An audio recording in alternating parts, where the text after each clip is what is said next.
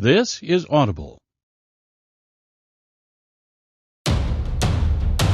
Audio Sorceress, in collaboration with Liquid Mind Publishing, presents the unabridged recording of Detachment, Blake Brier Thrillers, Book 6, written by L.T. Ryan and Gregory Scott, narrated by Scott Brick.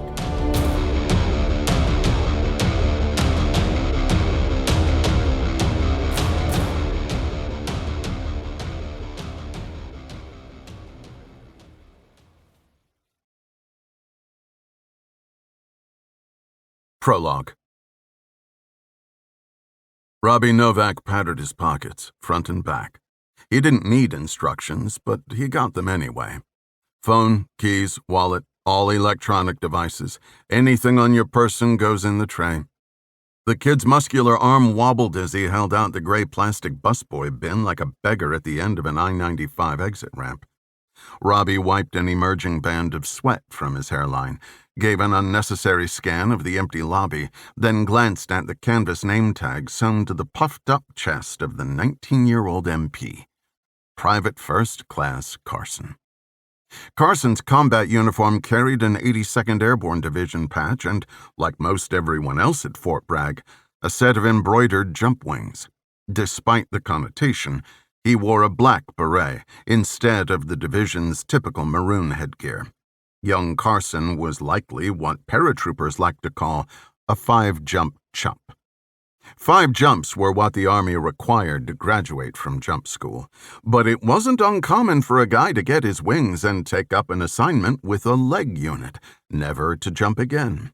Sure, the patch said airborne, but Carson's real MOS appeared to be babysitting a glorified mailroom, and boy did he take the job seriously. This is all I got. Robbie held his phone in one hand and his overstuffed carbon fiber credit card clip in the other. He twisted his wrists in a flourish before dropping the 2 items into the bin. "Step through, Staff Sergeant."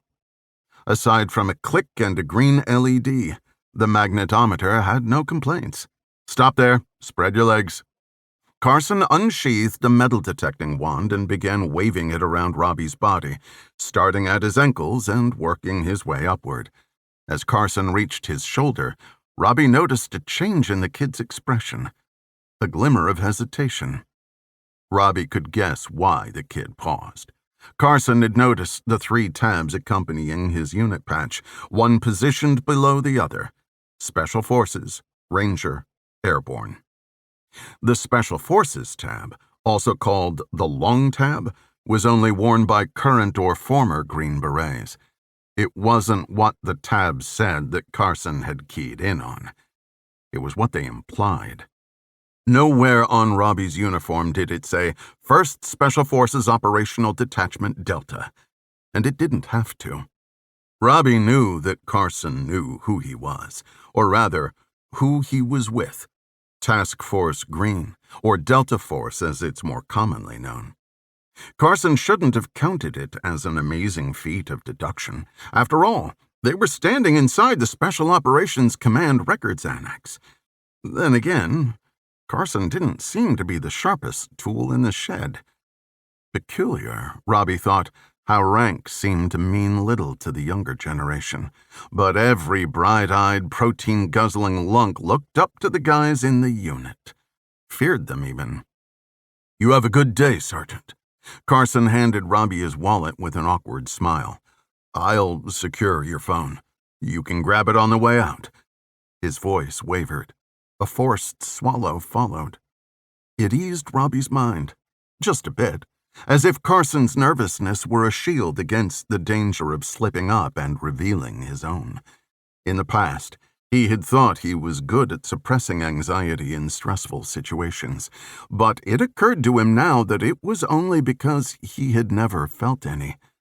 "There's a first for everything," he thought. "Thank you, Private. Don't work too hard." Robbie moved to the inner glass doors. A buzz and a clicking sound rang out before he even reached out to pull the vertical handle. He gave an appreciative hand gesture and passed into the secure part of the building. For as long as he'd known First Lieutenant Darrell Graham, about 2 days fewer than he had been dating Darrell's sister Nicole, Robbie had never been to visit the man at work. The facility was as unimpressive inside as it looked from the outside, small compared to the expansive Special Operations Command Headquarters building. This annex was one of several allocated to Special Ops. Manned by the dweebs, the short brick structure was nothing more than a big, ugly filing cabinet tucked away in a cluster of other nondescript government bungalows, about a half-mile from the main building. But to hear Daryl talk about it, it was the heart and soul of Special Operations. Robbie felt for his stack of credit cards through the fabric of his fatigues. "You can do this." He took a deep breath and walked through the empty corridor. "Can I help you?" A female voice came from behind him. Robbie turned to find the voice attached to a floating head popping out from one of the doorways. The woman's blonde hair was tied back tight, so tight that it appeared to tug at the corners of her eyes. "Daryl Graham, ma'am." "Last door on the left," she said. Her head retreated. Before carrying on, he took another moment, another deep breath, another affirmation. This was the right thing to do. He was sure of it. But that didn't make this any easier. Of all he had been through, how could this turn out to be the hardest? The answer was obvious. It was his pride, not in himself, but in his country. For all practical purposes, today would be the day he threw it all away. It must be done. Someone has to do it. Robbie knocked. The door swung open. "Robbie! Brother!" Daryl leaned back and spread his arms as if welcoming an estranged child back into the fold. "Hey, Daryl." Robbie's lack of enthusiasm wasn't a product of his current predicament or his apprehension. He had just never liked Daryl all that much. Daryl, on the other hand, made a point to refer to Robbie as brother or family any time they spoke. These were terms that might well become true, but Robbie wasn't 100% sure. He had no doubt that Nicole was getting antsy, but marriage was a big commitment, and it had only been 5 years. By military standards, Robbie was an old bachelor at 27. Most of his friends had been married before turning 21, but it was much worse for Nicole. At 24, she was an old maid, and her friends never let her forget it. "You want anything? A Coke or something? We've got a machine." "No, I'm good." Robbie put his hands in his pockets and looked around the small 8x8 cell of an office. "I know I keep saying I'll stop by, and I never get the chance, but today I was around, and I figured, of course, brother, glad you did. I can give you a little tour if you want. This here's my humble abode, as you can see." "It's great." Robbie pointed at a picture of himself and Nicole, which Daryl had printed on a piece of copy paper and scotch taped to the wall next to his desk. "I remember that. The military ball. Fun night. Except for the thing with Jack and his girl." "Yeah. They're back together, you know. She moved back in with him about 2 months ago. Guess she had gone out to California for a couple of years. I saw him at Costco. He told me all about it." Aside from Daryl's desk chair, there was another equally ratty-looking seat stashed in the corner. With his palm, Robbie brushed what looked like crumbs from the brown upholstery, but none of the spots budged. He sat anyway. "Do you mind if I—" "Make yourself at home. You picked a good day. We got a lot of exciting stuff going on. There's this dedication for some memorial in Nebraska. We've been tasked with digging through the paper files to find the original copies of commendations for the 134th Guard from World War II. They could be here. I mean, not in this building.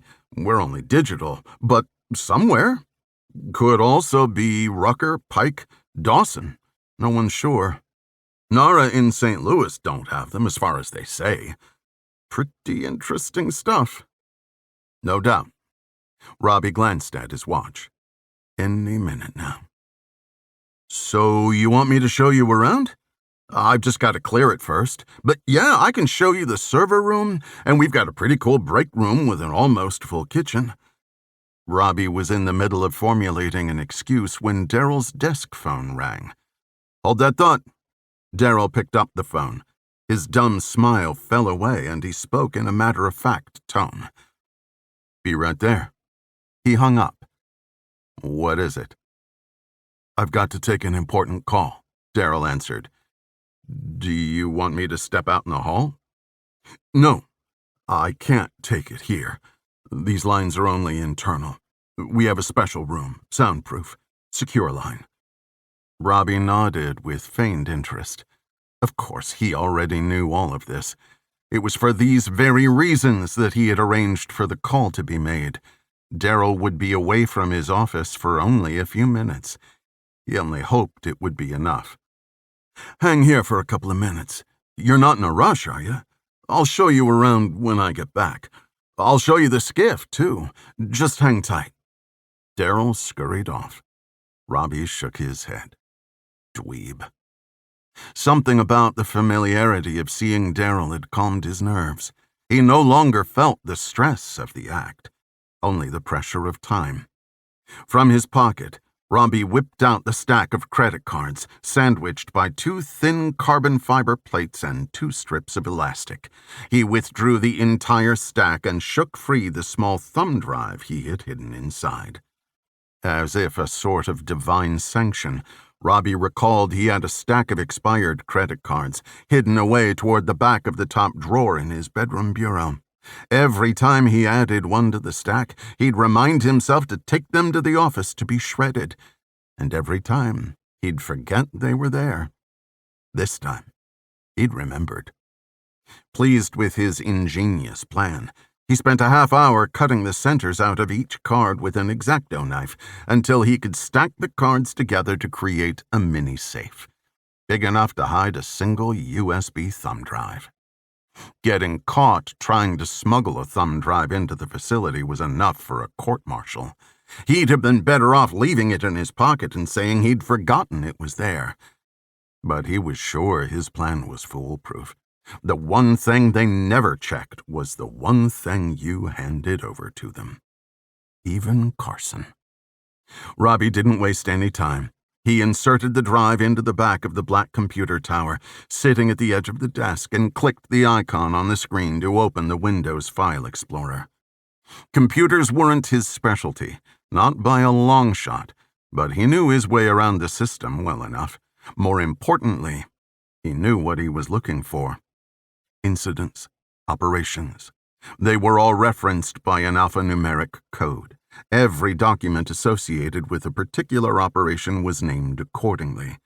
It would only take a simple search, a wildcard operator, and a copy command to get it done. He had practiced the sequence on his own PC enough times over the past 24 hours. Robbie punched at the keys, hit enter, and waited. An indicator moved from left to right, slower than he'd hoped. Much slower. Seconds ticked by. 1 minute. 2. 80%. 82%. Come on. Hurry up. Footsteps approached. Damn it. Daryl! With a frantic quadruple click, Robbie opened the Internet Explorer web browser and maximized the screen. A man appeared in the doorway. It wasn't Daryl. "Where's Graham? Who are you?" Robbie decided it would be best to leave his name out of the conversation. "Just visiting." "Why are you on Lieutenant Graham's computer? Are you authorized? Let me see some identification." "Hold on, friend." Robbie raised his hands in the international sign for calm down and slow your roll. The man wearing the captain's bars wasn't having it. "Carson," he hollered. "Someone get Carson!" Robbie's mind spun. He was getting caught. No, he was caught. His career, his relationship, his future, down the tubes in the blink of an eye. Why did he think he could pull this off? Why had he been so intent on doing this?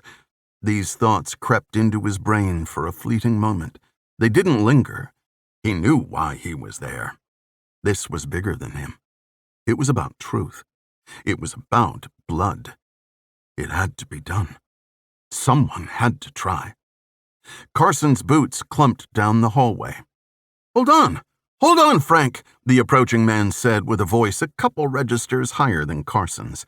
"He's my brother-in-law. It's all right. I just had to take a call." "He's accessing your computer," the captain said. Darrell pushed by his superior and stepped into the office. "Robbie? Sorry, Darrell. I was just going to look something up on Google." Robbie stood and leaned over the tower as if diagnosing its hardware. "The internet's not working. Maybe it's disconnected or something." "We aren't connected to the internet, Robbie. I told you this already, many times. No connection to the outside world, remember?" Robbie withdrew his hand from behind the tower, taking care to keep the thumb drive tucked into his palm. He rotated his wrist to avoid flashing it to the two onlookers. "Of course. I remember that now. I'm a dumbass. Didn't mean to cause a shitstorm." The captain scowled. "Visiting hours are over, Graham." "Yes, sir." As the captain walked away, Darrell also began moving into the hallway. Robbie reached behind and pressed the power button on the front of the tower until the screen went black, then stepped into the hallway after his possible future brother-in-law.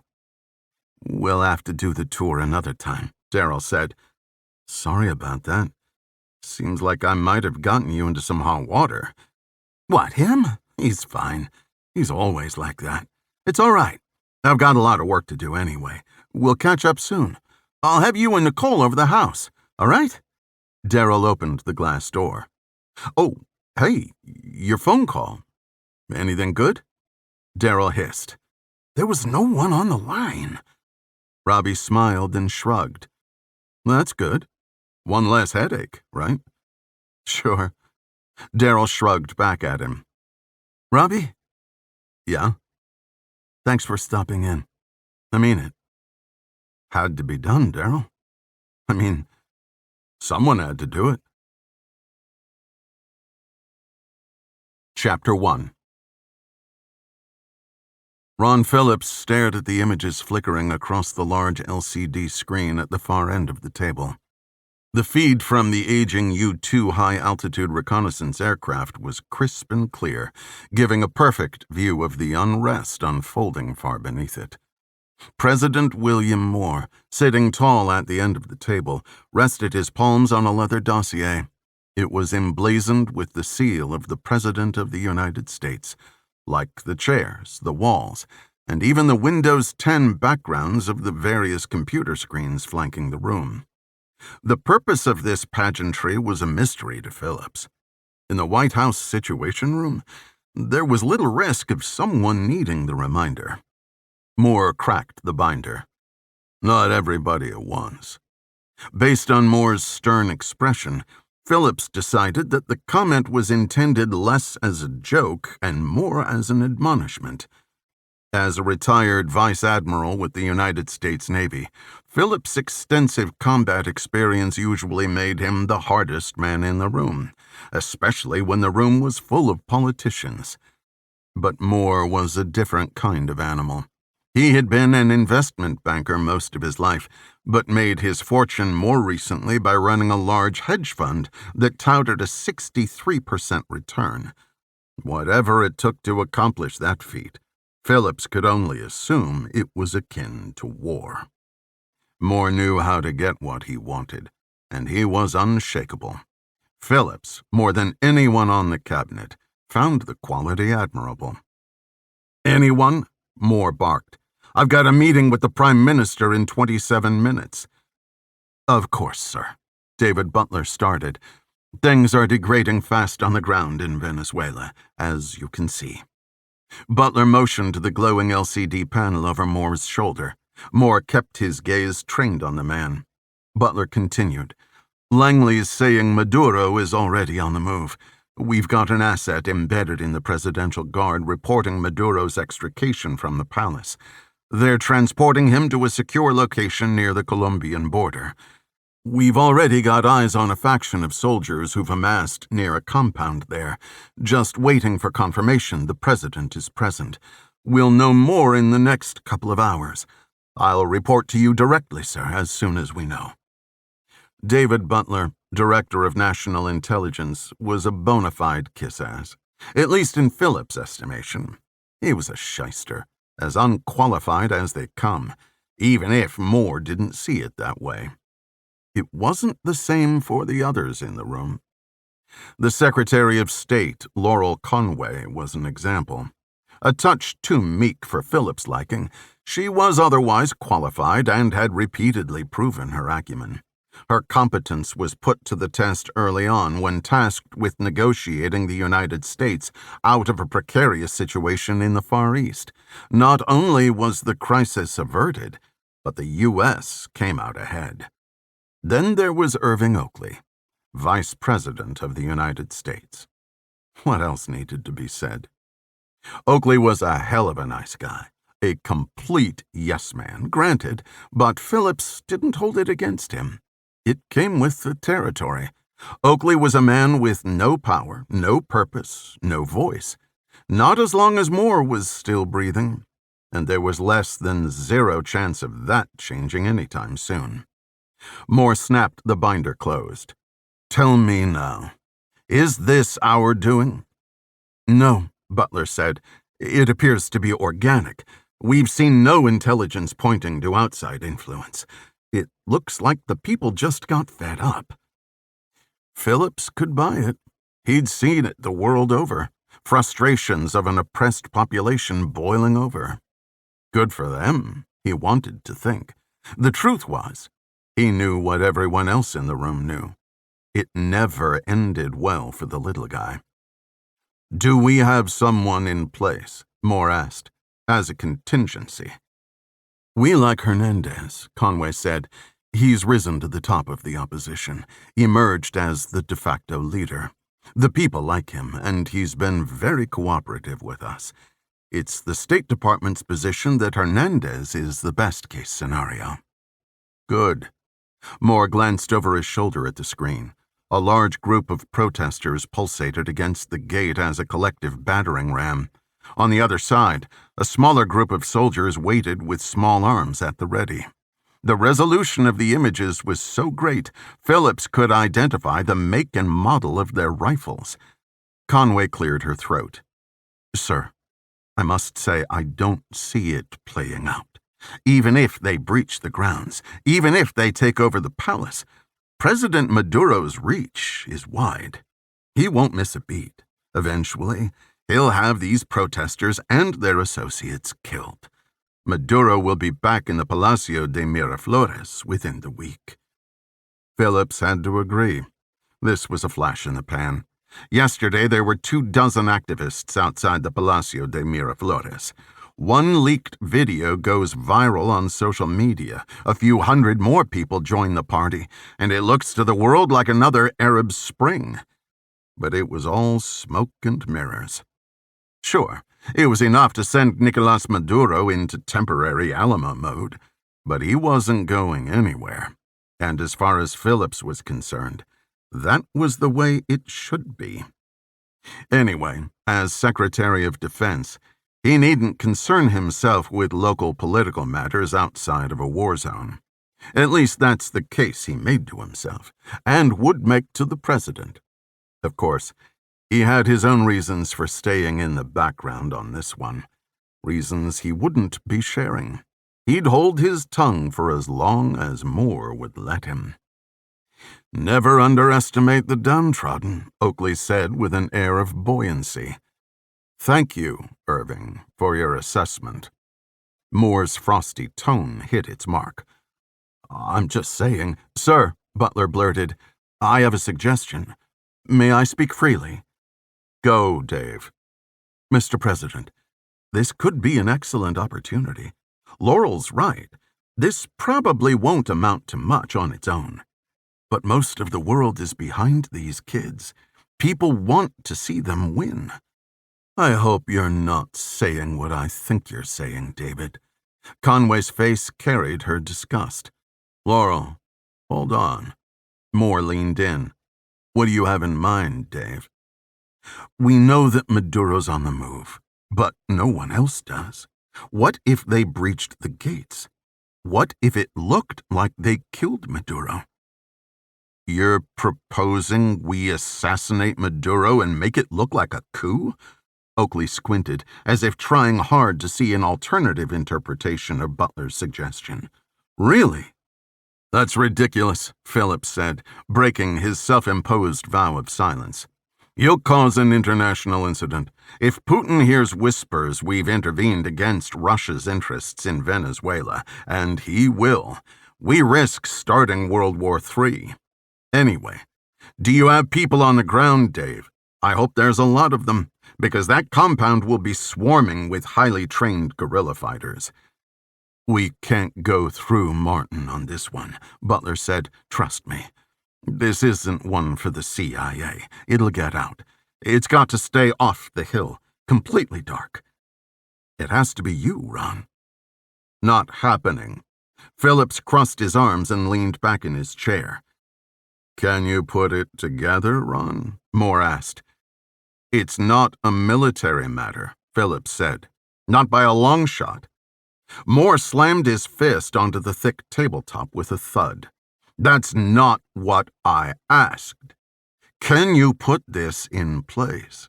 Off the record, top tier, SEAL Team 6, Echelon, whoever. Can you give me a team without the Joint Chiefs getting wind of it?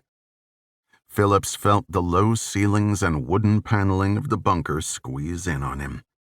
Moore wasn't asking if Phillips could do it. Moore was asking if he needed to put someone else in Phillips' position who could. Phillips had seen the president replace others for less, and with everything he had going on, in Venezuela and elsewhere, Phillips couldn't afford to take the chance. Of course, Mr. President, if that's the course of action you want to take, I will make it happen.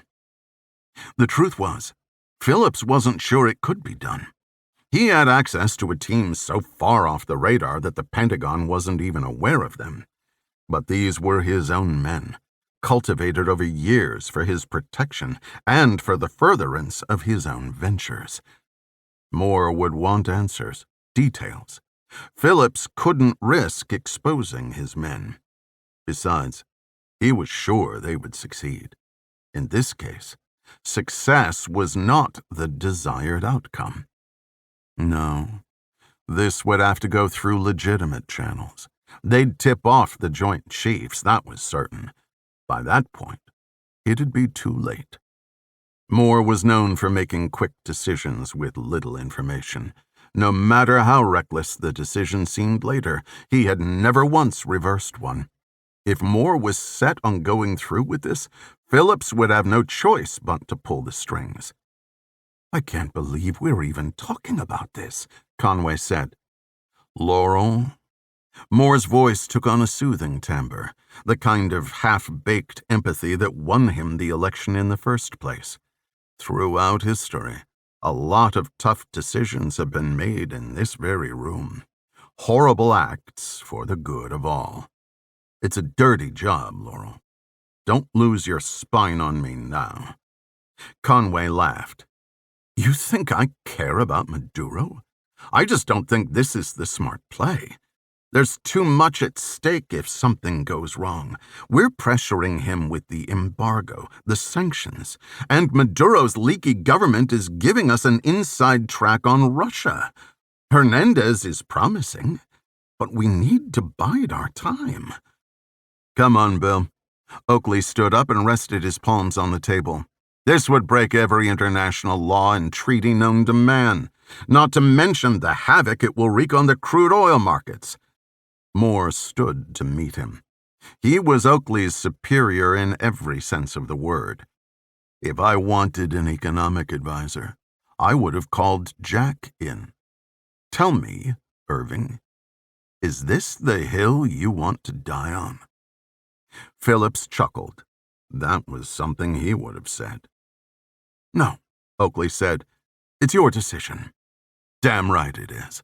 Dave, I want every bit of intel you have. Laurel, have your people shore things up with Hernandez. Ron, I want that team ASAP.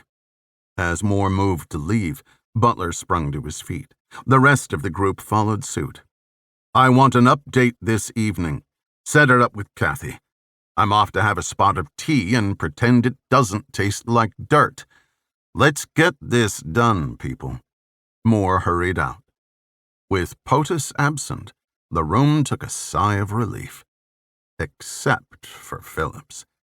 For him, things had just gotten complicated. Chapter 2. Blake kicked his feet onto the massive coffee table and leaned back into the plush chenille cushions. It had only been 2 weeks since the sectional arrived. Up until then, the area had been more of a staging area for tools and equipment. At that point, the room was cold, cavernous. Now, even though the new furniture did little to fill the space, it was beginning to feel like a home. Blake took a moment to breathe it all in. The great room, they called it.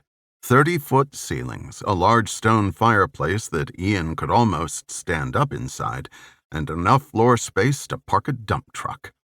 Despite its size, it was the most comfortable and inviting room in the house. Everyone said it.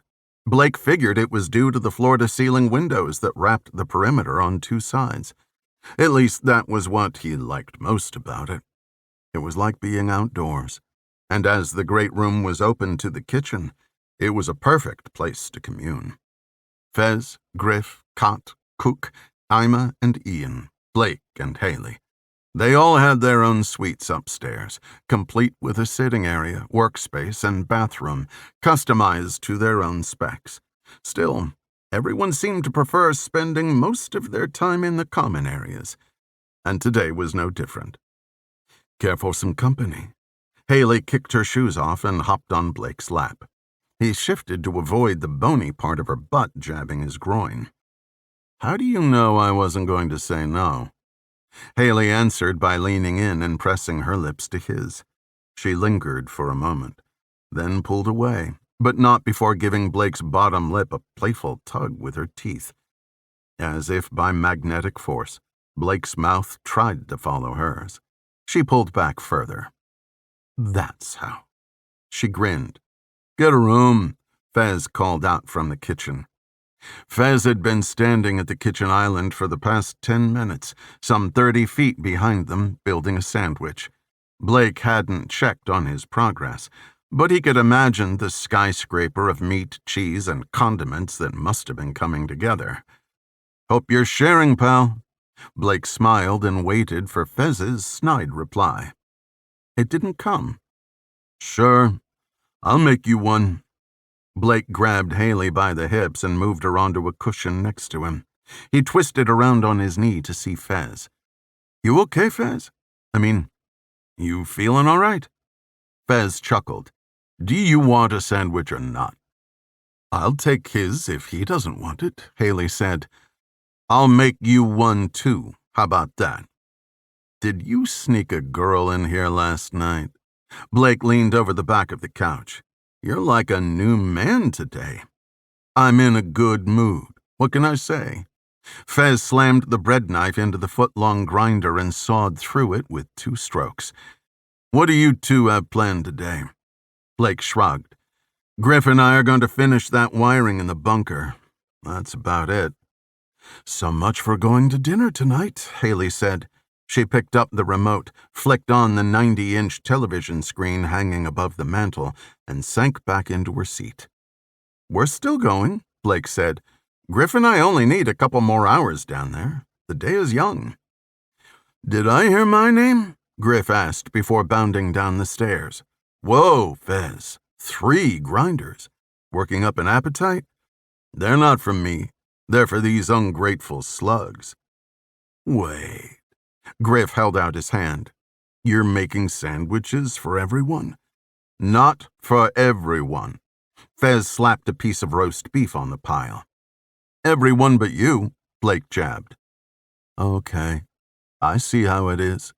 Griff circled around the arm of the sectional and plopped down in the first seat. I didn't want one anyway. Oh, stop your crying, Fez said. I'll make you one. Blake grabbed Griff's attention, flicked his thumb in Fez's direction, and feigned a whisper. He snuck in a girl last night. Griff gave an exaggerated nod. That explains it. Blake sat back down next to Haley and pulled her in close. Griff, I was just saying that we're going to shoot to finish that wiring today. We might even be able to set up some of the equipment. I hope so. We're definitely not making it to dinner, Haley scoffed. Hey, party people, Cott grumbled from the top of the stairs. What y'all doing?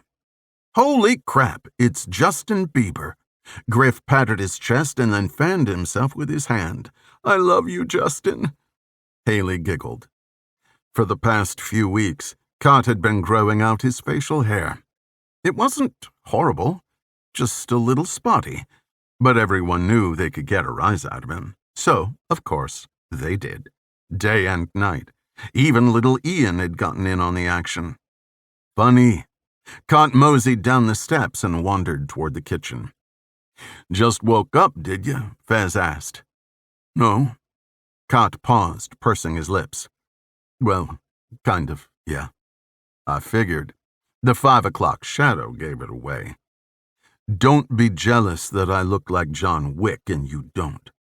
Blake laughed out loud. You look more like John Wick's dog.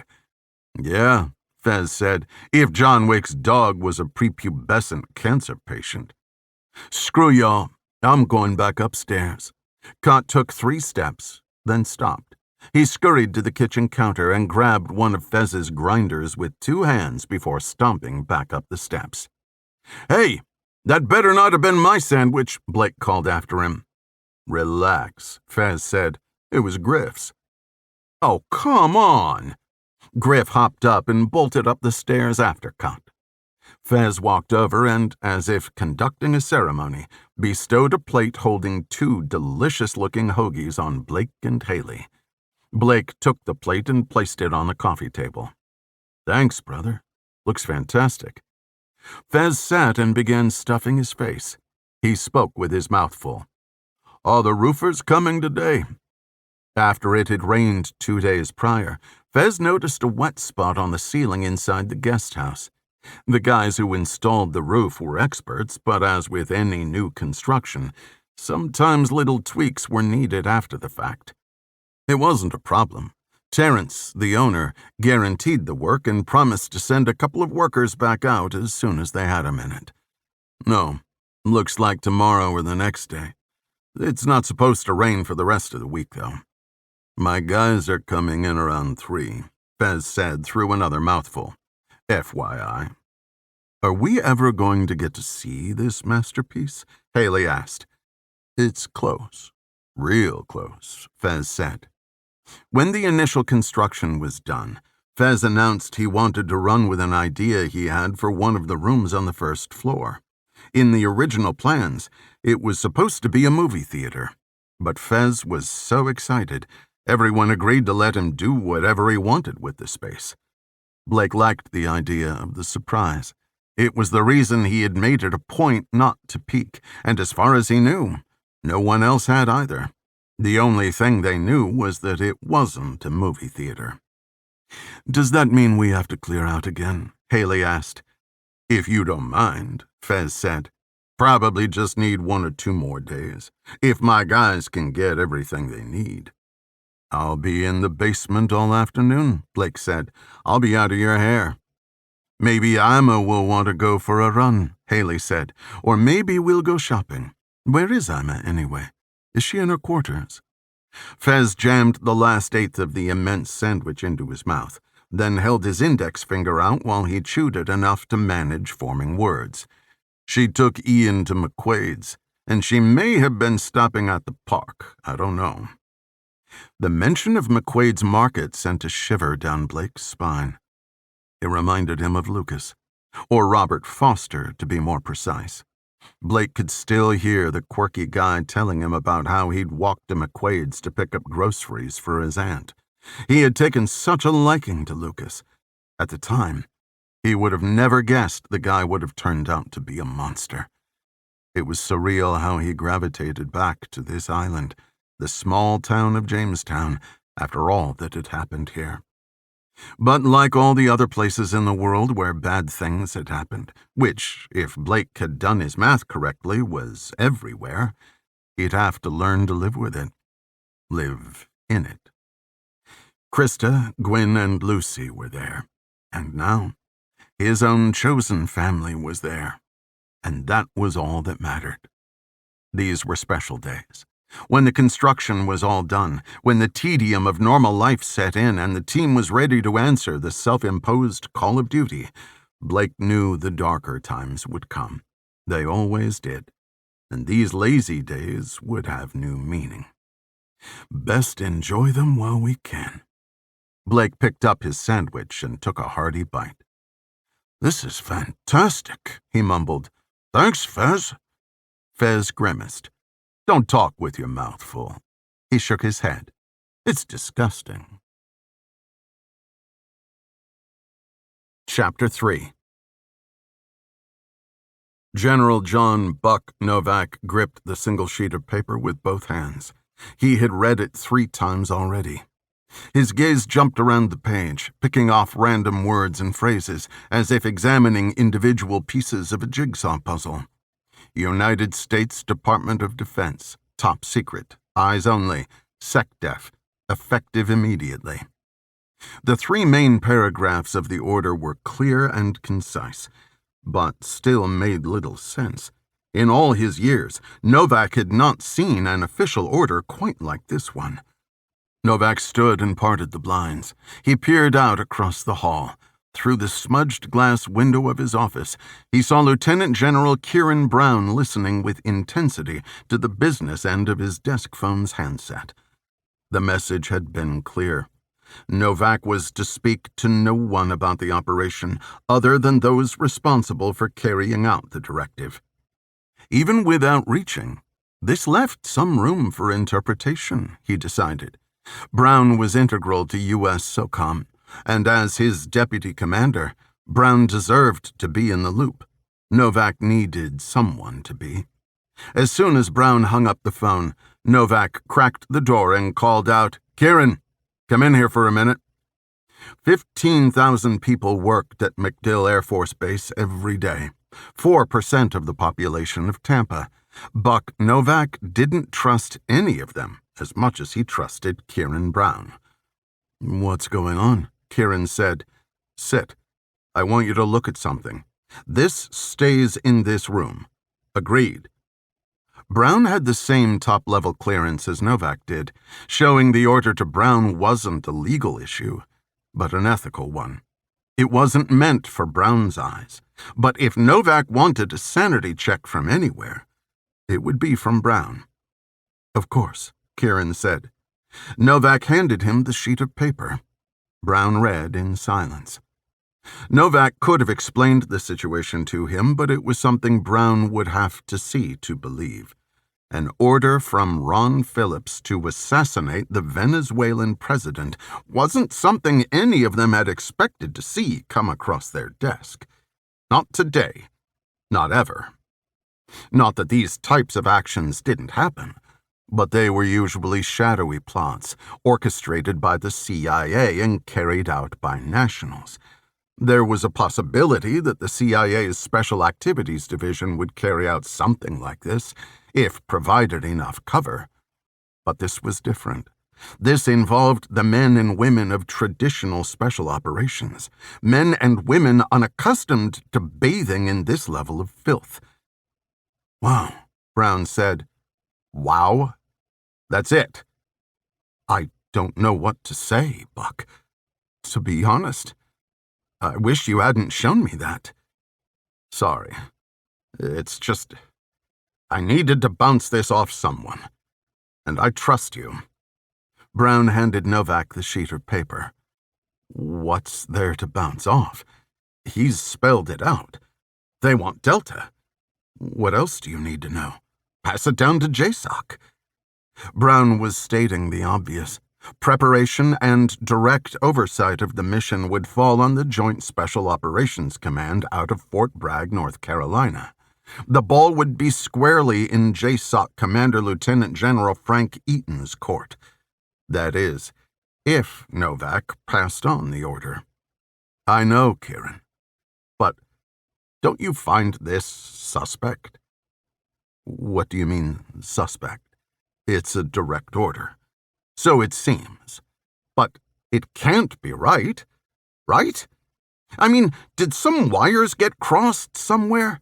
Circumventing the Pentagon, yet it comes through SOCOM anyway. Must be a mistake. Phillips might be a lot of things. Pompous, bitter. But he's not stupid. Brown shrugged. Call him then. Who? Phillips? Yes, Phillips. Who else? And say what? I don't know. Ask him to verify. Novak thought about it for a second. Based on the circumstances, it wouldn't be out of line for him to double-check. He had the access, after all. As U.S. SOCOM commander, he reported to the Secretary of Defense.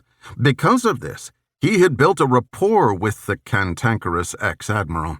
It wasn't friendly by any means, but they understood each other. Novak picked up the phone and dialed. He held the handset to his chest. I'm not crazy, right? This is off. He waved the floppy document in front of him. Before Brown could answer the rhetorical question, a woman's voice came on the line. Department of Defense, how may I direct your call? This is General Novak, SOCOM, verification Alpha Zulu 588 Lima for the Secretary. Stand by, General Novak. The line went dead for 30 seconds. Then the woman returned. Hold the line for the Secretary. Novak held the phone to his ear. He nodded at Brown, pointed at the handset, and gave a thumbs up. The line crackled to life. Buck, how are you? Fine, Mr. Secretary, and you? Just birdied the 14th at Baltimore, so better than fine, I'd say. To what do I owe the call? Novak knew Phillips well enough. He was acting as if everything was business as usual, which almost led Novak to believe the order was not only a mistake, but a complete fake. The fact that Phillips had taken the call on his cell phone, while on the golf course no less, meant he had instructed the switchboard to route the call ahead of time. No matter how nonchalant he might have seemed, he was expecting an inquiry.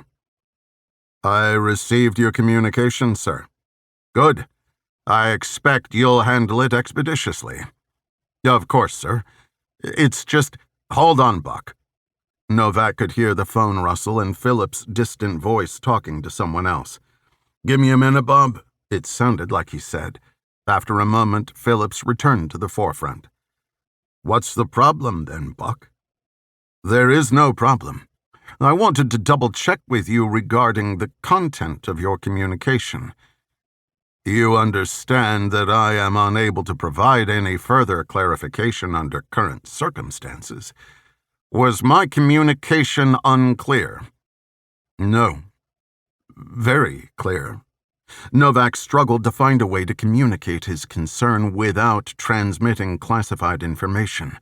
The connection was encrypted, but it was protocol not to discuss such matters over the phone. He proceeded delicately. The directive seemed unorthodox and, if I may be so bold, out of character. I'm simply calling to verify. Well, it sounds to me like you're questioning my orders. Of course, I know you would never think about doing such a thing. That would be, how did you say it? Out of character. Am I right? Yes, sir. Novak knew he had overstepped the second the words came out of his mouth. The tone of Phillips' voice was confirmation that he was correct. Phillips shouted, Go ahead, Bob. I'll catch up. He lowered his voice again. Buck, listen. Unorthodox as you might think it is, there are reasons. This is above even me. Understand? I do. Look, I've chosen to task you with this because I'm confident in your discretion, your judgment, and your capability of keeping tight control. You'll need to apply pressure to ensure this stays under wraps. Think of it as an opportunity, the kind that makes or breaks careers, if you get my drift. Don't screw it up. Roger that. Thank you, Mr. Secretary. Oh, and that birdie. Was that the 14th on East? You better believe it, Philip said. Bob doesn't know it yet, but he's about to be $2,000 lighter. I'm having a hell of a round. Well, good luck, sir. Buck, I'm counting on you. Consider it done. I do. Phillips disconnected. Novak took a moment to replay the peculiar conversation in his mind. Phillips had indicated that the order had come from above him. This part was no surprise. Something of this nature could only come at the direction of the president himself. You'll need to apply pressure, Phillips had said. Makes or breaks careers. Novak couldn't help but feel that Phillips had set him up as a sort of fall guy, someone to blame when this thing went to shit, which it likely would. Still, he was left with little choice. How'd that go? Brown said. Novak jerked. He had almost forgotten Brown was still sitting in front of him. Just like it sounded. So, are you going to pass it to JSOC? I am. Do you want me to draw up the order? No, I'll do it myself. Novak held the document toward Brown. You can toss this in the burn box, if you don't mind. Brown snatched the piece of paper, walked over to the industrial paper shredder, positioned against the wall just inside the door, flicked it on, and fed the document into its jaws. Then he opened the door, removed the basket, and carried it close to his chest. On it, as Brown left, Novak lingered in thought. As a young soldier in the field, he had operated in the gray area between right and wrong. He had brought violence with extreme prejudice. He had done what needed to be done. But behind it all was a backdrop of legality and morality, an internal compass that he and all men who first wore the uniform relied upon. That was all in the past. With promotion came compromise, of values, of conviction. His job was clear-cut, antiseptic, sterile. The vestiges of personal dogma no longer played a part. He would carry out his orders, like he always had. What would Jackson and Robbie say if they knew? Luckily, like everyone else in the world, they never would know. Chapter 4. Ian sat on the floor with his legs outstretched under the coffee table. E5. He grinned. Fez rolled his eyes. It's a hit. Of course. You have to say it. Ian pushed a red plastic pin into his playing board. Fez chuckled. Say what? You know. You're supposed to say, you sunk my battleship. Oh, Fez said, I forgot. No, you didn't. You always say that. It was true, every time, and as far as Fez was concerned, it never got old. A few rounds of battleship with Ian had become a daily ritual. Though he had yet to win a single game, Fez was surprised at how much he enjoyed playing. Of course, it had nothing to do with the game and everything to do with the company. Recently, Fez had been spending a lot of time with Ian. And Ima, too. Taking walks, swimming, whatever Ian wanted. 2 weeks prior, he, Ima, and Ian had taken a trip to town. Across from Cumberland Farms, a stop at the playscape had seen Fez accompanying Ian on a mission to traverse the park's platforms, ladders, bridges, and truck tires without touching the ground. It was a critical mission because the ground, Ian had told him, was made of liquid magma. Afterward, They'd taken a walk down Narragansett Avenue toward the East Ferry. It was there, on a table of used toys outside the St. Matthew's Episcopal Church thrift shop, that Ian had spotted Battleship. Ian had been enthralled. In typical Ian fashion, he had questions. "Haven't you seen the commercial?" Fez had asked in return. "You know, you sunk my battleship." Ian had just given him a blank look. Ima had stepped in with an explanation he would understand. "It's a game of deduction, honey. Basically, a matrix where you try to determine the finite pattern the other player has set up. The trick is to use parity to cut the necessary guesses in half. Start toward the center of the board for a statistical advantage, and the rest is physiology. If you know your opponent, you'll know where to expect their ships. The more random they try to make them, the more predictable they become." Ian's eyes widened. "Can we get it?" "Done," Fez had told him before going off into the shop to pay. When he'd returned, Ian was bouncing around like Charlie Sheen after a speedball, the ratty old box clutched in his hands. Thank you, Fez. Can we play? I think I know where your ships will be." Little did Fez know that Ian hadn't been wrong. As it would turn out, he'd always know. That was the wonder of Ian, and no one knew it better than Ima. Fez loved the way she connected with the boy. To an outsider, it would seem like she was talking to her math professor rather than her own child. But Ian was different than most children. He didn't need coddling. He didn't want to be placated. What nourished him was information. Still, Fez sometimes forgot that Ian never had a real childhood, that he didn't finger-paint in kindergarten or climb trees behind the elementary school. Hell, he had never heard of Battleship or Monopoly or Sesame Street. In a way, Ian reminded Fez of himself, made him think about all the things he missed in his own life. A family, stability. He wondered if it had all been worth it. "If you're not going to say it, will you at least concede?" Ian asked. "Concede? I still have my aircraft carrier left." "I know, but either G9 or F8 will be a hit, so I have 6 moves left at the most. You have 10 minimum." "You got me." Fez closed the clamshell board. "I concede. One of these days. I'm coming for you." Ian giggled. The rattle of the sliding door preceded the sounds of birds and ocean waves. Ima, wearing an open linen button-down and a bright green bikini, stepped inside and closed the door behind her. "Guess what?" Fez said. "He sunk your battleship?" "You got it." "He's getting better, Mom," Ian said. "That's good. Did you take your shower like I asked?" "No, you didn't." "I'm going now." Ima walked into the kitchen, took her oversized sunglasses off, and placed them on the counter. "Fez," Ian said as he tucked the boards back into the box, "when are we going to see your secret room?"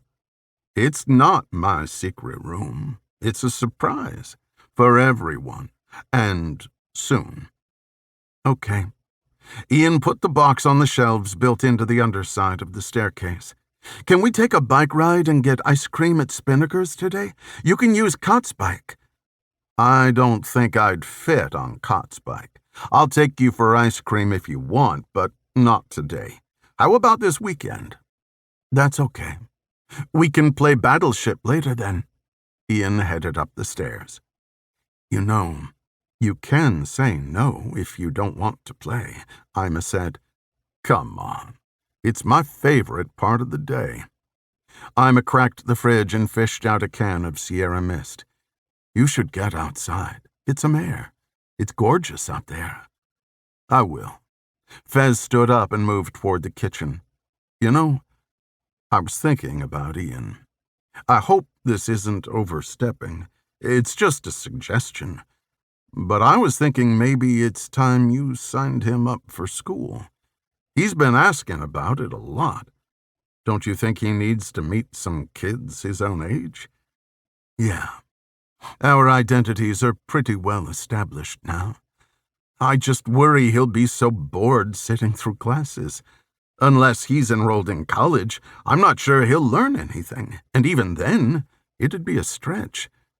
Now that's where I disagree, Fez said. He'll learn how to be a kid, and he's got a lot of catching up to do. Anyway, maybe he'll teach them something. Ima laughed. Can you imagine what that teacher will have to put up with? He does come out with some doozies. Like today, he told me that dogs can be allergic to humans. Of course, I looked it up. It's true.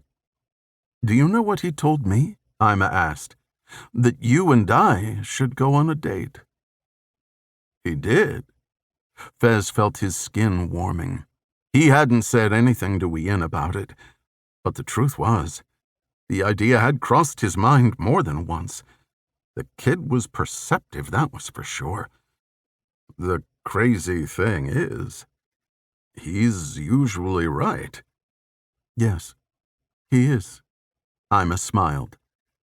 Maybe he was imagining it, but he thought he caught a touch of nervous excitement in her voice. He wondered if she had also thought about it. Did she feel the same draw? After several awkward seconds, he decided there was only one way to find out. In that case, we should probably consider it. Ima lifted one shoulder and flashed a coy smile. Are you asking me out on a date, Fez? Yes. Fez straightened himself. I guess I am. Chapter 5. Piper pulled to the edge of the roundabout and pressed the stop button. The gurgle of the engine dropped out, leaving only the persistent ringing in his ears. Phillips already knew he had arrived. At 94 decibels, the growl of Piper's Porsche Carrera-esque convertible made sure of it. Besides, he was right on time for their weekly meet. Piper stepped out and looked up at the squarish mansion. With its arching front door, white stone pillars, and ornate cresting along the edges of its flat roof, it looked like a miniature White House. Knowing Phillips, this similarity was the whole reason he selected it. Taking the path around to the right, he circumvented the main entrance and headed toward the backyard. There, he knew he would find Phillips on the patio, with a glass of tequila on the rocks and a copy of the Washington Post in his hands. Sure enough. Piper? Phillips lowered the paper and removed his reading glasses. Tequila? No, thanks. Every week, Phillips offered. Every week, Piper declined. It had been several years since Piper had so much as taken a sip of alcohol. Not since the day he quit cold turkey. He hadn't planned on it. It just happened. He remembered thinking to himself that he had enough vices. Girls, gambling, fast cars, the occasional bump. He decided he could do without the booze. I got your message, Piper said. You got something for us? No, not exactly. Not yet. Please, sit. Piper pulled up a chair across the table from Phillips. What's happening? We've got a bit of an issue, Phillips said. Moore's got his panties in a bunch about these protests in Caracas. David Butler, that half-witted prick, he's got Moore's ear. Convinced him to move on Maduro. Move on him? You mean take him out? Yes, Piper. I mean take him out. Phillips shook his head. It's a goddamn debacle. Piper understood. It put them both in a predicament. Though he didn't know what Phillips needed from him and his team, he couldn't imagine that Phillips was on board with the president's plan. We're not doing that, right? You're not. But he's insisting it be done. That will seriously screw us. Indeed. Phillips folded the paper, placed it on the table, and took a swig of tequila. Are you familiar with Buck Novak? So come? Piper asked. Yes, this is going through him. So you're actually pushing this through. What are we going to do about it? Venezuela's going to be pissed. I know, Phillips said. I've already been in contact with them. I've given them the heads up and told them I'll keep them apprised. Maduro's unhappy, but I think I've salvaged the deal. He understands my hands are tied. Can you talk more out of it? It's a delicate situation. As lucrative as Caracas has been, Maduro's only a piece of the pie. I know you realize what's at stake. The most important thing is staying in Moore's good graces. I lose access, and we lose everything, right? Phillips was right. Maduro was one of many sources. There were always governments willing to pay bribes to United States insiders, especially those in positions as influential as Phillips. Piper benefited from these arrangements more than anyone else on the team. Phillips was generous that way. Sure, Piper had paid his dues, but he owed Phillips too. It went both ways. Out of subconscious compulsion, Piper reached up and ran his finger in the groove of scar tissue that crossed his face from his temple, across his nose, and to his jaw. As a loyal soldier, Piper had gone above and beyond for Phillips. He had almost lost his life and later his freedom. But Phillips had never abandoned him. He saved him from a lifetime of incarceration. He took him in after his court-martial and dishonorable discharge. Then again, it was because of Phillips that he and his team had been in that position in the first place. Now it was all dirty water under the proverbial bridge. No matter the circumstance that led to it, they had established trust, the kind of confidence that could only be forged in the muck and mire. It was what drove Piper to kill for him. It was what compelled Phillips to share everything he had built, and above all, it was what solidified their mutual resentment of their government. So, we're standing down on this one, Piper said. For now. But I wanted you to be aware. The situation is fluid. Right now, my main concern is Novak. He already pushed back a bit. In my assessment, people like Novak are our biggest threat. The high and mighty types, the conscience dwellers. They're erratic, prone to loose lips, and if this leaks out, we lose control. If we lose control, we risk exposure. You want us to handle Novak? No, not now, anyway. Just need to keep an eye on him, and on Eaton over at JSOC. But I'm not as concerned about Eaton. He knows the drill. As far as the teams, they won't know shit until they're on the plane. It's a death sentence, you know. Maduro will kill them. The idea of setting up their own didn't sit well with Piper. But they all had their crosses to bear. And if there was one thing he'd learned, enemies and allies weren't mutually exclusive. Everyone was susceptible to becoming collateral damage. I'll work that out with Caracas, Phillips said. In the meantime, I need you to take a run to Lebanon. We're having a bit of a collection problem in Syria. Again? Again. Okay, roger that. I'll rally the troops. Rip's gonna shit when he finds out we're going back. You know how he feels about Syria. Phillips nodded. Tell Rip there's a little extra in it for him this time around. But you're going to have to make it quick. This thing's ramping up within days. Good. Piper got up from his seat. I'll call you when it's done. Tell Moore I said screw you. Phillips laughed. Sure thing. Piper leapt over the flowers and onto the path to avoid the extra 10 steps. Phillips unfolded his paper and disappeared behind it. Chapter 6. Irving Oakley straightened his tie and waited for the butler to open the double doors to the west sitting room. This was Oakley's third invitation to the president's private residence, if one counted being summoned as being invited. When the doors opened, Oakley entered with as much confidence as he could muster. Inside, Moore was sitting on the couch in front of the large lunette window. He didn't get up. "Sit down, Irving." Oakley complied. He eased himself down as though he were a hot air balloon that had run out of propane. Moore wasted no time on pleasantries. "What was that? In the Situation Room?" "You know what that was, Bill. You've lost your mind." Oakley's tone was confrontational, but it wasn't how he'd intended it to come out. He tried to walk it back before the coiled asp lashed out. "What I mean is, who the hell do you think you are?" Moore stood up and pointed his index finger at Oakley's face. "How dare you challenge me in there, in front of the cabinet?" Oakley felt vulnerable, not because Moore was the leader of the free world, but because Oakley was sunk deep into the overstuffed chair while Moore hovered over him.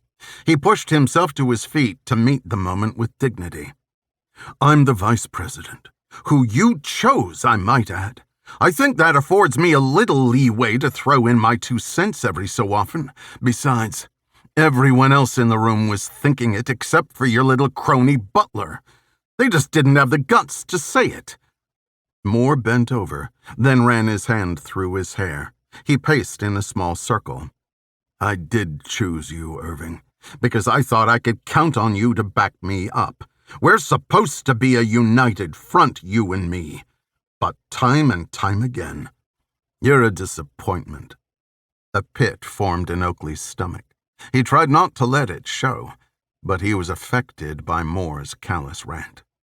When Moore had offered him the job, Oakley and his wife Beth went back and forth late into the night. Should he take it? Should he not? At the time, he'd been a senior senator, head of the Intelligence Committee, a shoo-in for majority leader.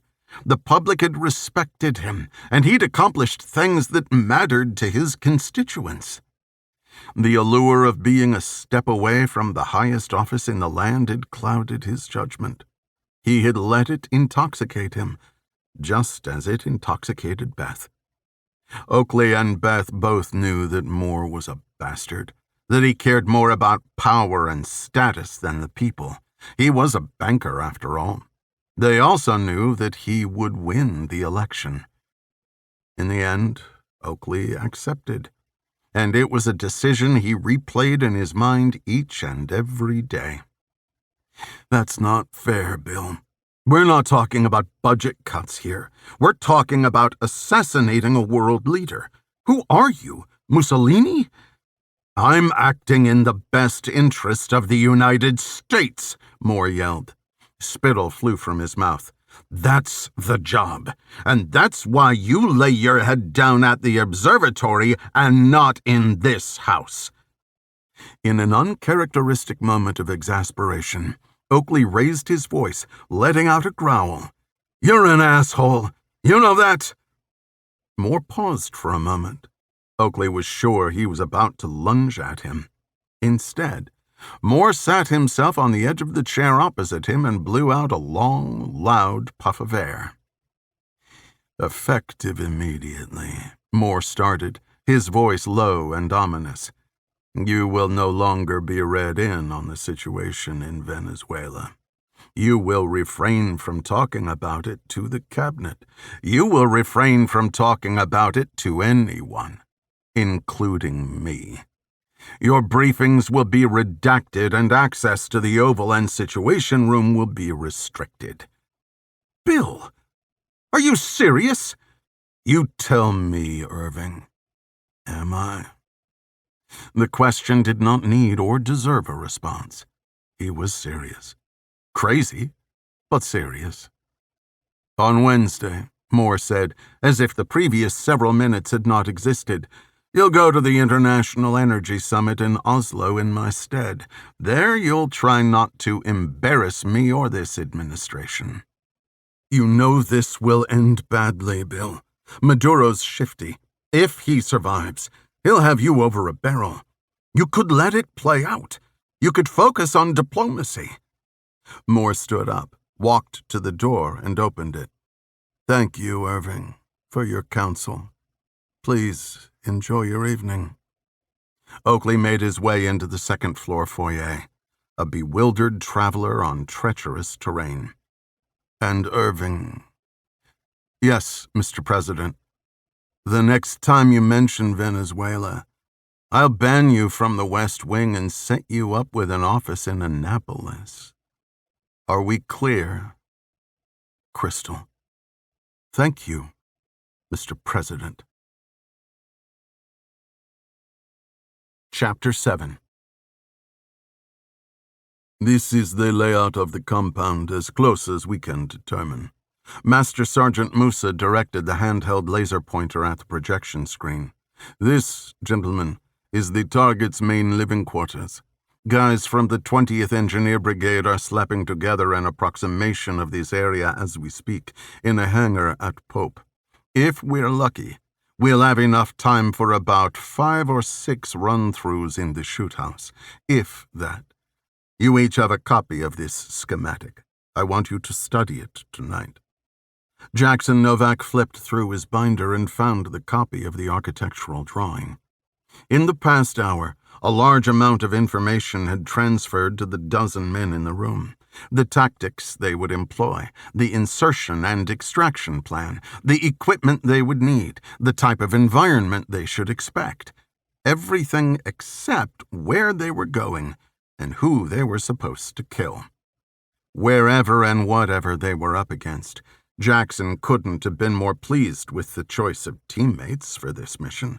The best of the best, in his opinion.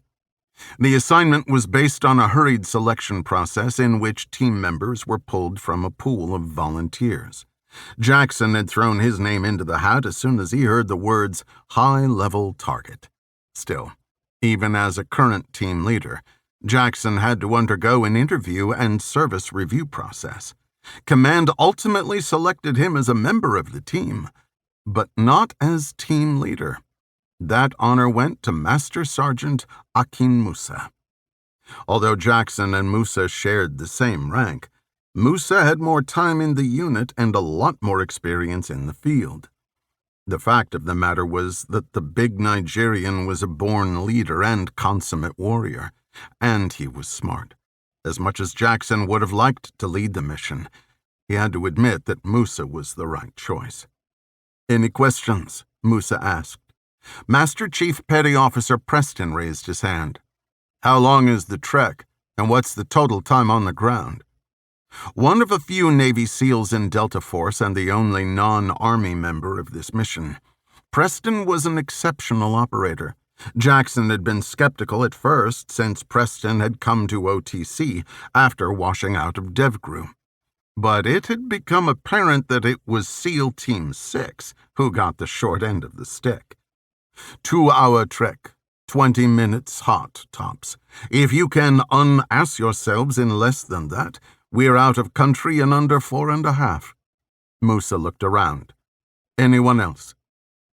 Jackson had 100 questions, none of which he could answer. Even Musa was operating in the dark, only regurgitating the little he'd been told. Chances were, most of the finer details wouldn't be relayed until they were airborne. No? Good. Get your shit put together and go rest up. We rally at 0400. Jackson unwedged himself from the desk-chair combination and stretched his back. He followed Preston out. Ashton first trailed behind them. In the hallway, Jackson waited for Preston to fish his phone out of a plastic bin. "Whatever this is, it's gotta be important," Jackson said over Preston's shoulder. "Otherwise, they would have just had DevGru handle it." Preston snickered. If they did that, they'd probably end up sending us to rescue them anyway. "Who do you think it is?" First joined Jackson and Preston in the hallway. He shifted to the right to allow the other men through the door. "I bet it's al-Zawahiri," Preston said. "Why? You hear something?" Jackson picked his phone off the pile. He turned it on and slipped it into his pocket. "No, but who else?" "We're going jungle, you dopes." First shook his head. "Al-Zawahiri? You serious?" First was right. They were gearing up with woodland camo. This wasn't one of the usual suspects, not Iraq or Afghanistan. In fact, the entire Middle East was out. If Jackson had to guess, they were headed for Southeast Asia. He threw out a couple of suggestions of his own, but they were equally uninformed. Philippines, maybe, or North Korea. Aww. First flashed a maniacal, toothy grin. "I hope it's Kim Jong-un. Tell me we're gonna pop that prick. I'm gonna be the one to do it, too." "You think so," Preston said. "Why don't you put your money where your mouth is? $100 each. Whoever pops him takes the pot." "Done," First said. "How about you, Jackie? You in?" "I don't want your money. Not with all those baby mamas you gotta pay for." Jackson slapped First in the abdomen with the back of his hand. "Besides, it's going to be hard for you to get a shot while you're guarding the perimeter." "Whatever," First said. "See if I help you when you're getting your ass handed to you by a bunch of ninjas." Preston laughed. "You're an idiot." Jackson's phone buzzed in his pocket. He stepped away to let Preston and First bicker while he checked the screen. A notification showed a text message from Pop. It had been a week since he'd heard from his father, which was a lifetime for them. Normally, Jackson would check in every other day or so, just to say hi. But he'd been preoccupied, especially in the last 24 hours. Jackson touched the notification to bring up the message. It read, "Hey, Jackson. Just wanted to let you know your brother is taking a couple days to come down to Florida. Thought maybe you could too. Need to talk. Let me know. Love you." As nice as it sounded to spend a few days with Robbie and his father, the timing couldn't have been worse. Fortunately, if anyone would understand the unpredictable nature of the job, it was those two. For as long as Jackson could remember, he had wanted to follow in his father's footsteps. He signed up for the Army on his 18th birthday, just as his brother would 2 years later, each of them with full intentions of someday standing where he now stood. They had done well, but their connection to the great Buck Novak had allowed them the opportunities. For that, both he and Robbie were forever grateful. "Sorry, Pop. Not this time."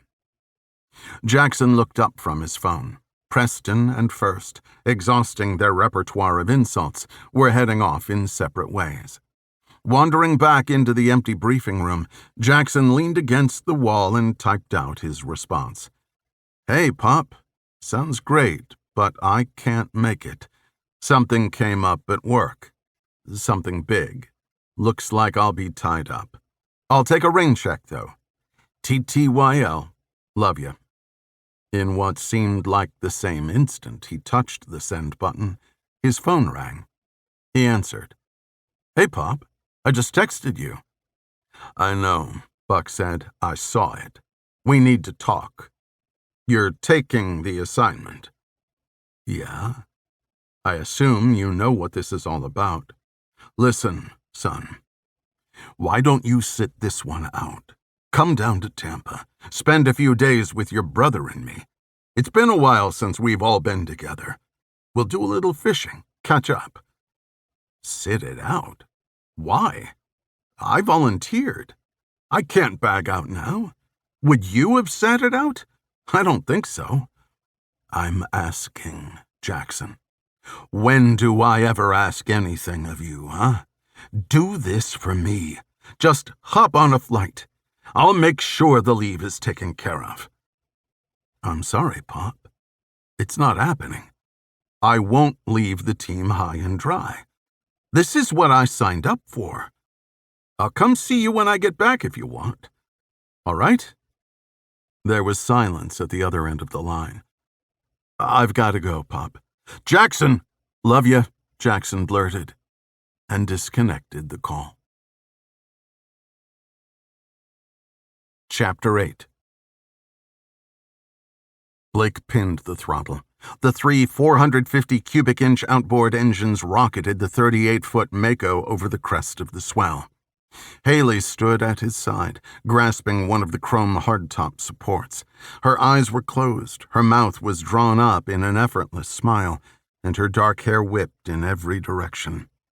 From where Blake was standing, she was a vision. Medusa herself, only more beautiful and more deadly. The sun hovered halfway off the horizon, casting a shimmer as far as the eye could see. He took a deep breath of salty air. There was something about being on the water that invigorated a person. Blake might not have had Haley's grace, but he felt just like she looked. When they purchased the boat, they were all in agreement it was a necessity. For Blake, it was also a guilty pleasure. Gemini, he'd named it. Though the other guys ragged on it, he was happy with the choice. It was a nod to Haley, to what made all of it possible. The house, the toys, the future. She had laughed when he'd unveiled the decal. As far as he was concerned, it was a win. "Is that them?" Cott yelled over the roar of the engines. His sunglasses were heavily tinted, but the glare off the water made it difficult to make out the small shape dotting the water a half-mile ahead of them. Blake shielded his eyes with his hand. Gotta be. Blake glanced at the chart plotter. They were almost on top of the agreed-upon waypoint. 41.084945372185554. Negative 71.09116409584,296. A little over 26 miles off Beaver Tail, and twice the distance of what was considered international waters. They had taken down their American ensign once they reached the 12 nautical mile mark. The closest country outside of the United States was Canada, and they were still 400 miles from Nova Scotia. Still, Cott had insisted they'd take down the flag. He argued they could only be prosecuted under the ensign they flew. Blake had started to explain that the boat had been registered in the United States, so they were already on the hook if they got caught. It made Cott happy, though, so he let it go. The same was not true for the people they were meeting. A contact out of Baltimore, Mutt, arranged this meeting with sailors on a Norwegian container ship heading to New Jersey. Technically, the sailors fell under the jurisdiction of Norway as long as they remained in international waters, and they were a long way from home. Unless the long arm of the law was thousands of miles long, these men didn't have much to worry about. As was expected when dealing with Mutt, a lot of holes remained unfilled. Blake still wasn't sure how the sailors would be able to pull it off, but Mutt was confident they were capable, and, more importantly, trustworthy. The shipment of military equipment did not originate in Norway. Several factories throughout Europe trucked the equipment there. Somewhere between Norway and here, the inside men were to gather the team's shopping list, then rendezvous with another of Mutt's contacts with a speedboat. That was according to Mutt, anyway. As Blake understood it, the men intended to make the drop and return to their ship before the wrong people realized they were gone. It was a gamble, but as the bobbing dot on the horizon grew into the outline of a candy-apple red cigarette boat, it looked as though all had gone to plan. Otherwise, they wouldn't be there at all. "You've got the cash?" Blake asked. Haley tilted the cockpit bench cushion upward and withdrew a bulky manila envelope from the compartment underneath. She showed it to Blake and then tucked it into her armpit. Blake pulled back on the throttle. "Keep your eyes peeled when we get over there," Cott said. "I don't like this. We're sitting ducks out here." "Relax," Blake said. "We'll be in and out in 2 minutes. Mutt hasn't screwed us yet, has he? He moved the diamonds. I don't even think he skimmed any off the top." The truth was, there was no way to know if he did. "Haley, grab the line," Blake said. "I'll pull us up alongside. You toss the line over. Cott, put the fenders out." Blake took a wide arc, negotiating the waves and current. As they approached, They saw 3 men on the long, slender craft. 2 of them had bleach-blonde hair and pasty white skin. The man at the helm had a darker complexion and wore a baseball cap. "We've been waiting," one of the blonde men said. His accent was thick and carried the intonation of Scandinavia. 1700 hours, Kant snarked. "It's 1658. "Do you have the money?" the man asked. Haley pulled the envelope from under her arm and waved it at the group. "Toss it over." "Not until we see the merchandise," Blake said. "It's right there." The taller of the 2 blonde men pointed at a wooden crate sitting on the seats at the stern of the cigarette boat. "That's it?" Haley asked. "That's everything?" "Yes, everything. You want to look? Be our guest," the tall man said. Haley shot Blake a look as if to say, "This isn't good." "What the hell? I told you," Kant said. Haley and Kant weren't overreacting. Haley was holding $50,000 in cash. For that, they expected a laundry list of equipment: rifles, new night vision apparatus, explosives, body armor, and more. There was no way it would all fit in one small crate. "I'll go take a look," Blake said. "Haley, you take the helm." "You stay at the wheel. Kant and I will go," Haley said. "Everything you asked for," the man said. 50,000 American. Haley stepped up onto the gunwale and climbed over the railing. Kant moved in behind her. The edges of the 2 boats undulated with the swells. Haley waited a moment for them to settle before hopping over the 2-foot gap and landing on the deck of the speedboat. Kant climbed over the metal rail and steadied himself against it. Just as he began to step forward, a wave sent the cigarette boat upward 2 or 3 feet. He grabbed hold of the railing just in time to prevent himself from going in the drink. "Damn it," Kant said, but Blake couldn't hear it over the scream of the water jet drive. The bow of the cigarette boat lifted high in the air as the pilot jerked the wheel and jammed the throttle.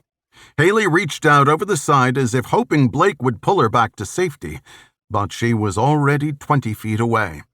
"Hold on," Blake yelled. He shifted into gear and pushed the power to its max. "Hurry, they're getting away," Kant hollered back. "I know." A gush of sea spray covered them as Blake smashed head-on into a wave. He gripped the wheel tight and willed the powder blue Mako to pick up speed. "We're never going to catch them," Kant said. Blake pushed on the throttle, but it was already as far as it could go. "No," Blake said, "we're gaining on them." Of course, he was lying to himself. With every foot they traveled, the 50-foot speedboat gained 2. Kant was right. They had Haley, and there was no way they would catch up. Blake would have given them the money, the guns, whatever they wanted. He wanted to kick himself for letting her board first. How could he have not seen it coming? With the Mako at full speed, planing over the swell, the cigarette boat continued to increase its distance. Before long, it would be out of sight. Still, Blake refused to give up. He checked the gas gauge, 3/4 of a tank. It would run until he spent the last drop of gas. He would never give up, even if it killed him. "Look!" Kant slapped Blake on the shoulder and pointed out ahead. Blake couldn't believe it. They were gaining on it, and fast. It was almost as if the cigarette boat had slowed to a stop. No, it had stopped. Within seconds, the Mako was closing in on 50 feet, 20.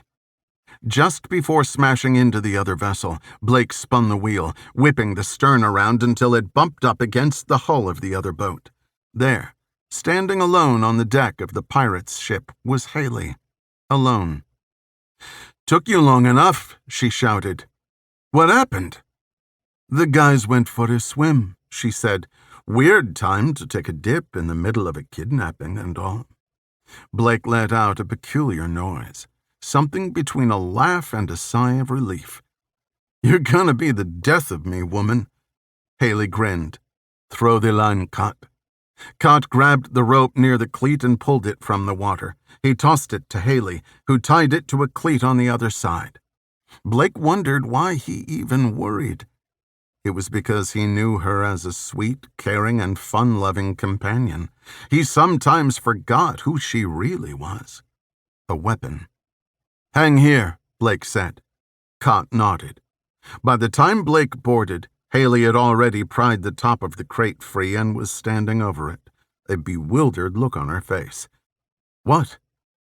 "Just come here and look at this," Haley said. Blake pushed in next to her and peered into the box. There, nestled in a pile of straw, were a half-dozen weird little porcelain statues. Gnomes, they looked like. The kind you'd find in a garden. Bastards. "Guess we're gonna be short on weaponry," Haley said. "Nah, we've got plenty of guns," Blake said. "It's the other stuff we needed, especially the explosives. C4 isn't so easy to come by these days." "You think Mutt set us up?" "I don't know. Maybe. Or the Norwegians played him. Now he's down one man, though, and one cigarette boat. We'd better get back." "Yeah." Haley hopped up on the side and leapt onto the Mako. Blake started to follow, then paused. He reached into the crate and pulled out one of the ugly little statues. "What are you doing?" Cott asked. "For the garden," Blake said. "I kinda like it." Chapter 9. "I hear you're leaving us." Ernie hovered his spoon above a yogurt parfait in a clear plastic cup. "Leaving you?" Archer Wade pushed back from his cubicle and swiveled his chair to face the 62-year-old veteran reporter. "I'm just getting started." "Not the Globe," Ernie said. "The bullpen. I heard Robertson's old office has your name written all over it." Penelope peeked over her divider. "What? You're leaving us?" "No. Don't listen to Ernie. This is my desk. I like it here." Wade smiled. "In the slums with you guys." "I've been here for 23 years. I've never been offered an office." Wade grunted. "Again, I haven't been offered an office." He scooted his chair back to his desk. "Don't you have work to do?" Wade's phone rang. With recent and increasing reluctance, he answered. "Boston Globe, Wade speaking." "Sure, yes." "No, I don't have my calendar in front of me, but shoot me an email and I'll give you a shout back." "No, I haven't made any commitments yet." Yes, I'm familiar." "Okay, thanks." He hung up. "Who this time?" Penelope asked. "The Today Show," Wade said. "In New York?" Ernie said, a glob of yogurt covering his teeth. "No, in Boise. Yes, New York, Ernie. Where else?" Out of the corner of his eye, Wade noticed a man in a dark gray suit who had been walking to the elevators, but deviated from his path to cut through the bullpen. He was heading straight for Wade. "Archer, excellent work." The man patted Wade on the back. "Thanks," Wade said. "That's talent right there," the man announced to an audience of unaffected faces. "Well, keep it up. See you around." When the man left, Wade waited a beat and then stood up. "Who the hell was that?" "I don't know." Ernie shrugged. "Never seen him before," Penelope added. "Jesus," Wade said. "Maybe I should ask for that office, just to get some peace and quiet." Since his story broke, Wade had become something of a celebrity. Emails and phone calls were flooding in. Now, apparently, men in fancy suits were stopping by to visit. It wasn't what he was going for, but he had to admit, the validation was nice. Looking back, the choice to push for the assignment was a no-brainer, but there were times when he thought he might end up with egg on his face. He had fought hard to convince Clint Taylor, the Globe's new editor-in-chief, that it was worth the time and expense, and boy did it turn out to be. 2 months prior, Wade had gotten a tip that a Boston-based petroleum exploration company, Boxwood Petrocom, had discovered a large oil reserve off the coast of Mauritania, West Africa. An anonymous British petroleum executive had provided documents showing that BP had drilled in the very same area a year prior and had come up dry. When Wade investigated Boxwood's claims, he found that the company had yet to release any of the technical details of their findings. Their press release was vague and over-sensationalized. It was only a hunch to start with, but he knew in his heart there was a story, a big one. Probably based on Wade's sheer determination, Taylor had given in to his groveling. He'd authorized a trip to Mauritania and allowed Wade to forego his usual weekly assignments. Worried about being scooped, Wade had put in hundreds of hours and ended up traveling to Europe and Canada as well. The more he uncovered, the more involved it got. In the first few days, the motivation for falsifying the discovery had seemed shrouded in mystery. Wade had to assume it was rooted in financial gain. It usually was. And within days, it was clear his assumptions were correct. Boxwood Petrocom's market share had shot up from $50 million to over $900 million in the matter of a week. After being stonewalled by Boxwood's attorneys, he'd realized that he needed help getting access to information. He'd employed the help of a Boston attorney and former federal prosecutor, Joseph Berg. As it turned out, the two had ended up helping each other. Based on the information they'd gathered, timed with the release of the featured article, Berg had ended up filing a class-action lawsuit on behalf of the investors. There'd been no oil where Boxwood claimed. Not a year ago, not today, not ever. How they'd thought they would get away with the scam, Wade couldn't begin to guess. Now, with the Associated Press picking up the story, half the world would know every grimy detail. The phone rang. Not again. Wade speaking. Sure. Of course. Right away. Who now? Only Penelope's forehead and eyes were visible over the top of her cubicle. It meant she had her heels on. Dateline? Dateline? Does that even exist anymore? No, that was Taylor. He wants to see me. To give you your office, Ernie chimed in. Normally, when Taylor called a reporter into his office, an ass-chewing was sure to follow. But in this instance, Wade was confident it wouldn't be that kind of meeting. Be right back, Wade said. We'll be here, Ernie grumbled.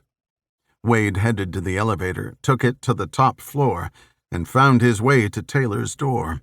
The door was open, but he knocked anyway. You wanted to see me? Wade poked his head through the door's opening. Come in, Taylor said. Look at this. Wade stepped in. Taylor was standing in front of a large TV screen tuned to CNBC, holding a remote control. His sleeves were rolled up and his tie was loosened. A prerequisite look for the editor of a newspaper, he thought. The stock is plummeting. Vultures are shorting. By the end of the closing bell, Boxwood Petrocom will be no more. Can't say they didn't have it coming. Not good news for the investors, though. No. Taylor stared for another silent moment, then switched the TV off. He walked around and sat behind his cluttered desk. Take a seat. Wade complied. I just wanted to congratulate you in person. This was excellent work, Archer. I mean it. Superb. Glad you think so. It was stressful. A lot on the line, you know. I appreciate you taking a flyer on me. I have to admit I had second thoughts, but I figured what the hell. Give the kid a shot. It had been a long while since anyone called him a kid, At 38 years old, he figured that ship had sailed. But he pegged Taylor for early 60s, so compared to him, Wade was a young buck. Taylor had the reputation of being tough but fair, and they had hit it off when Taylor first took the job. John Henry had courted Taylor and offered an obscene amount of money to come over to the Globe and leave his editor position on the Washington Post. The pay raise was a factor, but as the die-hard Red Sox fan had confided in Henry during their first conversation, it was access to Henry's private box at Fenway Park that sealed the deal. Wade crossed one leg over the other, resting an ankle on the opposing knee. Well, now that it's all wrapped up, I can get started on my backlog. A lot of inquiring minds out there need to know what Kim Kardashian's been up to. No more fluff for you. You need something hard-hitting. I'll tell you what. Why don't you take a few days? Think about what you might want to do next. If something juicy comes in, I'll bring it to you first. Deal? Sure. That would be great. Great. Okay, then. Wade stood up. This celebrity status thing is working out after all. He offered his hand. Taylor stood and accepted with a hearty handshake. Wade headed for the door. Wade. Yes? Why don't you move into Richardson's old office, huh? You've earned it. Wade chuckled. Thanks, boss. But I'm good where I'm at. Chapter 10. Jackson panted. The terrain wasn't the worst he'd endured, but the pace was demanding. If they were to stay on schedule, there would be no letting up. In the civilian world, there was a general misconception about the elite fighting forces. Many assumed that top-level operators were superhuman. They clearly never tired, never sweated, never failed. Nothing could have been further from the truth. They were always exhausted, perpetually sweaty, and whatever could go wrong usually did. Jackson could attest to the reality. Carrying 50 pounds of gear, soaking wet from a river crossing, and barreling through the darkness while viewing the world through what might as well have been a green-tinted toilet paper tube. His leg muscles burned, and he was battered and bruised from smashing into every tree branch and rock he could find. Sure, the men around him possessed extraordinary skill in a multitude of disciplines, but the only physical difference between them and the man or woman clocking an hour or two a day at the local gym was a complete disregard for their bodies. The more difficult it got, the harder they went, at whatever cost. Clearing, Musa's voice blared in Jackson's ear. Jackson reached inside his blouse and adjusted the volume on the receiver, then repositioned it to prevent the fabric from jostling the knob again. Ahead, the team converged at the edge of the tree line. Jackson fell into the stack. Looks clear. Panon squatted a few feet into the open and panned his night vision goggles back and forth. Good to go. Musa took one step past Panon, scanned the distance, and sent the team sprinting again with a hand signal. Jackson darted, wrapping his forearm under his rifle to stop it from bouncing. Just east of the Colombian border, the landscape was rural, but not jungle. Before seeing the aerial photos, most had expected to be plodding through the rainforest. Instead, they'd been trekking through a savanna spotted with dense wooded patches, intermingled with swaths of open land. While they had planned their route to stay within the forest's cover as much as possible, there was no way to get where they were going without crossing several sections of open plains. They risked someone spotting them, but there was no other option. Using few sources of artificial light, they were blessed with the blanketing cover of near-complete darkness. Jackson kept his eye on Preston directly in front of him. He picked up his pace to match his teammates and made a conscious effort to slow his breathing, syncing each exhale with exactly 4 long strides. Around a quarter-mile ahead, the inky splotch of the next stretch of trees began to fill the glowing green frame. They were getting close, somewhere around the 10th or 11th mile of the 12-mile trek. Jackson felt compelled to check the GPS unit attached to his wrist, but decided he'd wait until he reached the tree line. His current location wasn't important, and the last thing he wanted was to be out in the open any longer than he had to be. While the small screen was configured for viewing through night vision, the binocular device strapped to his face all but eliminated his depth perception. Traversing the uneven terrain was a task and a half. Add in a small bouncing screen to the mix, and he was liable to end up with a mouthful of Venezuelan dirt, or face-to-face with an angry bushmaster. 314 strides later, Jackson reached the next waypoint. He dropped to one knee and worked on catching his breath. "We got everyone?"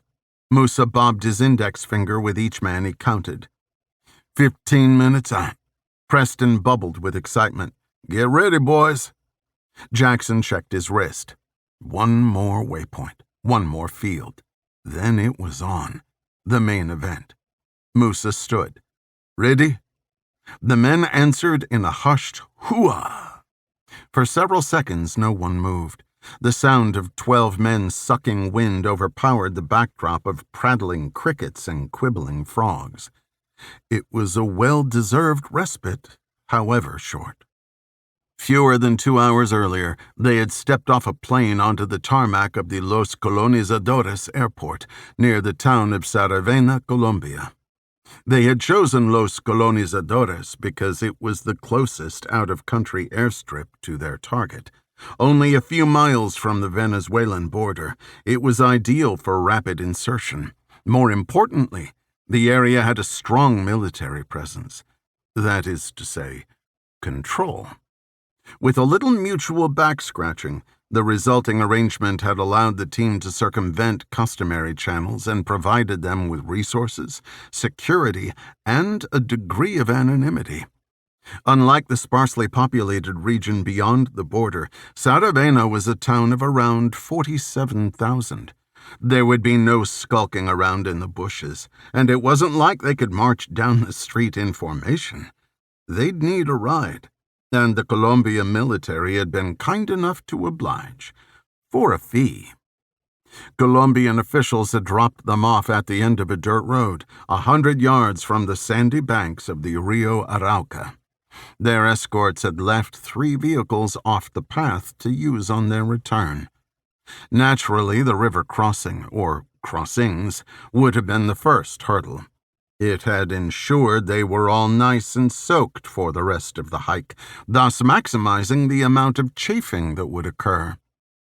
Luckily, it had been drier than normal. While usually overflowing its banks, the Arauca hadn't been a solid, wide waterway.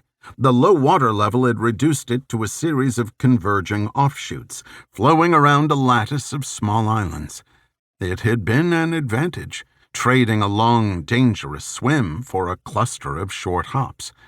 Still, it had been just as wet in the end. At around 4 miles in, there was another river. It was narrow, and crossing was trivial. All in all, Jackson was surprised how smooth the insertion had gone thus far, but just as soon as the thought popped up, he pushed it from his mind. They weren't there yet, and this type of presumption often tempted the gods. The team trudged its way to the edge of the outcropping. Like a half-dozen times before, they set out across the half-mile stretch of grassland, running, breathing, burning. Before Jackson knew it, they were under a leafy canopy once again, only this time there wouldn't be another, not until they were on their way out. "Everyone good?" Musa asked. "Good," First said. The question was meant to be rhetorical, the kind that should only be answered in the negative. "The main house is 200 yards that way." Musa spelled it out, even though each man could see the target on their wrist and had run through the plan several times. "Rocket, first. Left flank. Brosh, Fang, right. The rest of you with me." The four men split off to get eyes on the east and west sides of the compound. Jackson joined the core group of 8, who made their way to the wood line and took up a ready position. Jackson proned himself next to Preston. Musa was on the other side of him. "Exactly like the models," Preston said. He was right. 3-dimensional digital models had been created, allowing the team to use virtual reality headsets to explore the exterior of the property. The virtual version was accurate, right down to the peeling paint and the stack of rusted 50-gallon drums just outside the wall. It instilled confidence, a feeling of familiarity. There were several buildings on the property. The 2-story main house, 3 small outbuildings close by, and a large barn-like structure with a corrugated steel roof a few hundred yards north. From their vantage point, they could see the south side of the main house and one of the smaller structures. The barn was too far away, and any view of it was blocked by the main brick structure. "I don't like this already," Musa said. "Where is everyone?" Jackson got the same eerie feeling. The place was quiet, devoid of any life. No lights, no guards. Granted, it was the middle of the night, but aerial images from the night before showed a dozen troops along the perimeter. Musa didn't say what he was thinking. He didn't have to. They were all thinking the same thing. Madura's gone. "Alpha, Bravo." Musa's voice came over Jackson's earpiece. "You guys have eyes? Any movement?" Rocket keyed in. "We're set up. Nothing showing on the west side." "Same here," Broach added. A second later, the comms crackled and Broach came back on. "Hold up. We've got something. A patrol. 4 guys coming around the west side. You should pick them up in a second." Jackson watched and waited. Sure enough, 4 uniformed men appeared at the east corner and moved along the south wall of the building. "He's here," Jackson said. "Stand by," Musa said into the mic. "Alpha, Bravo, hold your positions. Provide cover fire if needed. When the patrol rounds the west side, we're going." "Roger, Alpha. Roger, Bravo." Jackson got off his belly and into a crouched position. "Hold," Musa said. "On me." The 4 men stopped for a moment, as if surveying the scene to the south. There was no indication they had spotted anything in the trees. They continued moving until they disappeared around the building. Now, the group pushed out in the open and hurried toward the 4-foot stone wall, separating the residents from the rest of the world. They held their weapons at eye level, itchy fingers resting on the edges of the trigger guards. Musa reached the wall first, then Rossini, Preston, and Jackson. Musa vaulted the wall and dropped into the compound. Rossini and Preston followed. As Jackson pushed himself onto the wall and swung one leg over, his night vision went stark. By instinct, he reached up and ripped the binoculars from his face. Disoriented by several large floodlights mounted to the main house, it took Jackson an extra split second to realize what was happening. From either side of the building, 2 or 3 dozen troops crowded in toward them. They yelled and whooped a medieval war cry. Atop the wall, Jackson had a perfect view of the disaster unfolding. He turned to the men behind him. "Go! Retreat!" he yelled. Musa, Rossini, and Preston tried to scramble back to the wall. It was too late. The horde of Presidential Guard were only a few feet away. In those few seconds, Jackson had a choice. He could join his team leader, try to fight off the enemy. But there were too many. If he joined the rest of the team and fled to the woods, they stood a chance of escape, possibly a chance to regroup and coordinate a rescue. That was, if the captured men weren't executed immediately. With a heavy heart, Jackson made his choice. Dropping onto the grass, he bolted with the others toward the tree line. The teammate in front of him, Espinosa, stopped dead in his tracks. Jackson slammed into his back. "Why'd you—" Jackson didn't need to finish his question. From the east and west, dozens more soldiers filed out of the woods. To the east, Brosh and Fang were prodded along in front of the group, no longer carrying their rifles. To the west, only Rocket was visible. One of the Venezuelans helped another, who appeared to bleed from the groin. "What do we do?" Espinosa asked. "We're screwed," one of the other three said, although Jackson didn't know who. "We're surrounded," Jackson said, "completely outmanned and outgunned. There's only one thing we can do." The soldiers approached quickly. Jackson knew they needed to take decisive action. He stepped forward, laid his rifle on the ground, knelt down, and put his hands in the air.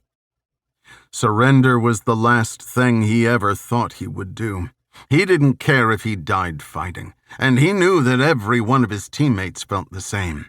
It was why he needed to set an example, to make it okay to lay down their arms, for their sake, for their families, for their children. If they could live another day, there would be hope where there wasn't any before. "Get off me," Rocket said, as one soldier shoved him to the ground next to Jackson. The soldiers were all yelling at the same time, and although Jackson knew enough Spanish to get by, he couldn't discern the rapid overlapping orders. On all fours, Rocket lifted his head, the look on his face, pure pain. "He's dead." "What?" "First, he's dead." Rocket turned toward a group of soldiers holding the team at gunpoint. "But not before he blew the balls off one of these assholes." The closest soldier reared back his rifle and drove the butt into Rocket's skull. He collapsed in a heap. Okay, please." Jackson waved his hands in the air. "We're not going to give you any trouble. No te vamos a dar problemas. Espinosa, tell them." "They know. They're saying it's us that are in trouble." "Vamos." One of the soldiers waggled his gun toward the compound. Jackson and the others climbed to their feet. The soldiers herded them around to the east and through an open gate. There, Musa, Preston, and Rossini stood against the brick wall, stripped of all their equipment, bloodied, but very much alive. The Venezuelans searched Jackson, collected his equipment, and told him to line up against the wall with the others. He fell in next to Musa. "First is dead." Musa shook his head. "I'm telling you right now, they knew we were coming. They knew when and how." "Are you saying what I think you're saying?" "There's no other explanation. We were set up." Chapter 11. Phillips shifted in his seat. Most people would have considered it an honor to sit in the Oval Office, to have an audience with the President of the United States. He wasn't most people. 20 minutes ago, Moore's chief of staff, Donovan McDara, had deposited Phillips in the empty office. He had passed on Moore's explicit instructions that Phillips was to wait until the president's arrival. According to McDara, Marine One was scheduled to land momentarily. Phillips stood and circled the room for the umpteenth time. During the first few laps, he considered taking a seat behind the resolute desk, just for a minute. In the end, he couldn't bring himself to do it. It was peaceful in here, he had to admit. That changed in a hurry. "Give me 10 minutes. Moore barged in, McDara at his side. "And tell Christina I want that bill on my desk by the end of the day. If she can't work it out, I'll do it by executive order. Then neither side will be happy, okay?" "Fine." McDara jotted notes on a small pad. "Anything else?" "Bring me Beth Oakley," Moore said. 10 minutes. McDara nodded and left the room, closing the door behind him and sealing out the cacophony of the West Wing. Moore sat behind his desk and let out a sigh. "What the hell happened, Ron?" "Our men were ambushed, sir." "Yes, I know. I'm asking how. Why? We were supposed to have some of our best men on this." Phillips slid the antique chair from beside the desk, placed it across from Moore, and sat. U-2 footage showed the team reaching the compound without incident. They attempted an assault, but Maduro had amassed more troops than we realized. Our men were overpowered almost immediately. How did we not know there were so many soldiers? We had surveillance around the clock. No one knows, Phillips said. Brought them in slowly, kept them hidden in the compound. As far as we knew, there were only a dozen or so at any given time. Of course, Phillips did know, or assumed at least. Once Phillips provided Maduro's people with the particulars of the mission, it was up to them to prepare how they saw fit. What's the status with the men? Can we confirm that Maduro actually has them? Yes. We believe most are still alive. We've been able to identify 11 of the 12 from the footage. A kid named First is unaccounted for. It's possible that he's evaded capture and may have hunkered down somewhere in the area. The Venezuelans brought them to a barn near the compound. We believe they're still there now. We believe. You keep saying that. We believe. We believe. Is there anything you know? Sorry. Yes. We know they are still there now. God damn it, Ron. This is a catastrophic failure. Now I've got Caracas making demands. Phillips wasn't surprised. It figured that Maduro wouldn't be satisfied with simply evading death. He'd try to leverage the situation for all it was worth.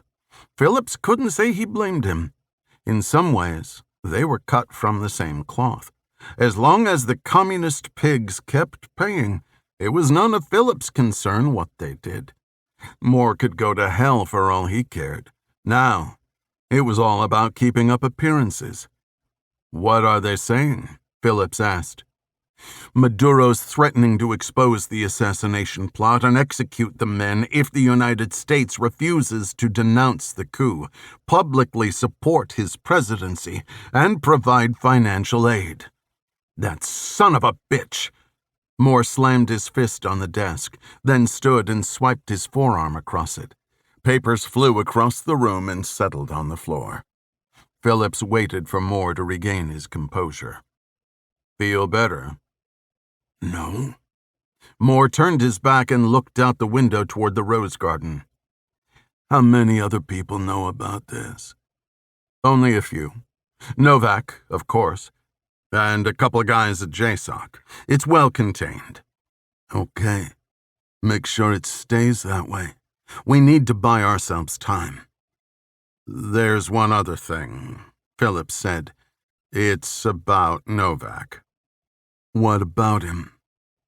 It turns out that his son Jackson is one of the hostages. What? Why would you allow Novak's son on the mission? What is wrong with you?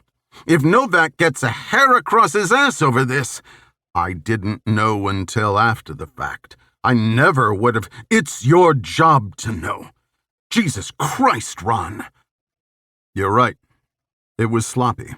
There's no excuse. I'm calling a cabinet meeting. Situation room in 2 hours. Be there. Yes, sir. Now go, and tell McDara to get in here. Of course. Phillips took his leave with haste and, all things considered, relatively unscathed.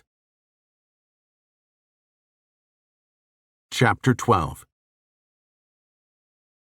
L-20. Griff touched the probes of the tracing transmitter to the exposed copper.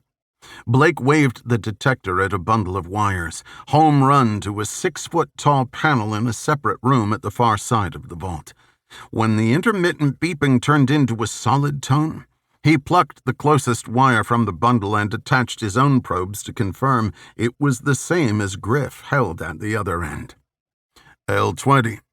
Blake used a blue Sharpie to write on the adhesive label, then peeled it off the sheet and wrapped it around the newly identified cable. Like a well-oiled machine, both men went to work installing the terminals. In this case, an RJ45 port on Griff's end and an RJ45 connector on Blake's. Over the past several weeks, Blake and Griff had spent time in the last unfinished portion of the underground bunker, or the lab as the team liked to call it, transforming it from a 700-square-foot concrete box into 3 separate rooms: the panel room, the equipment room, and the workroom. No bigger than a standard closet, the panel room didn't house any actual computer equipment. Its purpose was routing and organizing wired connections for data or power, signal conditioners, battery backups, dumb switches, and the like. The equipment room was where the bulk of the computing power would live: server racks, GPU arrays. Ima liked to call it the brains of the operation. Then there was the workroom. Long built-in tables lined every inch of available wall space and held giant screens, tower cases, and keyboards. This was the center of operations, the human interface. Enough for Blake, Griff, and Ima to each work with multiple terminals at once. Like the rest of the underground bunker, the first step had been skinning the concrete walls with metal studs. Then they ran the thousands of combined feet of wiring and laid out the wall boxes. Lastly, they installed the floors, drywall, and drop ceiling panels. Now, it was just a matter of putting it all together and setting up the equipment. Far cry from the cave, huh? Griff popped the finished port into the slot on the box cover. Blake shrugged. Maybe a little. The cave was Griff's name for Blake's former computer room in the old Alexandria, Virginia townhouse. While Blake held an affinity for his old bunker, there was no denying this setup was next level. As part of a larger underground structure, the lab represented only a small piece of the puzzle. With 2 bunk rooms, an armory, a supply room, a conference room, a kitchen, and 3 full bathrooms, the bunker was a home beneath a home. Bomb-rated, fully stocked, and sealed at its 3 access points by thick metal doors, the entire team could survive within its confines for at least a year. The most important part of the design was the air handling systems. Filtered ventilation and climate control were a must, especially with the amount of computer equipment they would run. Air exchange systems were cleverly integrated into the utility room of the pool house, just above the lab. The air conditioning condenser was mixed in with several others along the north side of the main house. Blake's old setup had been sufficient for the time. A smaller version of this, for all intents and purposes. It just had one major drawback. It had only one point of egress by a staircase off the kitchen. When designing for the new build, Blake had prioritized including multiple points of access. At the back of the pantry in the main house, the entire wall, shelves and all, could swing out to reveal a staircase. At the bottom, a steel door connected with the subterranean conference room.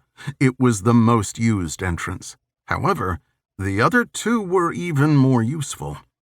Its beefy bulkhead doors hidden under the base of the wooden dock, a long tunnel connected the bunker to the shoreline. It would be useful for the covert loading of equipment or to escape by boat if needed. When Phase 2 of construction started, which included the in-ground pool and underlying structures, the shoreline tunnel seemed like an overreach. But after a few design iterations, it came to fruition on schedule. Finally, there was the garage.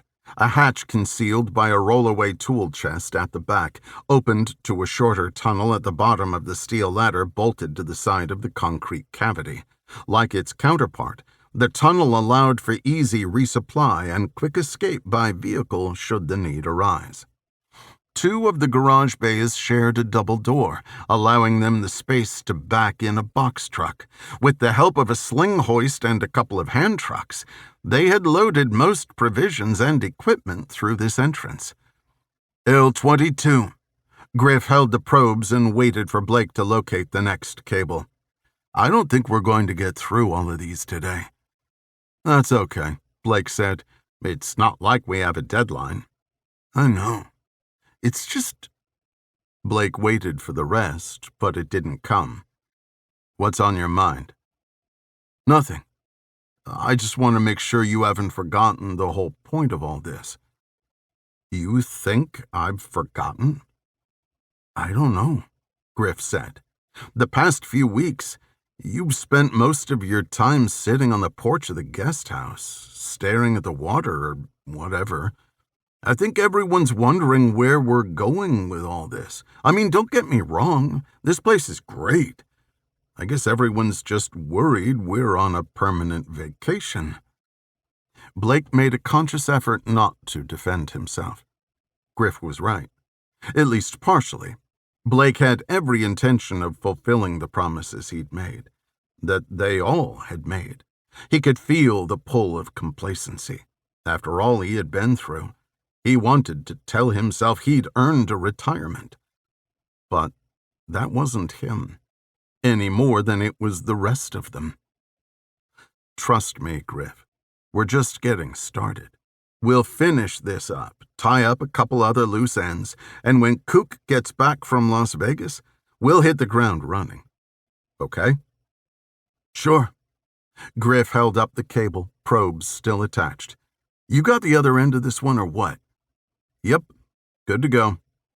From the workroom, Blake could hear Haley's tinny voice through the intercom speaker embedded in the wall. Blake, honey, you out in the garage? Honey? Blake couldn't remember Haley ever calling him honey. What's up with her? Griff asked. She knows we're down here. Why would you be in the garage? Something's wrong. Blake dropped what he was doing, went to the intercom, and pressed the talk button. Everything okay? Yes. We have visitors. The neighbors were nice enough to stop by. Oh, no. Thanks, sweetie, Blake said. I'll be right in. It was a matter of time.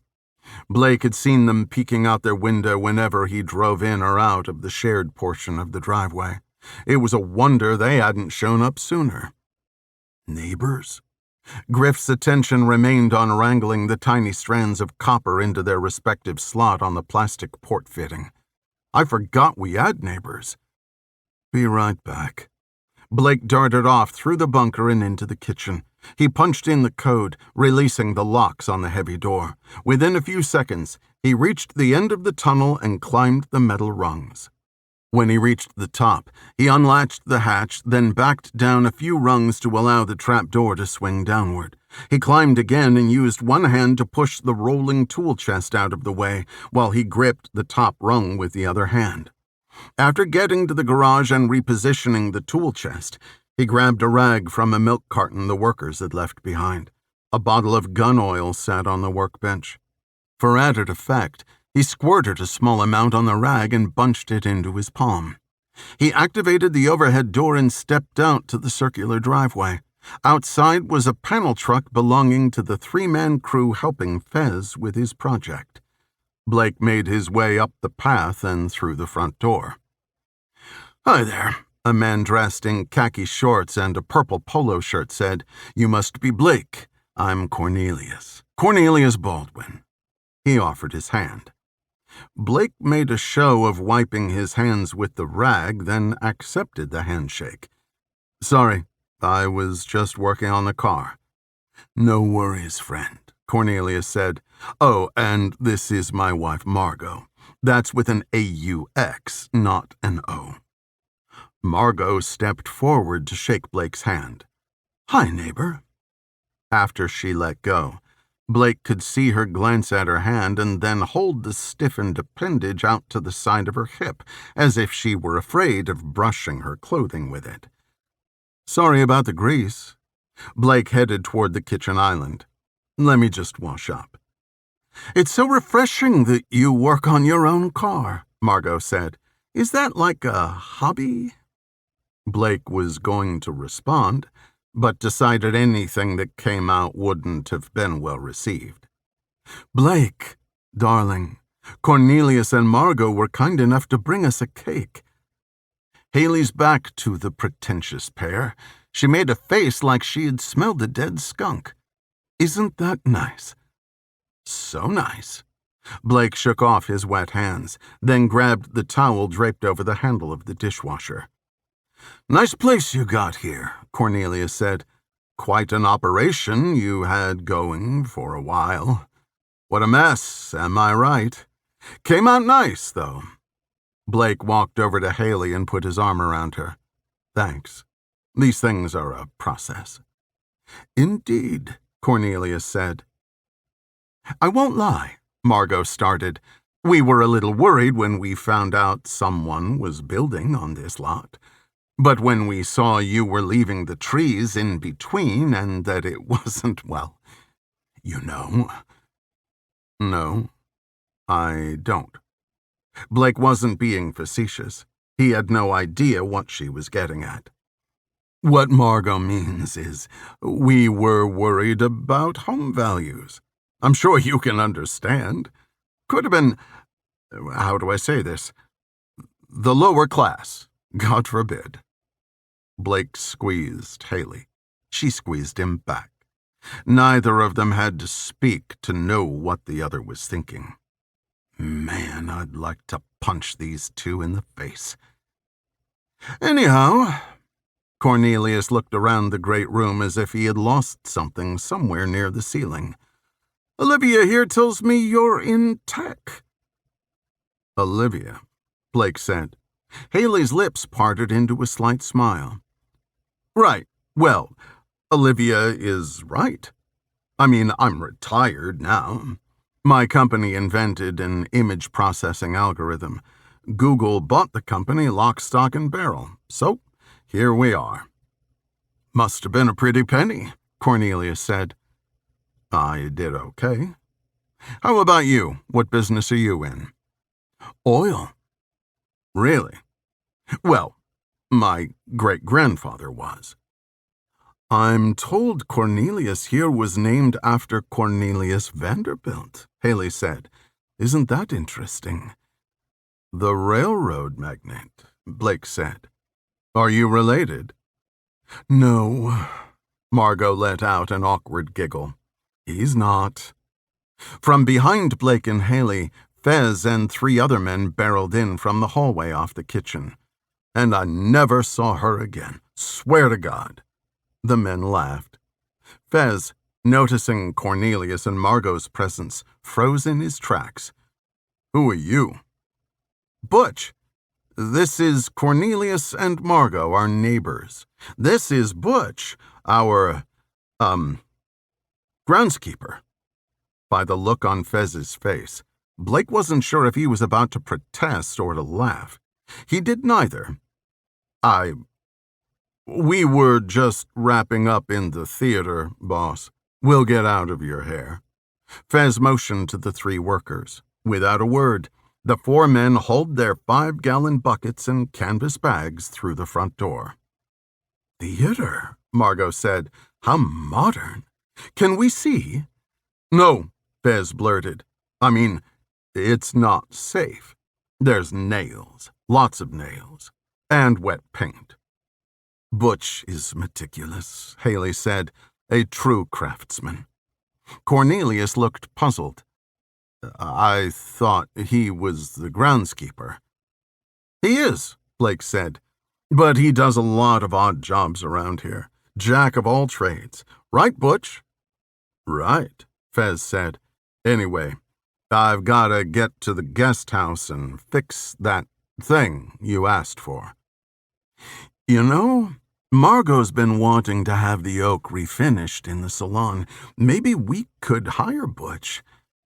I don't know, Fez said. I've got a lot of work to do around here still. Nonsense. Blake attempted to keep his amusement at bay. We don't mind loaning him out. Wonderful. Margot took Cornelius by the hand and started moving him toward the door. We're having a small gathering this weekend, a meeting of the Jamestown Historical Society. I'm the treasurer. Not that it matters, but in case you were interested. Anyway, you can start on Monday. He'll be there. Blake turned to Fez and released a huge, mischievous grin. With bells on. Chapter 13. Mr. President. Butler leapt from his seat. Sit. Moore hurried around the table and took his spot at the head. Has Ron filled you in? Yes, Conway acknowledged. Good. Then you all understand the predicament we're in. Ron, have you reached out to SOCOM? Not yet, Phillips said. What are you waiting for? People, listen. It's time to circle the wagons. I need everyone focused. Dave, what are you hearing? We're picking up a lot of chatter, Butler said. CIA, NSA. Word's getting around that Maduro claims to have hostages. It's all over Venezuela.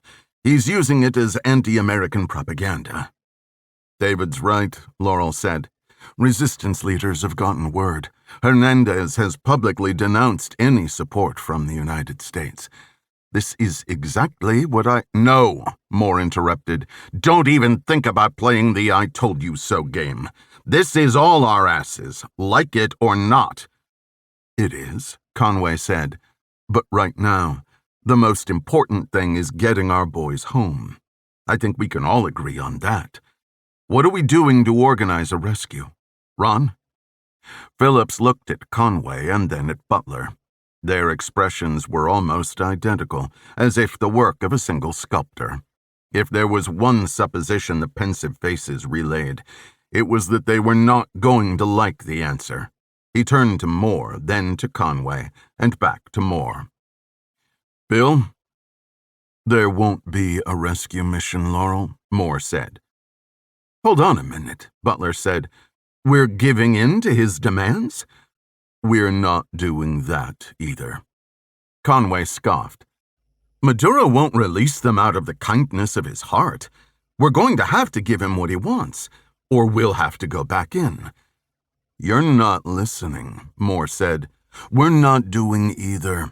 We can't risk another mission, and I refuse to negotiate with this terrorist. The intelligence community will not be behind this, Butler said. They're already clamoring for a rescue mission. The Special Activities Division has already put itself on standby. They know our guys are in there. They're not going to let it go. Wrong, Moore said. They don't know. They only think. We can issue a public statement acknowledging the rumor and debunking it. And what happens when Maduro releases video of his captives? Butler asked. I have to agree, Phillips said. There shouldn't be any acknowledgement, even to dispel the rumors. Internally, we can plant word that a rescue mission has been conducted and that our guys have been recovered safe and sound. Anything that comes out of Venezuela at that point will be considered a desperate ploy and withheld from the public as a national security issue. We're not just going to leave them there to die, Conway said. We can't do that. We don't have a choice, Moore said. We took our shot, and we failed. Phillips chuckled under his breath. That word, we. 3 times in one sentence, no less. The last time they sat together in the very same chairs, Moore hadn't uttered the word once. Then it was about his plan, his will. Now, all of a sudden, he was a we. Let me at least see what Langley can come up with, Butler said. Let me bring it to you. We might be able to do this quietly and still get our guys out. I thought this wasn't one for the CIA, Dave, Phillips said. Wasn't that what you said? If you hadn't screwed it up, enough, Moore barked. I don't want to hear any more talk about rescue or anything else. We're going to handle this by keeping our mouths shut and doing nothing. Dave, you do what you have to do to knock down the chatter as false information. Categorically deny all of it. If Maduro takes it to the next level, I'm going to need some insulation. Plausible deniability. Do you understand? Are you saying you want us to take the hit for this? Butler's skin blanched and his forehead glistened in the overhead lights. No, Phillips said. He wants me to. Moore bowed his head. I'm sorry, Ron. It would have to be you. You took it upon yourself to issue the order, based on intelligence you received. Neither I nor any other member of the cabinet were aware. I won't lie to you. It would mean your resignation, and I'm sure the Attorney General would insist on filing charges. Of course, I would pardon you as soon as I'm sworn in for my second term, and you would be taken care of financially. Moore slapped the table and shifted his voice to an upbeat tone. But let's not get ahead of ourselves. We're talking worst-case scenario here. Conway and Butler sat silent, no doubt dumbfounded by the soliloquy they had just witnessed. Phillips couldn't say he was as surprised. Of course, there was no way he would take the fall for the likes of Moore. But Moore didn't need to know that. Besides, it would never come to be. Phillips would make sure of it. Of course, Mr. President. I understand. Good. Thank you. Moore stood up. None of the other three budged, including Butler. We'll reconvene tomorrow. Moore rushed out. The others sat in silence. Even in Moore's absence, a sense of foreboding lingered in the air. After a few moments, Conway spoke. Her tone was solemn and introspective, as if she were praying. This isn't what I signed up for. Phillips took a deep breath and rose to his feet. Well then, tomorrow. He walked toward the door. Butler twisted and spoke over his shoulder. Ron. Phillips stopped and raised his hand, palm toward Butler. I know. Butler sank back into his chair. As Phillips cleared the doorway, he could hear Conway grumble, and where the hell is Oakley? Chapter 14. Kieran, Buck Novak called across the hall. What? Come in here for a second.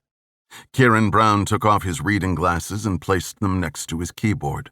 Novak returned to his seat behind his desk. A few seconds later, Brown ambled across the hall and pulled his usual chair from under Novak's desk. Close the door, Novak said. Really? Yes. I need to get your take on something. Brown hesitated. This better not be about the thing I said I didn't want to know about. It's not. Will you close the door, please? With the enthusiasm of erosion, Brown pushed it closed. There.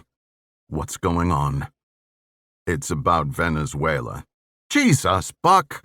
I told you I don't want to know anything about it. Why do you insist on dragging me into this?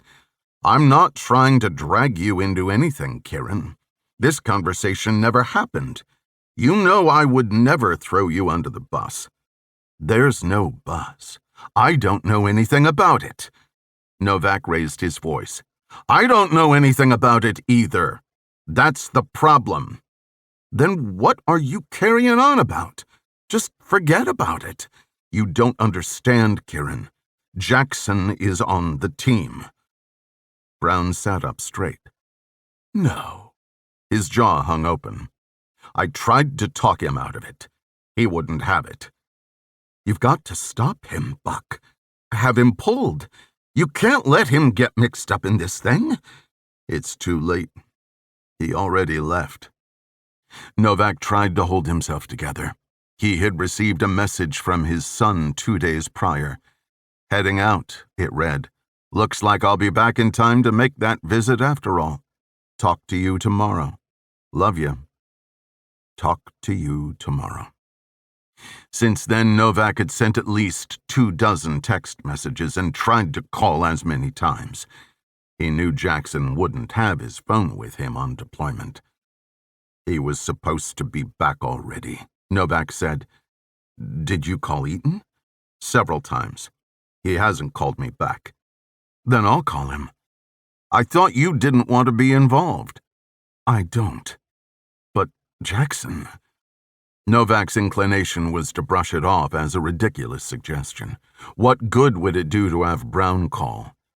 Then again, if something had gone wrong, if it had to do with Jackson... It was possible Eaton was avoiding him. Leaning forward, Novak lifted his finger and waggled it at Brown. He didn't say anything, but the message was specific. You, my friend, are a genius. Let's call him from your office, Novak said. Now? Brown asked. Yes, now. Brown stood up. At his usual pace, he opened the door and headed across the hall. Novak followed close behind. What are you going to say? Novak asked. I don't know. What do you want me to say? Brown replied. Just see if he picks up. Brown sat at his desk. After clicking the mouse a few times, the contact for General Frank Eaton appeared on the screen. Brown dialed and held the handset to his ear. After around 3 seconds, he spoke. Frank, it's Kieran Brown. Novak snatched the phone from Brown's hand. The cord clotheslined him across the neck. Frank, Buck Novak here. General Novak, I was just about to call you back, Eaton said. Cut the crap, Frank. What's going on with Jackson? Where is he? Did something go wrong? I don't know what you mean. Bullshit! You know exactly what I mean. I know Jackson is on the team. What happened? There was only silence from the other end of the line. Frank, tell me right now. What happened to Jackson? I don't know anything about Jackson. I don't know what you're getting at. I'm sorry. I wish I could be of more help. You don't know what I'm talking about. Venezuela, Frank. I'm talking about Venezuela. Did you forget? I issued you the goddamn order. Over the course of 3 sentences, Novak's voice morphed from seething snarl to growl to full-out yell. Brown jumped out of his chair and slammed his door closed to contain the ruckus.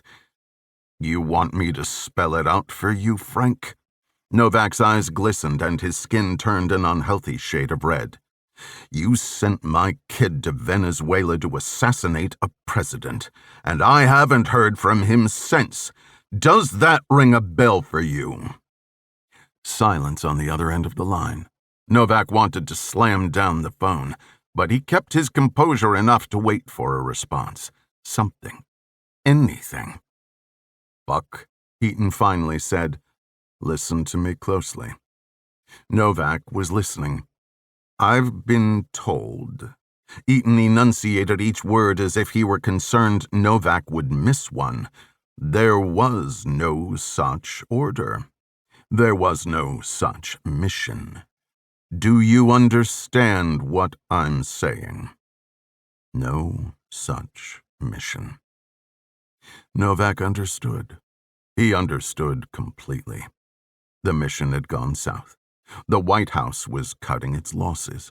The bastards would sweep the whole thing under the rug. Can you just tell me, Frank? Is he alive? I've got to go, Buck. The line disconnected. Novak lowered the phone. The blood drained from his face. Buck, Brown placed his hand on Novak's shoulder. Novak appreciated the gesture, but he couldn't help but feel a twinge of resentment. Brown didn't have children. He couldn't possibly have known what it felt like. Leave me, Novak said. This is my... Now! Novak sat and squeezed the sides of his skull with his palms. He heard the door open, but didn't look up to see if Brown had left. It didn't matter.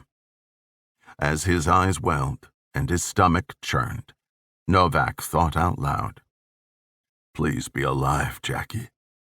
Please be alive. Chapter 15. Buck Novak slogged across the cobblestone, lost in thought. Thunder Alley, they called it. The open, stone-paved area beside the main entrance to Amalie Arena. Still daylight, the video montage of Steven Stamkos's highlights projected on the parking garage structure was barely visible. Later, the game would be broadcast there. Those who couldn't get seats or didn't want to pay the exorbitant price could gather in Thunder Alley with a few thousand friends to watch the Tampa Bay Lightning make another run at the Stanley Cup. Crowds were already filling in, and it would only get worse. When Novak bought the tickets from a coworker a week prior, he was excited that he and Robbie would get to see another playoff hockey game together. It would be like old times. Now, Novak couldn't care less. The only thing on his mind was Jackson, and how he'd break the news to Robbie. Any minute now, his youngest boy would be texting him, asking where he was in the crowd. There would be no happy reunion, only solemn conversation. Novak wished he had answers, anything he could share, a reason for hope.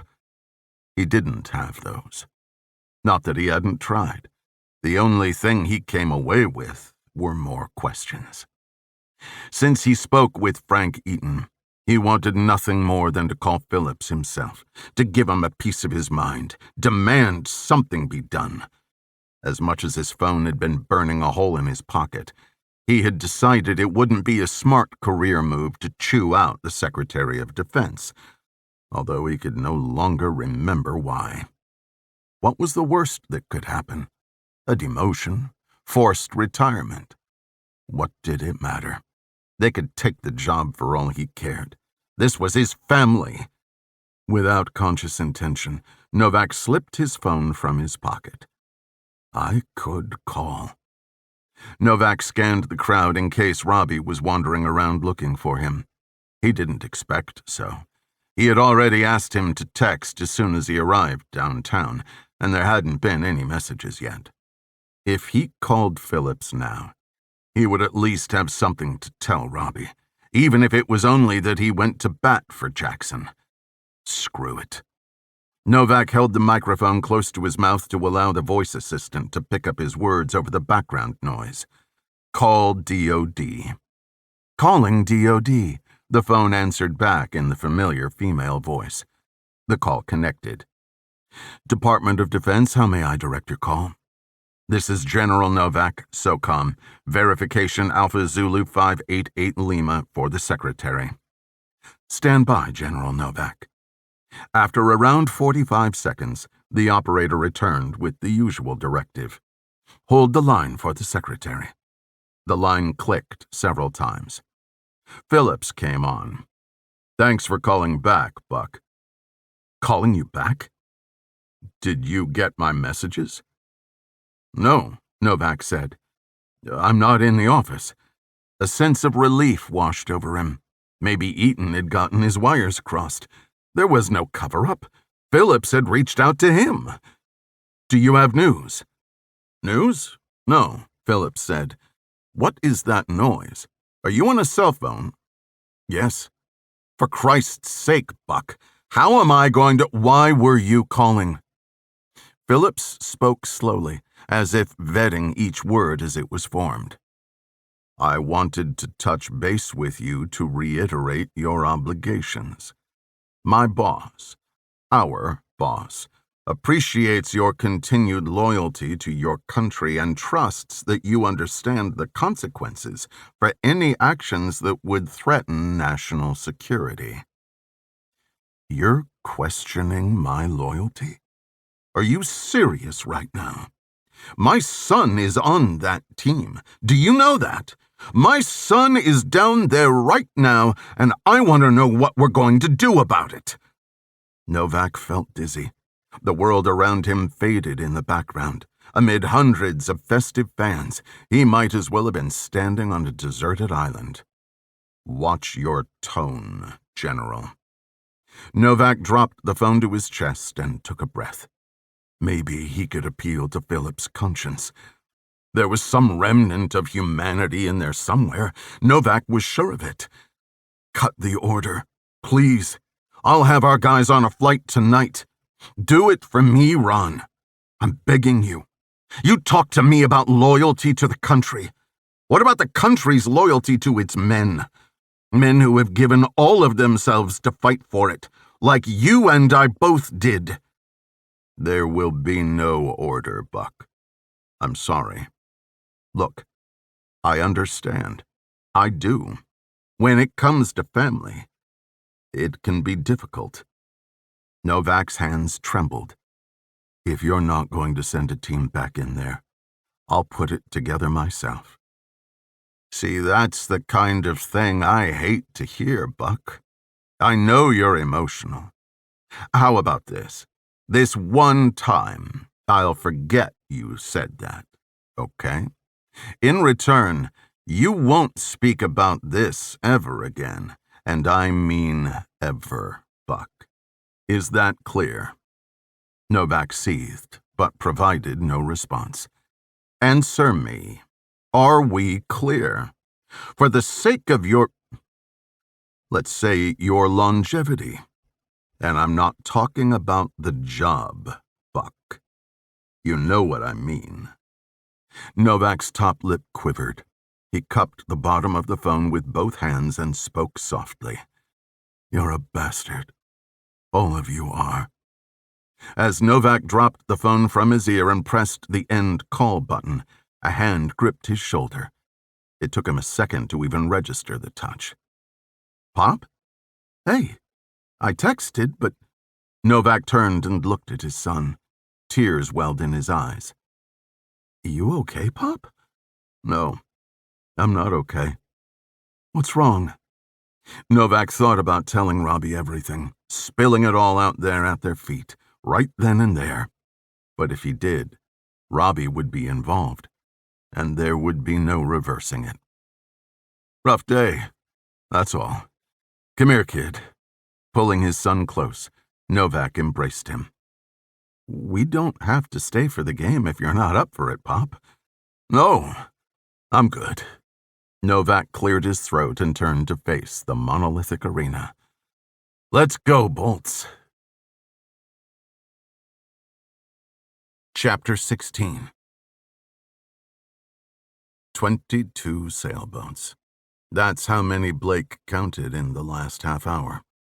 In the chair he claimed on the small guest house porch he built for this very purpose, Blake took in the sights and sounds of the West Passage. Boating season was ramping up, and traffic on the narrow section of Narragansett Bay increased by the day. It didn't bother Blake. Just the opposite. He could sit there for hours watching them. Jamestown and neighboring Newport were sailing towns through and through. While the Mako powerboat was convenient, he wondered if he shouldn't take the plunge and add one more toy to the inventory. The long private pier had plenty of room on the opposite side of the Mako for at least a 40-foot sailboat, and it would be a shame to waste the space. In his mind's eye, he could picture sailing off for a weekend to Block Island or Martha's Vineyard, Blake at the helm, Haley next to him, arm in arm. Nothing but open water ahead of them. Throughout his years, Blake had always allowed himself to dream. Now and then, he could linger in a made-up moment, experience what could be. Sometimes the idea was within the realm of possibility. Other times, it was far out of reach. Now there was no such thing. Everything that money could buy was obtainable. For that reason, he often reminded himself, the things that matter in life can't be bought. Blake glanced at his watch. In a few minutes, he should fire up the grill.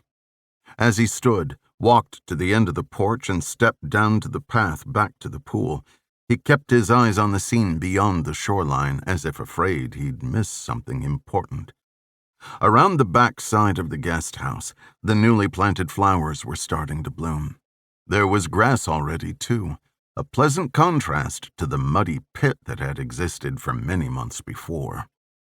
Ahead, Blake could see the crew taking advantage of the first truly nice day of the season.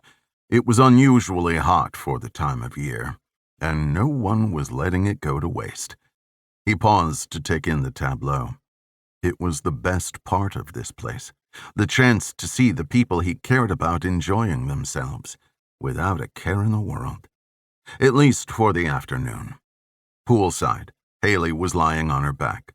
Her lounger tilted back until almost horizontal. She wore a black bikini, and her skin already had a smooth, sun-kissed glow. She is flawless, he thought, and he was sure very few people would disagree. Next to Haley, Ima reclined on a matching lounger. She sat upright with a book on her lap, but paid it no attention. She and Haley were engrossed in a rather unanimated conversation. In the shade of a juvenile tree, Ian sat at the glass table, scribbling in a notebook. Blake could hardly guess what he was working on. Probably something with merit. Ian wasn't one to occupy himself with trivialities. In the pool, Cott floated on a wedge-shaped raft printed to look like a piece of pizza. He gripped a plastic Tervis tumbler in his left hand, half submerged in the water. Although his sunglasses made it impossible to tell, it was a decent bet he was fast asleep. Blake swung open the gate and closed it behind him. "Who's hungry? Should I throw on some burgers and dogs?" Haley continued facing the sky. "In a bit. Come and sit." "In a bit," Blake repeated. He was about to ask where Fez and Griff were, then remembered that today was the day Griff was picking up his new Tesla. He had enlisted Fez to drop him off at the dealership. How could he forget? Griff had been like a giddy child when he found out it came in. It was part of a pact made with each other, to use some of the money to do things they'd always wanted to. Within reason, of course. Blake figured he could make a case for the sailboat. Who could say when he came up with the idea, right? Ian was wearing his bathing suit but was as dry as a bone. "Ian, why don't you go in the pool?" Blake asked. "I don't want to. There's no one to play with. Only Cott, and he's busy day drinking." Blake laughed out loud. "How do you know about day drinking?" "My mom says it's how you know you're on vacation." Ima reached down and picked up her glass off the stone deck. It was filled with a pink concoction. She raised it in Blake's direction. "Fair enough," Blake said. Ian turned his attention back to his notebook. "Well, I'm going to start the grill. If anyone wants anything, let me know." Blake kicked his sandals off and pushed them under one of the 4 empty loungers with his bare foot. "Hello?" A gentle voice came from near the corner of the house.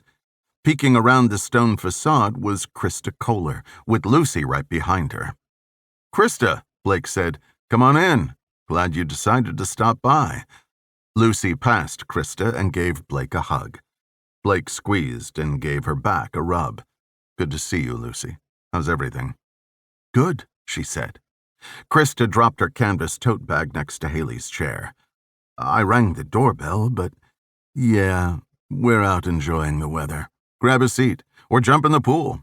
I'm about to cook some burgers if you want anything." Haley lifted her sunglasses to her forehead. "Welcome to paradise." "So it is," Krista said. "Hi, Lucy." Ian abandoned his notebook to fly in and grab Lucy's hand. "Want to go swimming with me?"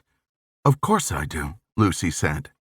Lucy was Ian's favorite, probably because she never tired of going along with whatever Ian had on his agenda. She set about taking off her outer clothing and then tossed her shirt and shorts on the ground near Krista's bag. "Let's go." Lucy turned and jumped into the water.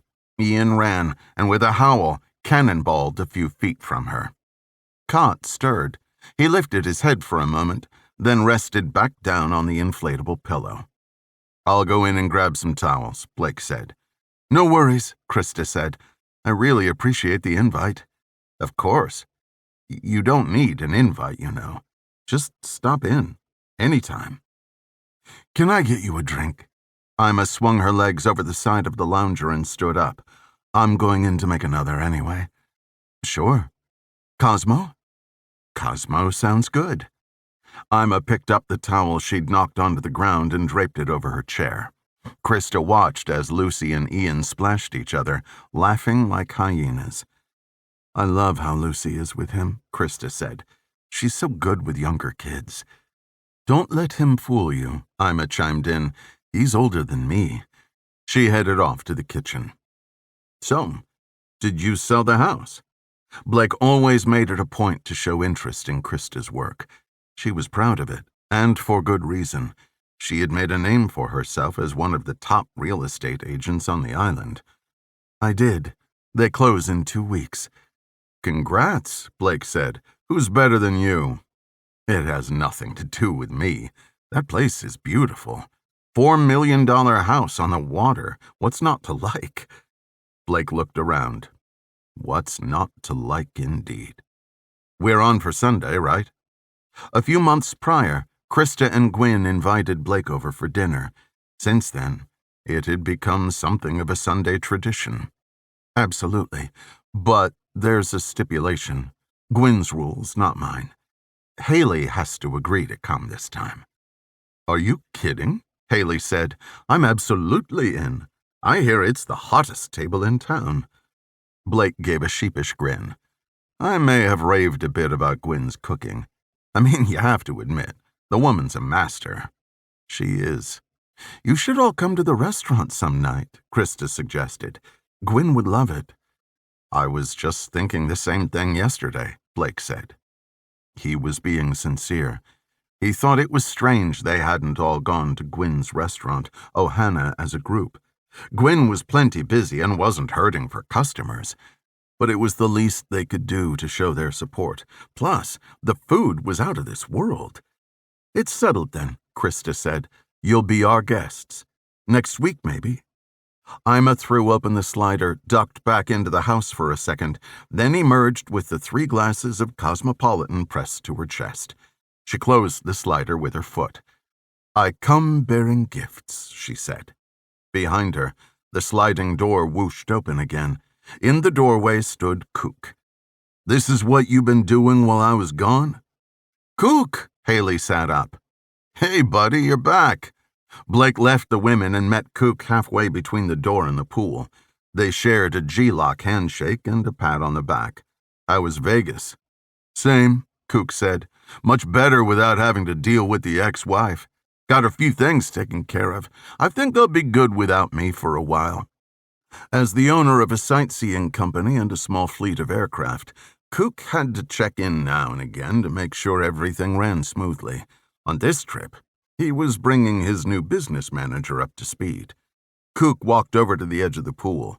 Look at these animals. How's the water? Tepid, Ian said. You should come in. You think so? Kook's eyes widened in mock surprise. Now? Yeah, Ian giggled. Kook took his wallet and phone out of his pocket and dropped them on the chair between Haley's legs. He stripped off his t-shirt, kicked off his Birkenstocks, and jumped in. Knowing what was coming, Ian fled toward the deep end. Kook chased with hands out as if baring his claws, growling like a werewolf. No, Ian laughed. You can't catch me. Lucy jumped on Kook's back. I'll save you. Kook knocked into Cot's raft, tipping him into the water. Without missing a beat, Cot lifted his drink in the air and with one hand paddled himself to where he could stand. He plodded his way to the stairs. I've got him, Ian! Run! Lucy shouted. Ima smiled. You know, if Lucy ever wants to do a little babysitting... Dripping wet, Cot walked over, grabbed Ima's towel from her chair and started drying himself off. Babysitting? There's like 30 people living here. I think we've got it covered. Krista put her hands on Cot's shoulders and moved him a foot to the left so she could see Ima. Whenever you need it, she'd be happy to. Chapter 17. Down the hall, the morning meeting was in full swing. Buck Novak had excused himself without explanation, only to close himself into his office.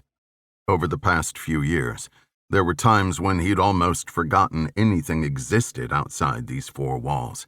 Countless hours spent. Wasted. Time had flown by, no matter how much he wished it hadn't. He regretted not spending more time with his family. They might still be one, if he had. But his was important work, necessary work, and it required sacrifice. Few people in the United States were aware of the dangers posed to their way of life every single day.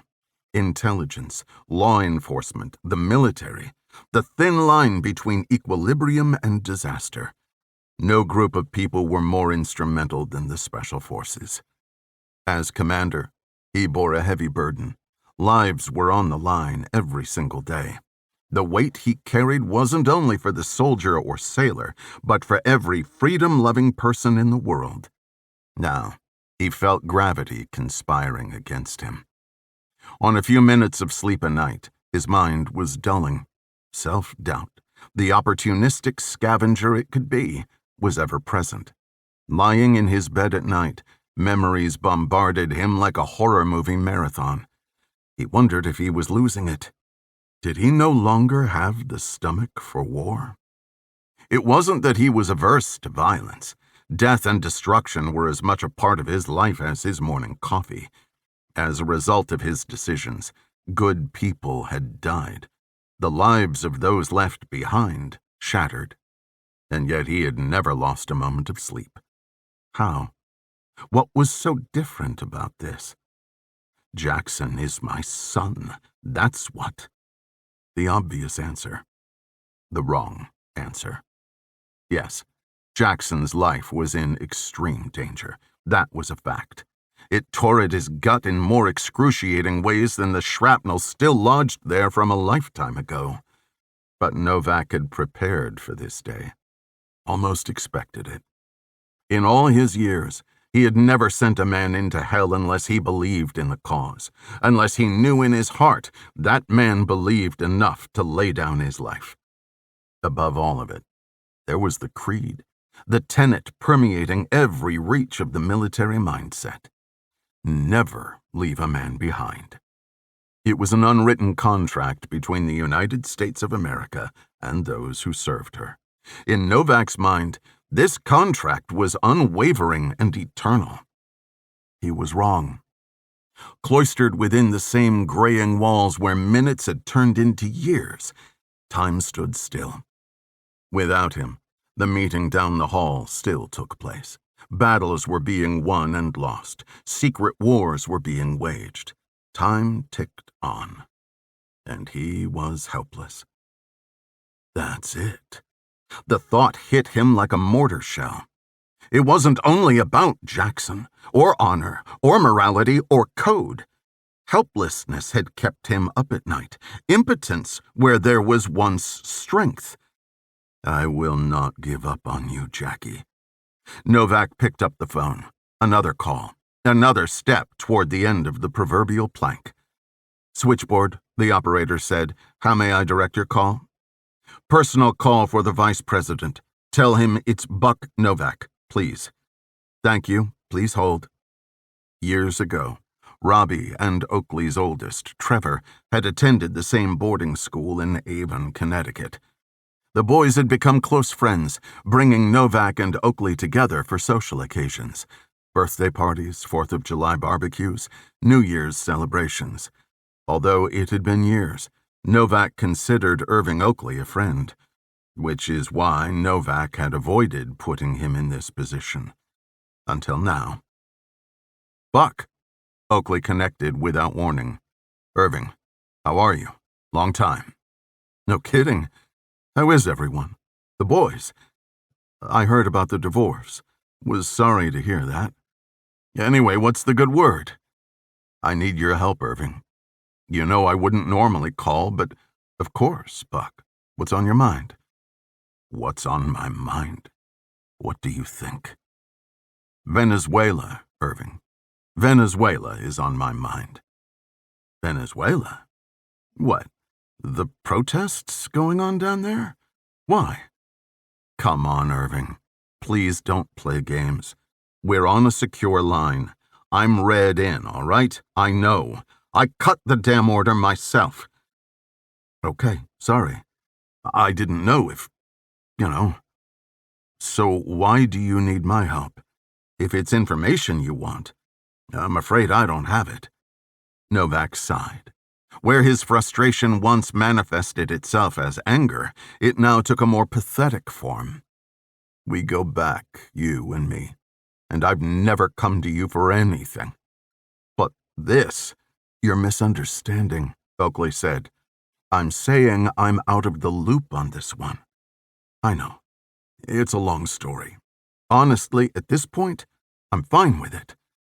No offense, Buck, but I'm on the other side of the fence with this. It's not right, in my opinion. What side do you think I'm on? Novak raised his voice. He's my son, for Christ's sake. Hold on. I'm not following. Did something happen to Robbie? I thought we were talking about something else. Is he in trouble? Not Robbie. Jackson. Are you screwing with me right now, or do you really not know what I'm talking about? Novak rubbed his head. Could it be that the Vice President of the United States was unaware of something of this magnitude? It was unfathomable. Are you saying Jackson is mixed up in Venezuela? Listen to me, Irving. I can't believe I'm saying this, but I need to bring you up to speed. Ron Phillips, I assume by the direction of the president, sent a unit into Venezuela to assassinate Maduro. The unit was captured, and now, instead of organizing a rescue, everyone's scrambling to cover it up. When these boys shouldn't have been there in the first place. So no, I don't need information. I need us to go back in there and bring our boys home. When Novak finished his rant, there was silence from the other end of the line. Irving? Novak held his forehead in his hand, trembling in anticipation. That scumbag, Oakley whispered. Novak waited for more. Jackson is part of the unit, Oakley finally guessed. They're holding him captive. Yes.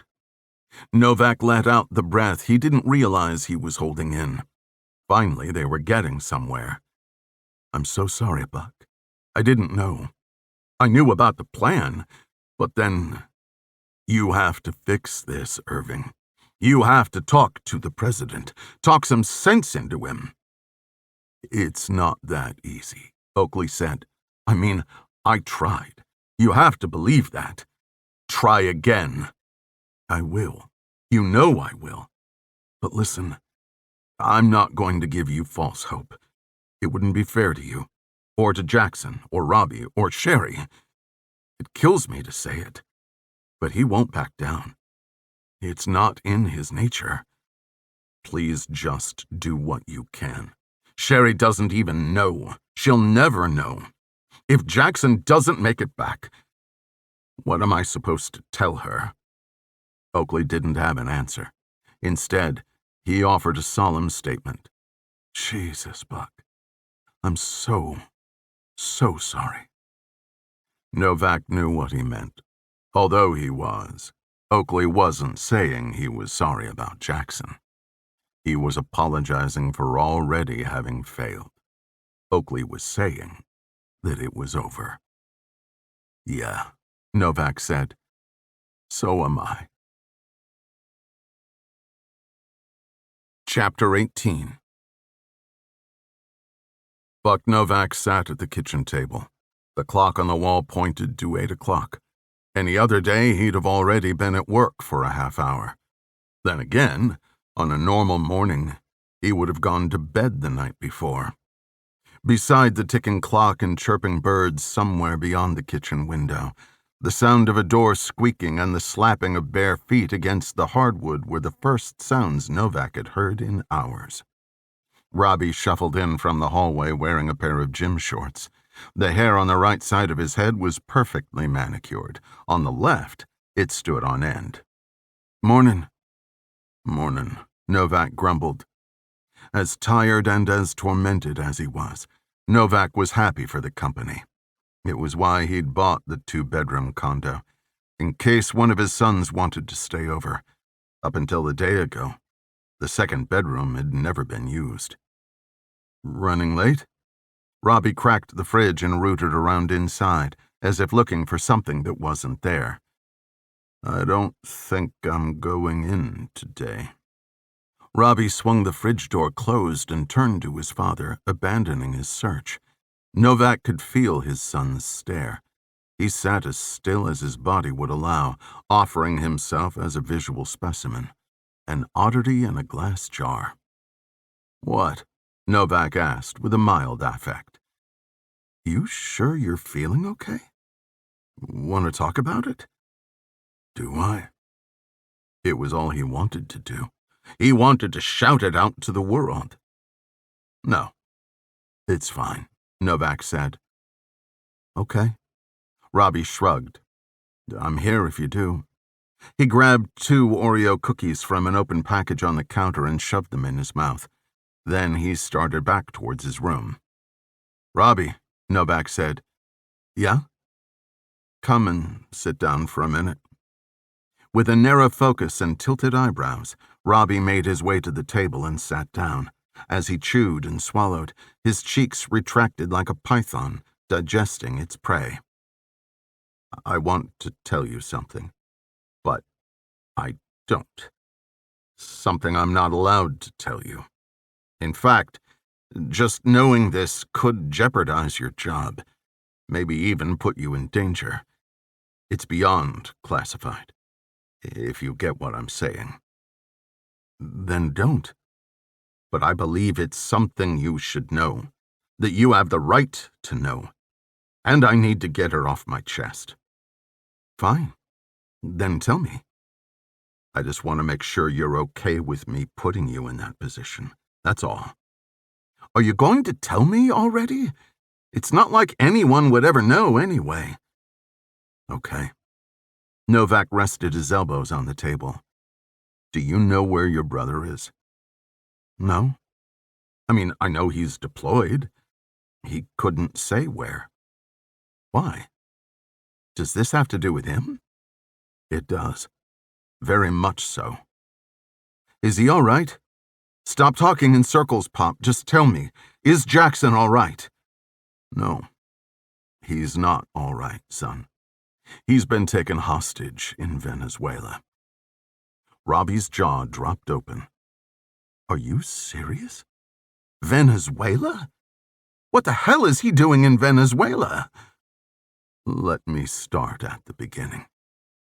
For the better part of a half hour, Novak explained every detail, rehashed every conversation.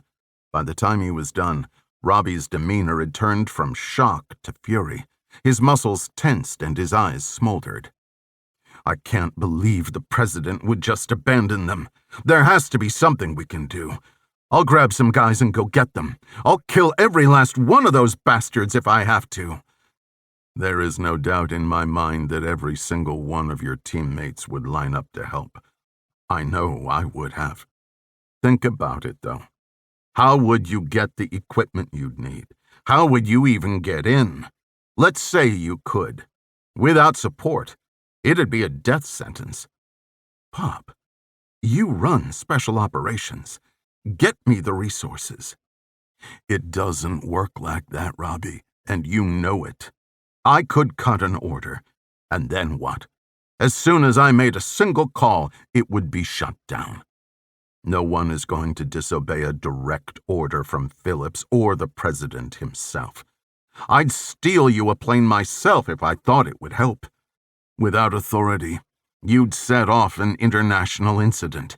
You'd be deemed rogue, insubordinate. You'd be court-martialed and probably spend 20 years in prison. I might lose one son, Robbie. I'm not going to risk losing another. Maybe if everyone knew what was happening here, they'd be forced to do something about it. That's why they'll do anything to keep it quiet. Robbie stood and kicked the wooden chair he was sitting on. It toppled over but didn't break. Then we go to the press. Tell them everything we know. If we can't do it ourselves, we force their hand. Don't you think I thought of that already? Use your head. There is no proof that this mission ever existed. No record of who is there. It would be discredited immediately, and we would be back in the same boat. What do you mean there's no record? Robbie yelled. You said you cut orders. You said you received orders. Those are the proof we need right there. Novak found himself raising his voice to match his son's. These things aren't just lying around the office, Robbie. Come on. We destroy paper copies and encrypt digital communications in secure facilities. I'm watched like a hawk. It's not like I can call up JSOC and say, hey, you know that thing I sent you that we're never supposed to talk about ever again? Yeah, can you go ahead and send that back to me? If I were a general, yeah, I guess that's exactly what I would do. Don't be an ass, Robbie. You know that's ridiculous. It's not like I wouldn't go to the press. I would in a heartbeat. I know exactly who I'd go to. But even Clint wouldn't do anything with a fairy tale just because I said to take my word for it. These orders. You said they'd be archived at JSOC? Robbie asked. The one I sent, yes, for sure, along with any other materials related to the mission. Which means maps, schematics, equipment lists, everything, right? Yes, likely, Novak said. I think I can get them. Who? No, the files. I think I can get copies of the files. How would you do that? Don't worry about that. But I think I have a way in. For a moment, Novak figured his son was just blowing off some steam, dreaming up a poorly thought-out yet somehow foolproof plan to slay the dragon. Because, as Novak had come to realize, it was better than admitting the dragon was unbeatable. Still, something in his son's expression told Novak that he was as serious as he was sober. I can't let you do that, Robbie. You can't stop me either, unless you're going to report me and have me arrested. That's not funny. Let me do this, Pop. It's our best chance, our only chance. You have a contact you trust. We'll be protected. No one will know how the files were leaked.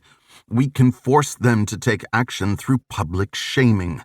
But we need to move before it's too late. Novak swallowed hard. It might already be too late. So is that a yes? Fine. But I don't want you taking any unnecessary risks. If it's dodgy, we call it off. We'll try something else. Great. Robbie hustled toward the hallway. I've got to get a flight back to North Carolina. Chapter 19. Cut! Blake hollered from the bottom of the stairs. Ima, come down here for a minute. Team meeting. Coming, Ima called back. Cut? One sec. In the great room, Haley, Fez, Griff, and Kook had already settled into the sectional. Blake went into the dining room and dragged out 2 of the Kingwood chairs. He positioned them in front of the fireplace and sat on the left. Through the windows, the landscape lights mingled with their own reflections. Glad to see you made it back, Kook, Fez said. I thought maybe a poker table ate you. Kook chuckled. That's why I'm back. That reminds me, you got $5 I can borrow? How's the sightseeing business? Griff asked. Fine. How's the new car? Fast as hell. You've got to check it out. I don't know, Fez said. If I'm going to spend $80,000 for a car, I want it to come with an engine. At least when I roll in now, I don't rattle the windows like Mick. That's fair, Blake said. 6 months earlier, Blake had traded in his Challenger for a newer model. The SRT Hellcat Red-Eye Widebody's 6.2-liter Hemi V8 put out 797 horsepower and the decibels to match. Ima flittered down the stairs. Where should I sit? Wherever you want. Is Cott coming down? I don't know. She slaughtered into the open spot between Fez and Kook and patted Fez on the knee. Blake noticed Ian sitting on the top step. Hey, bud, you want to join us? Can I? Team meeting, Blake said. You're part of the team, aren't you? Don't encourage him, Ima said. He already believes that. Yes, I am. Ian ran downstairs and climbed over the back of the couch. He squeezed between Fez and Ima, then slid onto the floor by his mother's feet. What's the meeting about? Haley laughed. We thought you were going to tell us. There he is, Griff said as Cott appeared from the upstairs hallway. Right on time. Cott held his arms up while he descended, one dramatic step at a time. It was an entrance worthy of a debutante at the Queen Charlotte's ball. Behold! Haley craned her neck to watch the show behind her. Oh my God, you shaved. Holy cripes, Fez said. You don't look like the Chechen man anymore. You look weird, Ian giggled. Ian, that's not nice. Ima put her hands on his shoulders.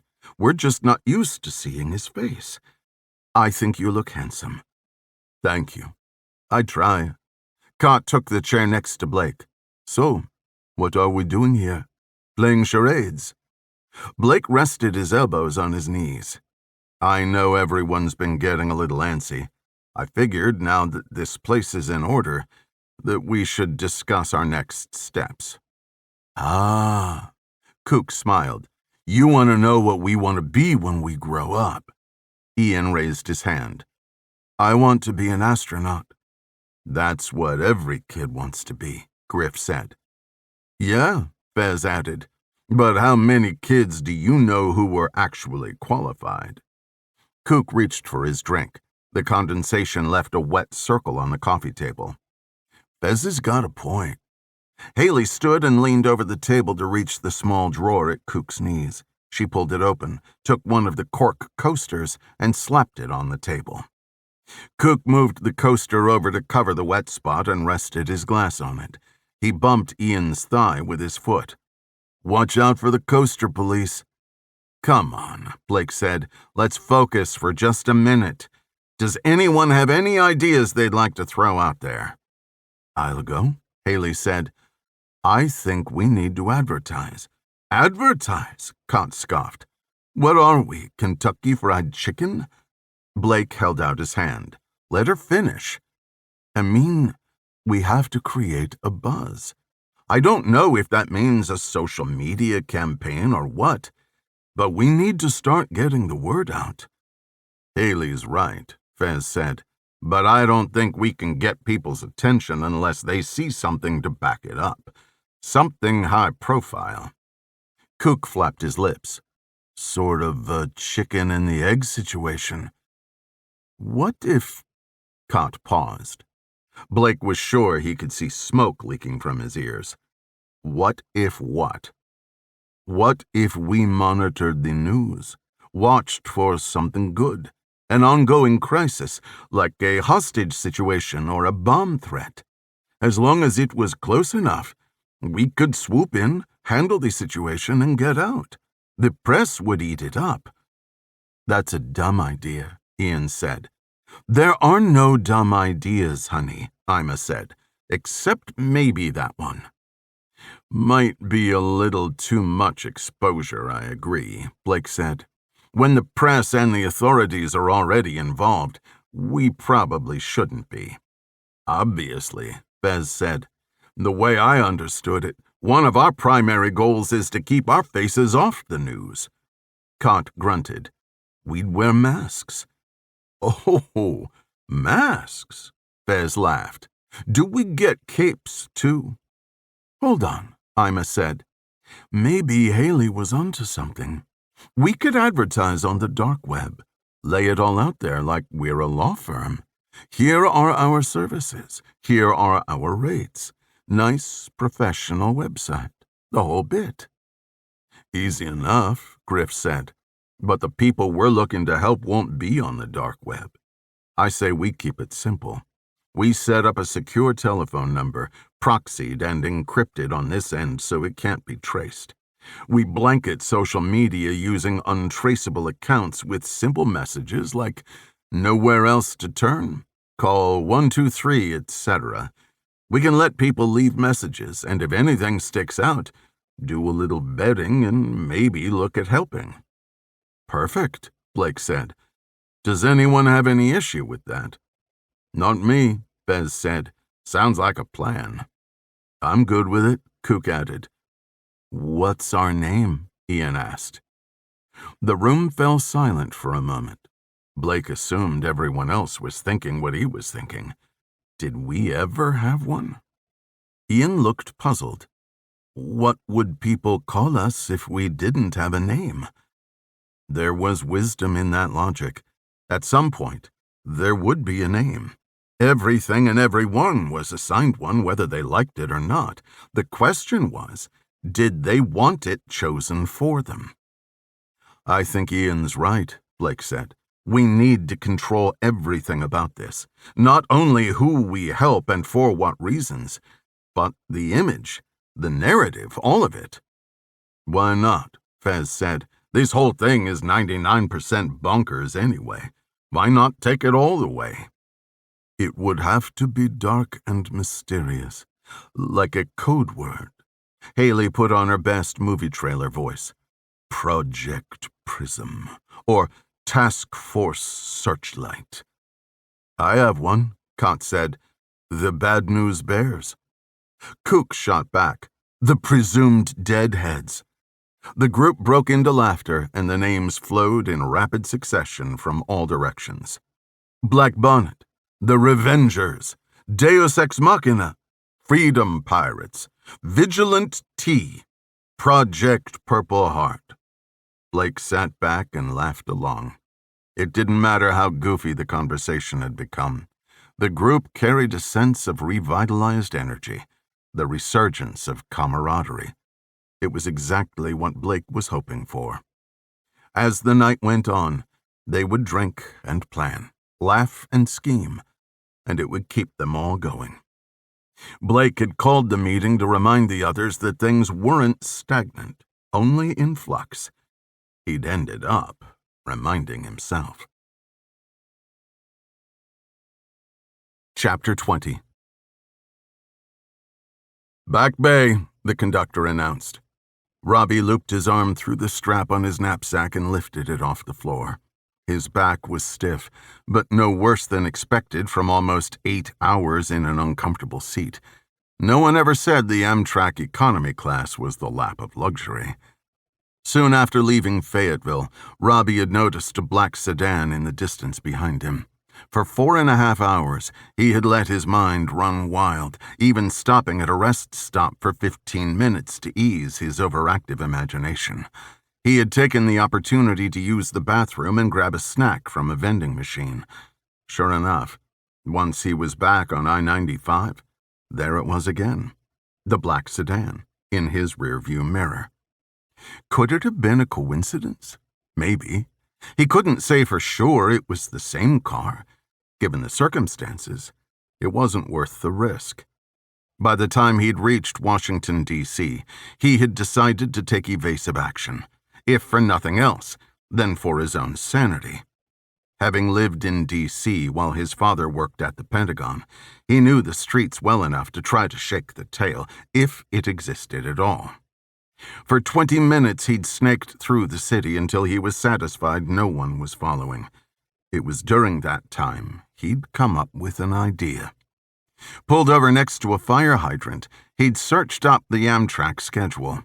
It was already after 3 in the afternoon and behind schedule. The 1:55 train out of Union Station fit the bill close enough.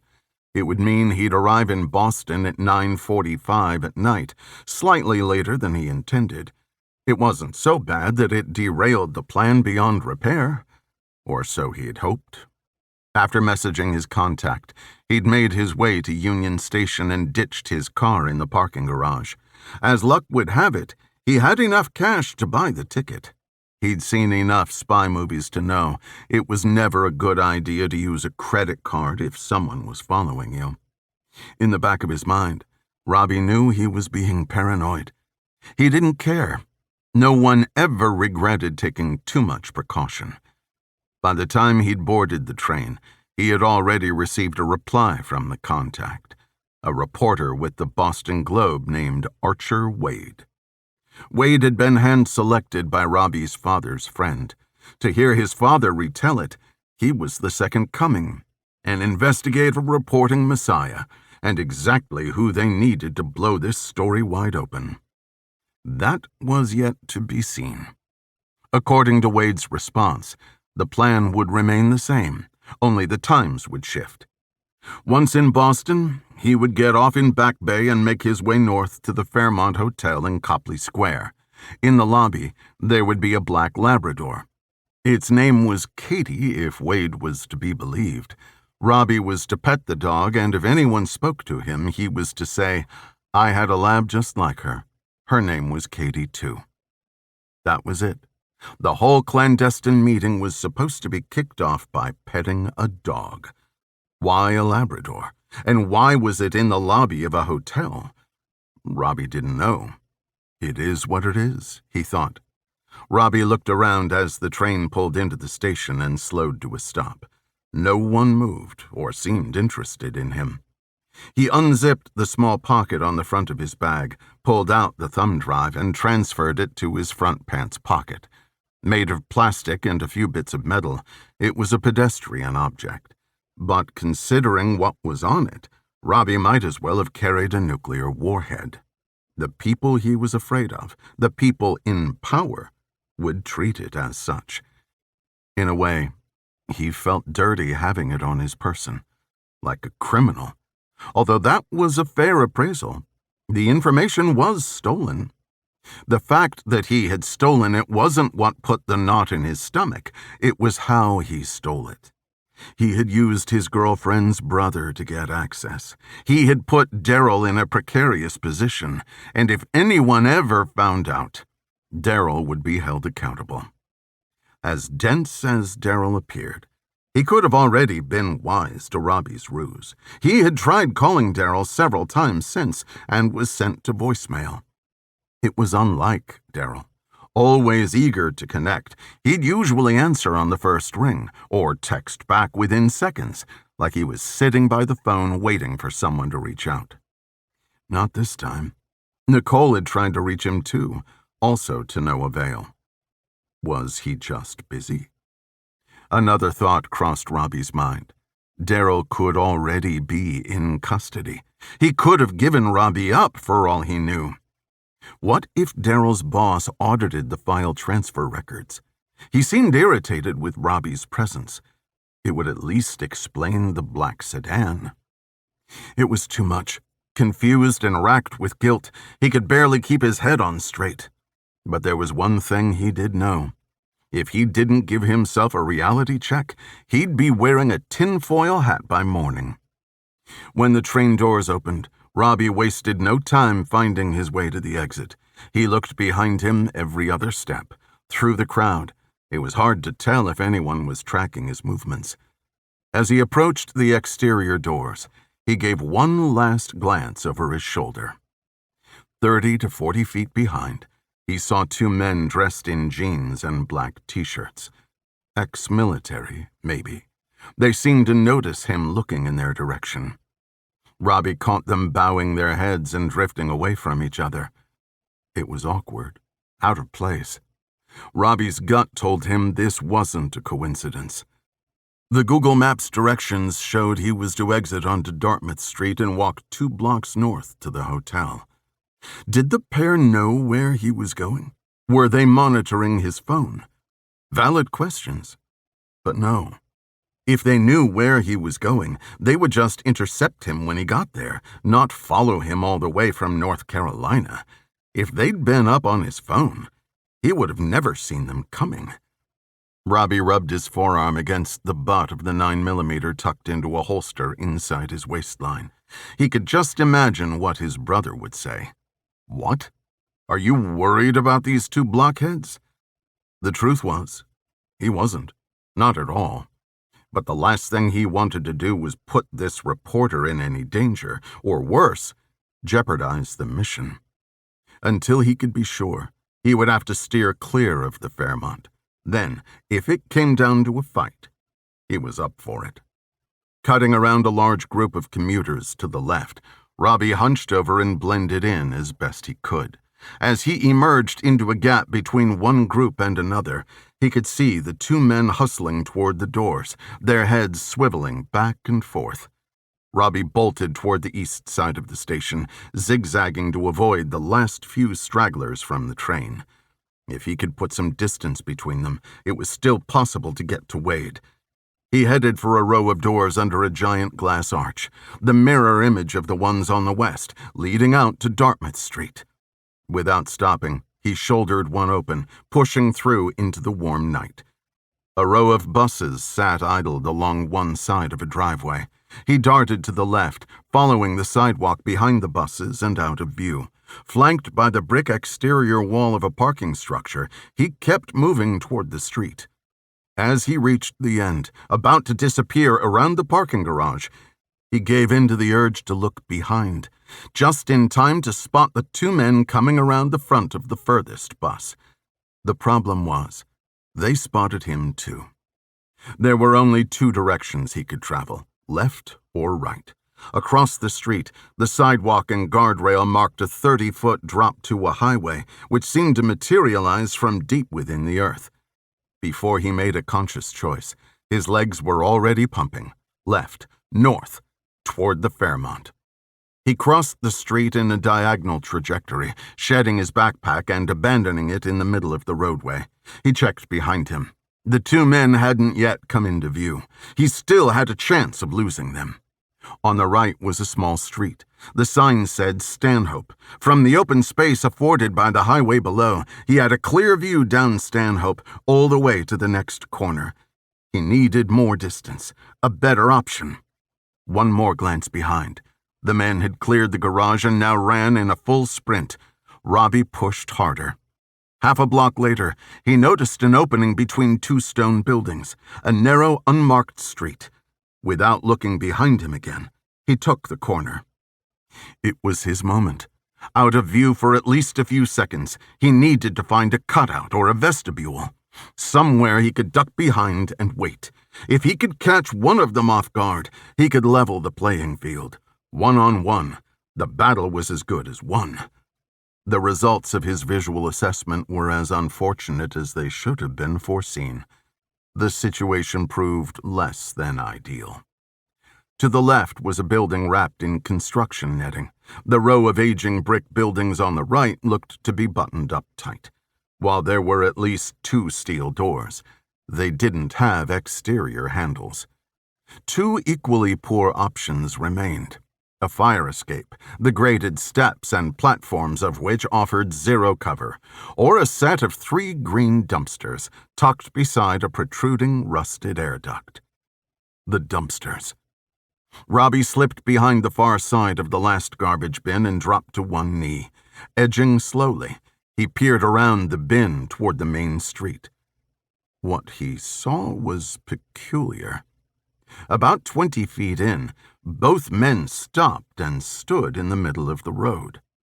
Keeping his eye on the men, Robbie reached into his pocket, pulled out the thumb drive, and squeezed it in his palm. He looked around for a place to hide it, somewhere he could be sure it would be safe until he returned to retrieve it. Attached to the building, he saw a downspout, an inch from the edge of a dumpster. The flimsy sheet aluminum was battered to the point where the open end was almost crimped shut. Robbie shoved the thumb drive as far inside as his fingers would reach, then lifted his shirt, removed the Glock from its holster, and crept over for another peek. He wasn't sure what he expected to find. Either the men would be bearing down on him, or maybe they'd left altogether. What he found was neither. The men held their position. What the hell? If this was a waiting game, he could play it for days. Why, though? What were they waiting for? The answer came from behind, separated into several distinct and horrifying parts. Before he registered the sound of the booming report, he heard the ping of the bullet ricocheting off the metal after it passed below his right shoulder blade. Next came the searing pain, the blood, the gasping wheeze of his perforated lung, all in one instance, and eons apart. Robbie spun around and pressed his back against the cold steel. The 9mm bounced off the pavement. His right arm hung useless at his side. He could see 2 more shadowy figures, 50 feet down the poorly lit alley. They advanced on him. That's what they were waiting for. Backup. With his left hand, he reached over his right thigh, picked up the pistol, pointed, and pulled the trigger twice. The 2 additional men scrambled for cover. They found it behind a parked sedan. Robbie waited for a glimmer of movement. When he saw it, he fired again. Glass shattered. 11 more shots. It wouldn't be enough. He was exposed, incapacitated, struggling to breathe, and 2 men covered each direction. The silhouette of the car broadened as one of the men poked halfway out. Robbie lifted his pistol. He was fading fast. Steady. From over his shoulder, 2 hands reached in and twisted the gun out of Robbie's grasp. Robbie groaned and let his left arm drop to his lap. Legs outstretched in a pool of his own blood, Robbie used his remaining strength to turn towards the man hovering over him. His vision had started to blur, but he could make out the man's features. One feature stood out. A long, nasty scar stretching from one side of his face to the other. "I know you, I think." The man crouched down, eye to eye, and shoved the muzzle of Robbie's own pistol against his forehead. "Where is it?"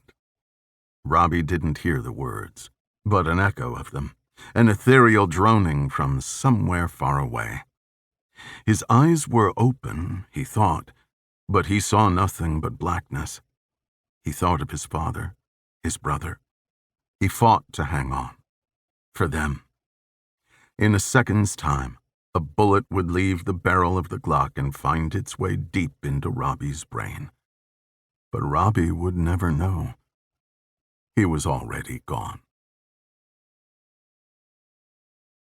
Chapter 21. Archer Wade stood with his hands in his pockets. Yellow crime scene tape flapped against his abdomen. 20 or 30 feet ahead, a body lay on the pavement, shrouded by a white bedsheet and bathed in the warm glow of dawn. The latest contribution to the city's crime statistics. As cities went, Boston was tame. With around 50 murders per year, violent incidents still garnered fleeting attention from the press and the public. This one seemed to have enticed more networks and publications than usual. Back Bay was a safe area compared to some of the seedier sections. People tended to feel comfortable walking its streets at night. Word of this case was sure to spark fear among the residents, and fear was what the news was selling.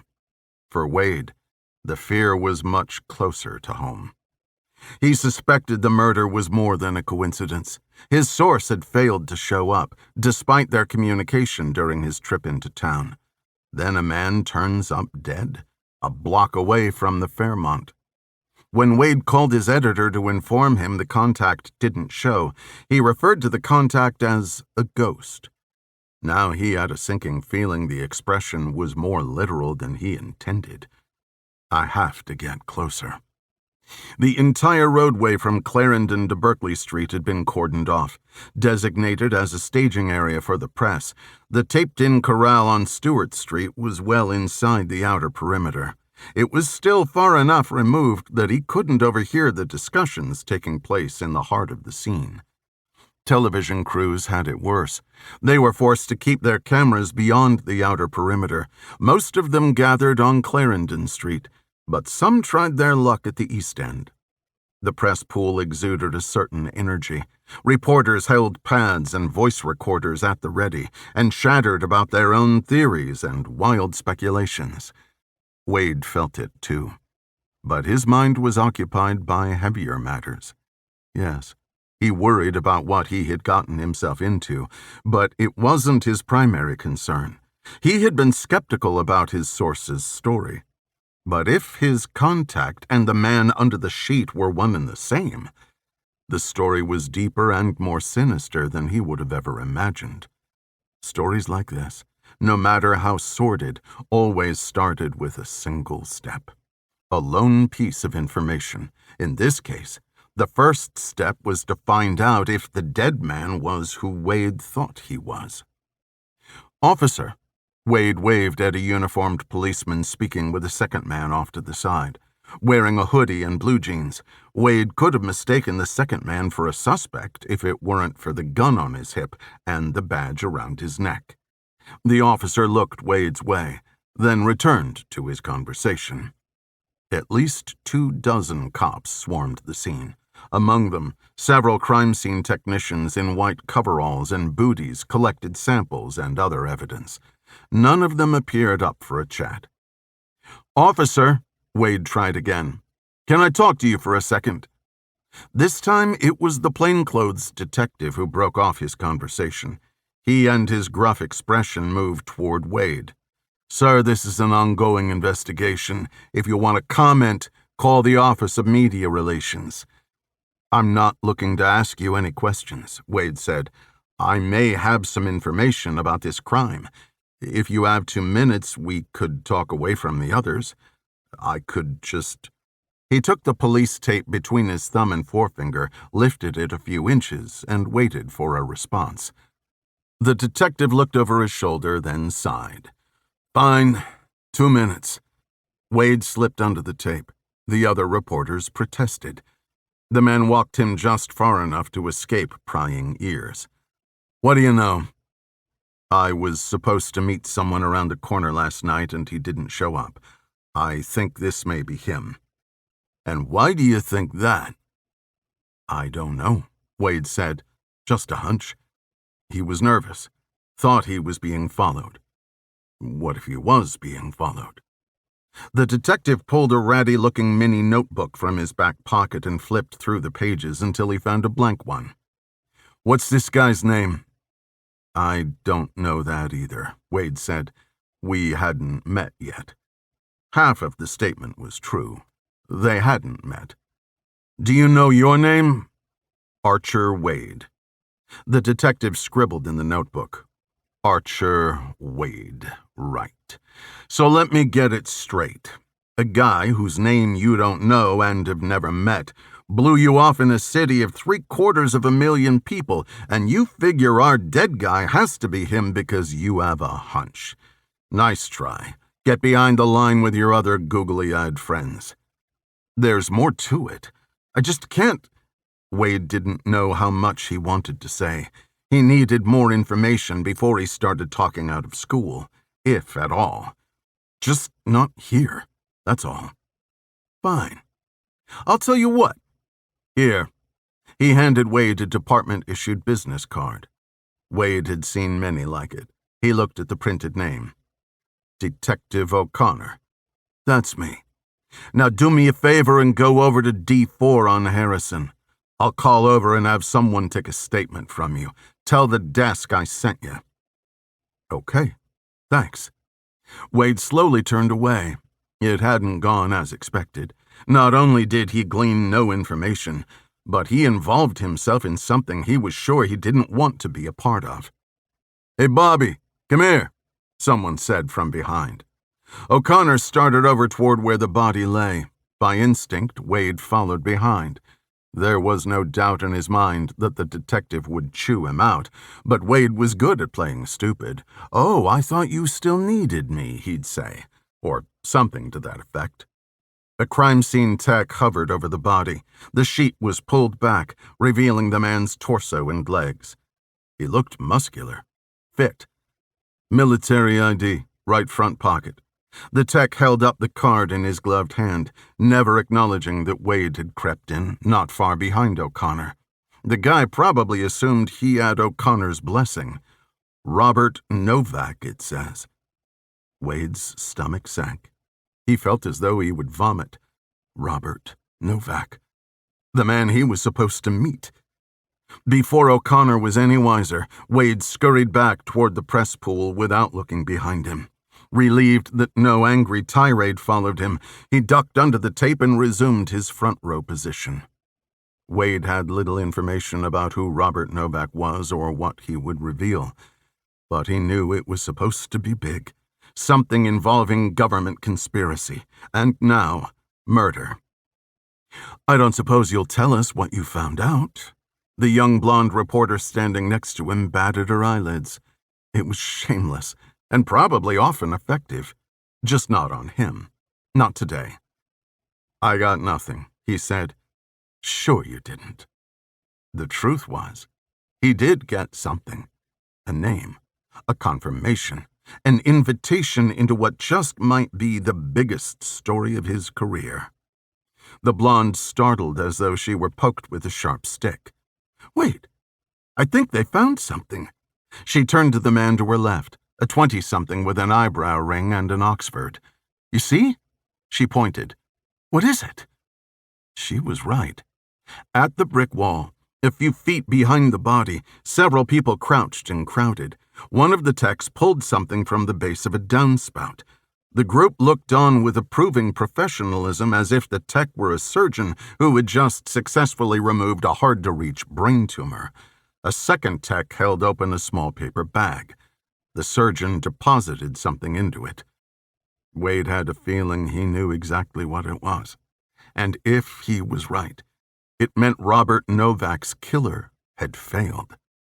Still clutching the business card in his left hand, he brought it toward his waist and smoothed the creased paper with his right. A minute ago, he had no intention of following O'Connor's directions. Now, the situation had taken an abrupt turn. He would give that statement, and he would find out what was in that bag. Chapter 22. Next in line, Wade abandoned the online Boston Globe news feed and dropped his phone into his pocket. He tapped his foot and looked at his watch 3 times before the guy in front of him with the floppy green mohawk and matching lipstick even picked up the wall-mounted phone. If patience were the only virtue in life, Wade would have had to chalk himself up as depraved. When Wade arrived at Boston Police Headquarters, there had been 4 people in front of him.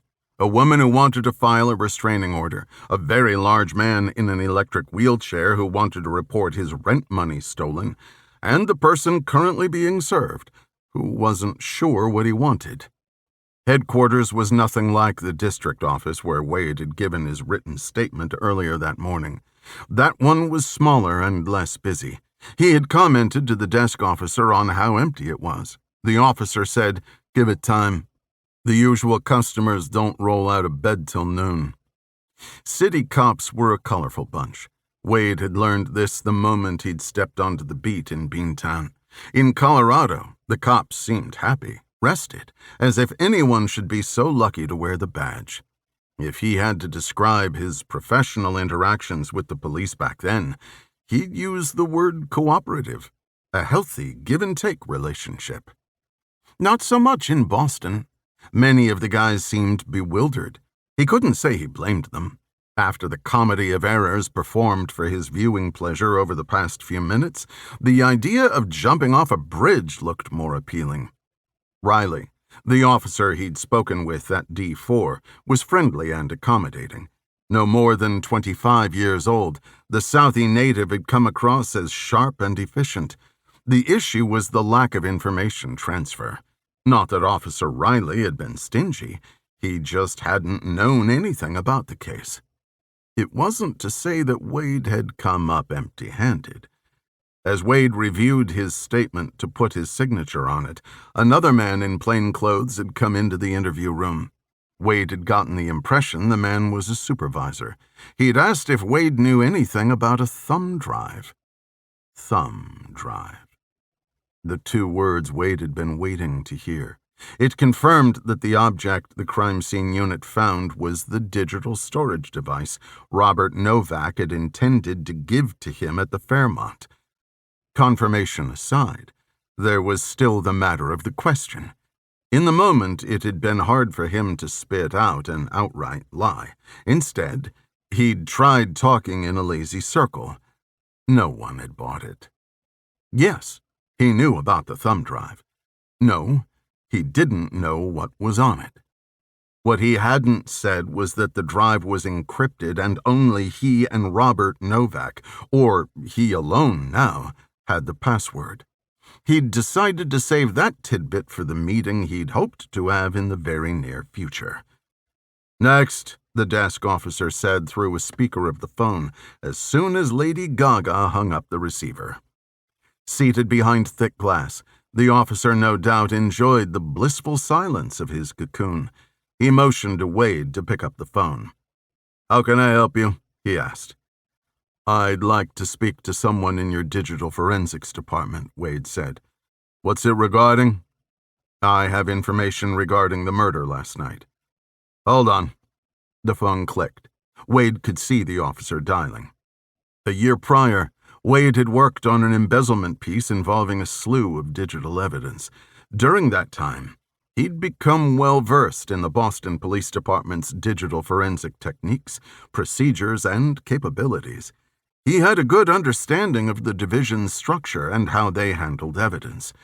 This experience had given him confidence that he'd come to the right place. Beep. A new voice came on the line, 10 times higher and 1,000 times sweeter than the officer in the oversized fish tank. "Jones," she said. "Hi, is this the Digital Forensics Department?" "That's right. Who am I speaking with?" "My name is Archer Wade. I was hoping to speak to you regarding the murder last night, if that's possible." "I'm listening." "On the phone? I mean, are you in the building?" Wade looked around as if he would find her waving back at him from a duplicate wall-mounted phone at the other side of the lobby. "What's this about?" "It's about a thumb drive found at the scene.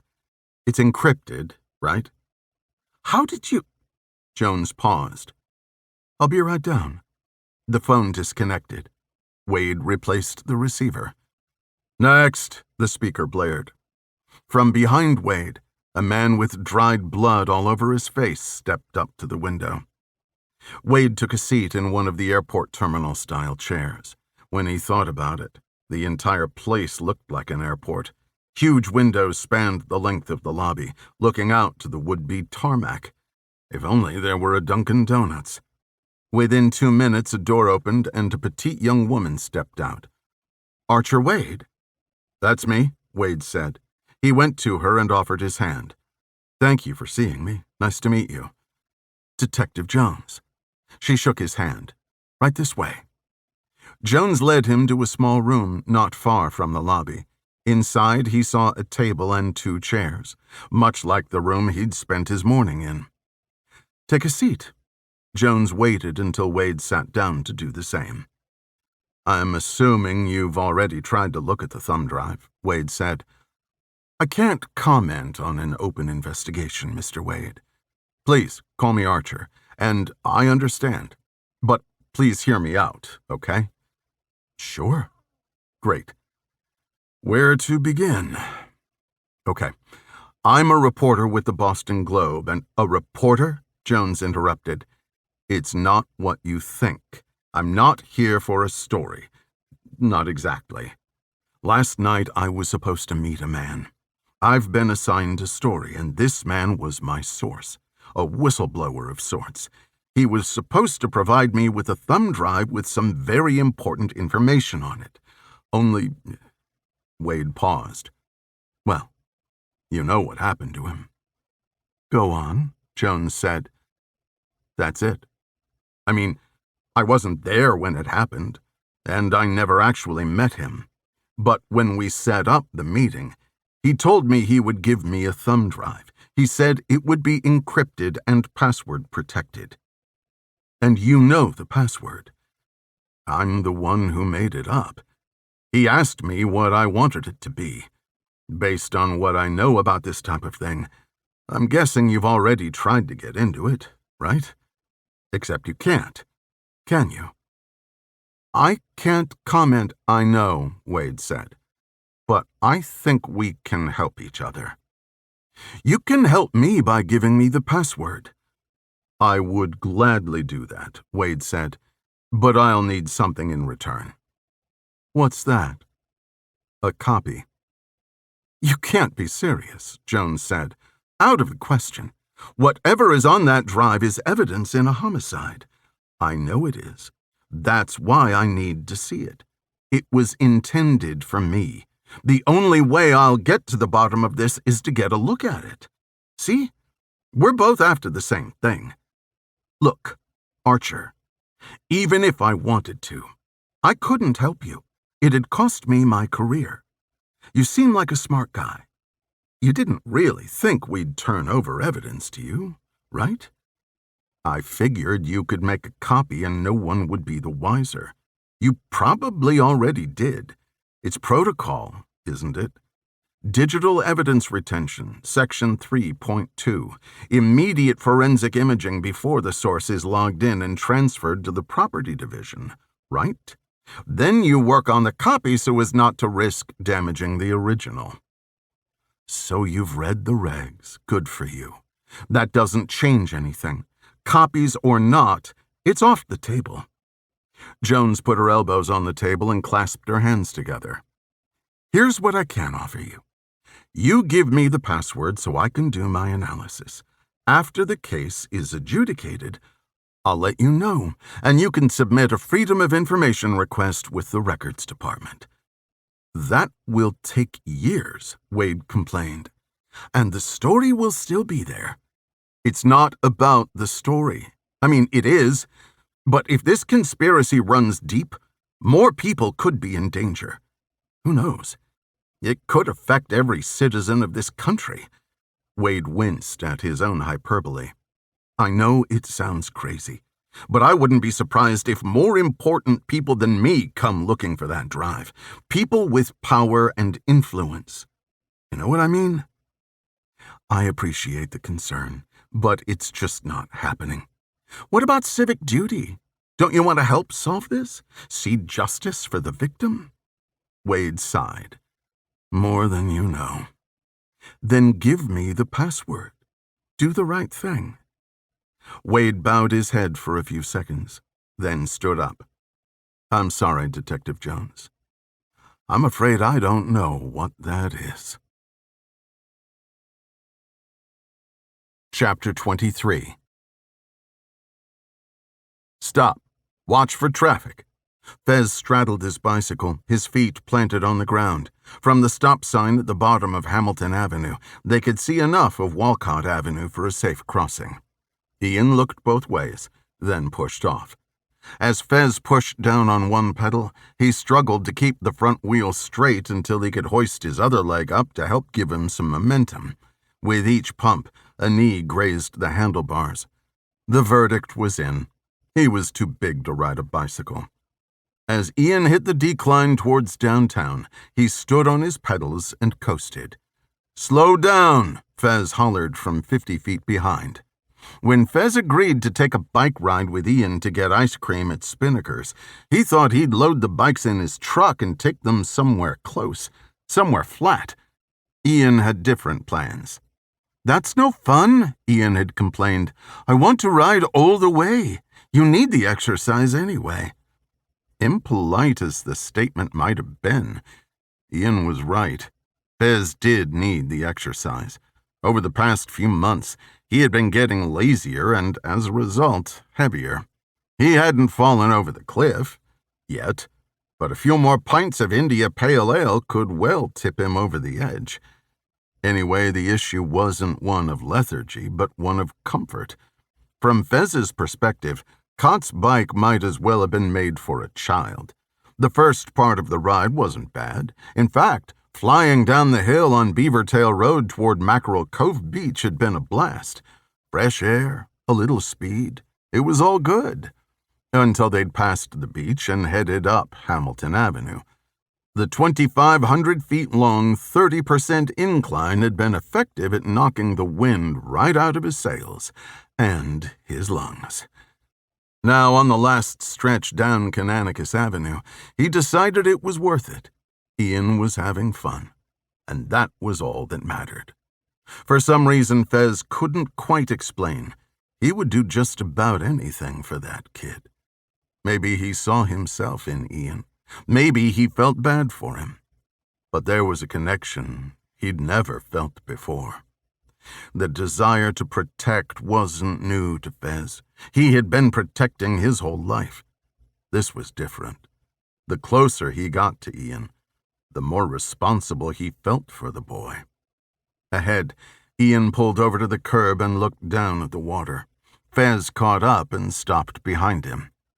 Can we do that? Fez looked in the approximate direction Ian was looking, the piers, jutting from behind and to the south of the main marina building. What? The boats? We can go out on ours anytime you want. No, Ian said. The kayaks. On a small floating dock attached to the taller pier by a wooden ladder were several red and yellow kayaks, tied off in a row. Two people in oversized life jackets climbed into a tandem. The sign, affixed to the piling, announced that the small paddle boats were for rent by the hour. Sure, we can do that, Fez said. Why don't we buy a couple of them for the house? You and I can build a rack down by the beach. It'll be fun. Are you sure? I've never been on a kayak. What if I don't like it? What's not to like? Fez figured this sound logic. Anyway, how much can a couple of tiny plastic boats cost? Ian shrugged. I don't know. You know, I get it. It'll take some getting used to, but you don't have to worry about money anymore. We can do anything we want to. Ima had told Fez about her time in the United Arab Emirates, how Ian had owned only one pair of shoes. Now he could have several closets full if he wanted. You'll be able to go to college, move away, start a life of your own someday. I don't want to go to college. I don't want a life of my own. I'm part of the team.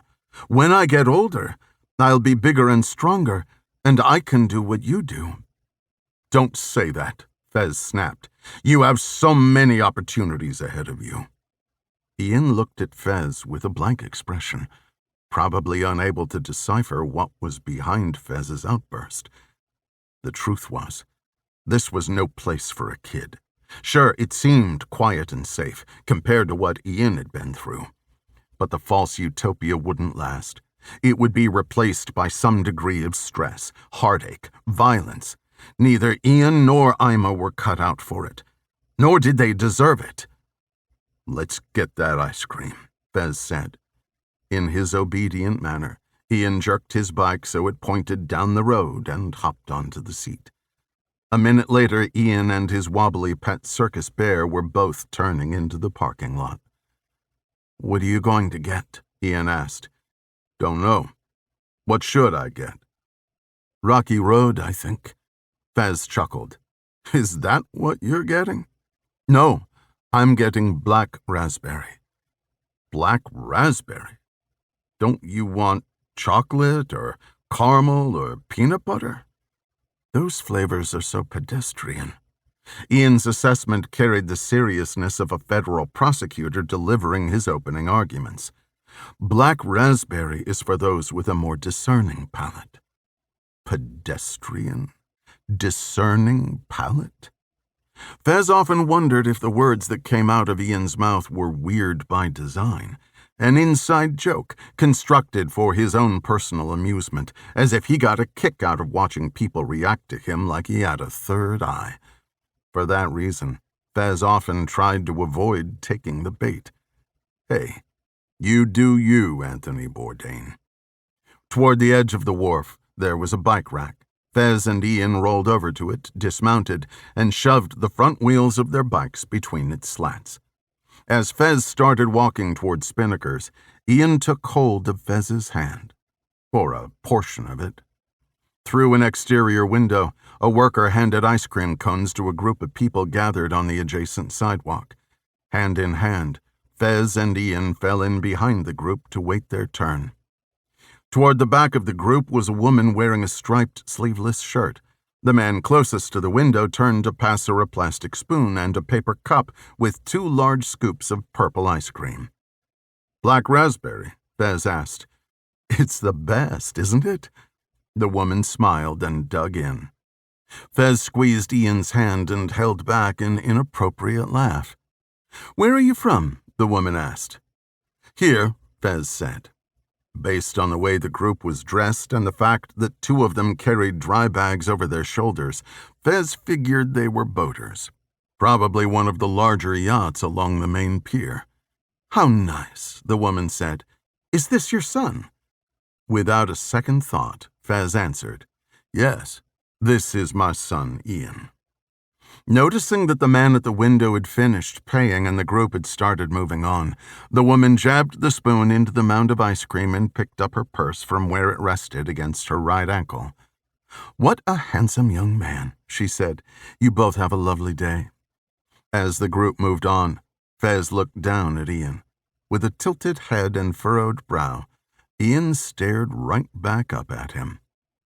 Fez worried that he'd freaked Ian out with his response to the woman's inquiry. Ian was not his son, but Fez would be damn proud if he was. Still, he realized Ian might think it presumptuous. Fez crouched down until he and Ian were at eye level. "Hey, I didn't mean anything by that. I mean, I hope you don't think I—" Ian threw his arms around Fez's neck and hugged him tight. Chapter 24. 100%.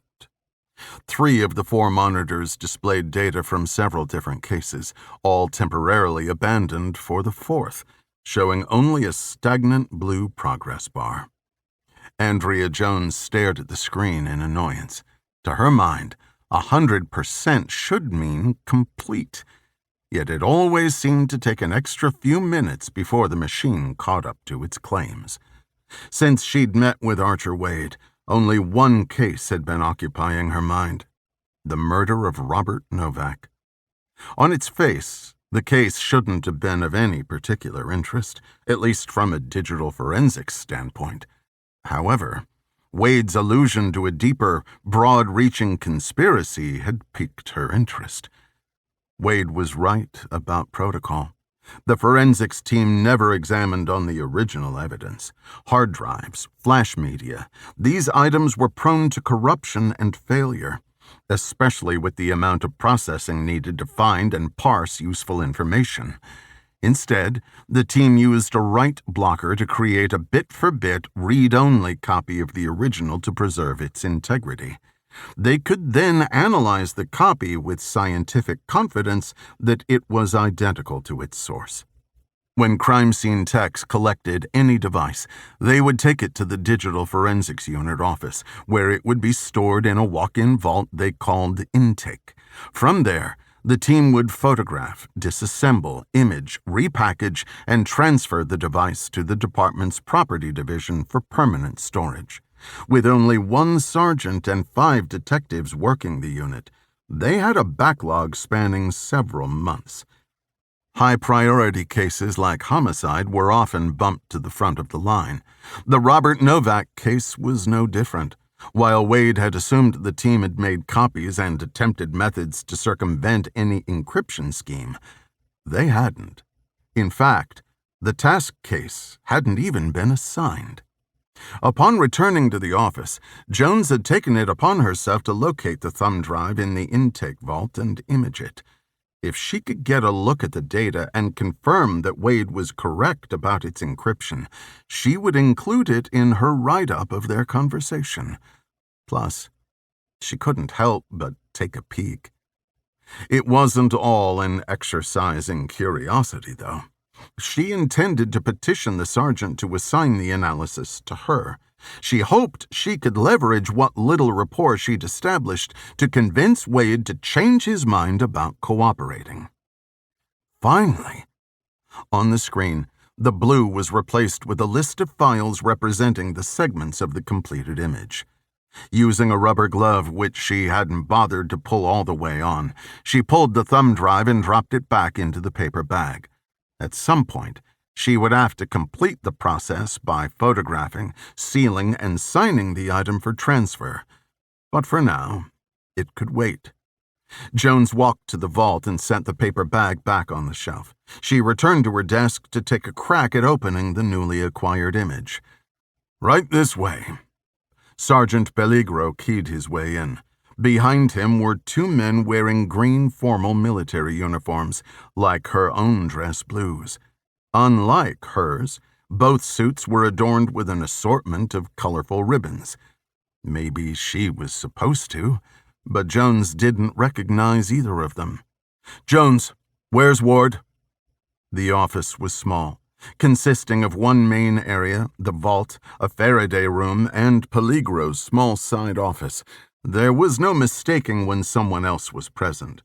Of the 6 L-shaped cubicles that made up the main area, Jones's was the only one occupied at that moment. "I don't know," Jones said. "Everyone's out. Burgess is up in the north end helping A1 get video from a break-in. Rodriguez is— Never mind.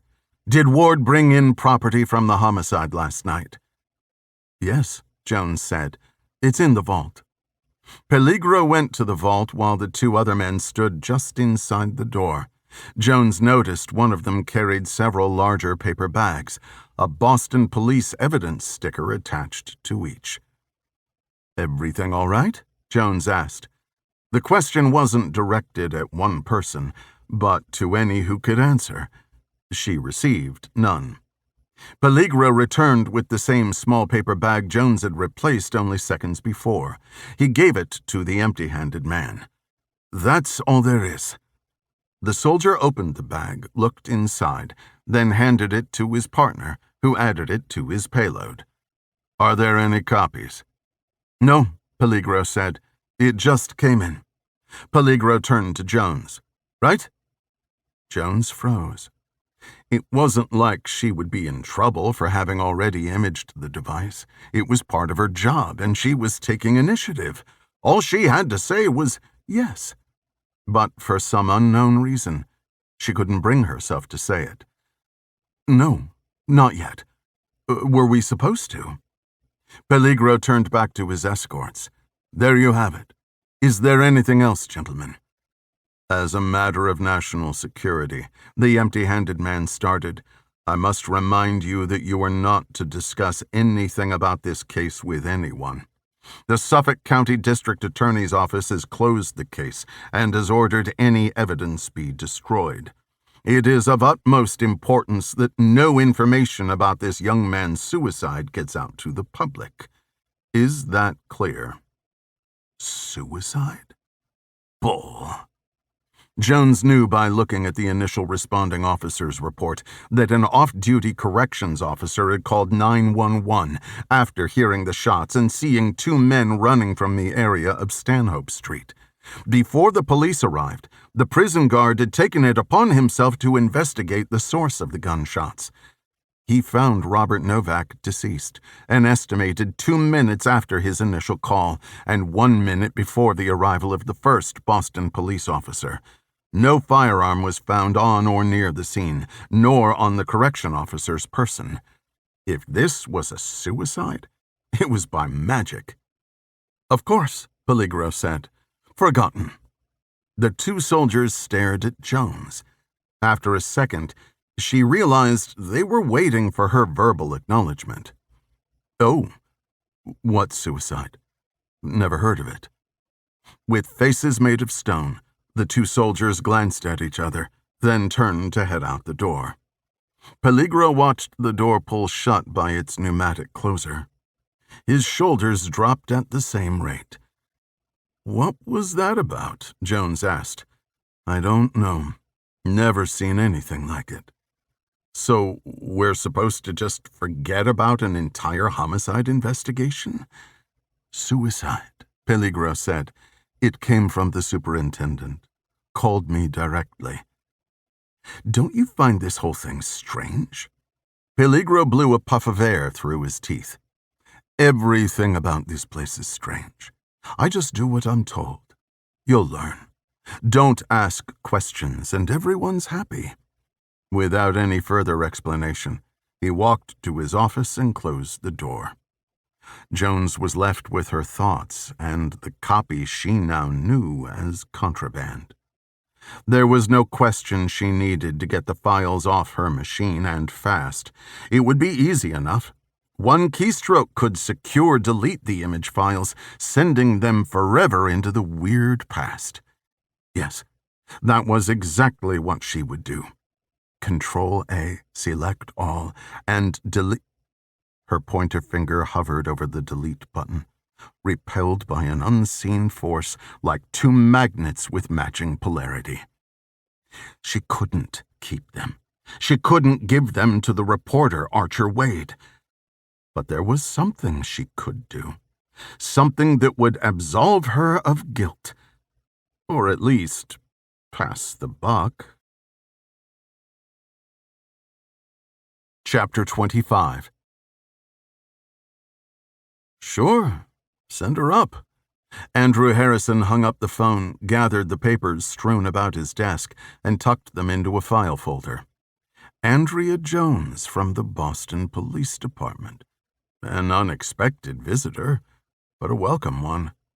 The last time Harrison had spoken with Jones, she was on loan to one of the FBI's cybercrimes task forces. Made up of federal, state, and local law enforcement agencies, these task forces were meant to foster cooperation between jurisdictions. The municipal and state officers, temporarily sworn in with federal arrest powers, would take the lead on cases that originated in their own jurisdictions. When Harrison had first met Jones, she had been working a high-profile bank fraud. Since many of the target's assets had been in Massachusetts and Rhode Island, Harrison had found himself overseeing much of the investigation. He'd been impressed with Jones's work, and even helped her out by asking Blake Brier to help track down the international bank accounts. Blake passed on the information he'd found to Jones as an anonymous tip. Eventually, after arresting the suspect, both Jones and Harrison had reaped the benefits of a job well done. This was a favor Harrison had yet to repay to Blake. Harrison opened the door and waited for Jones to step off the elevator. He called across the bullpen to her. "Andrea, hi, come on in." Jones snaked through the desks, waving at a few people she recognized, then joined Harrison in his office. He shut the door behind her. "What are you doing in Providence? How long are you in town?" he asked. "I'm not in town. I mean, I am, but I just drove in. I was hoping to catch you." Jones motioned to one of the two green 1970s-style chairs in front of Harrison's desk. "Do you mind?" "No, of course. Sit." Harrison dropped in behind his desk. "You didn't come all the way down here to see me, did you?" "I did." Harrison liked the young woman. He'd even say they were friends. But they had never gotten together outside of work, and he would never have dreamed she would make a special trip to visit. Something was off. He could feel it in his bones. "Is everything okay? Do you need help?" "Something strange happened, and I just can't stop thinking about it. I needed to talk to someone, and I know I can trust you." "Sure you can." Harrison took on a soothing, drawn-out tone, hoping to allay her visible anxiety. "What's wrong?" "If I tell you, you have to promise you won't tell anyone. I could get in big trouble, not just with the department. I mean, this could be serious." Harrison wasn't sure he wanted to make that promise. What if she told him she had kidnapped someone and had them in the trunk of her car? He wasn't trying to sign himself up to be an accomplice. But he felt he knew Andrea Jones. He trusted her good nature and moral compass. Plus, what was he going to say? Sorry, go somewhere else?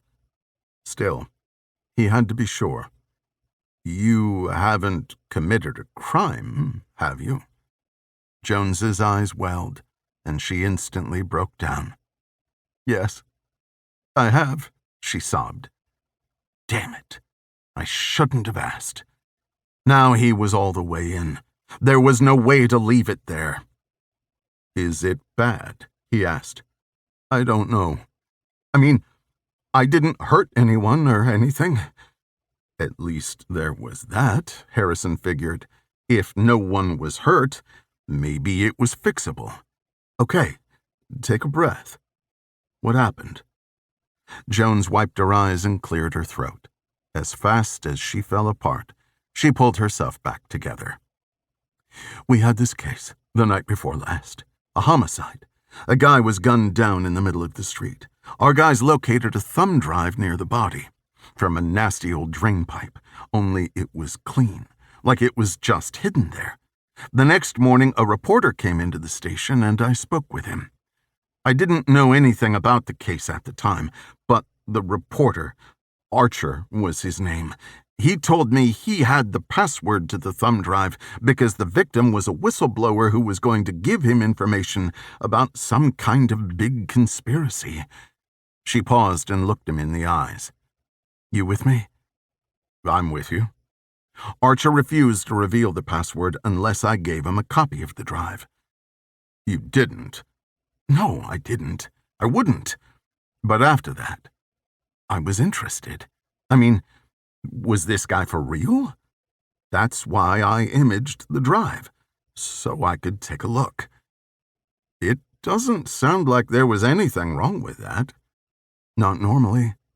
But right after that, the military came in and confiscated everything to do with the case, every piece of evidence, every report. They made the whole thing disappear. They said it was for the sake of national security. Harrison was no stranger to keeping secrets in the name of national security. As part of the job, he retained a top-secret security clearance. Cases involving terrorism or espionage were deemed classified, and the information and materials were handled as such. Jones herself had to be cleared when she first joined the FBI task force. Still, he had never heard of the military coming into a municipality to confiscate evidence. Sure, it was possible Jones was mistaken, but given what he knew about her, it wasn't likely. They asked me straight to my face if I had any copies. She paused, and I said no. You did? Why? I don't know. I guess I felt like it wasn't right. Like they were trying to hide something. Yeah, Andrea, that's what classified means. No, listen to me. This isn't about classified information. This is something else. They were trying to cover their asses. Whatever is on that drive, I think a man got himself killed over it, and I'm pretty sure our own military is involved in the murder. Harrison took a deep breath. You didn't destroy it, did you? Jones bowed her head, then pulled a purple USB stick from her packet and tossed it onto Harrison's desk. It clattered against the dark wood veneer. I couldn't give it to the reporter. If he used it for his story, that'd put my ass on the line. So, I thought I could give it to you. Me? Why me? What am I supposed to do with it? Remember the LaRoche case? When I got that tip about the bank account numbers? I know that was you. What was me? I overheard you on the phone with someone, asking them to look into it. Plus, the way you acted when I told you about how I got the information, I could just tell you already knew. Harrison leaned back in his chair and chuckled. Oh, Andrea, you don't miss a thing, do you? As it turned out, she was better at keeping a secret than he thought. You want me to reach out to my guy? Even if you find out what's on it, you can't do anything about it. The best you can do is go home and forget it ever happened. I don't care if you give it to your guy or smash it to bits. I just needed to give it to somebody, to get it off my back. I figured, since you were willing to go outside the law in the past, I could trust you. Or maybe you'd want to investigate it. Either way, it's yours now. Do whatever you want. Harrison said nothing, just stroked his goatee. For a quiet moment, both of their attentions were fixed on the small plastic device sitting on the desktop between them. Two grand masters over a chessboard. Jones was the first to move. I better get going. Yeah. Hey, it was good to see you. You too. Thanks for listening. Sure. Harrison walked to the door and opened it for her. I think I will pass it on to my guy. Okay. she said. "But do me a favor. Don't ever tell me what you find."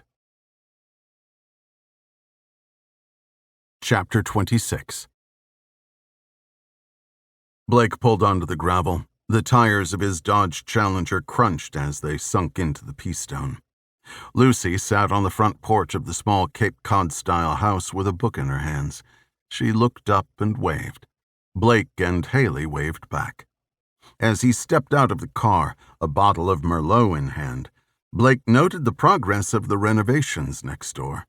Since the tragedy involving the former owner, a retired couple from Massachusetts had bought the place and completely gutted it. Most recently, the exterior had been finished.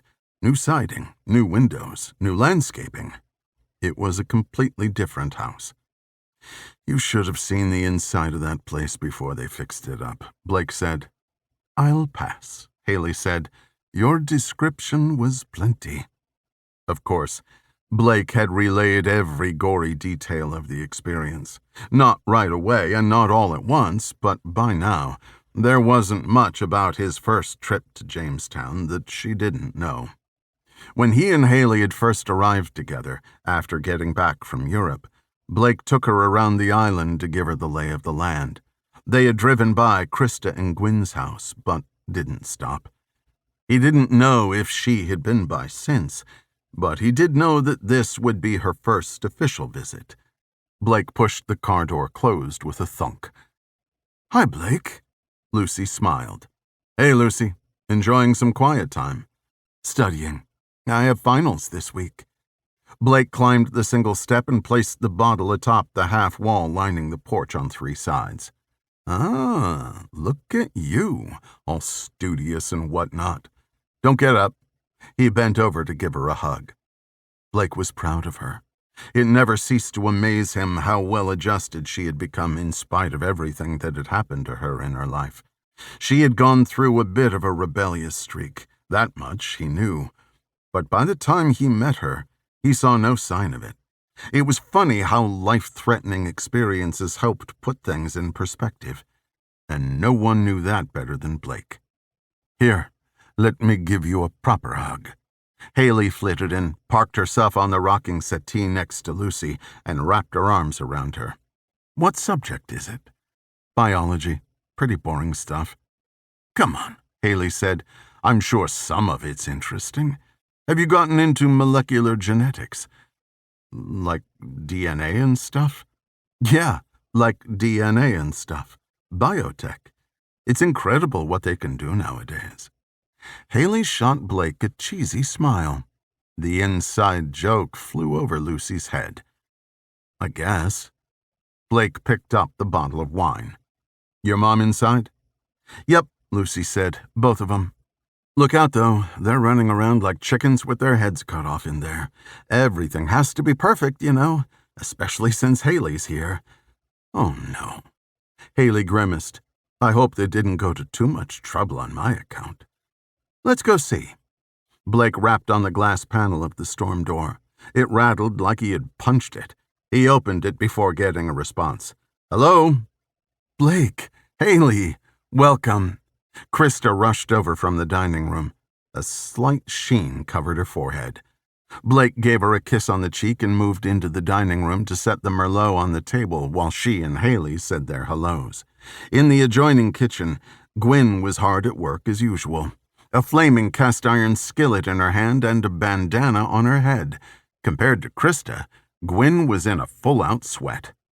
"Hi, Gwyn," Blake said. Gwyn used her free hand to blow Blake a kiss. "Almost done. Grab a drink. Hang out on the porch if you want. Krista will go out with you. I'm just finishing up." "Smells delicious," Haley said. "Thanks for having us."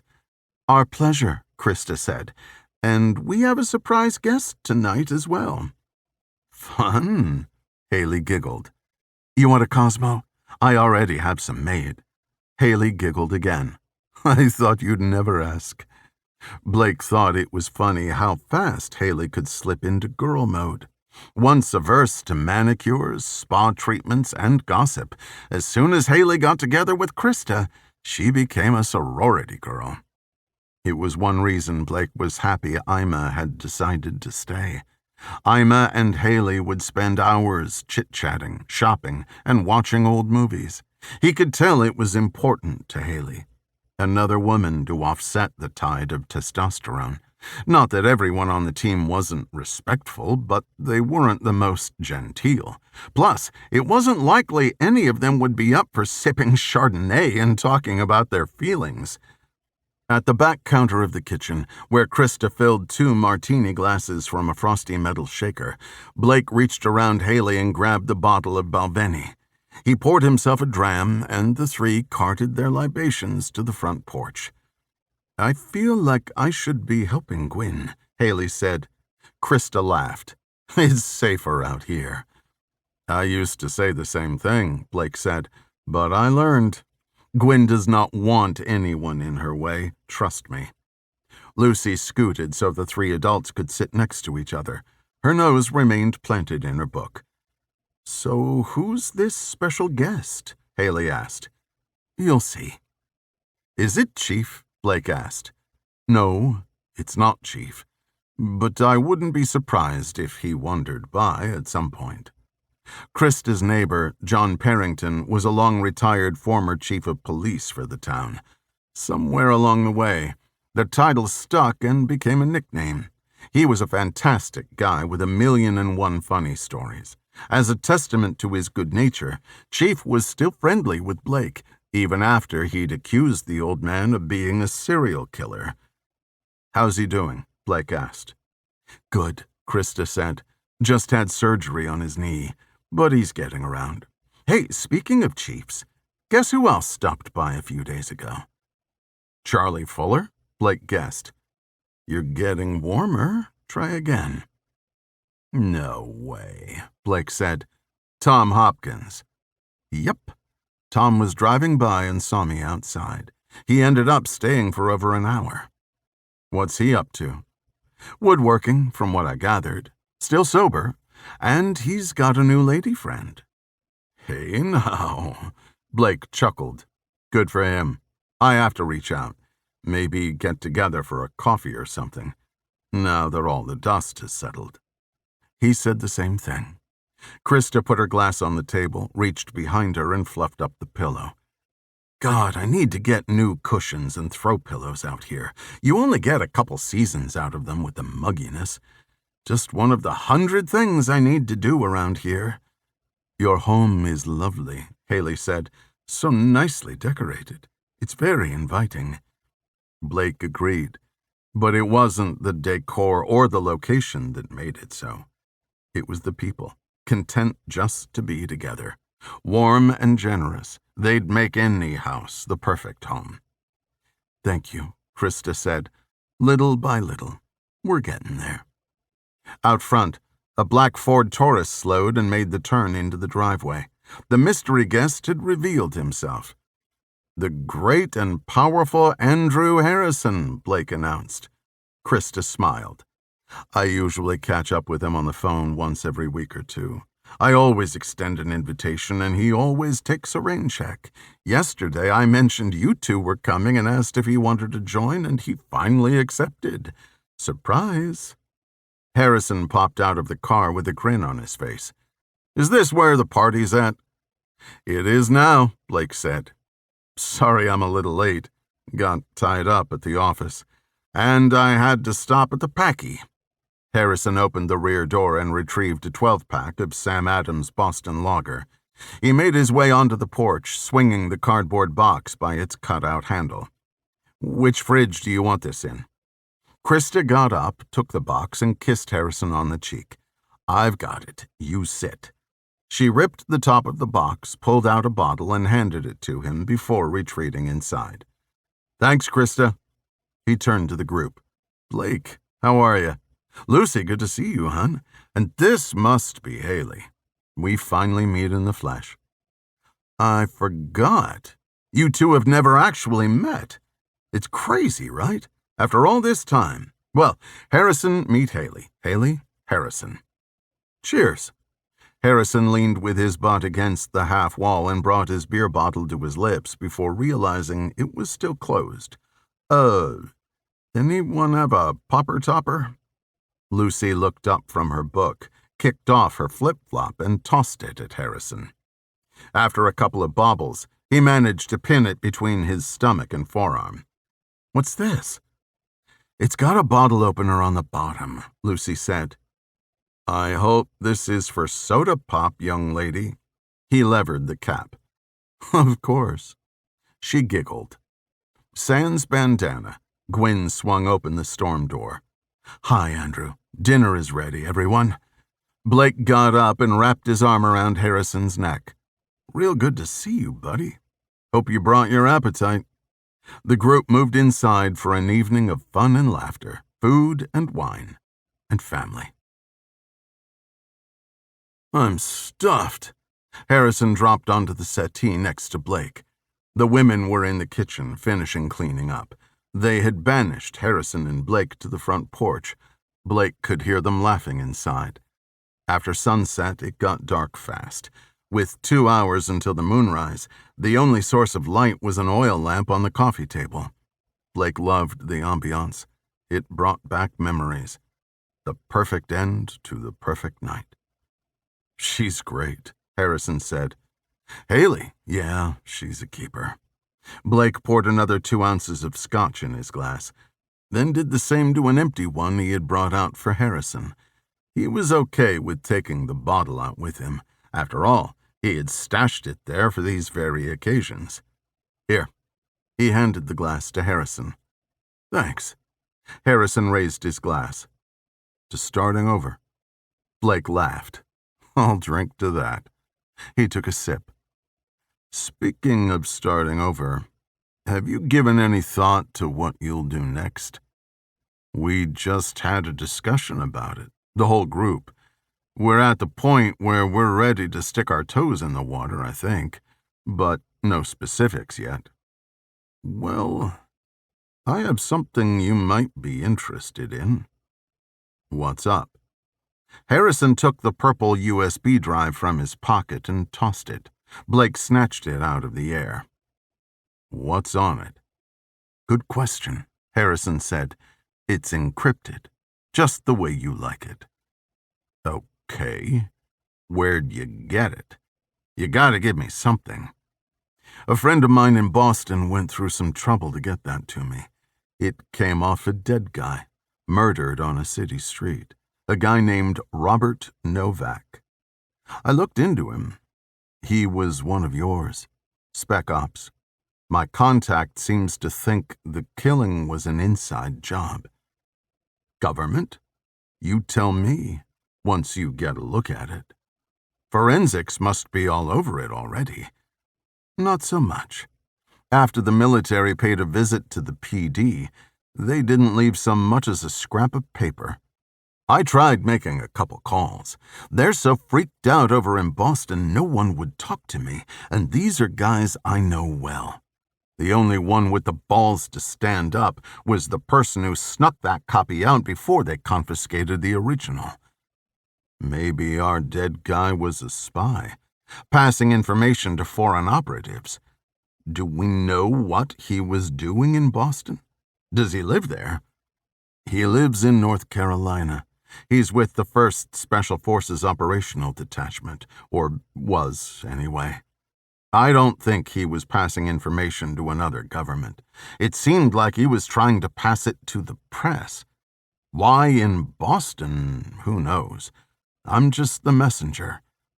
All right. I'm intrigued. Don't get too excited. It may turn out to be nothing. If there was a cleanup on aisle 7, it's not nothing. Anyway, it'll give us a chance to put the new system through its paces. I hope it's at least AES 128 encryption. Otherwise, it wouldn't be much of a challenge. Blake was being cheeky, of course. AES 128 would ensure that all the computers in the world couldn't decipher the key within any useful time frame. But if the data was being passed to someone, it was likely there was a memorable password, and non-random passwords were a whole different ball of wax. Well, you can go geek out over it all you want, Harrison said. Just let me know if you need anything from me. I owe you one. If this turns out to be what I think it is, I'll owe you. Big time. Chapter 27. Blake turned off Beavertail Road into the shared driveway. The big F-250 shuddered. He was no mechanic, but it didn't sound good. Hopefully it was benign. He would never hear the end of it if Fez's truck crapped out during the 2 hours Blake had borrowed it. In Blake's opinion, Fez got the better end of the deal. His challenger for Fez's truck. Also, Blake could take a run across the bridge to BJ's Wholesale to pick up 4 additional metal shelving units for the bunker. That was the plan, anyway. When Haley had found out he was going out, she tacked on several more items. Laundry detergent, bulk paper towels, a mammoth tub of vitamin C gummies. It didn't end there. Cott and Ima had gotten in on the action too. Before Blake knew it, he had been signed up for a full-on shopping spree. Even if he did a little faux complaining, he'd been fine with it. It had given him a chance to get out and run a couple of other errands he'd been meaning to get to. Rounding off the morning, he'd stopped at West Marine for the petcock he needed for the boat, and then at Starbucks for a pick-me-up.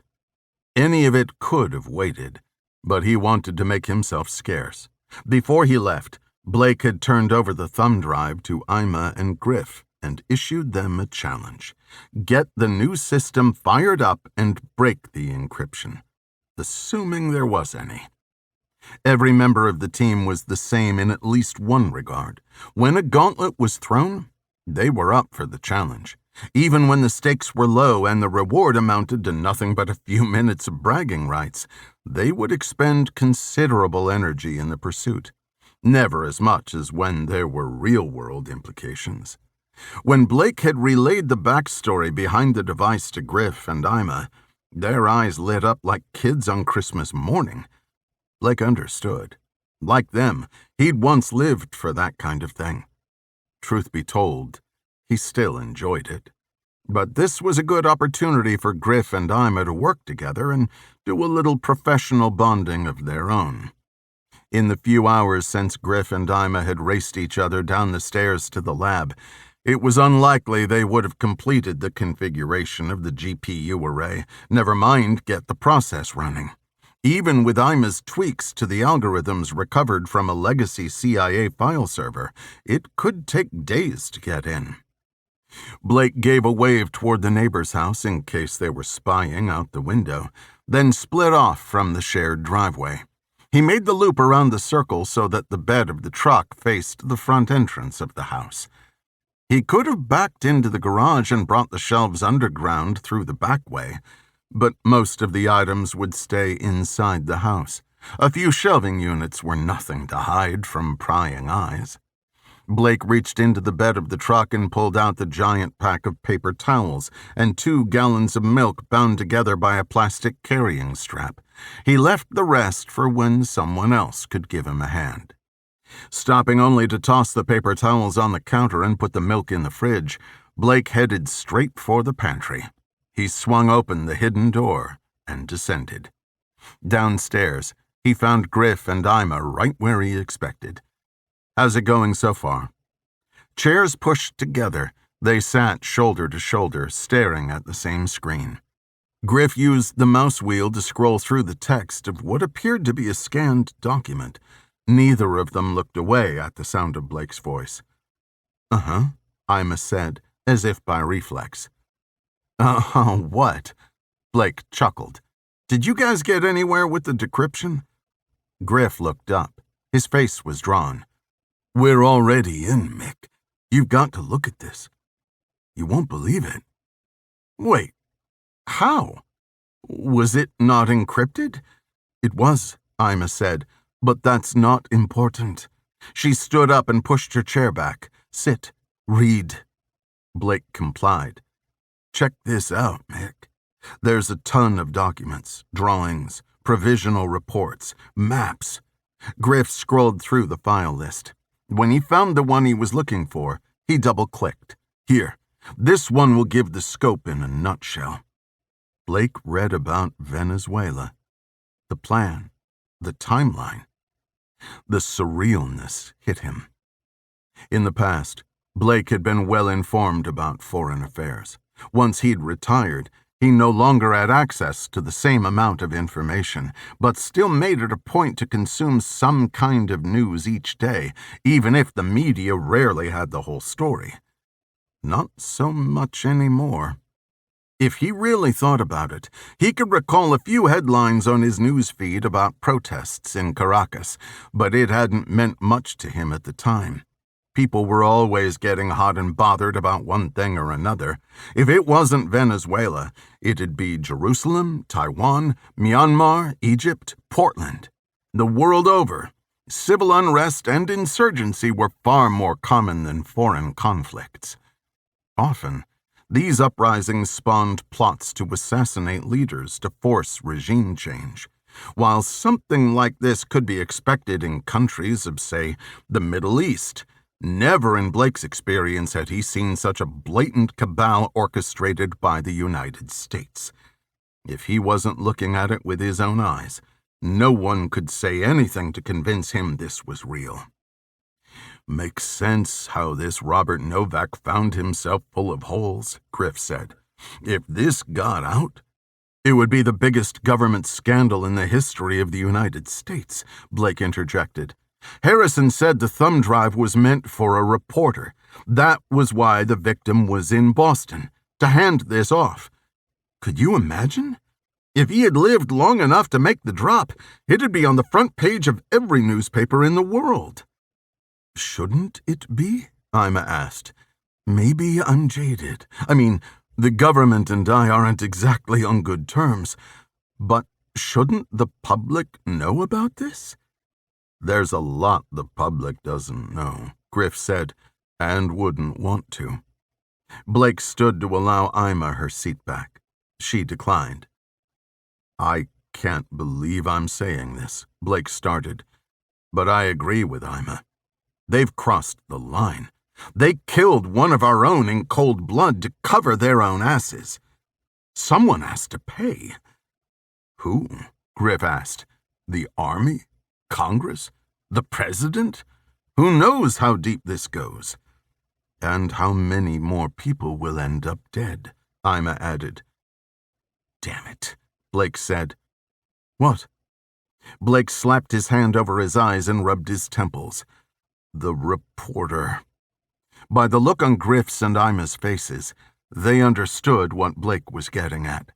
Whoever Robert Novak was going to meet was a loose end. From the perspective of those responsible, Novak might have already passed information that could implicate them.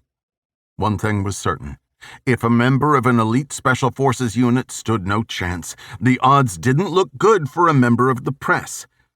"What do you want to do?" Griff asked. "We need to find the reporter, now." "We don't have the first idea who Novak was supposed to meet," Ima said. "We don't. But Harrison might." Blake took out his phone. "Griff, do me a favor. Round everybody up while I make this call. If we're going to do this, we'll have to move quick." He pressed Harrison's name in his contact list and brought the phone to his ear. "Let's just hope it isn't too late." Chapter 28. 56 minutes after Blake, Cook, Griff, and Haley loaded into Fez's truck, Blake exited I-95 onto South Main Street in Sharon, Massachusetts. It had been easy enough to track down an address. The hard part had been getting a name in the first place. On Blake's initial call, Harrison had confirmed that his contact mentioned the reporter's name, only he couldn't remember what it was. "Archer something," Harrison said with confidence, only to second-guess himself a second later. Eventually, after he'd reached his source, Harrison came through. "Archer Wade with the Boston Globe," Harrison reported, right before he gave himself a pat on the back for being close. Once they had the information they needed, it only took a few minutes to put a loose plan in place and get on the road.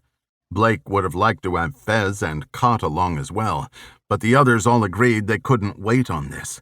Still in Westerly, it would have been another 45 minutes before Fez and Cott arrived back at the house. 45 minutes Archer Wade might not have had. Besides, if all went well, they wouldn't need the extra muscle. As long as Wade was cooperative, the team would help him temporarily relocate to buy some time until they could develop a more comprehensive plan. They intended to use Fez's cover apartment in Newport as the safe house. There was one other benefit to traveling light. Everyone, including Wade, would fit into Fez's truck. If they'd added 2 more people to the mix, they would have had to take Cook's van, which wouldn't have been pleasant for anyone. The mystery machine, as they called it, had exactly 1 seat and a permanent odor, which could only be described as a combination of weed and surfboard wax. 7 minutes out, Blake said. In the passenger seat, Cook sat with 1 foot resting on the dashboard. I hope this dude's not the kind who goes to work on Saturday. I hope he is, Haley said. Griff responded with a snicker and a single clap. Haley shoved him. I'm serious. Boston's a half-hour away. If we knew for sure he was at the paper, we could call ahead and set up a meeting. All we'd have to do is tell him we have information about his story. He'd probably be more receptive if he felt like he's in control. Imagine if a group of people with guns showed up at our house. Wouldn't go over too well, would it? She's got a point, Blake said. Cook leaned to the left and tilted his head back between the seats. His blonde hair dangled onto Haley's knee, beneath his upside-down face. At least here, if he doesn't listen to reason, we can just kidnap his ass. He laughed. Wearing a mischievous grin, Haley reached over and stuck her pinky finger into one of Cook's nostrils. Jesus! Cook jerked his head and retreated to the safety of his bucket seat. Mick, I told you your girlfriend was a gold digger. You're lucky she didn't get you with the wet willy. Griff plugged his left ear with his index finger. Trust me. You kids, I will turn this car around, I swear to God. Blake swung at the air behind his seat as if trying to swat someone he couldn't seem to reach. Laughter filled the truck again. After it died down, a lull hung in the air. Blake's mind drifted to the documents he'd skimmed an hour earlier. He wondered what the outcome of the mission had been. There was nothing on the news about Maduro. Had they called it off at the last minute? Had the Venezuelan president eluded them? It was possible the documents held more answers. Later they would spend more time combing through them line by line. Right now, their priority was keeping Archer Wade out of harm's way. No one knew how much information Wade had received before the murder. Having viewed the contents of the thumb drive, the team likely possessed far more knowledge than the reporter. Still, even the slightest bit extra could help fill in the gaps. Blake wasn't sure where all of this would lead, but he felt like they were on the right path.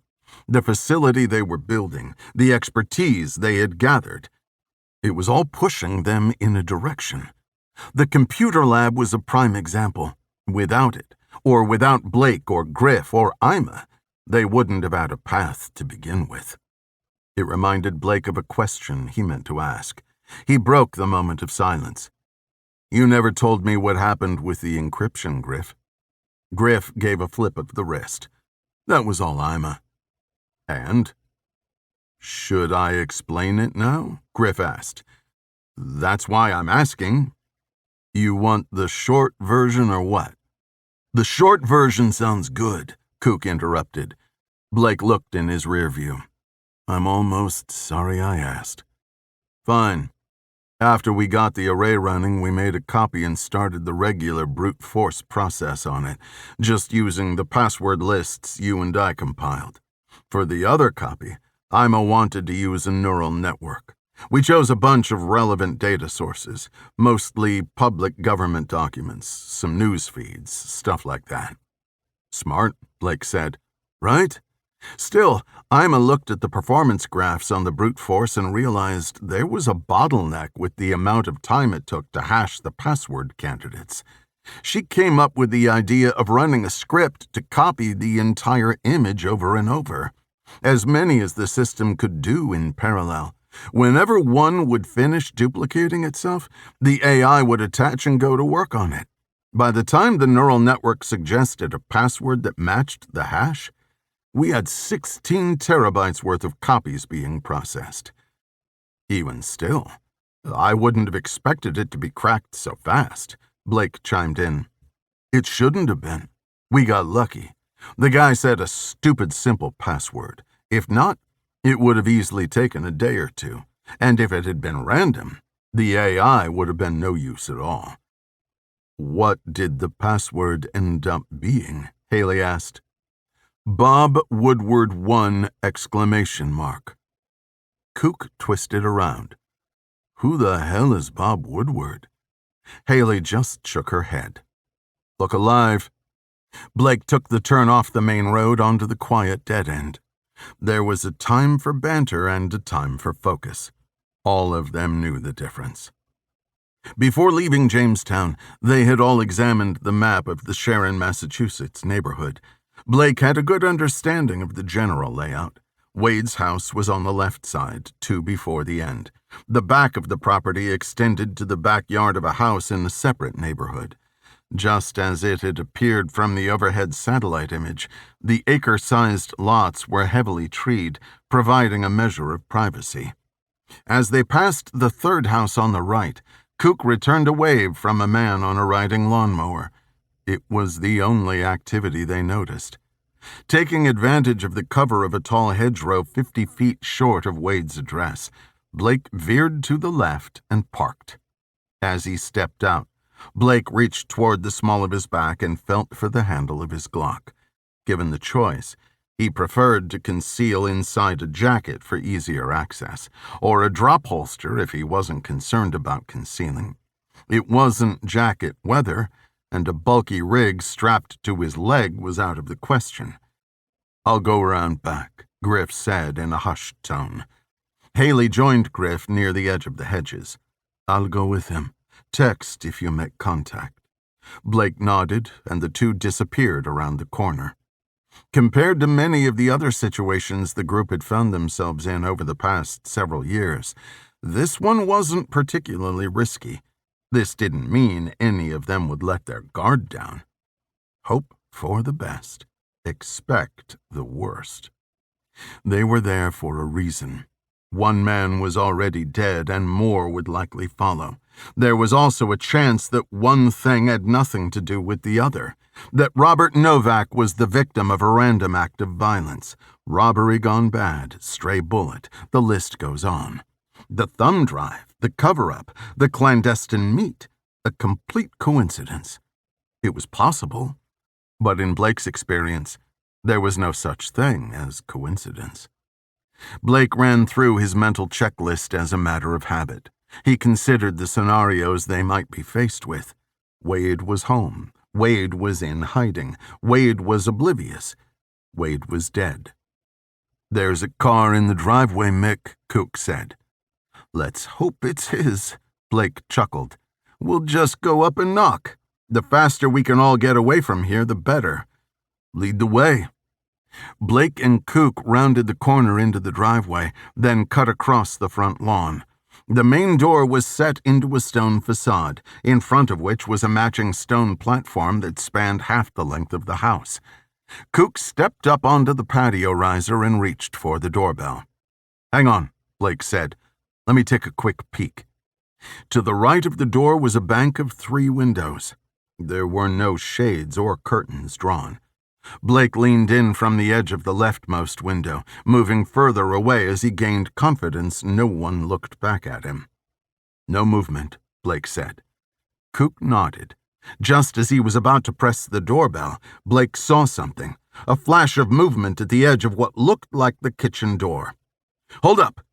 Blake stretched his left hand toward Kook and pressed his right against his brow to shield the glare. He saw it again. This time, The sliver of black fabric protruding from the edge of the doorway grew into an elbow, and then into an entire man. Dressed all in black from head to toe, the 6-foot-something figure turned in Blake's direction. Blake retreated, but not before he caught a glimpse of the pistol in the man's right-gloved hand. Shit! Blake drew his firearm from the small of his back. They're here. One straight ahead, armed. Go, go, go! Without hesitation, Kook drew his own pistol, rocked backward, then exploded forward foot first. The door flew open, sending splinters of the frame flying. Before Kook crossed the threshold, his silenced pistol cycled twice. Blake followed him inside. On the floor a few feet away, the man in black laid in a heap. Stopping only to pluck the pistol from the man's limp hand, Blake and Kook pushed forward to the kitchen. When it was cleared, they opened the rear door just as Haley was lining up to kick it open. "One down," Blake said as Haley and Griff entered. "House isn't cleared." Haley put her index finger to her lips. "Listen." From above, they could hear footsteps. Then the timbre and cadence changed, sharpening and echoing. The stairs. Blake darted toward the living room. He emerged just in time to see a figure disappearing through the front door. By the time Blake reached the front patio, the fleeing man was already cutting through the side yard of the house across the street. On pure instinct, Blake took off running. After only a few strides, he realized it wasn't worth leaving the others and stopped in his tracks. The man had too much of a head start, and Blake didn't know the area well enough to anticipate where he would head next. On a Saturday afternoon, in broad daylight, the chances that someone would call the police on him were higher than him catching the man. When Blake turned around, Haley was in the doorway, her Glock at the low ready. "He's gone," Blake said. "Let's find Wade and get the hell out of here." "Kook and Griff went down into the basement," Haley said. "You and I should go upstairs." Blake agreed. He took the lead. Haley followed with her left hand on his back. When they reached the top of the stairs, they could see straight to the end of the hallway. There were 4 doors, 2 on each side. With a quick hand motion, Blake communicated that he would break right. Haley took the room on the opposite side. They each burst into their respective rooms and found no one. After a cursory search of the closets, they met in the hallway and moved on to the second set. At the end of a silent 3 count, they repeated the process. Blake right, Haley left. As Blake swung his sights around the room, he heard a thud from across the hall. It was followed by a flurry of commotion. "Haley?" Sprinting in, Blake found Haley struggling with a large man dressed all in black like the rest. Haley's Glock lay on the floor. She had 2 hands around the man's wrists, controlling the direction of his muzzle while she stomped his ankle and tried to knee him in the groin. Pistol in hand, Blake's first reaction was to shoot the man. But Haley was bound up with him, twisting and turning in a combative dance. He couldn't risk hitting her. Blake tucked his gun into his waistband and jumped into the fight. As an extra set of hands, Blake was able to twist the man's pistol free of his grasp. He tossed it through the door. It slid across the hall and into the other bedroom. Haley let go and delivered a palm strike to the man's sternum. Blake hooked his arm around the man's neck and used his other hand to apply pressure.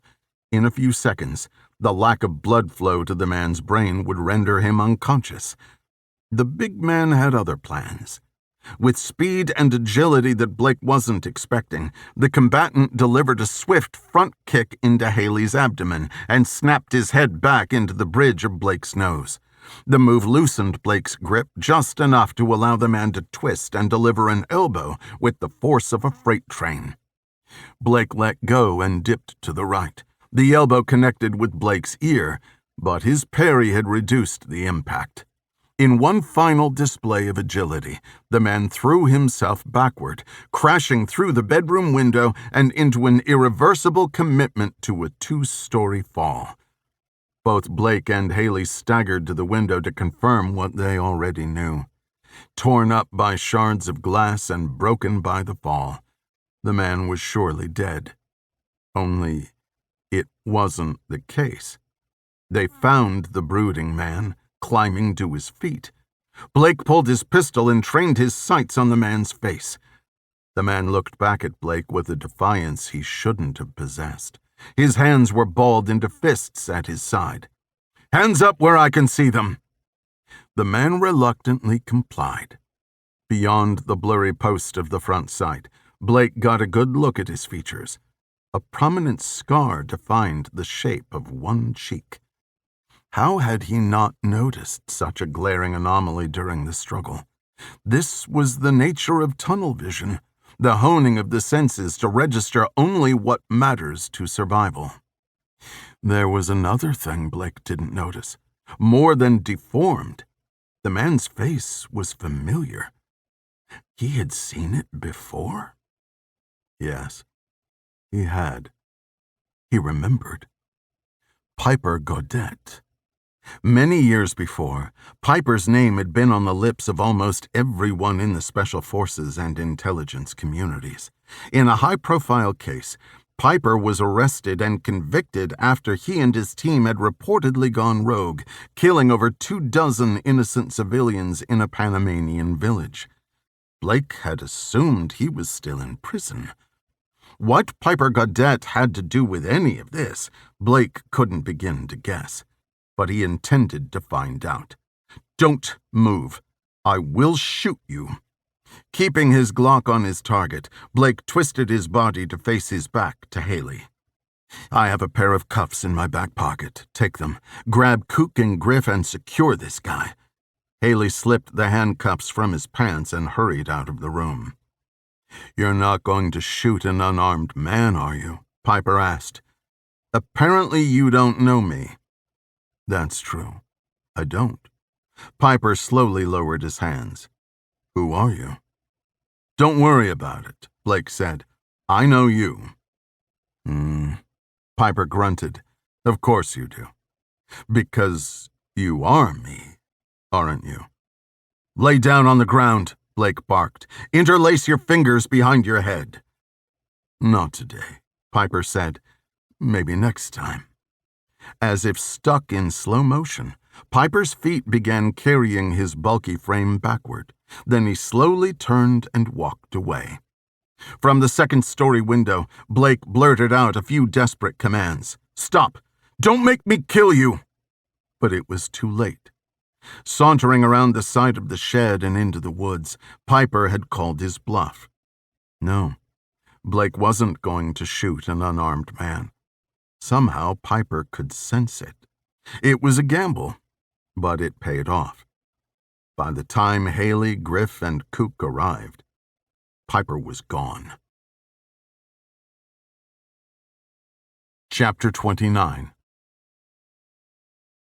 "Yeah, I remember him." Cook dumped the contents of the dresser drawer onto the bed. "I remember the House Armed Services Committee threatening to kill SOCOM after what went down. Not that it would have affected us." "I imagine that was just posturing," Griff said. "Whenever the public shows outrage, everyone overreacts. It's all about virtue signaling, right?" Haley pawed through the clothing in the closet. "I don't know about that, but I feel like I know a few things about this Piper person. He's crazy, he's ugly, and he's indestructible." Blake chuckled. "I'd agree with most of that, but indestructible might be a stretch. Not that I have a better explanation. I have no idea how he survived that. He was bloodied up a bit, but nothing serious. If that were me, I'd have lost an arm, shattered my skull, and had 4 pieces of glass sticking out of my chest. This guy gets up and winks at me." "Indestructible," Haley repeated. No one talked about how Blake let Piper walk away. He appreciated that. Normally, they'd at least break his stones a bit, but they would all have done the same thing in his position. A few years earlier, Blake had given in to his rage. Anya's death had changed him, misaligned his moral compass. It was the one and only time he had killed someone in cold blood, and he had yet to forgive himself. The rules were simple. In the heat of battle, anything goes. Kill or be killed. But when it's over, When the threat has been mitigated, lethal force is off the table. To be fair, when it came to Blake's former work with the agency's Special Activities Division, the rule was more of a suggestion, based not in morality, but in practicality. A dead man isn't a useful one. It made sense. It harkened back to childhood lessons. Lose with humility, win with humility. In Little League, when one team had run away with the game, the umpires would call it. They'd called it the mercy rule back then, and it wasn't much different today. Only now, it wasn't the other guy he'd spared. It was his own humanity. Kook dumped another drawer. "Knock it off, Kook," Blake said. "We're not trying to destroy the place." "What are we doing?" Griff asked. "What exactly are we looking for?" "Anything that can give us a—" Blake froze. "Shh! What? Listen. Did you hear that?" Blake whispered. The group listened. "No," Griff admitted. "What is it?" Blake looked at the ceiling. "Someone's up there," he whispered. After another few seconds of listening to nothing but birds chirping and the distant lawnmower, Blake moved out of the bedroom to the hallway. The rest followed. Above their heads was a pull-down door. Blake pointed in case anyone was unclear what he had in mind. "How did we not check the attic?" Haley whispered. Kook pulled his pistol and, without further discussion, grabbed the cord hanging from the trap door. He yanked. "Archer, you up there, bud?" There was no response. Haley tried her hand. "We're not here to hurt you. We're here to help. The other guys are gone, okay? Come on down." No response again. Blake reached over and pushed on Kook's gun. Kook responded by hiding it behind his back. With a flicking hand motion, Blake shooed him out of view. "Archer, my name is Blake. We're here to make sure you're safe." Blake unfolded the wooden stairs and put his foot on the first rung. "Those men were after you because of Robert Novak, and they won't stop coming. We need to get you out of here." Blake looked at Haley and lifted his eyebrows. She seemed to understand the unspoken question. Should he go up? Haley responded with a shrug. Before Blake took another step, a head emerged from the opening above.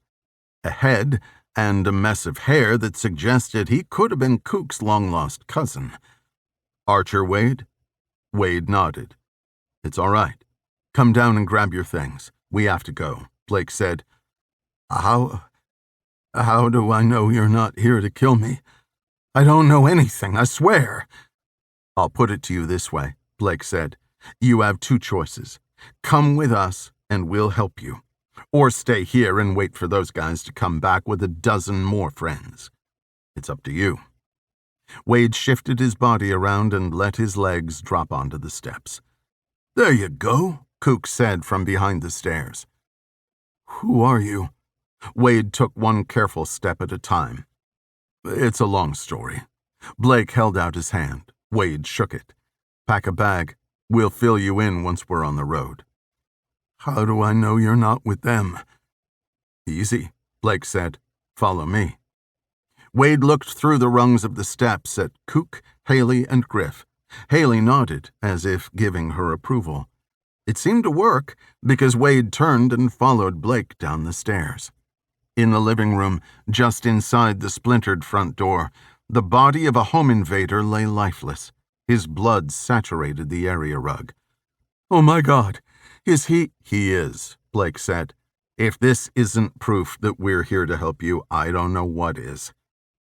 "There's a dead body in my living room," Archer stuttered. "A dead body that's not yours." Wade's pale face slackened.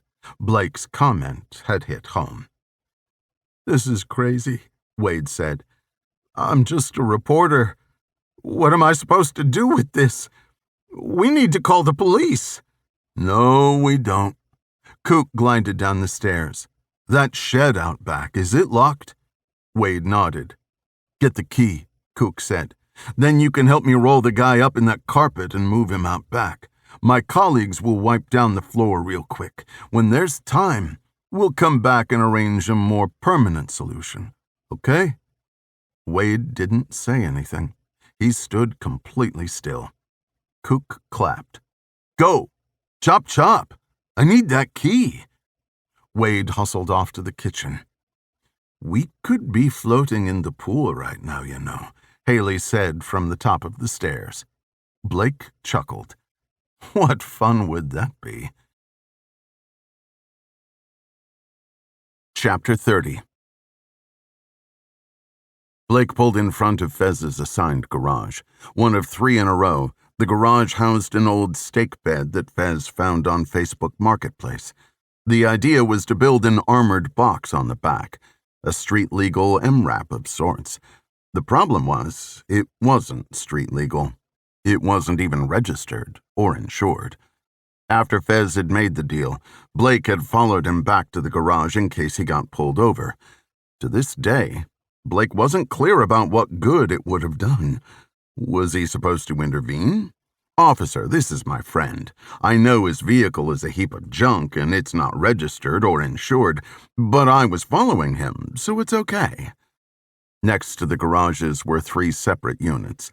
Clad in weathered woodshake, the Catherine Street building was typical Newport construction. Out of everyone's, Fez's cover apartment was Blake's favorite. A short walk to Thames Street and Bowen's Wharf.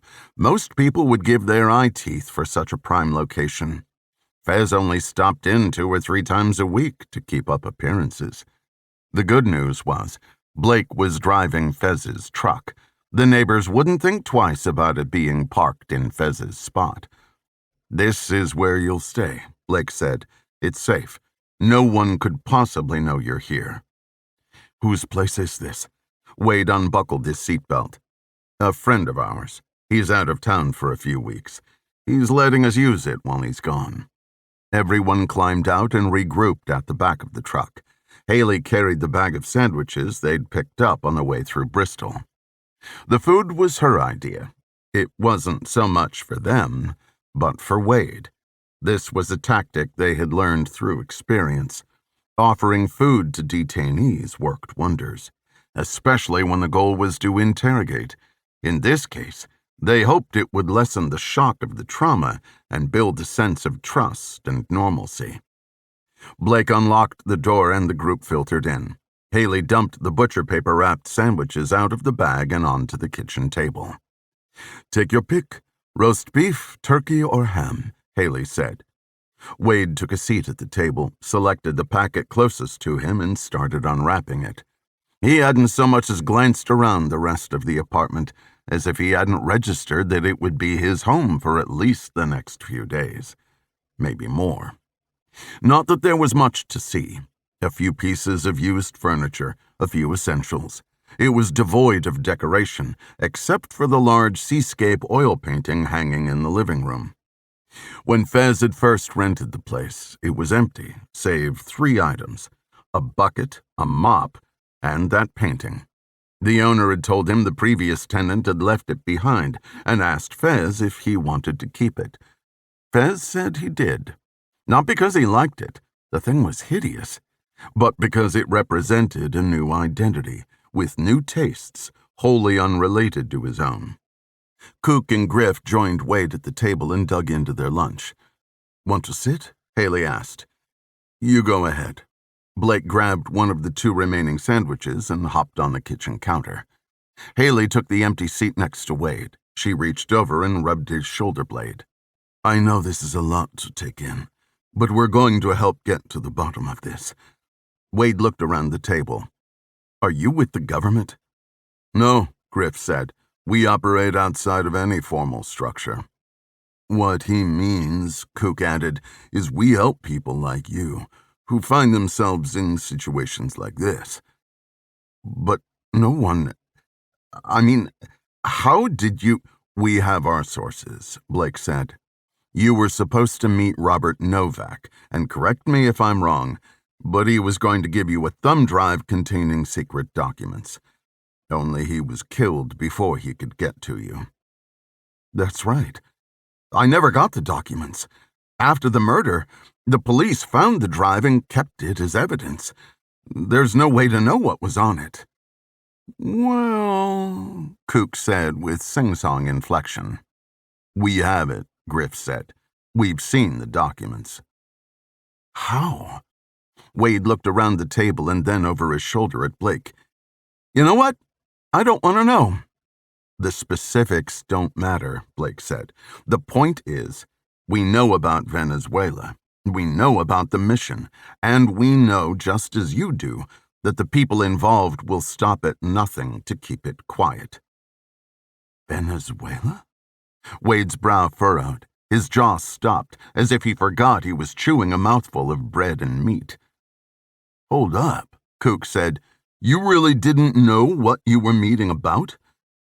"I knew it was about an impropriety within the federal government. My editor put me in contact with Novak, said to look into it. I spoke with Robert on the phone, but we only talked about where and when to meet. He wouldn't say anything else over the phone. It seemed real paranoid. I figured he was worried about getting arrested or losing his job." Wade paused. "What about Venezuela?" Blake hopped down off the countertop. His boots landed on the linoleum with a thump. "Let's start by getting you up to speed." For the next 15 or 20 minutes, the crew explained what they knew and how they knew it. Of course, they sanitized the narrative to avoid revealing anything about themselves. They left out Harrison completely. They also learned more about Wade, his professional backstory, why his editor had chosen him. By the end of the discussion, Wade was like a different person.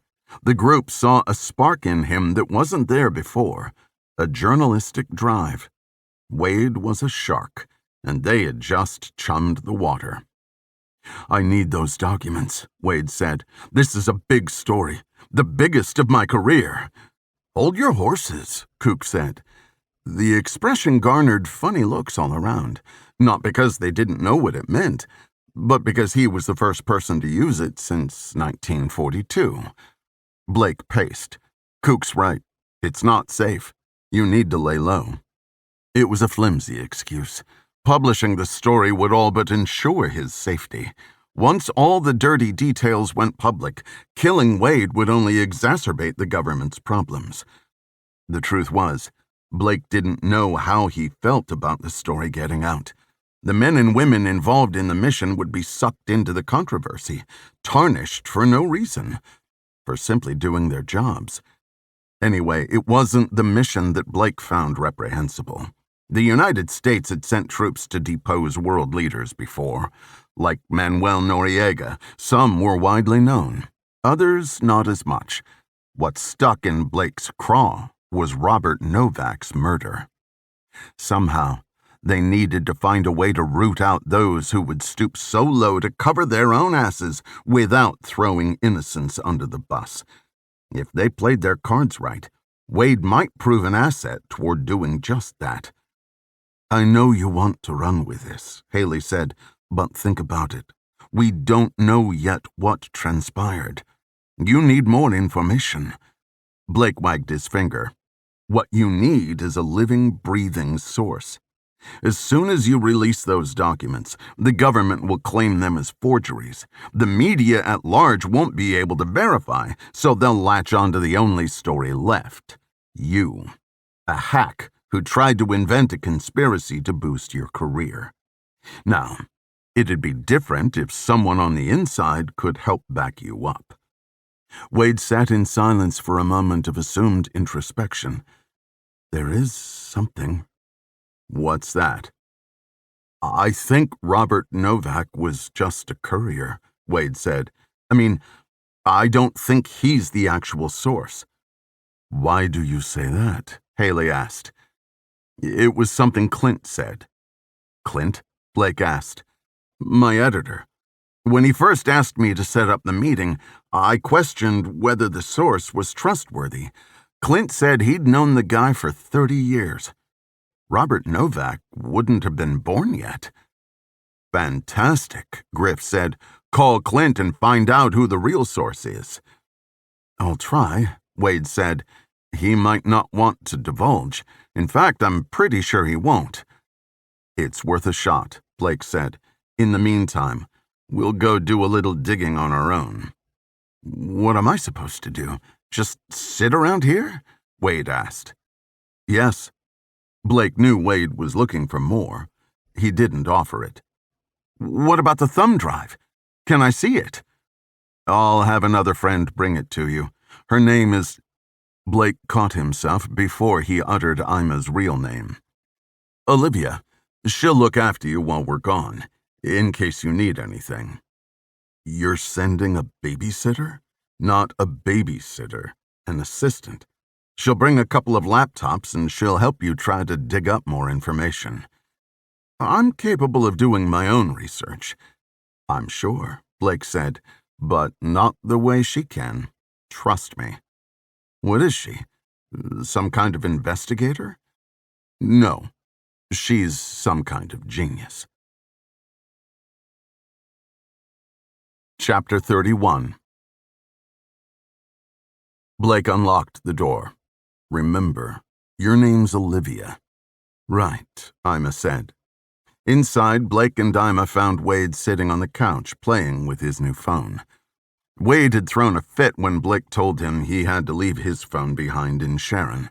But after promising to replace it when they got to the safe house and allowing Wade time to write down some of the numbers he had stored in his contacts, Wade let it go. "Archer, meet Olivia," Blake said. Wade took one glance at Ima, sprang to his feet, and offered his hand. "Nice to meet you. I'm Olivia. I'm Archer. You're Olivia." The following awkward pause was abbreviated by an equally awkward nervous laugh. "Get yourself together, Archer." Ima flashed a coy smile. "Do you always refer to yourself in the third person?" "Not usually, no." Blake wondered if he had made a mistake putting Ima on Archer duty. Ima hadn't been there 10 seconds and Wade was already undressing her with his eyes. Then again, judging by Ima's permanent grin, maybe it wasn't Wade he should have been worried about. "All right, introductions made. What did you find out?" "I got a hold of Clint," Wade said. "Did he give you a name?" "It took some begging, but he did. John Novak, Robert's father. Clint's going to reach out to him to see if John will speak to me. I gave Clint this number. He said he'd get back to me." "Oh my God, that's terrible." The corners of Ima's mouth drew downward. His own father sent him to deliver the documents and it got him killed? Hold up a minute. John Novak is the source? General Novak was the one who cut the order. He's the top guy at SOCOM. "Olivia, let me see that laptop," Blake said. Ima reached into her canvas bag, took out one of the 2 laptops and handed it to Blake. She reached back in to retrieve the mobile internet hotspot, switched it on, and placed it on the table. While Blake was in Massachusetts, Ima had concatenated all the files into a single PDF document. Already loaded up, Blake only had to search for Novak to find the document in question. When he did, he passed the laptop to Wade. "I noticed the last name and wondered if there was a connection between him and the victim. I was thinking maybe, if Robert was related to John, it could explain how he got a hold of the information. I wouldn't have guessed John Novak was the one to drop a dime on this whole thing. Actually, I'd pegged him as the ringleader." "It doesn't mean he's not," Wade said. "Other than me, Robert, and Clint, he would have been the only other person who knew about the meeting." Ima shook her head. "He wouldn't have set up his own son just to cover himself. Who would do that? And why would he hook up Robert with the globe if he didn't want it getting out?"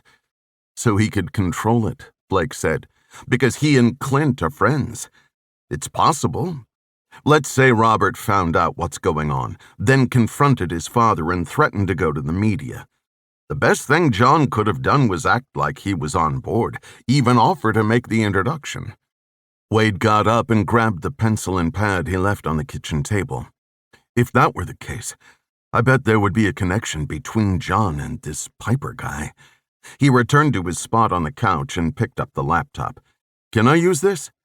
Of course, that one's for you, Blake said. Olivia, give Archer a hand.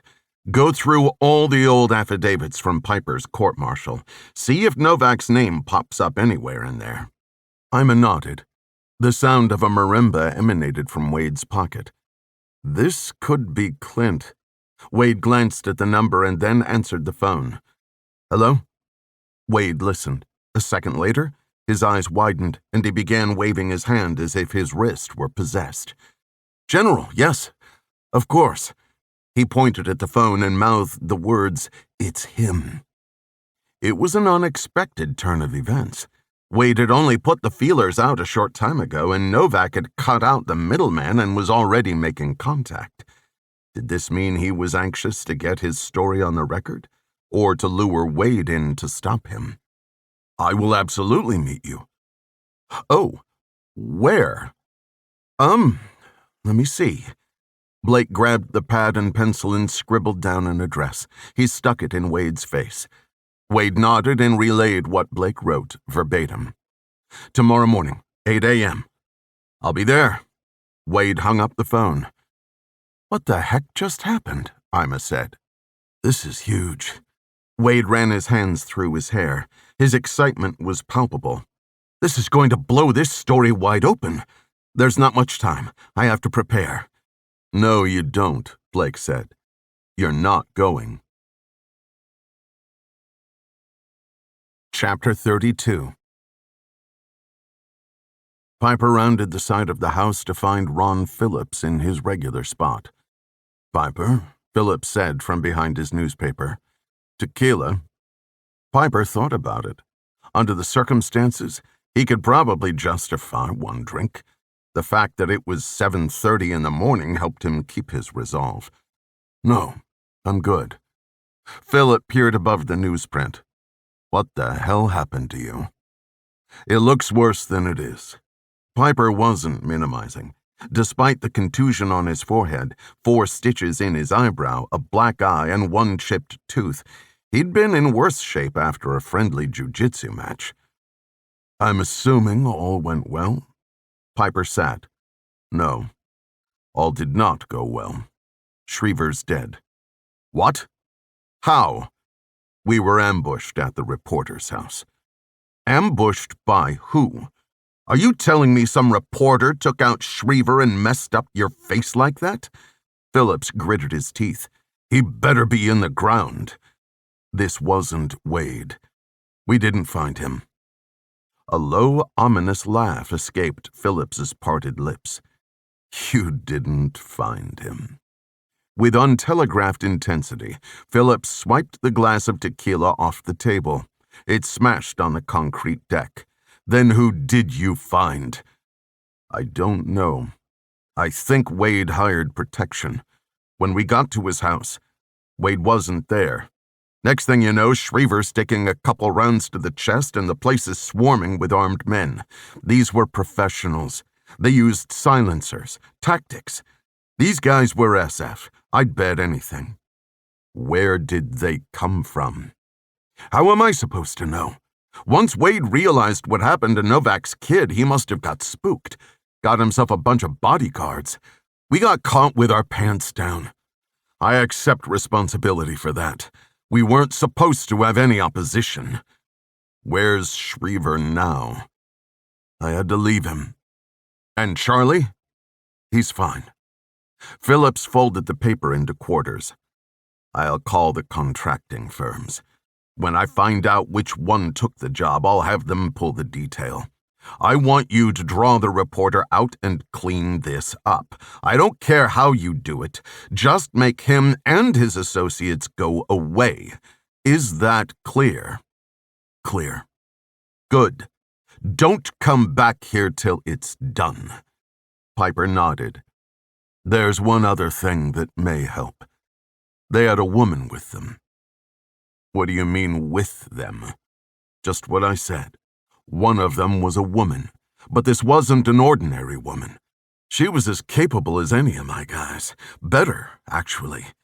Can't be too many of those around, right? And one of the guys was a ginger, if that helps. As far as the others, I never got a good look at them. Fine. A woman and a ginger. Got it. Piper stood, intending to leave. But there was one other loose end they didn't discuss. What about Novak? Novak? Phillips's mouth tightened in the slightest of smiles. I'll take care of Novak myself. Chapter 33. Blake stood inside the main entrance of the abandoned aerosol factory. He wore a ball cap, a pair of jeans, and a blazer. He put a gaiter around his neck to later pull up and cover the lower half of his face, if Novak held true to his word. When Novak had pressed Wade to pick a place to meet, one location had come to Blake's mind. He had visited the Connecticut factory before, more than a decade ago, under similar circumstances. What occurred there stuck with him, so much so that he never forgot the address. 260 Old Gate Lane. The way he remembered it, the abandoned building was the perfect setup. Amid a commercial area, it offered easy entry and complete seclusion. Railroad tracks behind the facility provided an escape route inaccessible to vehicles, and the sheer expansiveness made it easy to stay hidden if necessary. The reality was, it was an abandoned building like any other, in much worse condition than the last time he was there. It smelled of dead animals and mold. The abundance of graffiti indicated it wasn't as desolate as he had remembered. In retrospect, there were probably better and closer options. He also could have done worse. He could have picked Starbucks. He had a solid hunch the ski masks wouldn't have gone over well there. "You read me, Mick?" Fez said over the comms. Blake adjusted his earpiece. "I've got you. Everyone in place? We're set up. FYI, you got 2 bogeys headed in your direction. Looks like kids. They're carrying skateboards." Great. Should have just said Starbucks. The chain-link fence that once secured the property had all but rusted away. Some sections had no fence at all. Blake was able to walk right in. Why shouldn't everyone else? "They're walking toward the main entrance," Fez said. "I figured." There was a reason Blake set up where he did. The giant doorless opening was the easiest and most visible entry into the building. It was where anyone would go. Novak, or a couple of teen skaters. Blake stepped in front of the doorless opening. The kids stopped in their tracks.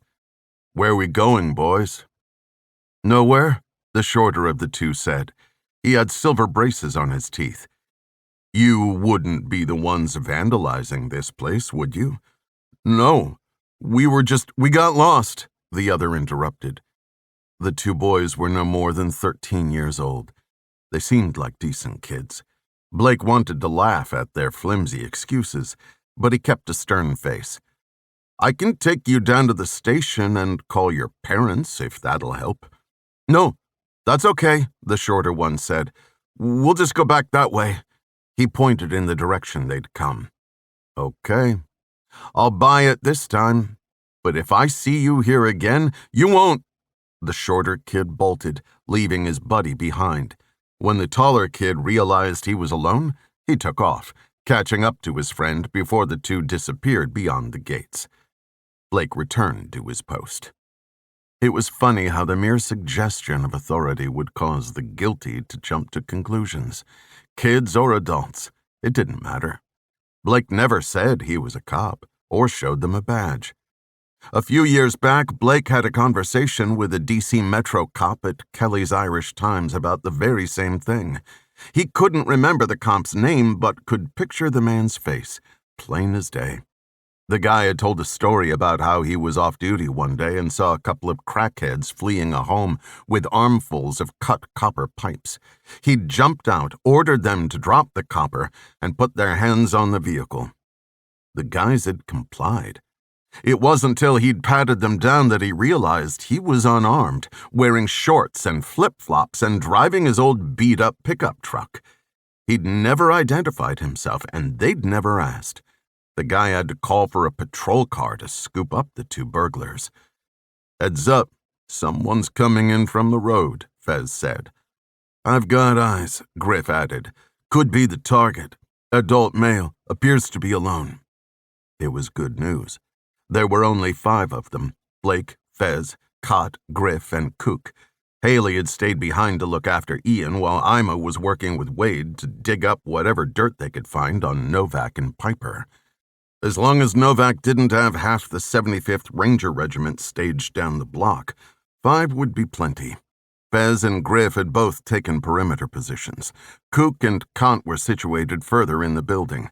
The idea was to lure Novak in and then pinch him from 4 sides. From what they could gather, Novak had been a highly capable operator in his day. The last thing they wanted was to be caught sleeping on him. "Contact in 30 seconds, Fez said. Blake keyed the mic. "Fez, Griff, move in as soon as he's inside. Give Kook and Kant the go-ahead when you're close."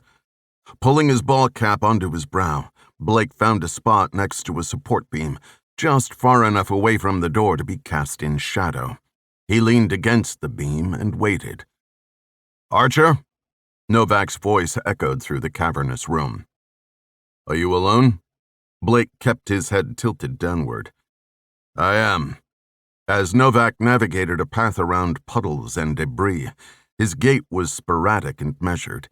Each click of his heels melded with the echoey plinking of dripping water. "What are we doing here?" Blake didn't respond. He held still. When Novak got within 20 feet, he stopped. His body tensed. "This isn't right," he muttered under his breath. Novak was spooked. Blake could see the coil in his stance. He was about to run. Blake reached up and pulled his neck gaiter over his mouth and nose. "You're not him." Novak reached for his waistband. From out of the darkness over Blake's shoulder, Kook's voice boomed. "Don't do it!" Frozen from the neck down, Novak's head swiveled side to side. Kott and Kook flanked Blake, their rifles pointed at Novak's head. "Put your hands above your head and turn around," Blake said.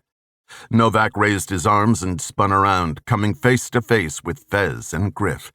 Fez reached into Novak's waistband and removed the Kimber 1911. Fez nodded to Griff, who slung his rifle and searched Novak.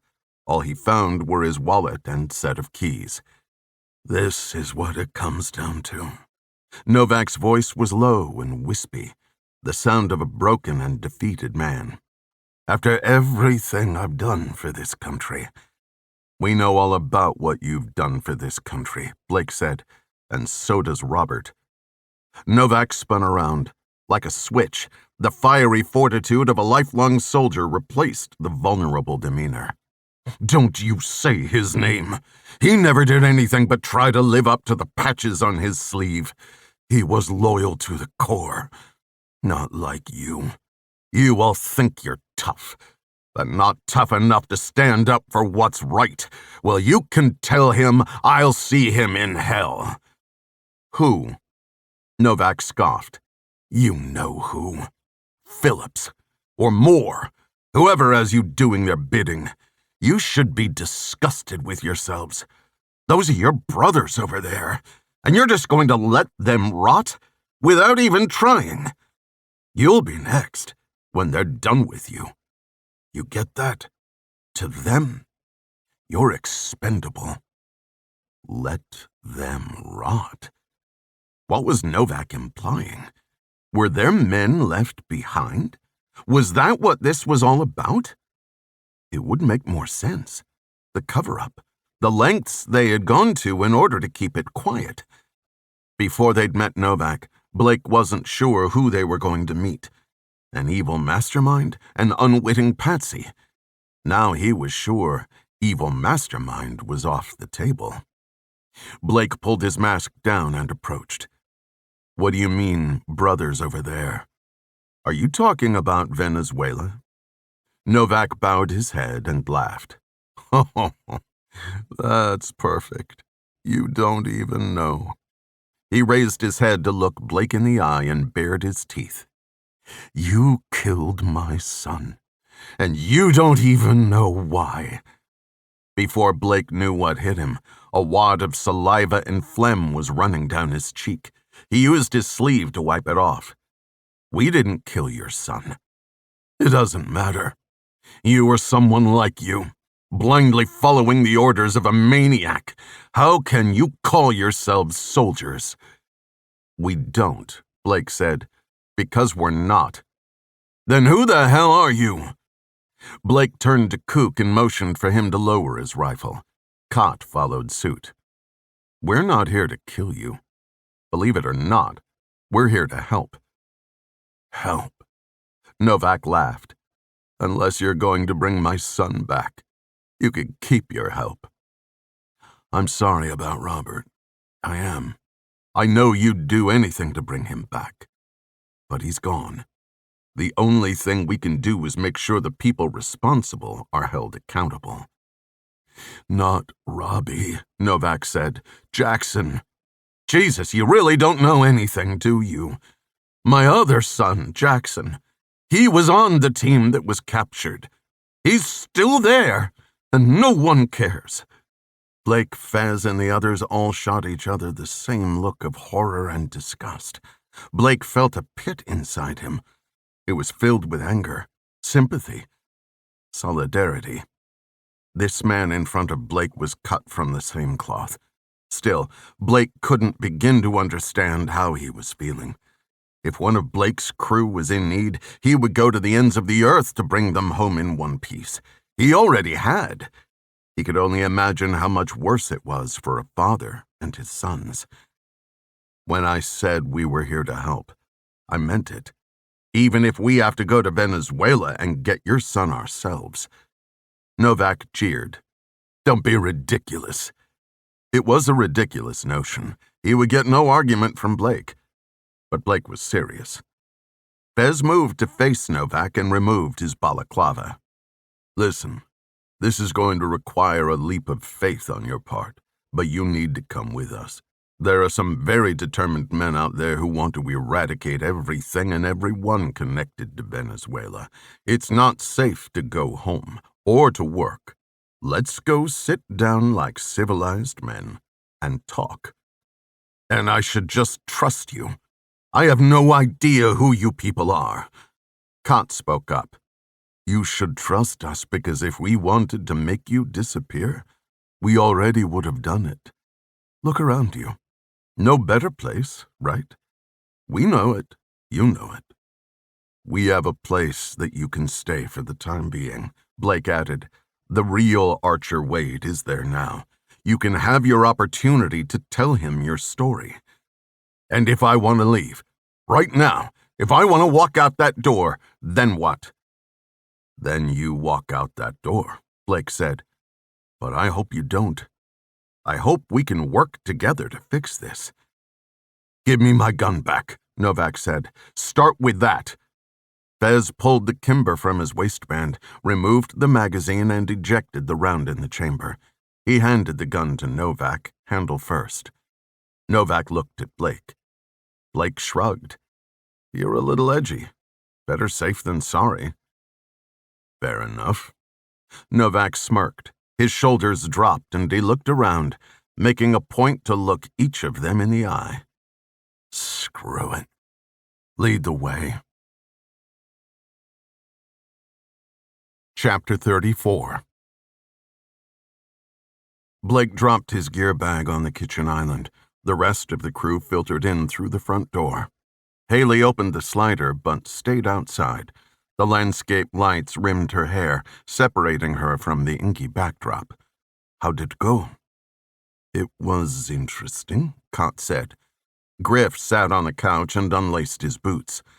"Not what we expected, for sure." "You wanna come in?" Cook asked. "I'm keeping an eye on Ian in the pool." Cook nodded, satisfied with the answer. "Turns out Novak isn't a bad guy," Blake said. He filled in some major holes. "You know how we were wondering why they were so freaked out about the Maduro thing getting out? Didn't fit, right? Because it wasn't the assassination they were trying to cover up. Haley looked toward the pool and then at Blake. What was it then? They sent a Delta team on short notice. The team got ambushed and were captured. Instead of negotiating or sending a rescue team, they cut their losses. No way, Haley said. Fez peeled off his black long-sleeved shirt. He's right. They denied the whole thing and refused to even acknowledge the mission, never mind provide support. He slipped on a Tommy Bahama short-sleeve button-down. It gets worse. You know that Robert Novak was John Novak's son, right? Well, his other son is one of the Delta guys. No. Haley's mouth hung open. That's some bad luck. It's a mess, Blake said. Where's Novak? We took him over to Newport. He's with Ima and Wade, Blake replied. Olivia and Wade, Cott said. Right, them too. We got a lot more of the story on the way back, Griff said. Robbie was Delta as well. That's how he was able to get his hands on the documents. Novak admitted he set up the meeting with Wade through the editor, Clint. They were hoping that by leaking the story it would put pressure on Moore to organize a rescue. Apparently, Moore had his people keep a close eye on Novak. Haley scowled. Piper? He's Moore's dog? We're guessing. Blake opened the fridge and selected a lime seltzer. So what do we do now? Haley asked. Why don't you get Ian out of the pool and we'll all sit down and discuss? Haley nodded and closed the sliding door. Are we seriously considering taking this on? Cott asked. Blake smiled. You're the ones who wanted to see some action. Here you have it. I don't think invading a sovereign nation was what everyone had in mind, Griff said. Oh, sure. Blake laughed. That's where you draw the line. Infiltrate a sadistic cult. Sign me up. Helicopter dogfight, piece of cake. Steal a $350 million jet and intentionally crash it into the ocean, all in a day's work. But sneaking into a country to rescue American servicemen? Now we're going too far. Griff pursed his lips. Point taken. I want to jump in the shower before we get into it, Kook said. I feel like I've still got rat shit in my hair. Sounds good. Blake walked to the slider, opened it, and called out to Haley. We're going to put this stuff away and get cleaned up. We'll meet in the dining room in 20, okay? Sitting on the edge of the lounge chair with her elbows on her knees, she gave an unenthusiastic wave of acknowledgement. Blake leaned further out until he could see Ian around the shrub, planted outside the door. Hi, Ian. 5 more minutes, Ian said. Please? What did Haley say? She said I have to get out right now. Then you have to ask her, not me, right? With raised eyebrows, he turned and stared at Haley. 5 more minutes, she said. Yes! Ian dipped under the water. Haley fell back into the chair. Flat on her back, she let her arms fall to the concrete. I'm never having kids. Where's Fez? Kook asked. Let's get this show on the road. The entire team, except Fez, sat around the dining room table. A weird silence filled the room. Not because they were uncomfortable, but because they didn't want to start discussing until everyone was there. They'd only have to repeat everything over again. Fez, Cott yelled. Come on, you big oaf. Hold your horses. Oh, great, Blake said. Good job, Kook. Now you've got Fez saying it.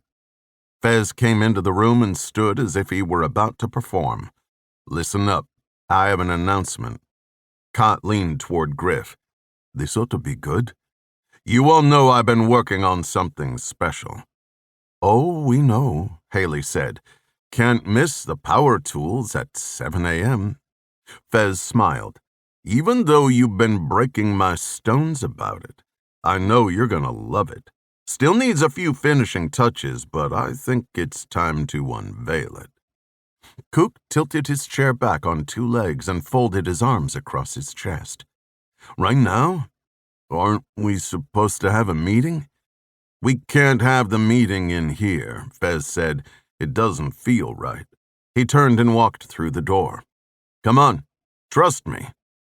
The crew got up and lumbered after him. They regrouped in the hallway next to the mudroom just inside the side door. The sheets were still hanging along one entire wall. "Wow," Cott said. "Still looks like a bunch of sheets." "Ladies and gentlemen," the group groaned. "Fine." Fez grabbed 2 handfuls of fabric and with one big yank pulled them off their clips and let them fall to the floor. Blake stood stunned. Behind the sheets was varnished wood and frosted glass. Applied to the glass was a familiar decal, maroon lettering bordered in white that read, "Artie's."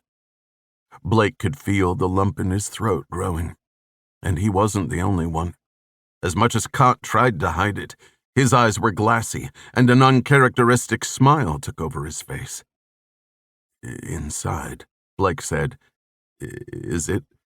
Fez showed a quiet, gentle grin and swung open the door. "Oh my God," Griff blurted. "It's beautiful." And it was. A complete replica, down to the last detail. The pictures on the wall, the rickety old bar stools, even the brass ring game on the wall inside the door, all well worn, like it had always been there, like it used to be. "I'm speechless," Blake said. "How did you do this?" It wasn't easy. Cott ran his hand over their usual high-top table. "You did this from memory?" "Not exactly," Fez said. "I paid a guy to go down to Artie's and take 1,000 pictures. His only instruction was to not get caught."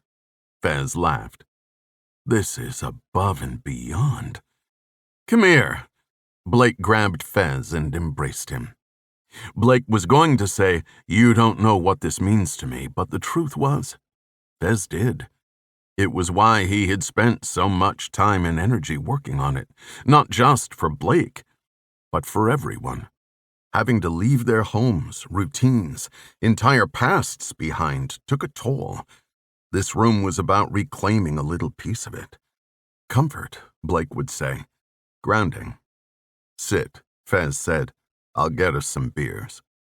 The crew pulled a couple extra stools around their table, and Fez headed behind the bar. "Playing the part of Artie tonight," Griff joked. "You even have working taps," Cott noticed.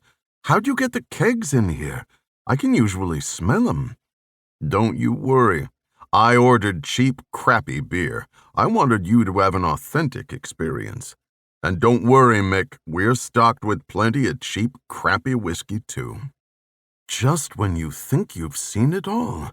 Haley looked around. "There's even crushed peanut shells on the floor." "Yeah, don't remind me." Fez topped off a pint. "I never want to see another peanut as long as I live." Blake realized that Kook was quiet. He wasn't part of the original Artie's crew. "Hey, Kook, you know what this is?" "It's Artie's bar in Virginia," Kook said. "I've been there once or twice. Always preferred the gallery over Artie's, though." "Well, you'll learn to love it, my friend." Fez dropped 4 beers on the table. "I only wish Ima was here for this. Every day she asked what I was doing in here. I told her she'd be the first to know." He returned to the bar for the other 2 pints. When he came back, he proposed a toast. "To the good old days." The group clinked glasses and sipped. Blake smacked his lips. "This is incredible. I feel like I was sitting in this very spot when we found the diamonds Haley sent." "Or the last drink we had with Bonzo," Cott added. Fez put his glass on the table and pulled up a stool. "I figured since we can't ever go back to D.C., we'd bring it to us. Still, it's not the same without Artie himself." "I'll drink to that." Cott downed his beer, then hopped off his stool and walked to the bar to refill. "Now that we're here," Fez said, "let's talk business. What are we thinking?"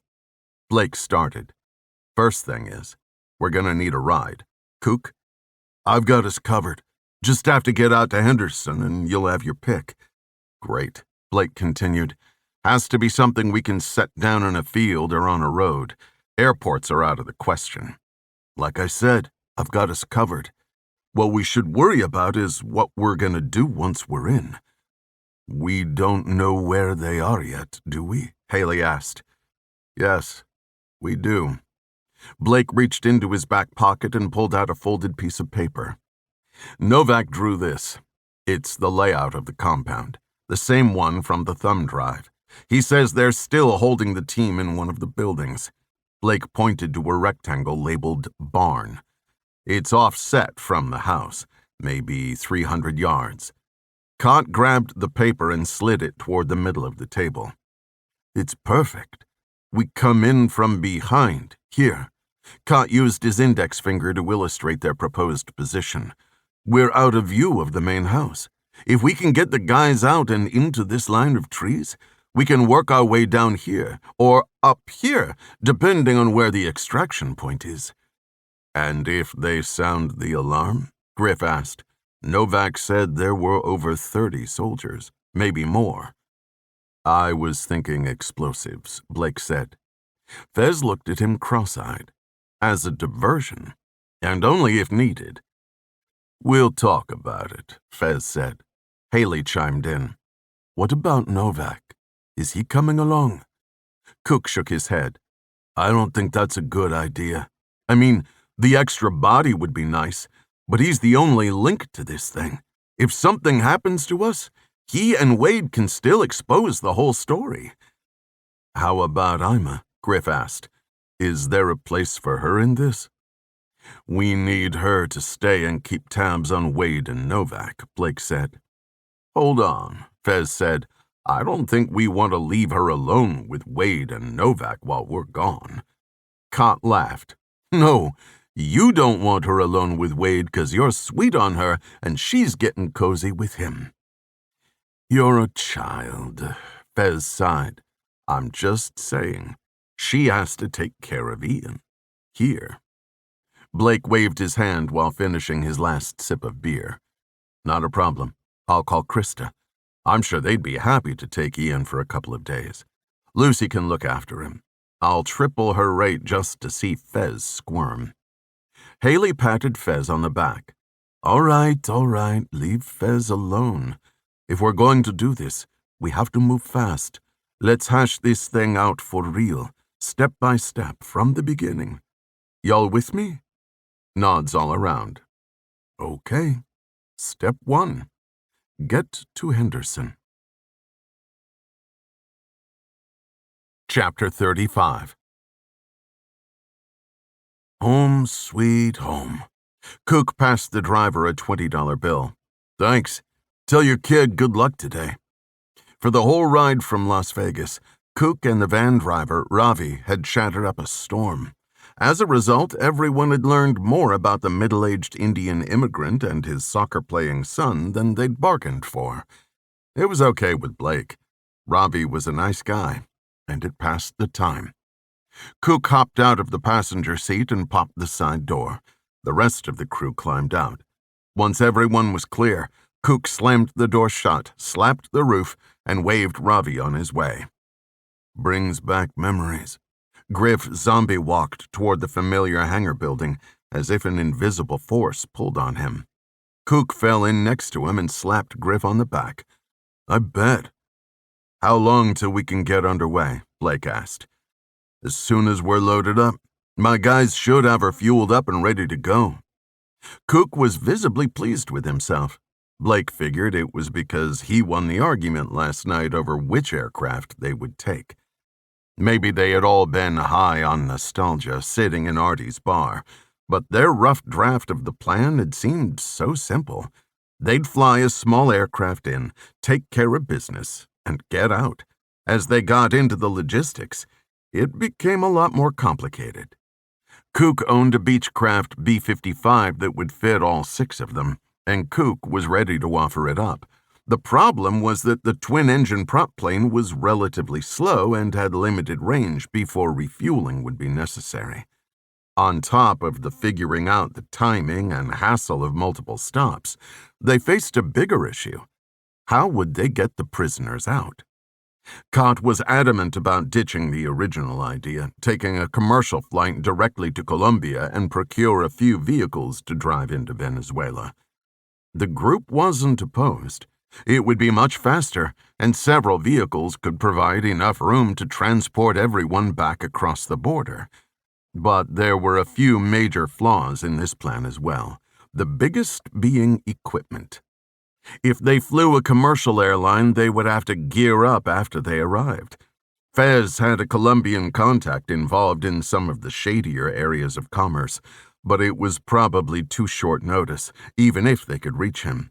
And according to Fez, he wasn't the most trustworthy individual. Ultimately, the team liked Griff's idea the most. A hybrid of the other two, he'd suggested flying Cook's recently purchased Dassault Falcon. The 12-seat luxury jet had plenty of range to reach Colombia without refueling, and could store all the weapons and equipment they could get their hands on. But Cook wasn't having it. As part of the recent expansion, he'd financed the $6 million aircraft to capitalize on the expanding market for high-end business charters to Las Vegas. His main clients were based in Silicon Valley, San Francisco, and Los Angeles, but they'd take the occasional flight from Kansas City or even Chicago. An operating cost of over $100,000 a month, including the loan payment and millions of dollars of liability. Blake understood why Cook was reluctant. Cook had also voiced his concerns with leaving the plane unattended in Colombia, but seemed most averse to canceling 2 days of bookings, which would no doubt upset otherwise loyal clients.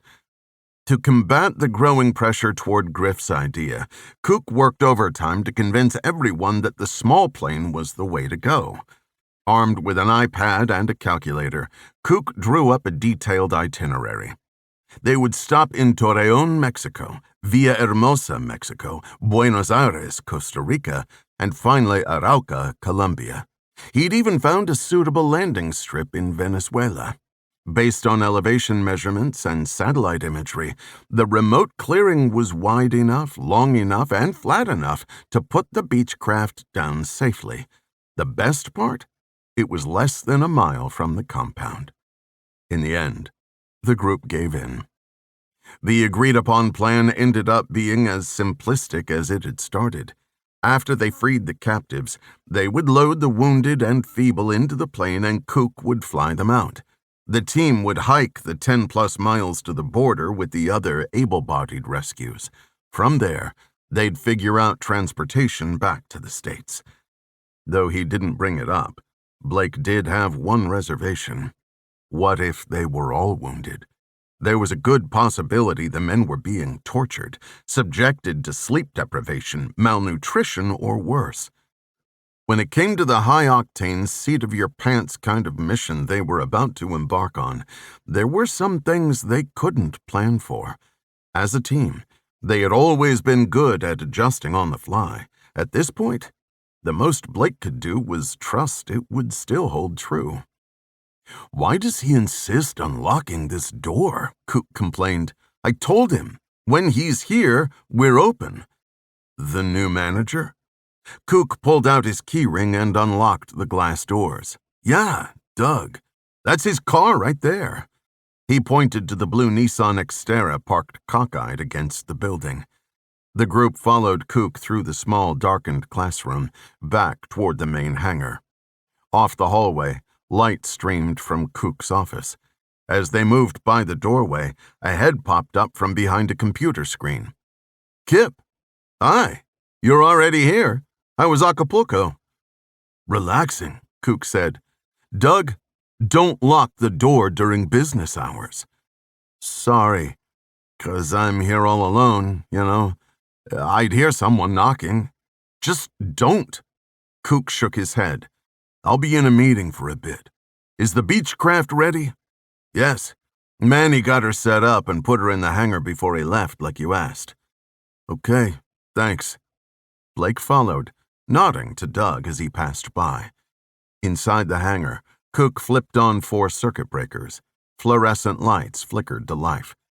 The oversized garage was barren except for a small twin-prop aircraft facing the doors in the dead center of the space. Cook locked the door behind them. He's pretty good. A little weird, but dependable. His keys still in hand, Cook selected one and used it to remove the padlock from the giant plywood cabinet on the right wall. He swung the doors open to reveal his considerable collection of things that go boom. "What do we all want?" Cook asked. "All of it," Blake answered. Cook laughed, as if Blake were joking. "We'll need to be light," Fez said. "Just remember," Blake added, "we'll have to arm all the Delta guys, anyone who can hold a weapon." Cott reached into the cabinet to grab one of the 3 MP5s. "I can tell you exactly what we need." "Hold on," Haley interrupted. "Is everyone going to carry on like they didn't just hear that?" "What?" Cook asked. "Kip? Your real name is Kip?" Haley laughed. "Oh, yeah," Fez said. "Cook's real name is Kip, in case you were wondering." "How did I not know that?" "You never asked," Cook said. Cott bumped Haley. "You never asked me either." "You're right. Okay, what's your real name, Cott?"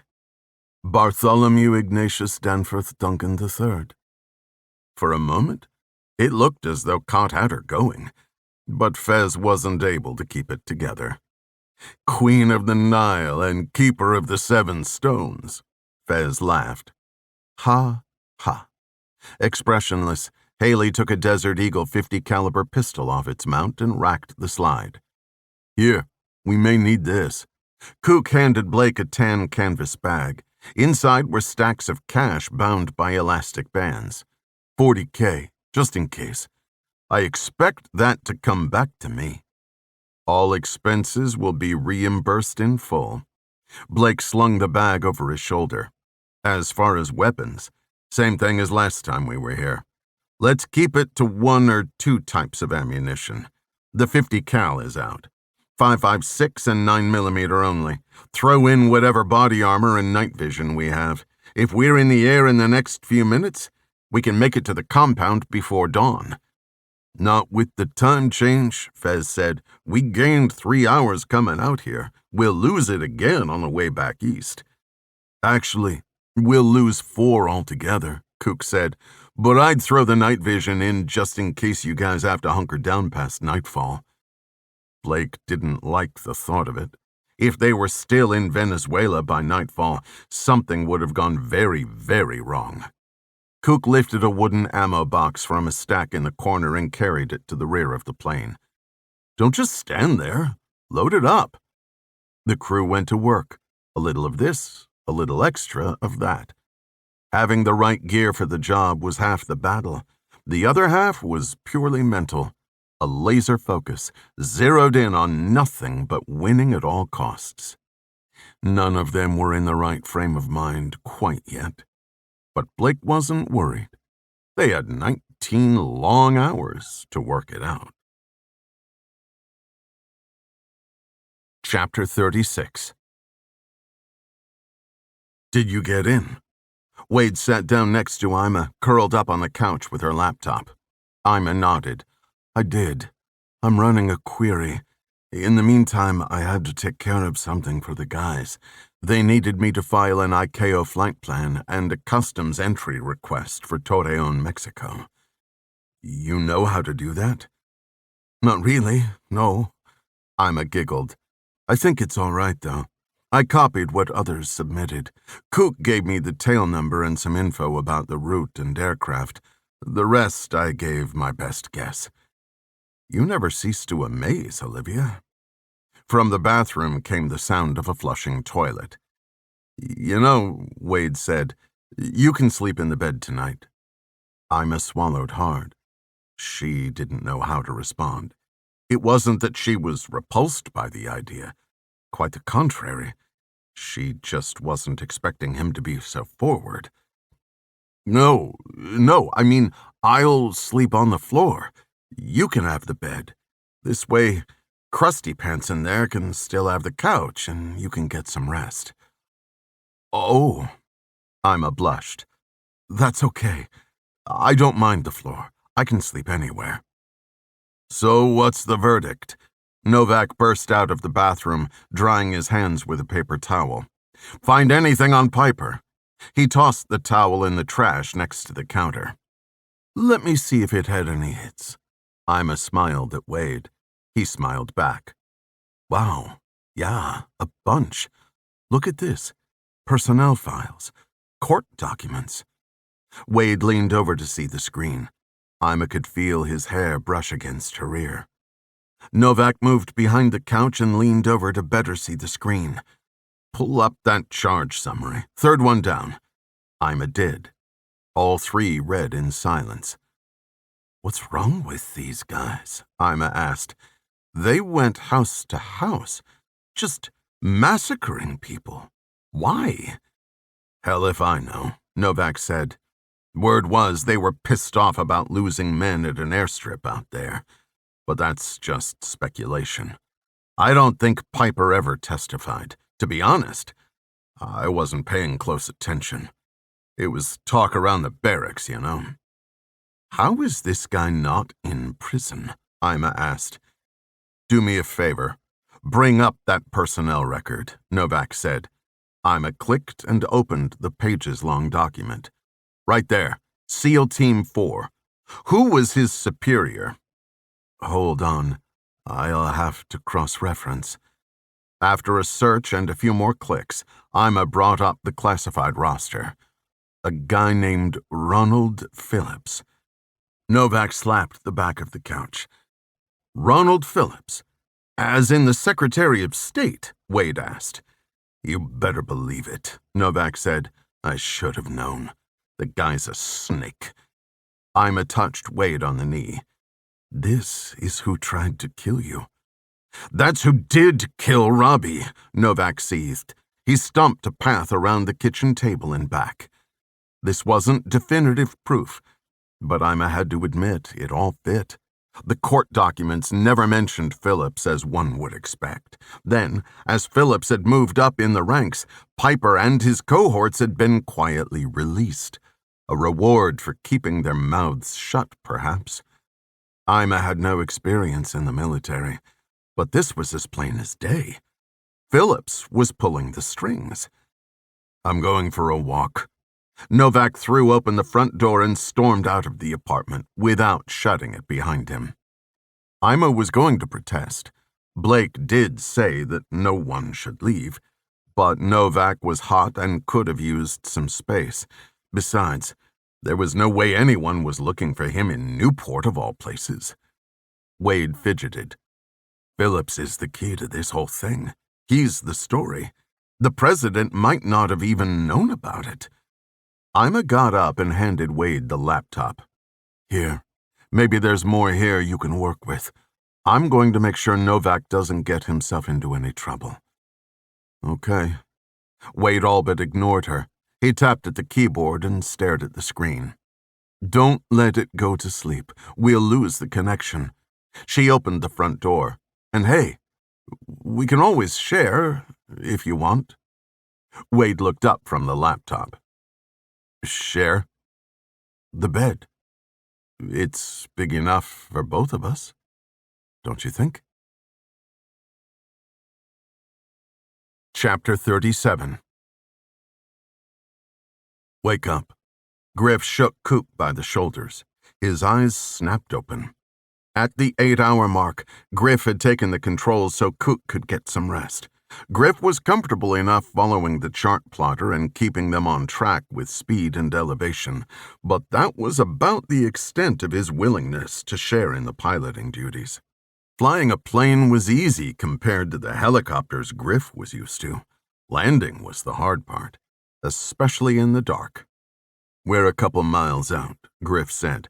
Time for you to take over. Cook didn't hear any of it, but he seemed to get the gist. He picked up the headset from his lap and put it on. He keyed the mic for internal transmission. I've got it from here. After flicking a few switches on the dashboard, Cook radioed to the tower in preparation for their arrival. He switched frequencies and stated his intention to take on fuel.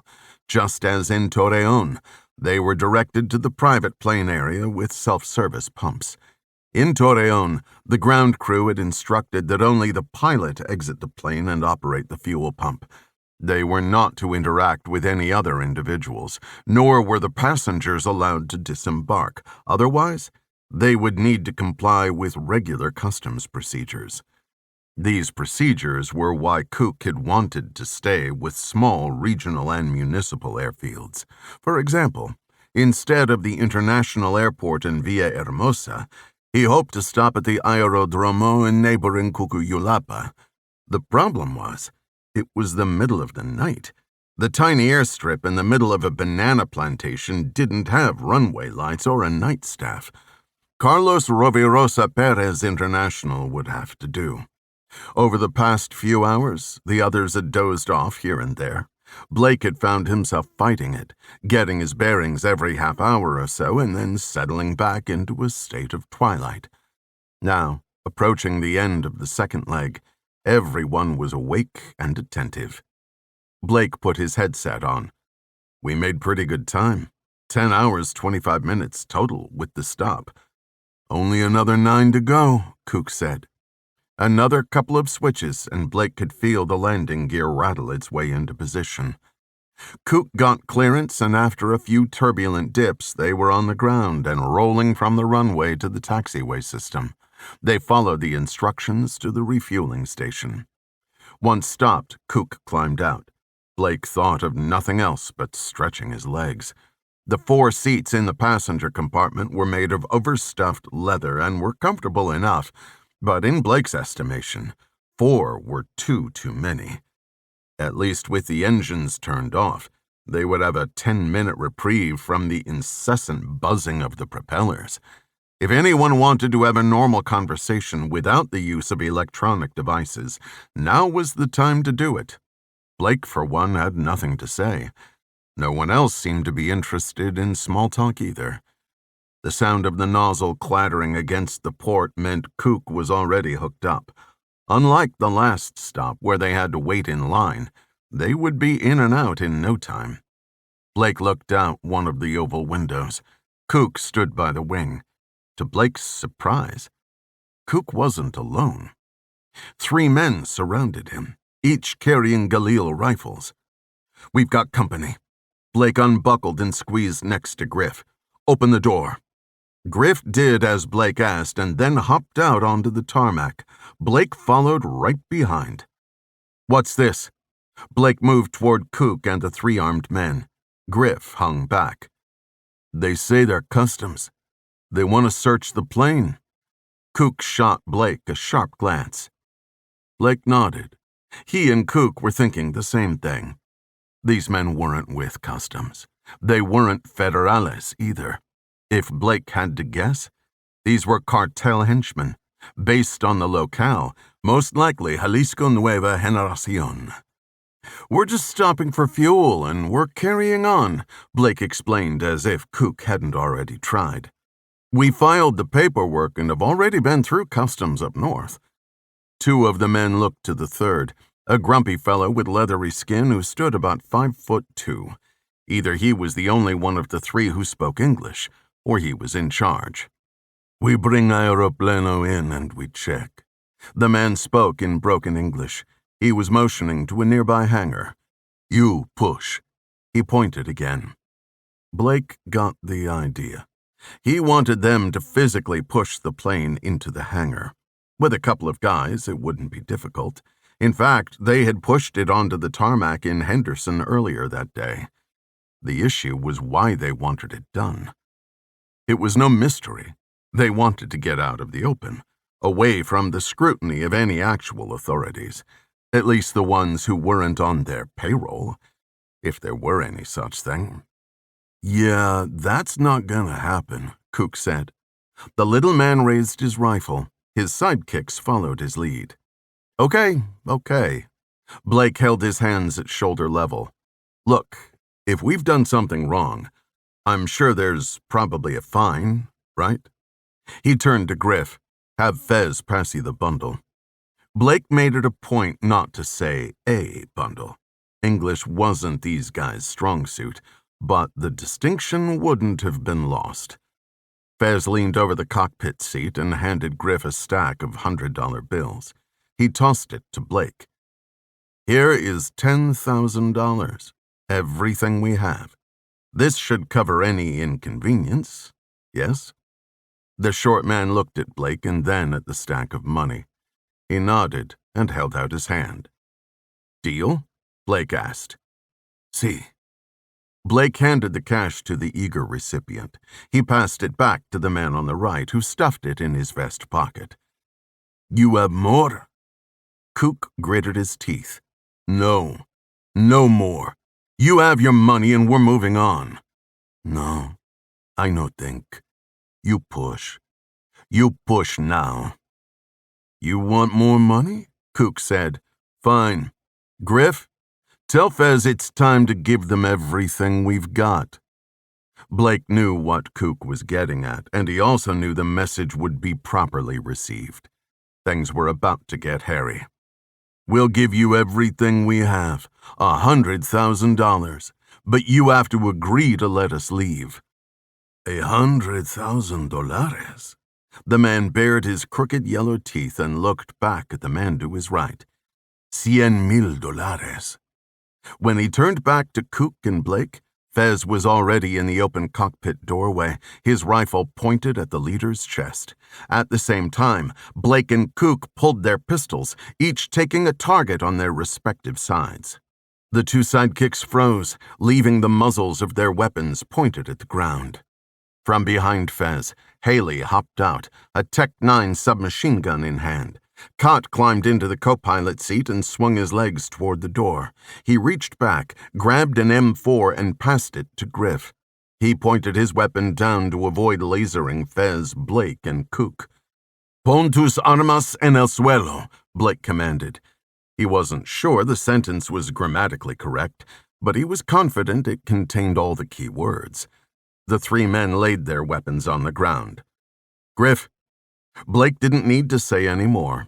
Griff hustled over and collected the three Israeli-designed rifles from the ground. "The dinero." Cook held his left palm up and waggled 4 fingers. With a sneer, the man in the vest withdrew the bundle and handed it over.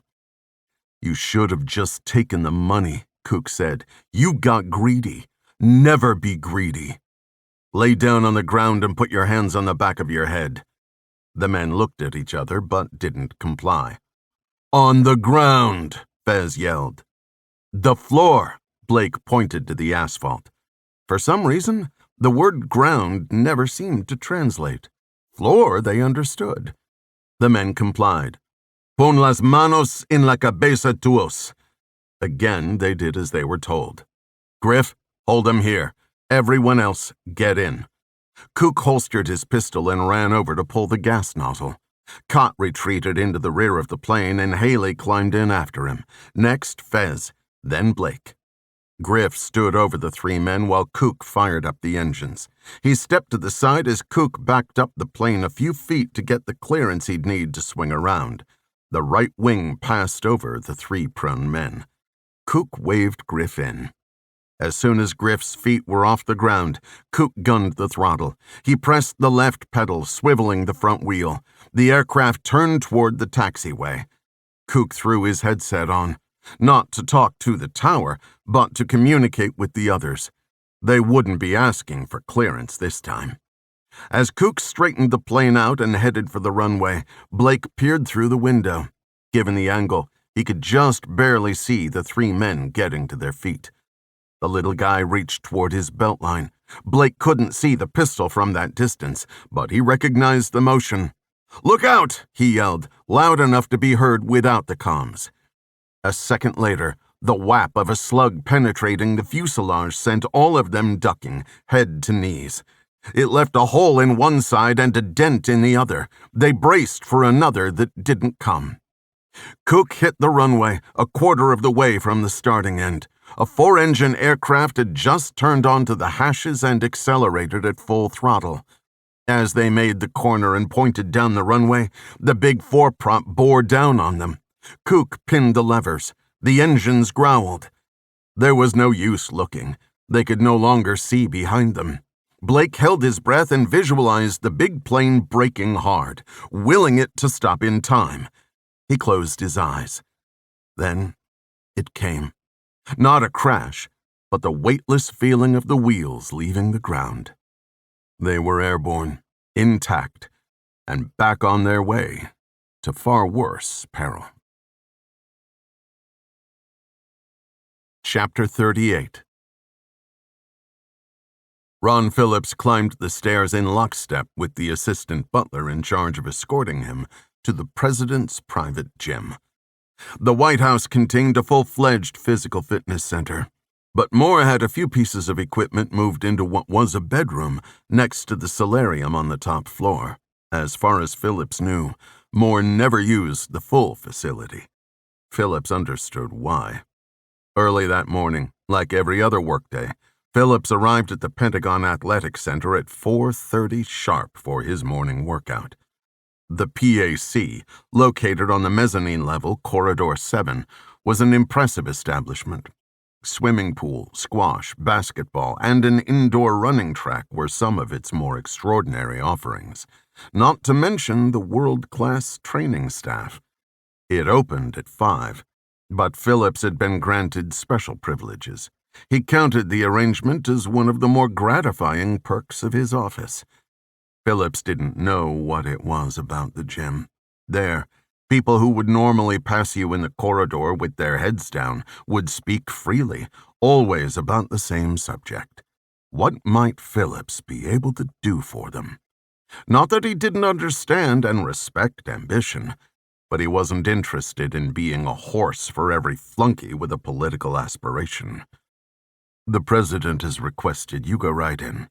The attendant opened the door and stepped back. From inside, an odd mixture of grunting, breathing, and whirring noises foreshadowed what Phillips was about to walk into. He trudged ahead. The door closed behind him. Facing the window with earbuds in his ears, Moore was unaware of Phillips's presence. As Moore pumped the pedals of the Peloton stationary bike, the scantily clad woman on the attached display clapped her hands over her head. Her hair bounced from side to side. Slowing his cadence, Moore grabbed his towel from the handlebars, wiped his face, then stood out of the saddle. He picked up his speed again. For a moment, Phillips saw Moore for what he really was: vulnerable. This was a testament to the true level of access Phillips had: unguarded, unattended admittance. It triggered a dark but fleeting thought. With one swift motion, he could take out the leader of the free world, forever changing the geopolitical landscape of the entire planet, and Moore would never have seen it coming. "Sir!" Phillips shouted. Moore snapped his head toward Phillips and removed one earbud. He continued to pedal. "Ron, come in. I've got 5 minutes left till cool down." "Sure," Phillips said. "I'll come back." "No need," Moore panted. "We can talk now. I've got a full morning." He turned his attention to the screen and, as if following instructions, turned the single knob under the screen. "My God, she's relentless." "I assume you're looking for an update on our little problem," Phillips said. If they were going to get into it, they might as well jump right in. Rip the Band-Aid off, as they say. Between every other word, Moore gasped for air. "Has everything been taken care of?" "Not by a long shot." Moore slowed his stride almost to a stop and removed the other earbud. "Don't screw with me, Ron. The story, it's dead, right? The reporter Rob Novak planned to meet has gone underground. My people are working on it, but they haven't come up with him yet." "How is that possible? With the resources at your disposal, I know what it looks like. But we believe he's had significant help." "Help? What kind of help?" Phillips tread lightly. "According to my sources, a group of individuals may be providing support." Moore unclipped his shoes from the pedals. Jesus Christ, Ron. What does that even mean? A group of individuals. Who? His goddamn book club? The good news is, we recovered the documents before the kid could to pass them off. We're confident no one else has seen them. Grabbing his towel and water bottle, Moore dismounted. So, this reporter, what's his name? Wade. So even if Wade stays hidden, he's got nothing. No paper will publish a far-fetched conspiracy theory without the slightest bit of proof. Probably not. But there's one other factor. Phillips was a straight shooter, and unlike most of the other members of the cabinet, Moore didn't intimidate him. But even he was reluctant to tell Moore what he was about to tell him. Our people set up surveillance on the Boston Globe offices, some of Wade's co-workers and Wade's personal phone and internet accounts. Wade must have ditched his phone, but we were able to intercept a call from Wade to his boss at the Globe. It was made from an untraceable line. There's no way to find out his location from the call? No. And there's a worse problem. It looks like he might be trying to get in touch with Buck Novak. Phillips realized he was sugarcoating a little too much. Let me rephrase. He has probably already linked up with Novak. I knew it, Moore barked. Didn't I tell you Novak was going to be a problem? Where is he now? Bring him in. He's AWOL, sir. At this point, he might already be with Wade and whoever's protecting him. We found out he took a flight to Hartford, Connecticut. From there, we don't know. We have to assume he headed to Boston. Moore's face contorted, and he twisted his towel as if trying to strangle it. This is an absolute debacle. Spittle flew from Moore's quivering lips. We need to get ahead of this. Novak is the guy. He was acting alone, went insane, and let's not get ahead of ourselves. I get the thinking, but without Novak in hand, it's a risky option. Look, my people are very good at what they do. They're in Boston, and I'm flying there this afternoon to ensure that this thing gets done right. You're going to need to trust me. We'll take care of it. Whether or not Phillips could back up his own bravado, he had every intention of seeing it through. Not for Moore's sake. He was the one who insisted on the ill-advised plan in the first place. As far as Phillips was concerned, Moore deserved whatever was coming to him. In fact, Phillips would have loved to see him dragged through the muck. But like it or not, his own fate was inextricably tied to Moore's. The moment Phillips took the appointment, he had hitched his wagon to Moore's legacy. If Moore went down, he and everyone associated with him were done. Forever. This is out of control, Moore said. You keep telling me you're handling it. Just get it done. Phillips nodded and took the cue to excuse himself. He exited with headstrong determination and unwavering confidence that he didn't have the slightest idea how he was going to make good on his promise. Chapter 39. A half hour ago, Kook got back on the yoke. The sun had been out for some time. Since then, Blake had settled his head against the small window, allowing him to watch the ground. He found himself zoning out to the lush green images scrolling by, some 5,000 feet below. Every so often there was a farmhouse, a small ranch, or a cluster of houses. At one point, he saw what looked like cowboys on horseback, moving a herd of a few dozen cattle across a flooded plain. In between the smattering of tiny pockets of civilization were huge expanses of open land, rolling hills, dotted with patches of dense trees.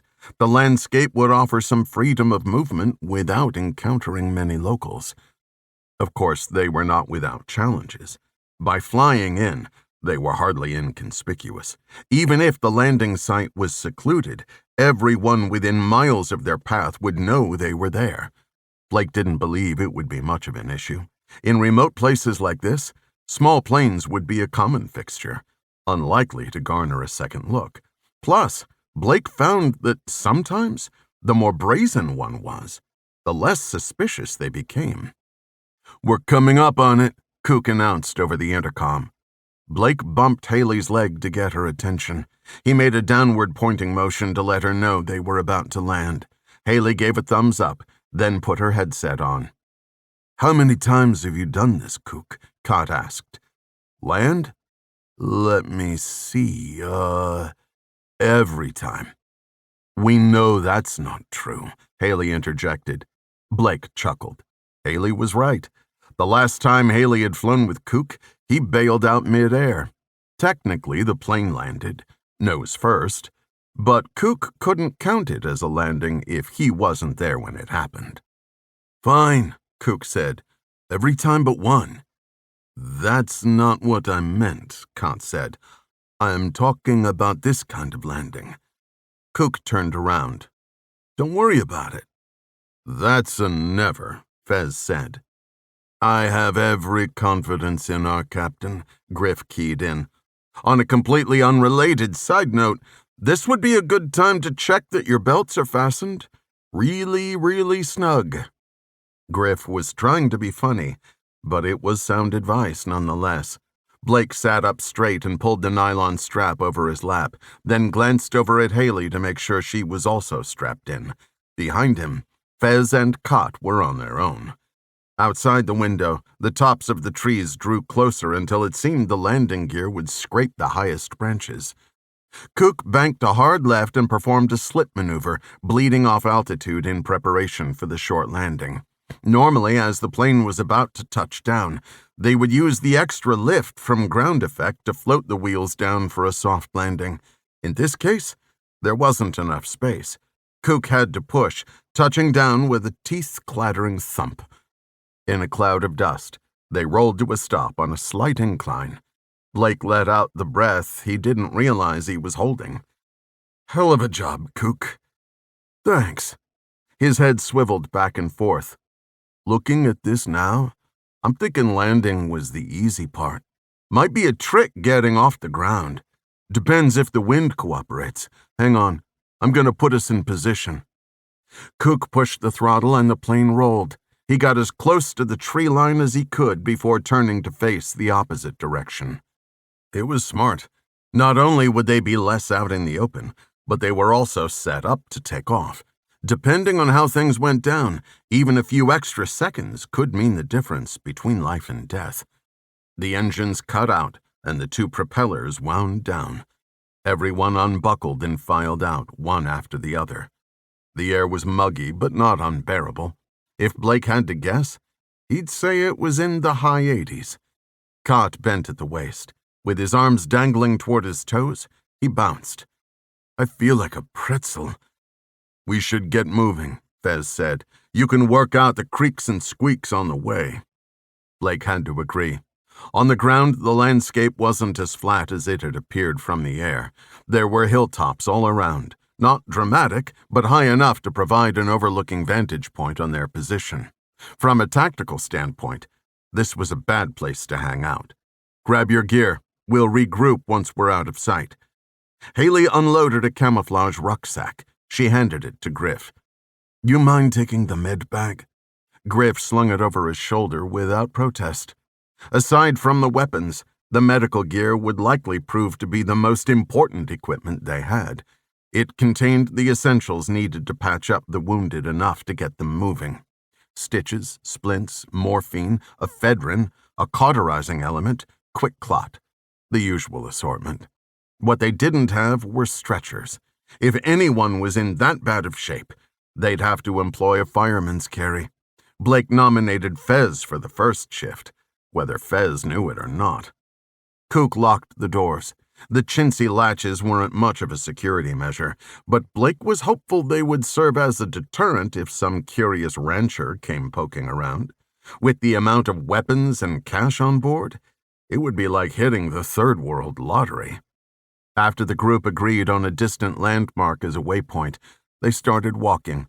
Blake and Haley stayed together. For the most part, they didn't speak.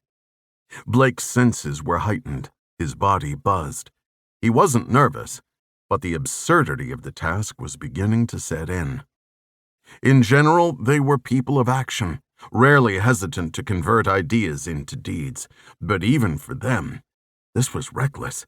They had no support, no safety net. In fact, they had no business being there in the first place. It was only when Blake thought about the alternative did those reservations melt away. When they reached the cover of the canopy, they huddled up. Griff took out his handheld GPS and held it so the others could see.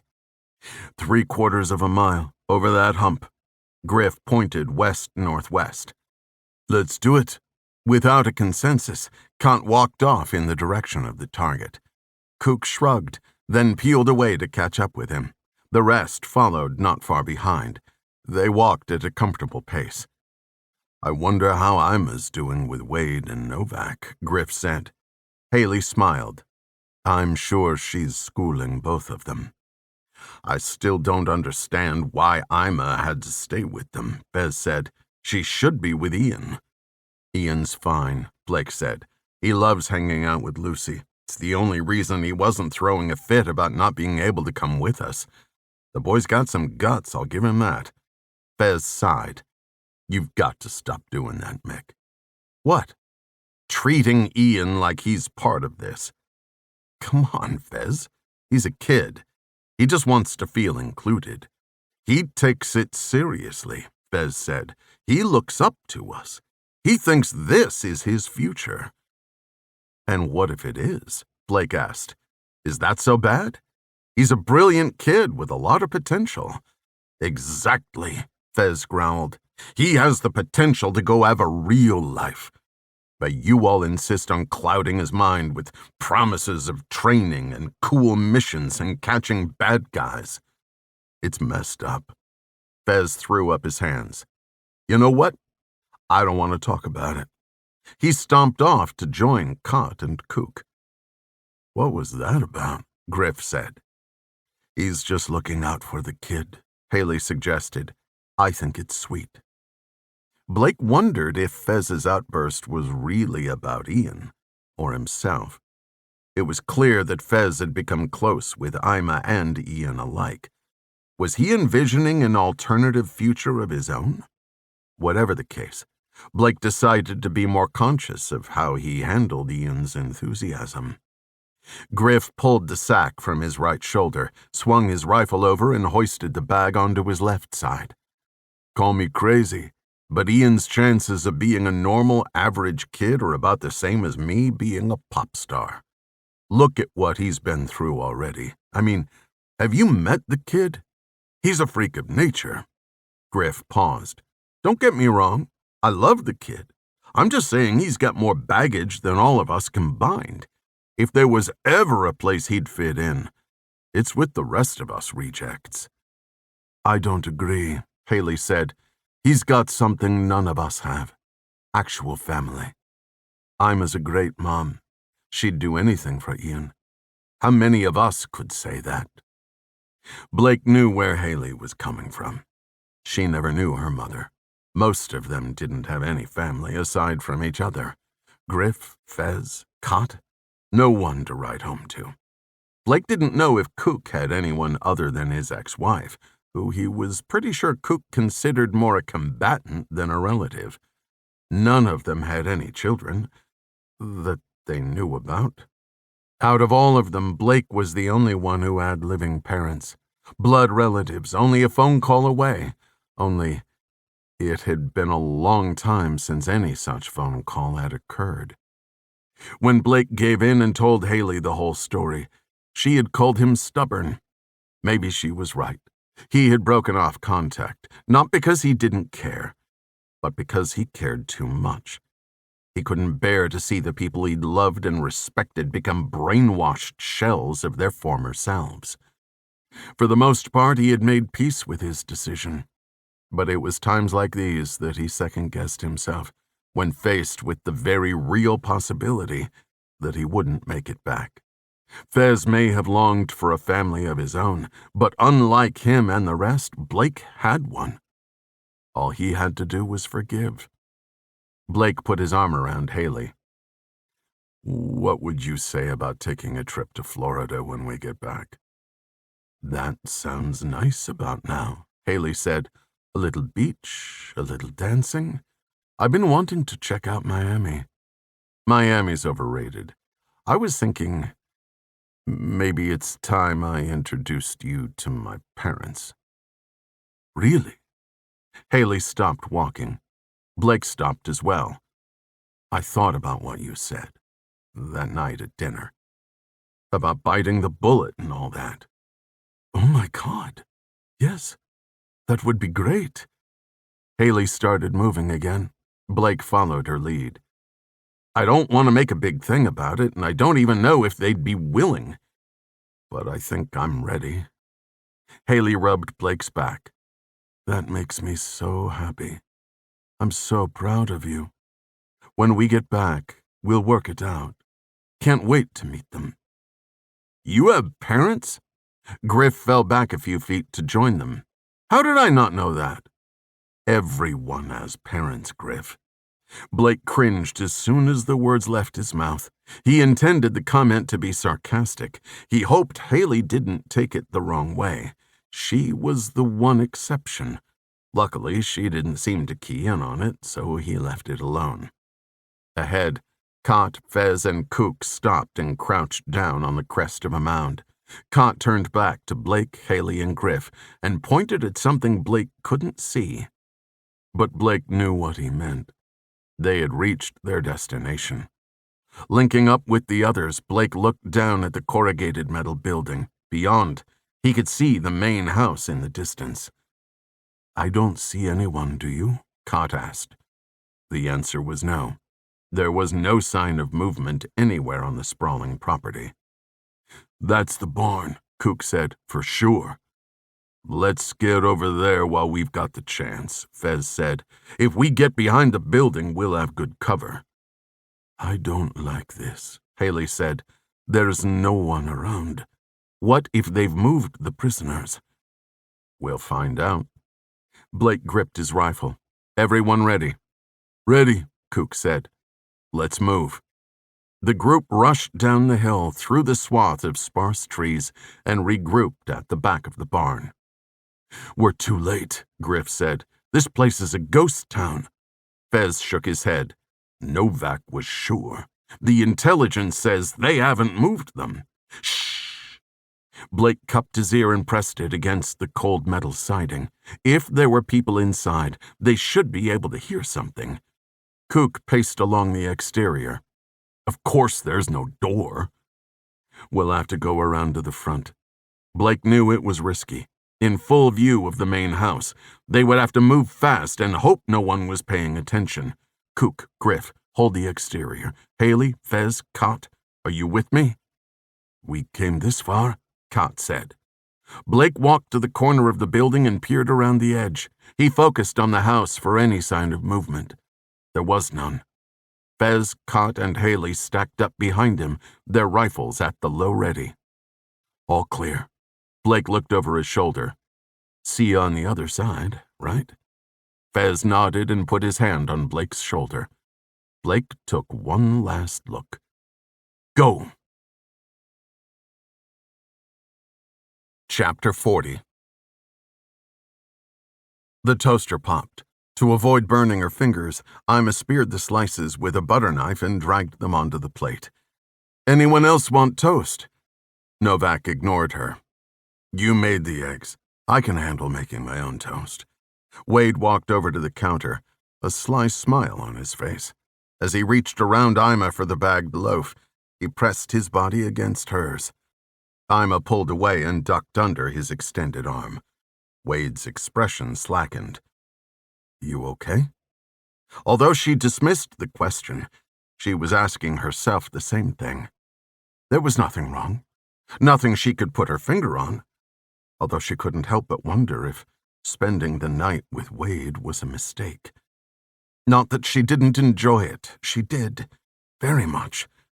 But the whole business with Wade and Novak was messy, and she feared they had only made it more complicated. It had been a long time since she'd been physical with a man.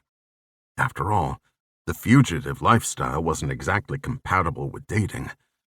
Her seclusion wasn't the only reason, just the most convenient excuse.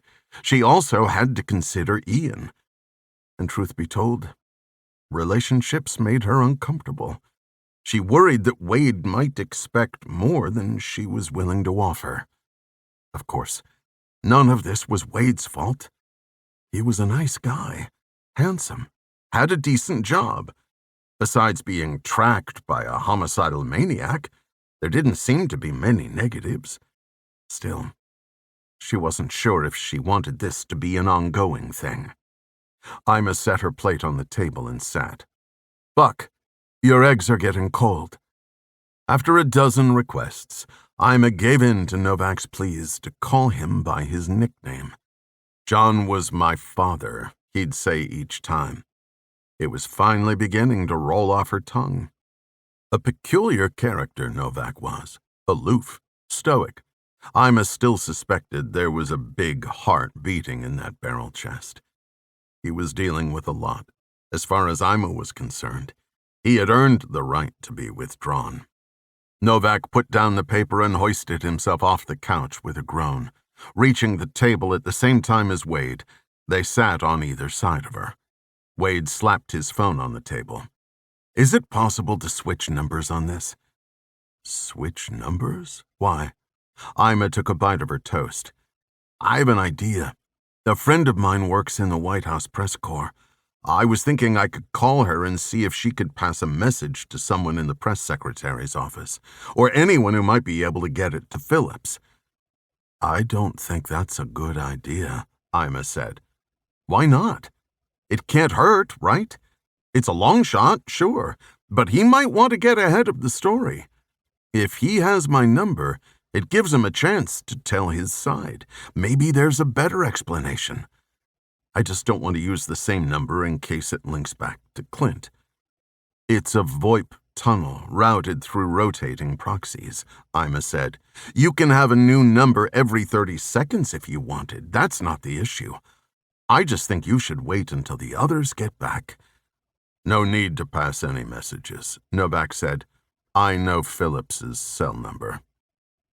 "You do? Wait." Wade hopped out of his seat and went for the notepad on the side table next to the couch. "Why didn't you say so earlier?" He held his pencil at the ready. "Shoot." As soon as he said it, Novak had a feeling he shouldn't have mentioned having Phillips's phone number. Phillips wouldn't provide anything of value, at least not to Wade. Calling Phillips directly was like poking the bear. But Wade wouldn't take no for an answer. It was worth it to give to him, if only to keep him occupied for a few minutes. Over the past day and a half, Novak struggled to get his head together. He lay awake most of the night, recalling little moments from the past.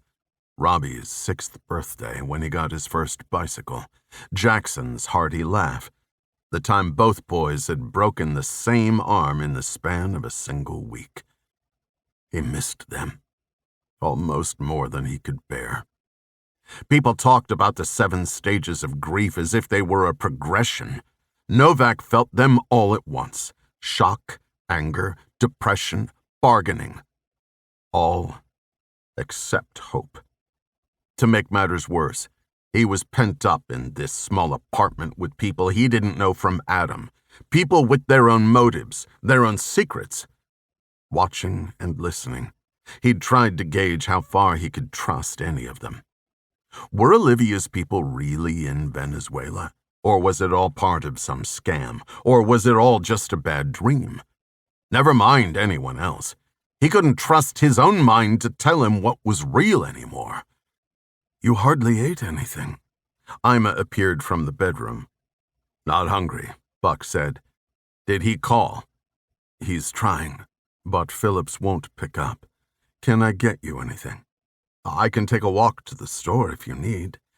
"Thanks, no. I was going to take a walk myself. I can't stand being in this room any longer." Ima sat next to him and put her hand on his. "I know I've said this before, but I'm going to say it again until you believe it. If there's anyone who can bring Jackson home, it's these guys. What they did for me was beyond anything you can imagine. They're a special breed. I've seen it with my own eyes. There was something about Olivia that Novak couldn't pin down. By all appearances, genuine and empathic, but he got the feeling she had a darker side. Then again, didn't they all? "Can I ask you something?" Novak asked. "Of course." "Why do you care? I mean, why go out of your way to help me? You don't know me. You have nothing to gain and everything to lose. Help me understand." Ima squeezed his hand and then let go. "We do it because we can, because no one else will. It's not about gaining anything. It's about not losing anymore. Every one of us has felt that loss. But I'm here to tell you, look at me, Buck. I'm here to tell you that you will survive if you have the will." Tears welled in his eyes. He tried to fight them back, but it was no use. Before he knew it, he was sobbing like a fool. "It's okay." Ima leaned over and wrapped her arms around him. "This is good." Hating himself for his weakness, for losing control, he wanted to lash out at her, to say, "Leave me alone, I'm fine." But he didn't. Instead, he did the only thing that felt right. He buried his face in her shoulder and cried. Wade picked up his phone and hit the button to redial the last number. He would call every hour on the hour if needed. He held it to his ear. It rang and rang. There could have been a multitude of reasons why Phillips wouldn't answer. He was in an area without service, his battery died, or, like many people, he didn't answer numbers he didn't recognize. Not that Wade would have left a record of his call, but Phillips's line didn't seem to have voicemail. It simply rang for eternity. The possibility crossed Wade's mind that Novak had made up a random number. But why would he bother? Novak was the one who offered it in the first place. "Who's this?" The gruff voice blared in Wade's ear. Startled, he pulled the phone away so fast he almost tossed it across the room. "Mr. Phillips." "Who is this?" "Sir, my name is Archer Wade. I'm a reporter with the Boston Globe. I was hoping to speak with you if you have a minute." Based on everything they had learned, Wade was certain Phillips knew who he was. "What is this about? How did you get this number?" What is this about? Did he actually not know? Wade dropped the bomb and then waited for the explosion. "Venezuela." It didn't come. "If you're referring to the uprising, the department does not have an official stance. I can direct you to public affairs for any comment." Public affairs. This was not the reaction Wade had expected. Either Phillips was doing a fantastic job of keeping cool, or he was in the dark. In which case, Novak was lying. There was only one way to find out. "Sir, I know about the mission. I know about how it ended, and I'll be honest with you. Everything I have right now implicates you." "Implicates me?" Phillips sounded surprised. "Listen, you don't know the first thing about it. Implicates me? That's ridiculous. I had nothing to do with it." "So you do know what I'm referring to?" "Yes, I know. But I have nothing to do with it. The person you're looking for is a senior commander who just happens to have gone AWOL. And that's all I'm going to say about that." Wade knew it. It was Novak all along. "Mr. Phillips, it's important I get your side of the story. If what you're saying is true, the best thing you can do is help clear your own name." "Not over the phone," Phillips said. "We'll meet in person." "Great." Wade flipped the page of his pad. "It'll be a day or two before I can get to you. You said Boston Globe, right?" "Yes." "I happen to be at Logan Airport as we speak. Can I meet you somewhere?" It wasn't a question Wade was expecting. Should he tell Phillips he wasn't in Boston? He couldn't have Phillips come to Newport. Then it occurred to him. He went to the wastepaper basket next to the dresser and pulled out the crumpled piece of paper Blake had handed him when they had set up the meeting with Novak. If Blake had deemed it an appropriate spot, it would work just as well for this. "I'm going to give you an address. It's in Connecticut, is that all right?" "That's fine." Wade relayed the address, and they agreed on a time, accounting for travel. When they hung up, Wade gave himself a fist bump. Novak was a fool for giving him the number. He was about to blow the entire story out of the water, as soon as he figured out how to get to Connecticut. And he just looked at me with chocolate all over his face and hands. Novak laughed. Ima couldn't help but laugh along with him. After Novak had pulled himself together, she asked about his sons and his family. They spoke for a good hour or two, trading funny stories. It was the first time she had seen Novak smile since they'd met. When she'd walked in the room, she never intended to be a shoulder to cry on. But it was what he needed. "I'm sorry about the divorce," she said. "Don't be. That was all my fault." Ima's phone rang. It was Ian. "Do you mind?" "Please." He stood up. "Take your call. I'm going to go get some air." Ima picked up. "Hi, honey." "Hi, Mom. Guess what?" "What?" "I went to Mackerel Cove and used a boogie board." "You did? I wish I could have seen that. When are you coming back?" "Soon." After a few seconds, Ian responded. "Okay, I'll accept that." Ima chuckled. "Well, I'm glad. What do you two have planned for the rest of the day?" "Lucy said I can help her study for her tests." "That sounds fun." "Yeah." "Okay, I just wanted to say hi." "Call me anytime you want. I love you."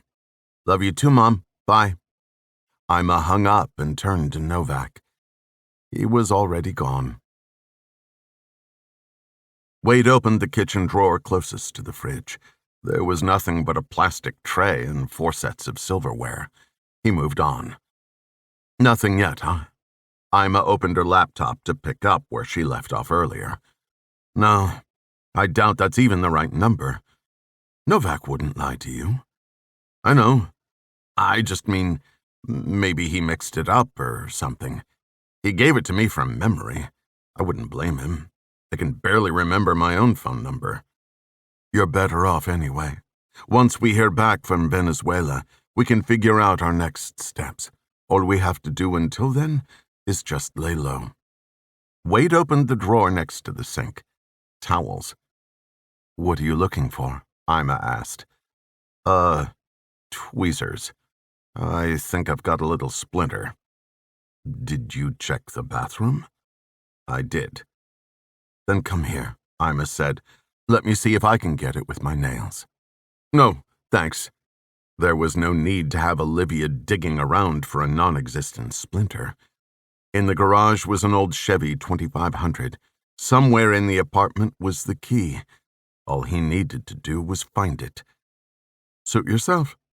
Ima shifted her focus back to her screen. Wade continued his hunt. The last drawer under the microwave was empty, except for a single item, a metal, double-sided key. He picked it up and slid it into his pocket. He had no doubt it belonged to the Chevy. Now he only hoped that it still ran. "I don't like that Buck's still not back," Ima said. "I hope he didn't do anything stupid." "He's fine." Little did Olivia know they might be rooming with the enemy. If Novak was the one who ordered the attempt on his life, it didn't matter if Novak stayed or left. The safe house was burned, and they both needed to get out. Wade considered telling her as much. She wouldn't believe it, and the last thing he needed was for her to try and interfere with his plan. He would tell her as soon as things were in motion. He owed her that much. Ima leaned over the back of the couch. "Hey, about earlier. Me pulling away like that. I didn't mean to be rude. It's just, I needed a little time to process, you know? No worries, Wade said. I shouldn't have assumed. No, you should have. I was being stupid. Look, Olivia, last night was great. That's all it was. One night. No need to overthink it. You never know. One could turn into two. Wade smiled and nodded, knowing full well it was probably never going to happen. That's true. You never know. Novak closed the door behind him. Ima popped her head out from the bedroom. Oh, good, you're back. I was getting worried. Where'd you go? Just walked. Needed to clear my head. It's been hours. Archer just left to go look for you. Jesus. I'm not a child.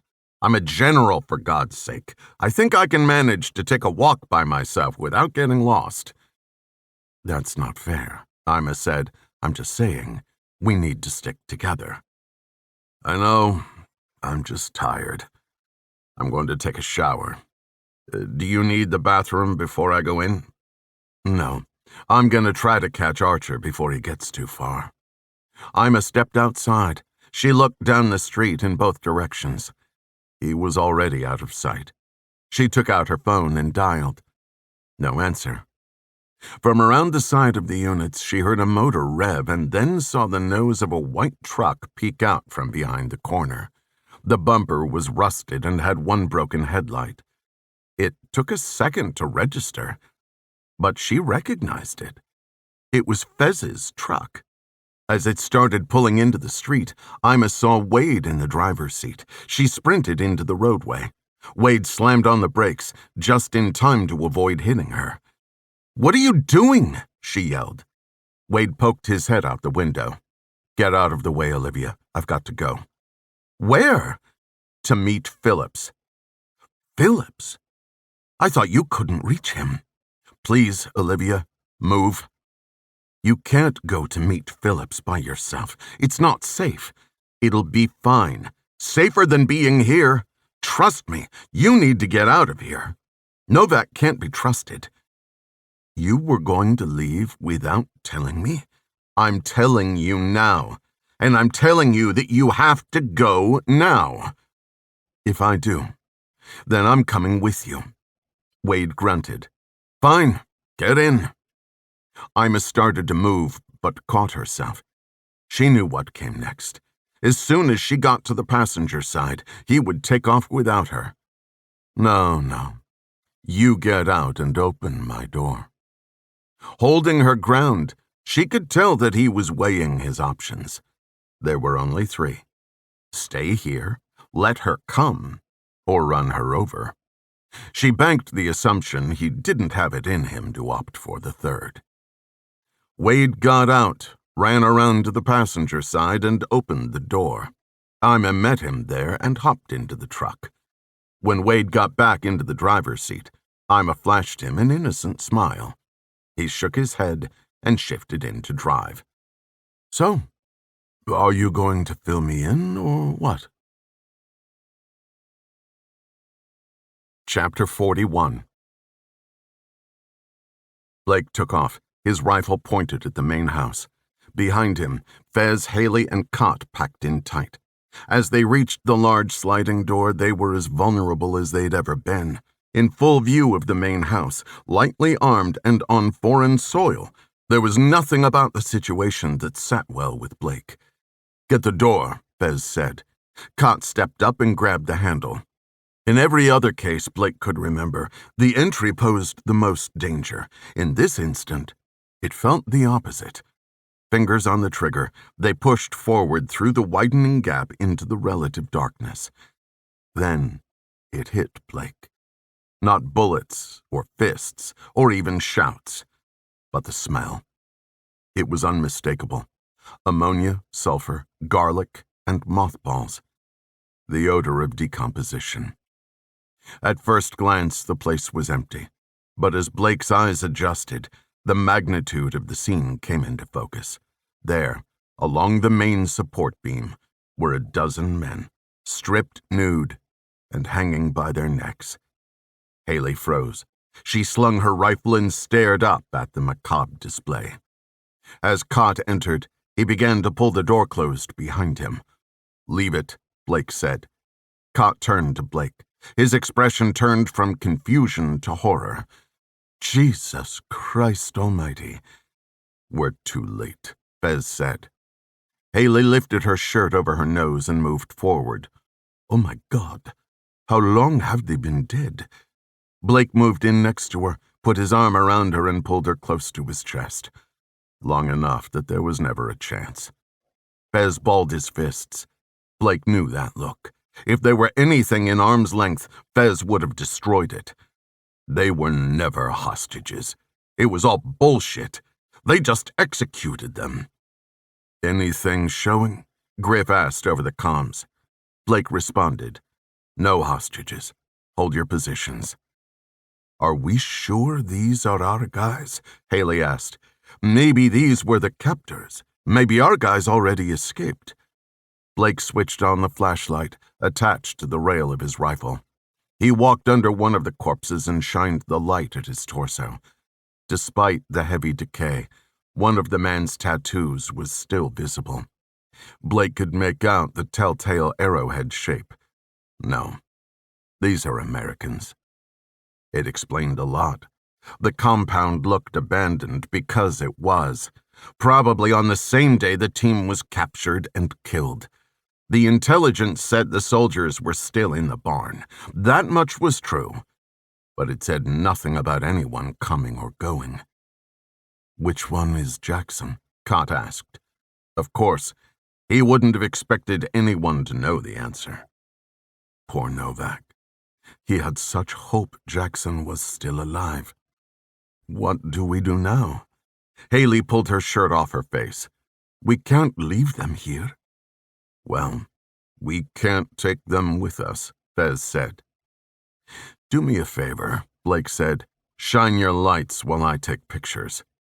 Blake zoomed in his smartphone camera to get a decent upper body shot. Bloated, with their tongues swelling out of their mouths, identification would be difficult, but not impossible. He worked his way down the line, taking multiple pictures of each. "We could bury them," Haley suggested. "We don't have time for that," Cott said. "If we can find some fuel, we can just light the whole place up." "Heads up," Cook's voice came over their earpieces. "2 armed bogies headed your way." "Damn it," Fez growled. "It's a trap." Without hesitation, Blake lunged toward the open door. In one swift motion, he pulled the handle and plunged the team into complete darkness. Now, they'd wait. Cook hugged the wall. 100 feet away, 2 men strolled the perimeter. They were close enough that Cook could hear them laughing and speaking in Spanish. Cook keyed his mic and whispered, "I don't think they know we're here. Let 'em pass. Then get your asses back here." As the 2 men worked their way across the grass in front of the barn, Cook poked his head around the corner. They were out of sight. There was no way to know if they would go inside. He gave an update. "Hold steady. They're right out front." Cook turned toward Griff, who was peeking around the far side of the barn. From the looks of it, they hadn't yet cleared the front. He waited for Griff to give a signal. In a sudden, jerky movement, Griff scrambled from the corner and barreled toward Cook. He raised his arms and made a pushing motion. By the time Cook realized he was mouthing the word go, it was too late. Griff looked over his shoulder and froze. 20 feet away and in plain view, one of the men had made his way to the back corner of the barn. He stood facing the trees, oblivious to Cook and Griff, a stone's throw to his right. Cook pressed his back against the corrugated steel and held his breath. The man put the butt of his rifle on the ground and rested the barrel against his leg. He unzipped his fly and began urinating, whistling as he went. Griff looked at Cook with wide eyes. When the man was finished, after what seemed like an eternity, he zipped up and lifted his rifle. As he turned, his eyes locked with Cook's. Both stood frozen for half a second. Then, as expected, the man shouted and raised his rifle. Both Cook and Griff let off 2 rounds, striking the man at center mass before he could get a shot off. "Where's the other one?" Cook asked. "I don't know." Cook keyed the mic. "Get out of there. We gotta go. Right now." Chapter 42. "Turn here." Ima watched her phone's mapping application. "Stay to the left and go all the way back." Wade followed her directions. Initially, he had planned to park on the street and walk in, but after Olivia examined the map's satellite view, she came up with a plan of her own. Next to the defunct factory was a recycle center. At the rear of the yard, there appeared to be a cut-through leading to the back of the abandoned building. As she made her pitch, Olivia shoved a close-up view of the dirt path in his face. Despite nearly veering into a guardrail, he had to admit it wasn't a bad idea. It looked plenty wide enough for a vehicle, and there was no visible fence. Now, seeing it from ground level, the idea had lost its luster. This place is still open. Isn't this going to look conspicuous? "Look at this truck," Ima said. "If we don't fit in here—" Olivia was right about that. As they moved toward the back of the expansive lot, past the piles of shredded metal and rows of 40-foot containers, they had only seen one other person, a grizzled-looking fella unloading a truck not unlike their own. It was a little older and green, but on par with the amount of rust and bondo patches it boasted. When they made it to the end of the row, the cut-through was visible. Without stopping, Wade made a wide turn around the last container and slipped through the break in the bordering tree line. He turned right and looped around to the back of the enormous factory building, taking care to avoid any major potholes and several small trees that had forced their way through the crumbling asphalt. "This place is huge. Do you know where you're supposed to meet him?" Wade put the truck in park and shut off the motor. "I have no idea. I figured it would be obvious. I don't like this. Couldn't you have just met at a Starbucks or something? It was the spur of the moment, all right? When Blake picked this place, he said it gave him an advantage, and that it was private. An advantage for him because he knows what he's doing." Ima huffed. "I told you, you should have waited until they got back. We don't even have any way to protect ourselves. If you had waited a minute, we could have at least brought a couple of guns." Wade laughed. "What would I do with a gun? I wouldn't even know how to load the thing." "Then I should have brought one from me." "Oh, and you're an expert. Is that why you were left to keep tabs on me?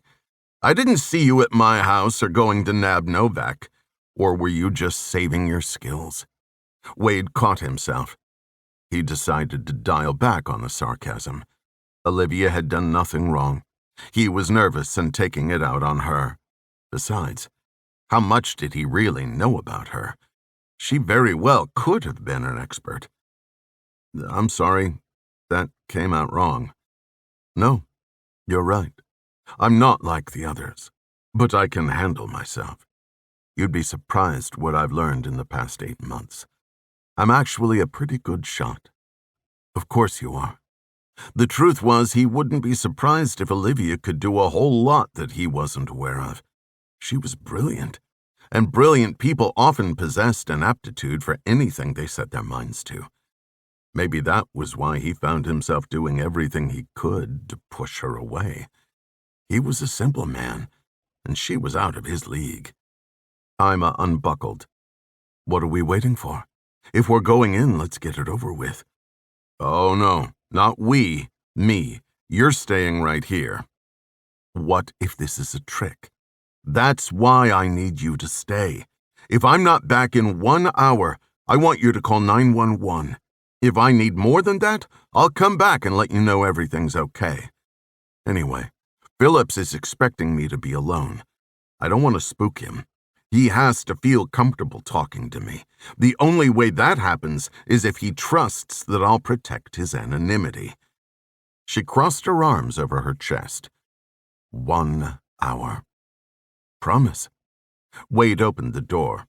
If you see anyone, duck down and call me. Be careful. Wade smiled and shut the door.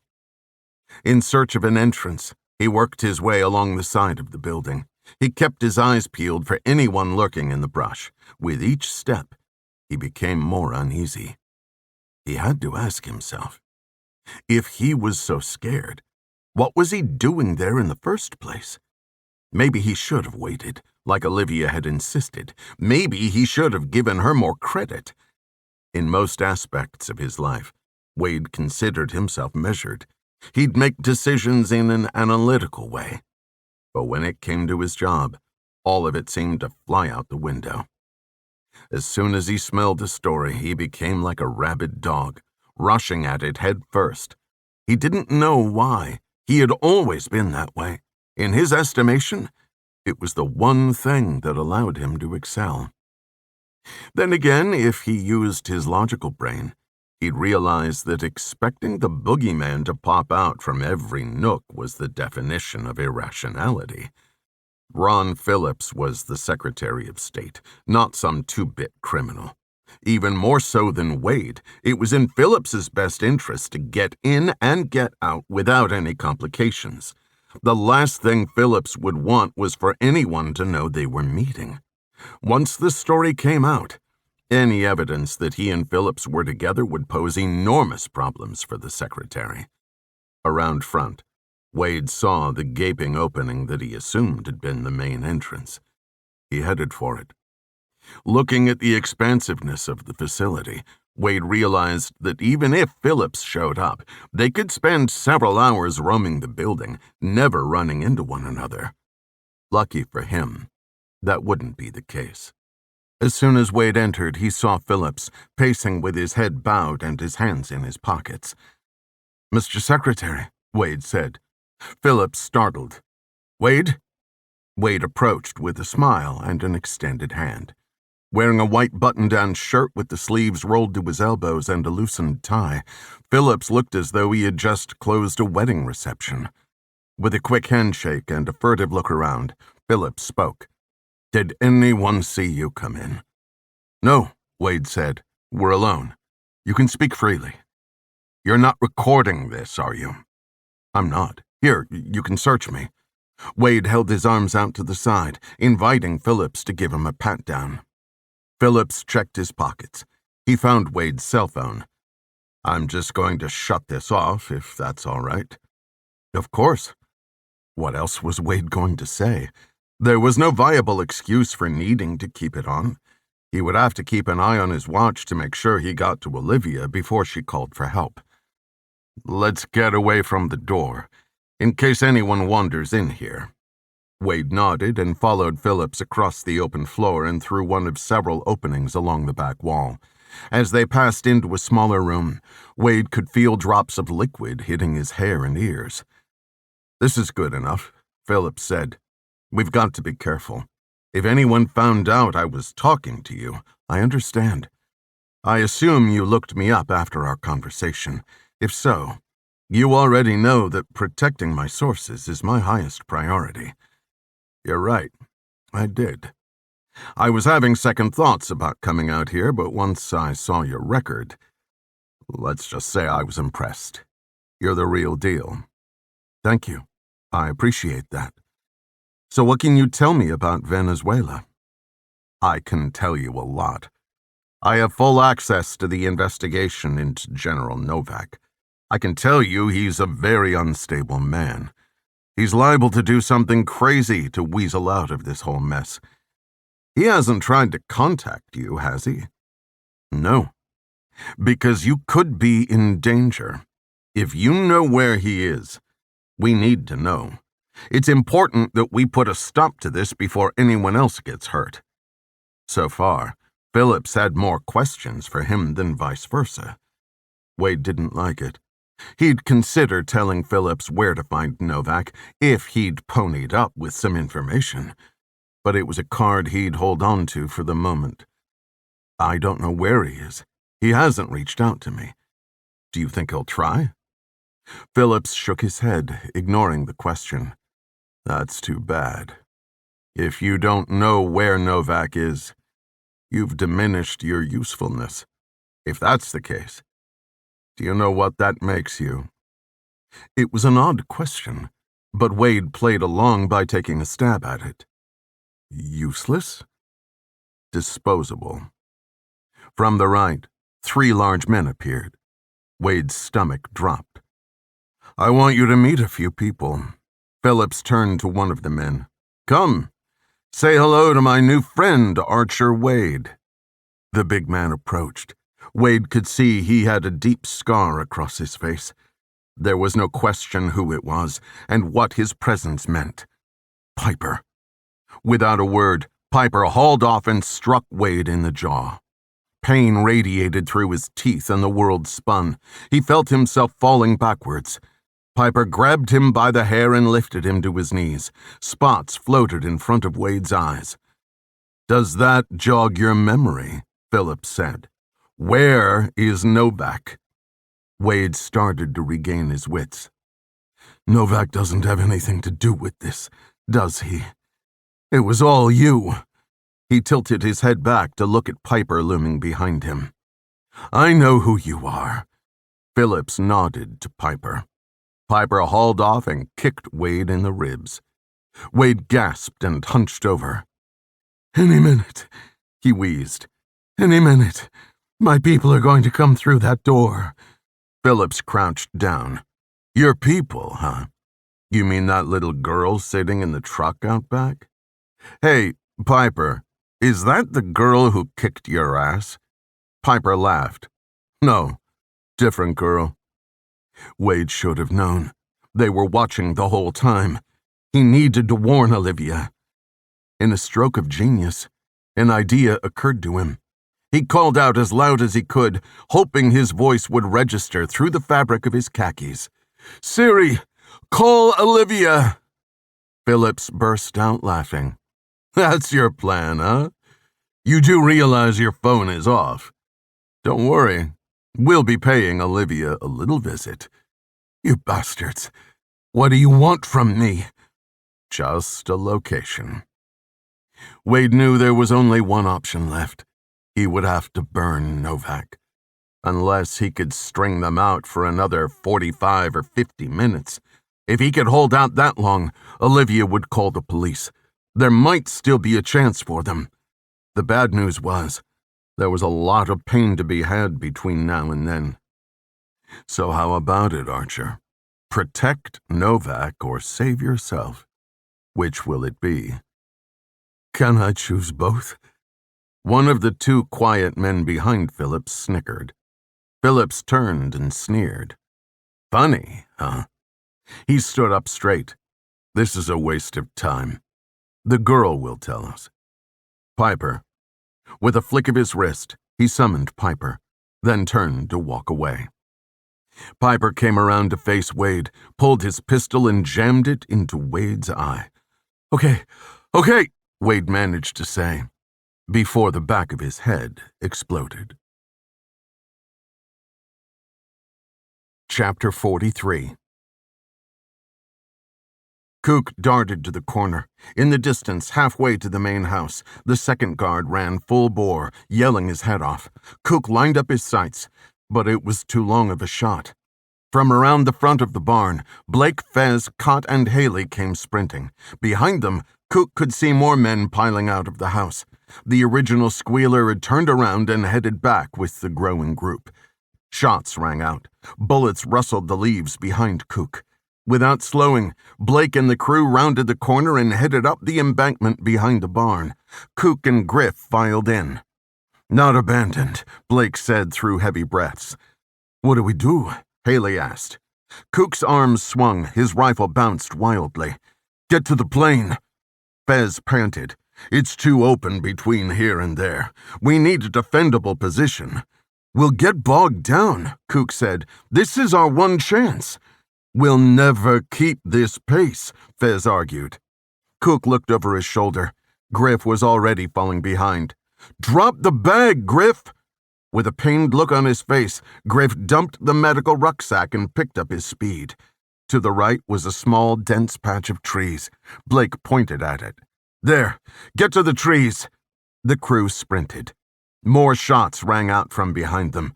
No one turned to look. When they hit the wood line, they each found a trunk to use as cover. Blake leaned out and fired several shots. Down the hill, at least 20 men dotted the open field. They scrambled to get low. "Keep suppressing!" Fez fired several shots of his own. It was working. Out in the open, the advancing men had no choice but to get down in the grass. The problem was, they would start to move laterally, eventually overtaking their position from all angles. "We can't stay here," Blake said. Cott fired a barrage. "Hot damn! I think I got one!" "I have an idea," Haley said. "I'll cut south to the end of this patch. You all pop out the back and head north toward the plain. If I lay down fire, I can draw them in the wrong direction. They'll think we're headed that way. Then I can loop around and head to you. If you're all ready to take off, I just jump in and we go." "That just might work," Blake said. "I'm coming with you." "It'll be faster if only one of us has to get on the plane," Haley said. Blake fired. "Yep, still going with you." "If that's the plan, we should go now," Kook said. "Right," Blake said. "Then why are you still standing here?" Chapter 44. Ima pulled out her phone and checked the time. 42 minutes. She was getting jumpy. A few minutes prior, a loud bang rang out from the recycling center or somewhere nearby. A dump truck or one of the metal containers being dropped. Nonetheless, she dove for cover under the dashboard as if she were taking fire. It was one of the reasons she looked up to Haley. Cool and calm under pressure, Haley was a machine. Ima knew that no matter how much they taught her about guns or tactics, she would never be able to do what they do. She just didn't have it in her. Anyway, she was perfectly content staying behind the keyboard. There was a lot she could do to help from there, and for Ian's sake, it kept her relatively safe. She checked her phone again. 43. In a way, it was a good sign that Wade wasn't back yet. It meant Phillips probably showed up. Ima wasn't sure if Wade had meant it when he said to call the police if he wasn't back in an hour, but she intended to take him at his word. As soon as the last minute elapsed, she would dial. Until then, she'd wait. She wished she could turn on the radio to pass the time, but Wade had taken the keys, no doubt afraid she'd get scared and ditch him there. Luckily, the truck was equipped with all the premium features, like manual crank windows. Otherwise, she'd already have boiled alive. Stowing her phone in her pocket, she kicked her legs up onto the bench seat and leaned her back against the door. The breeze felt good against her neck. Out of the corner of her eye, she caught something moving in the side mirror. Before she could blink, a man stood at her window, his pistol pointed at her throat. Ima raised her hands. At the driver's side, a second man peered in through the open window. "Are you the police?" Ima asked. They didn't look like it, but it was still a possibility. She was trespassing, after all. The one on the passenger side reached in and pulled the manual lock, then popped open the door. With a hand around her bicep, he yanked her to her feet. "Let's go." "Get off of me!" Ima tried to pull away, but the man's grip was too tight. "Shut up and walk." "No!" Ima struggled. The second man came around the front of the truck to help. "Grab her legs," the first said. He bent down to scoop them, but Ima kicked as hard as she could. The man backed off, then shot in again. This time, he was able to grab hold. With his arms under Ima's armpits, the first man held her weight while the second lifted her legs off the ground. "Help!" Ima screamed. "Somebody, help me!" Her abductor smashed his hand over her mouth and squeezed. She tried to bite, but couldn't get any meat in between her teeth. They carried her around the building. Despite her squirming, they had little trouble getting her inside. Once into the dank interior, the man let go of her mouth. Help! Help! Her cries reverberated off the towering concrete walls. Scream all you want now, the man holding her legs said. No one can hear you. They took her through a doorway into a darker room. There, they dropped her on the floor. Ima's heart raced. Of all the situations she had found herself in over the years, she had never been in a position like this. She was terrified. More than that, in shock. This is really happening. A million thoughts rushed through her head but settled only on one. Ian. The two men rifled through Ima's pockets and removed her phone. Olivia, is it? Another man asked. Ima had been so caught up in the shock of what was happening, she hadn't noticed there were more people in the room. She looked at her surroundings. To her right, a body lay on the floor. She recognized the clothing. Archer! She scrambled to him and pulled on his shoulder. He was heavy and lifeless. She pulled harder. As his torso tipped, his head flopped toward her. Staring into his mangled face, she screamed. Shh!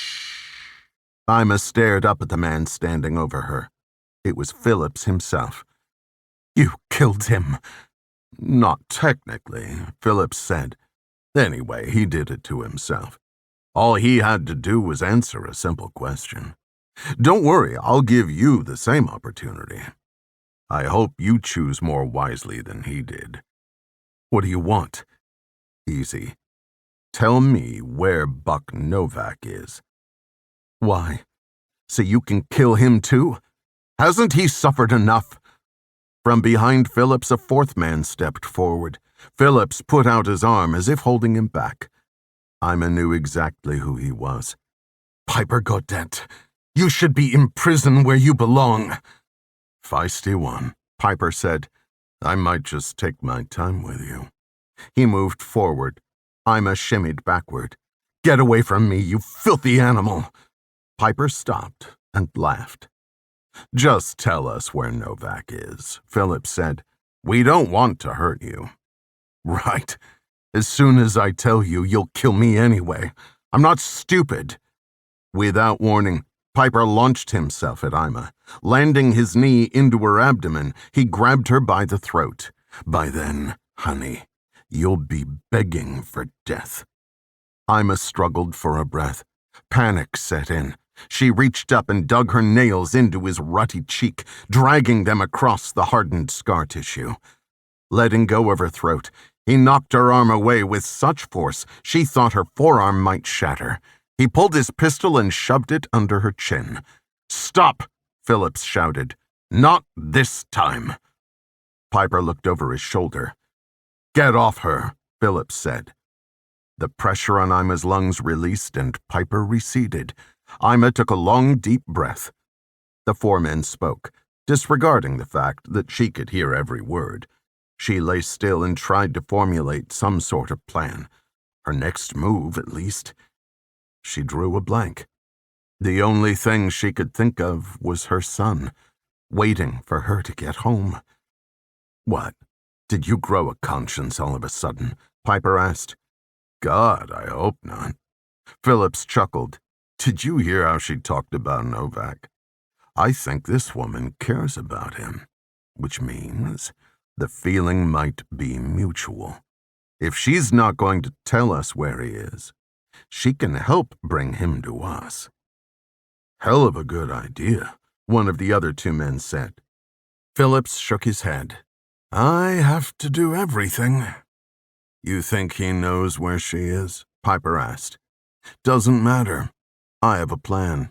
Piper, tie her up and find a spot deep in this place to stash her. You two, I have a job for you.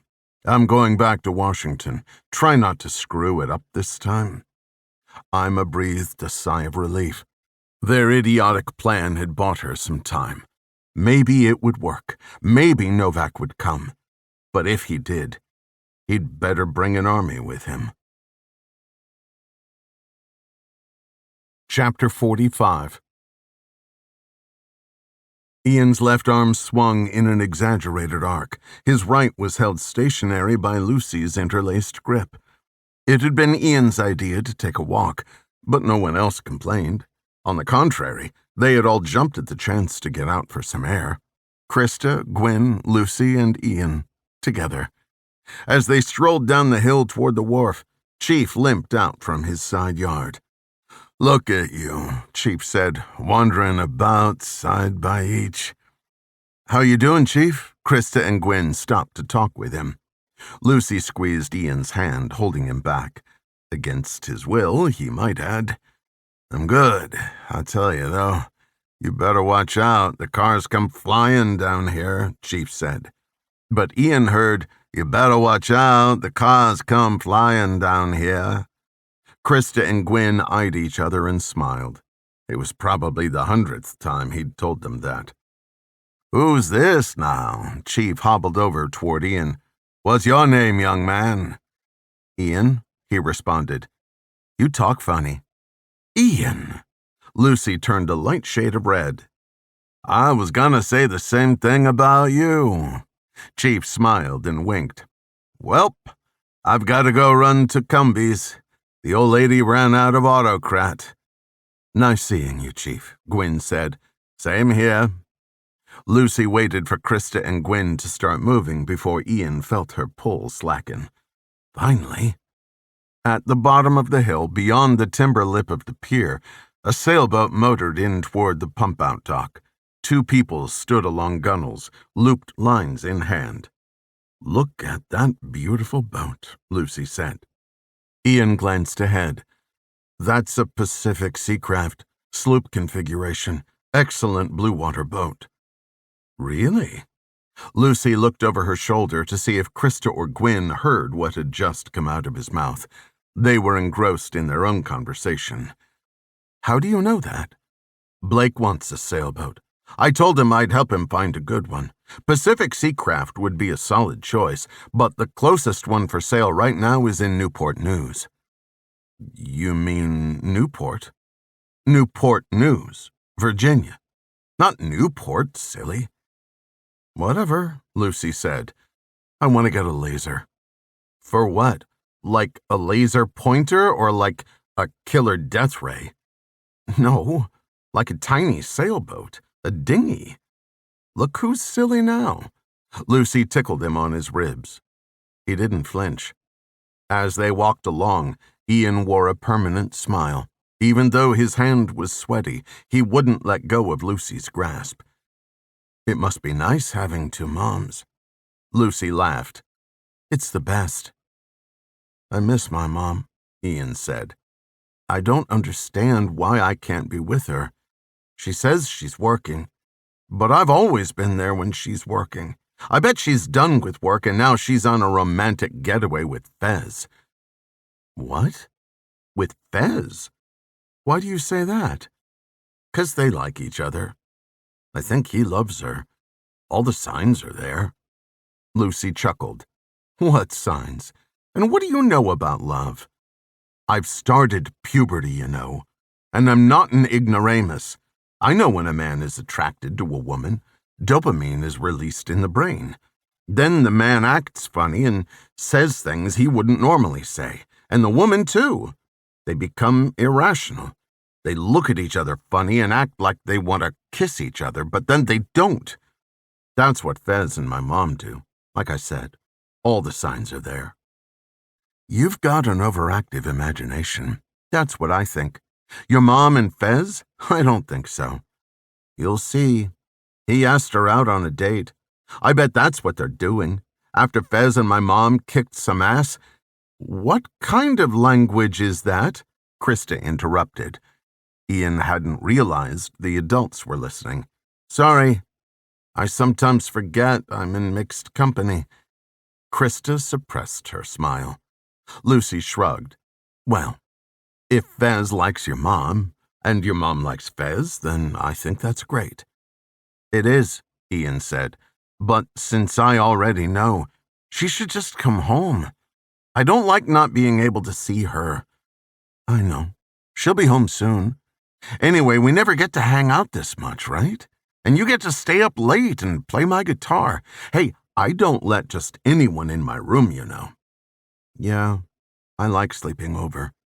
Maybe you can come sleep over in my room next time. Maybe. Hey, Ian, Gwyn called from a few feet back. Have you ever skipped rocks before? Ian slowed to think about it. Skip rocks? He didn't think so. Krista and Gwyn caught up so that all four were side by side, or as Chief would say, side by each. It's one of my favorite things, Krista said. Come on, guys. Gwyn took Krista's hand and jogged toward the north side of the narrow boatyard. I bet I get the most hops. Ian let go of Lucy's hand and hustled after them. Down a path through the thicket, they emerged onto a small rocky beach. This is perfect, Gwyn said. The water's so calm. We should be able to get some good distance. The trick is finding the right stone. It has to be flat and smooth, not too heavy and not too light. All four traipsed around with their heads down, scouring the beach for the holy grail of skipping rocks. Look at this one, Ian said. Nice. Lucy held up her own. But this one is the winner. Gwyn went first, then Krista. Ian followed their lead. 4 skips. Respectable for his first try, he thought. He set out to find another, this time with a better weight distribution and more aerodynamic shape. When we get back, we need to go over everything again. Ian's eyes remained focused in front of his feet. You're not ready for the exam. Hey, I've been studying hard. Yeah, but you're not ready yet. Krista laughed. You heard him, Luce. Not ready. Looks like you know how you're spending the rest of your evening. Ian plucked a stone from the sand. Pinching it between his fingers, he crouched low and flung the flat rock at the water. It skipped at least 9 times. Don't worry. I'm going to make sure you ace your test. I've got a few more tricks you can use. You know what? Gwyn said. We might not give you back. Chapter 46. Blake leapfrogged past Haley's position and ducked behind the next tree trunk he could find. He fired 3 shots. A barrage of bullets came in response. As they had done for the past 5 minutes, when the incoming fire died down, Haley took her turn jumping beyond Blake. Overall, the strategy seemed to be working.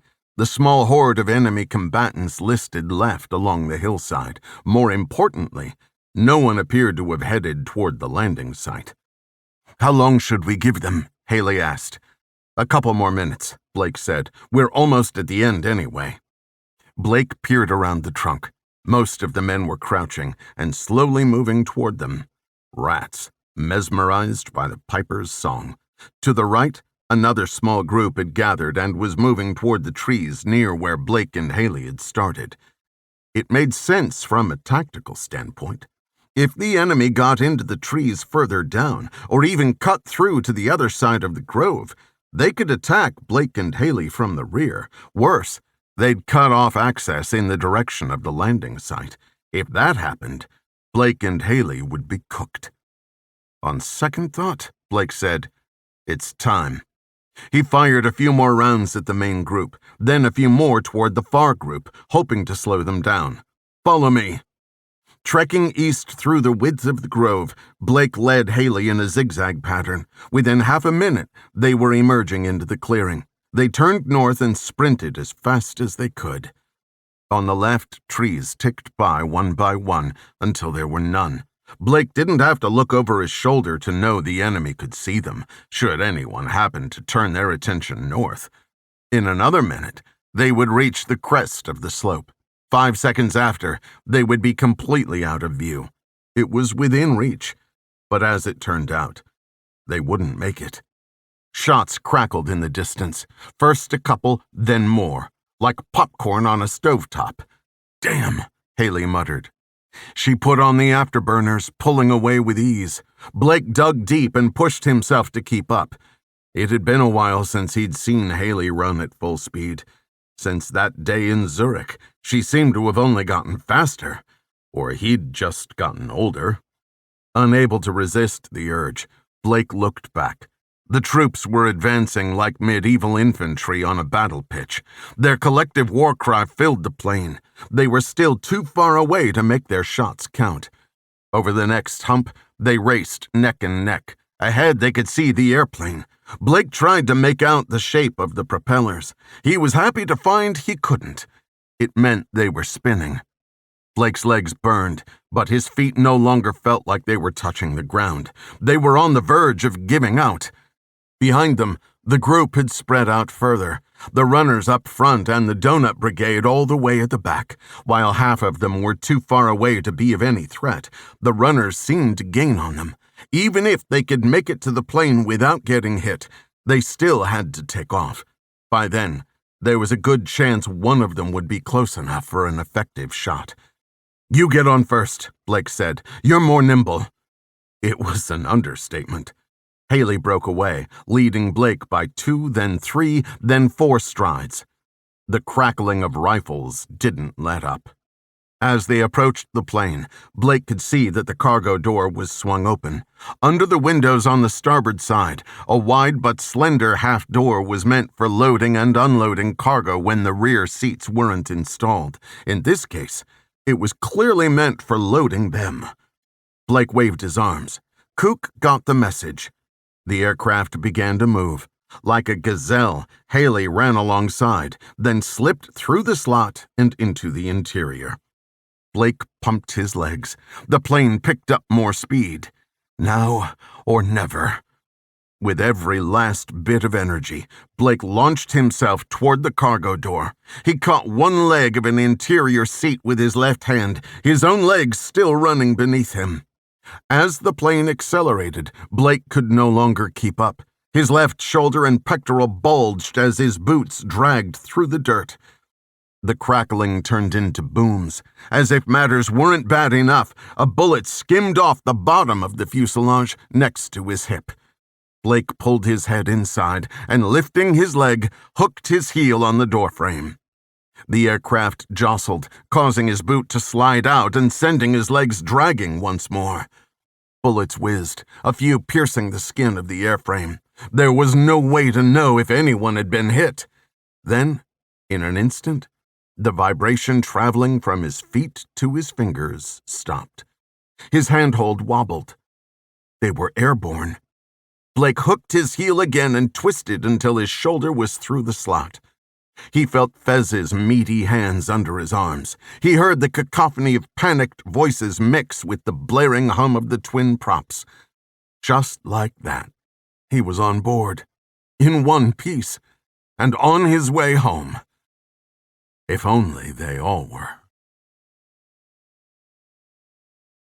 Chapter 47. Clint Taylor took the napkin from his lap, wiped his mouth, and tossed it onto the table in a heap. "I should be going. John, Linda, thank you again." "Absolutely." Clint stood. The stuffed veal chops felt like a ton of bricks in his stomach. In a good way, he decided. One thing was for certain. He never left Strega unsatisfied. To his right, Stephen Tyler sat with 3 other people. During the meal, Clint and Tyler had shared a few pleasant words. As a big Aerosmith fan, he wanted to spark one more interaction. Say, "Enjoy the rest of your night," or something to that effect. Maybe shake his hand. But his better judgment told him not to be that guy. Instead, he graciously took his exit. Outside, Hanover Street was bustling. He fished his keys from his pocket and set off to find his car somewhere on Salem Street. Crossing Hanover, he cut up Tileston Street. Barely wide enough for one car, Tileston was one of many North Boston remnants that brought with it an instant sense of history. It was impossible to not imagine horses plodding through the narrow streets hundreds of years before. In the modern sense, it was just eerie, like being trapped in a maze. As he passed Unity Street, he noticed 2 men in black hoodies leaning against a brick building between Tileston and the backside of the Paul Revere Mall. For some reason, the sight of them sent a shiver down Clint's spine. He didn't know why. Vagrants and the homeless were a fixture in every part of the city. Nothing out of the ordinary. He wouldn't have even noticed the men if they weren't the only people around. But he did notice, and it didn't seem right. The two looked similar, leaning with the same posture, but not close together, hoods cinched to their cheeks. Maybe they weren't vagrants at all, but bargoers waiting for a ride, or addicts waiting for a delivery. All of these would have been fleeting thoughts chalked up to an overactive imagination if he hadn't glanced behind him. Now the two men were together, walking side by side up Tileston in his direction. Clint picked up his pace. He didn't run, just pushed his normal stride to its upper limits. Another glance confirmed his fear. The men had sped up, closing the gap between them. The reality had clicked. There were no two ways about it. They were going to mug him. Heart pounding, Clint ran through his options. 1, try to get to his car and hope there were enough pedestrians and motorists to scare off the muggers. 2, there was no 2. He looked over his shoulder again. It was too late. Now 10 feet away, both men barreled toward him in a full run. Then he felt the impact.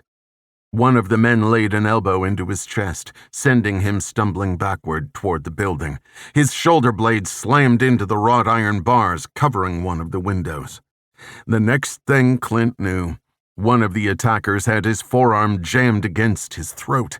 The faceted iron bars dug into the back of his head. Clint didn't fight back. It would only make things worse. He would let them empty his pockets, take his watch, whatever they wanted. If he didn't resist, he thought, there would be no need to hurt him. While the first attacker kept him pinned, Clint could feel the other's hand brushing against his ribs. He reached into Clint's inside blazer pocket. Hot breath washed over Clint's face. It smelled of peppermint.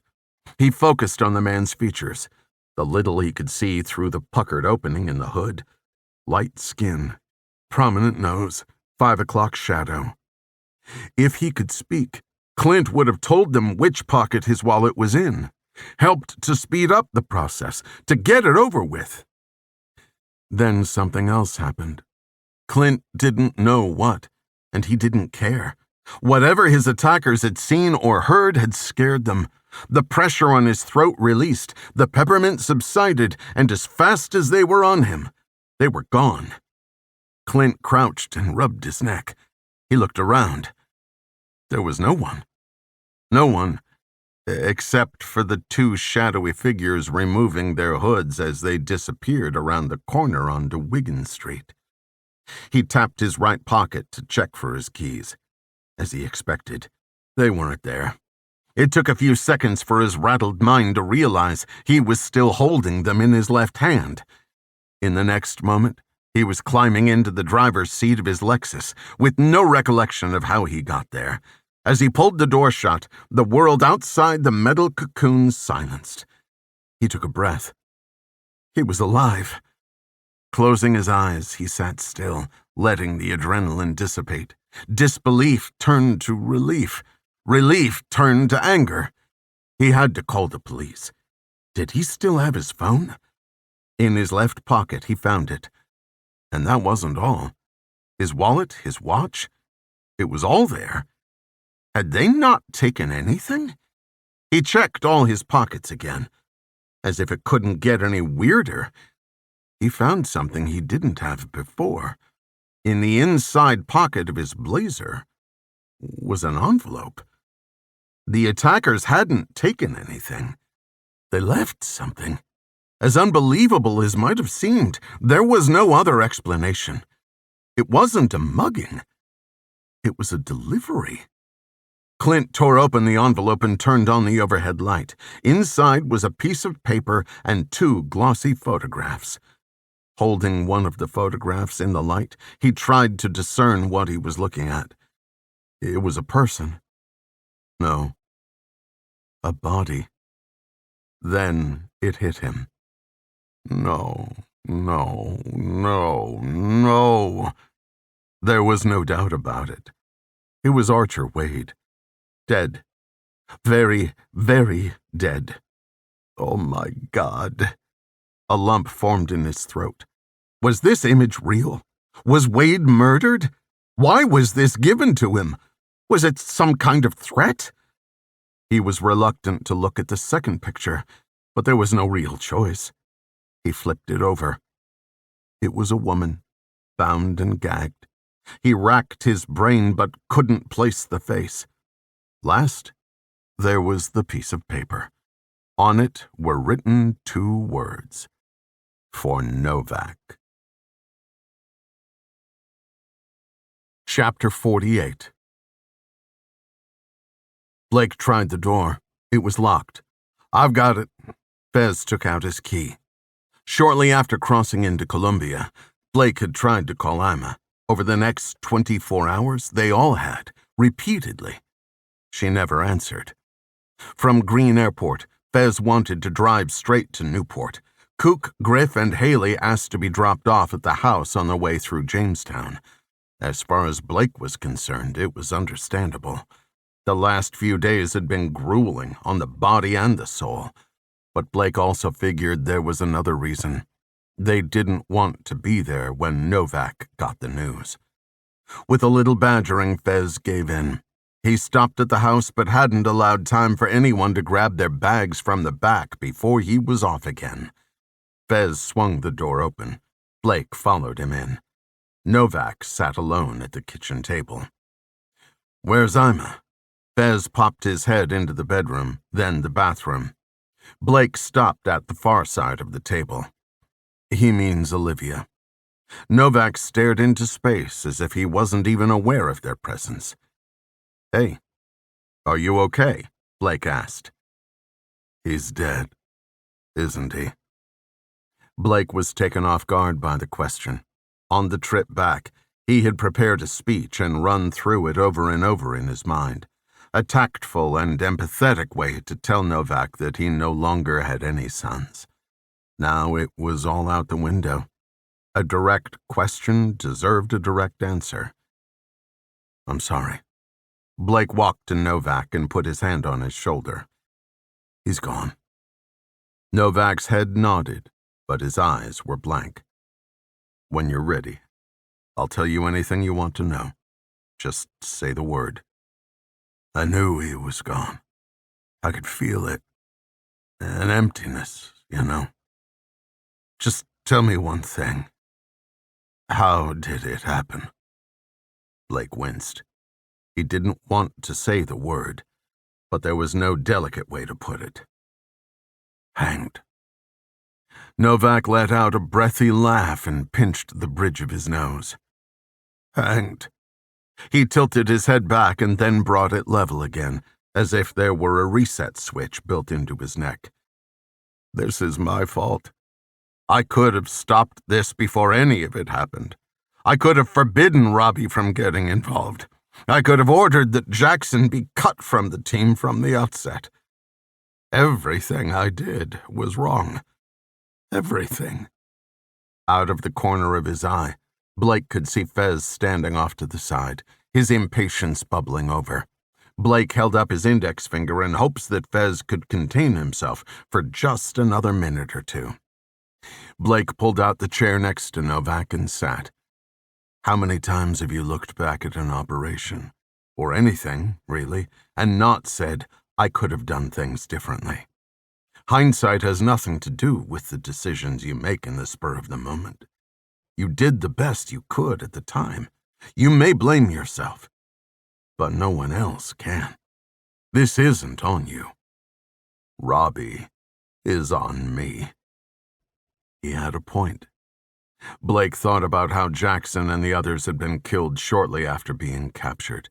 The efforts to leak the story to force a rescue wouldn't have made a bit of difference. To Novak, that fact only would mean that Robbie had lost his life for no reason, no purpose whatsoever.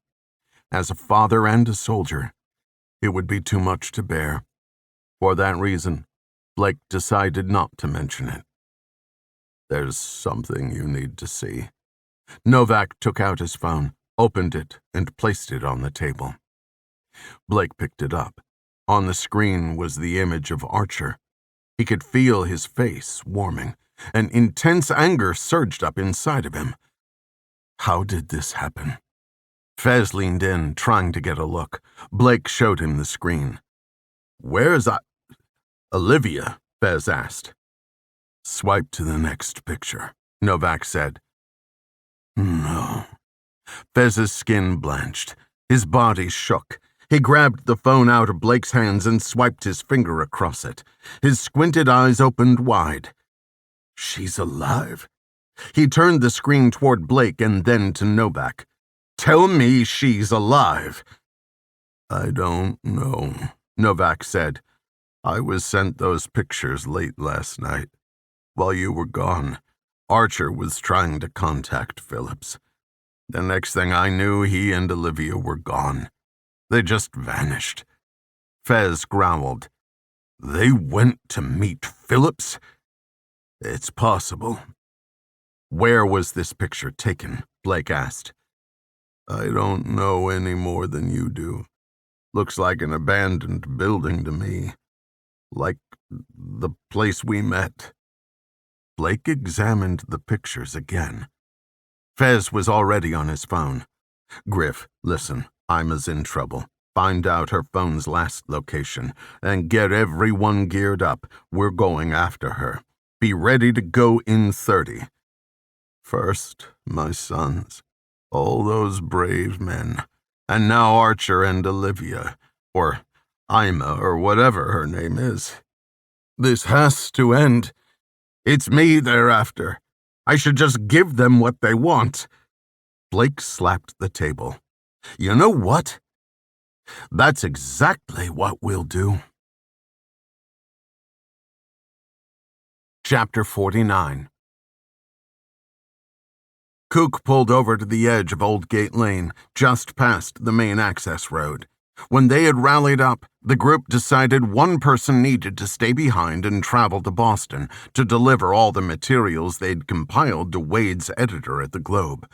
Everyone agreed it needed to be done as soon as possible, but no one wanted to be excluded. Haley commented that they'd have to draw straws. Fez, who exempted himself, took it literally. Gathering 5 of Ima's smoothie straws from the pantry, Fez cut one a little shorter, mixed them up, and forced the rest of them to participate in the ridiculous game. Of course, Cott, the poorest sport of them all, chose the short straw. But Blake had to hand it to him. He took it like a man. "This is you." Haley opened one of the 2 opposing doors. Novak scootered around her, then stepped into the grass. "Last checks." Griff activated his mic. "You read me?" Novak reached into his ear and adjusted the volume. "Loud and clear." "Hang tight," Blake said. "Wait for our signal." With a nod, Novak slammed the door. Kook pulled out and took the immediate right into the adjacent motel parking lot. Behind the motel was a big box home improvement store. As seen on the overhead images, only a 20-foot wide strip of thick foliage separated the north side of the old aerosol factory from the narrow parking lot running alongside the store. This spot would serve as their insertion point. The plan was simple. The team would try to get inside the facility without being detected. At the same time, Novak would present himself at the front, hopefully drawing the attention of whoever was inside. With luck, they could extract Ima before anyone realized she was gone. It was one scenario, anyway. No one had any doubt that Phillips was behind this, and Piper was handling the dirty work. Having confirmed that Ima's last ping was from this location, everyone fully expected Piper and his gang to be inside. If Blake had learned anything from their past encounters, Piper's people wouldn't give up without a fight. Instead of pulling into a parking spot, Kook pulled over to the right, burying the side of the van in the leaves. As expected, there were cameras mounted on the corners of the building. While his parking job was likely to draw some suspicion, it was better than the alternative. Geared up with tactical vests and automatic weapons, it wasn't as though they could go strolling across the lot. With the doors open, it was like a makeshift tunnel, allowing them to slip straight into the dense foliage. No one would be the wiser. They had considered leaving someone behind to move the van once they were out, then swing back to pick them up after. But considering they were already missing cut, they needed as many hands as they could get. The place was huge and there was a lot of ground to cover. On top of that, they had no idea how many combatants they might face. For all they knew, there was an entire shadow unit in there. Griff went first, then Haley and Blake. Fez tossed the Halligan onto the dirt, jumped out, then picked it up and wiped it on his pants. Last, Kook climbed over the seat, hopped into the brush, and closed the doors behind him. "We're on the property," Blake updated over the radio. "Stand by. I'll give you the go once we find an entry point." The team slogged through the growth along the north exterior wall. Within a few seconds, they came across a square piece of plywood screwed to what they assumed was a window frame or an old duct pass-through. If the opening was the size of the plywood, it was big enough to accommodate even Fez. After snapping a few branches and clearing a few vines, Fez jammed the Halligan between the wood and the wall and pried. The old screws popped without much effort. Blake and Fez each grabbed a corner and ripped it the rest of the way off. From inside, Blake could smell the familiar dank odor. He hoisted himself up and in. "We're making entry. Start moving to the front." "Roger," Novak acknowledged. Each of them slipped inside with ease. At the far side of the room was a doorless opening that led into a corridor. Sunlight streaming in from one of the many gaps and holes in the exterior illuminated it enough that flashlights wouldn't be necessary, at least not yet. The team stacked up at the edge of the opening. From there, they went to work. As he walked, Novak rested his arm against the handle of the loaned pistol. The silenced Glock 22 was given to him for his protection, he was told, not to be a hero. The object was not to engage, but distract. Novak had his own objective, clear and concise: kill Piper Gaudette. There was nothing he could do to bring his sons back, or correct the mistakes he'd made, and he wasn't trying to. What he wanted was pure revenge, plain and simple, to make Piper, Phillips, and even more pay for what they had done. As the crumbling front facade of the factory building loomed larger, Novak whistled as loud as he could. "I got your message. Well, here I am." There was no response but the sound of birds and traffic. He approached the front entrance, stepped over the threshold, and stopped. "Hello?" His voice reverberated back at him. "Ron? Ron?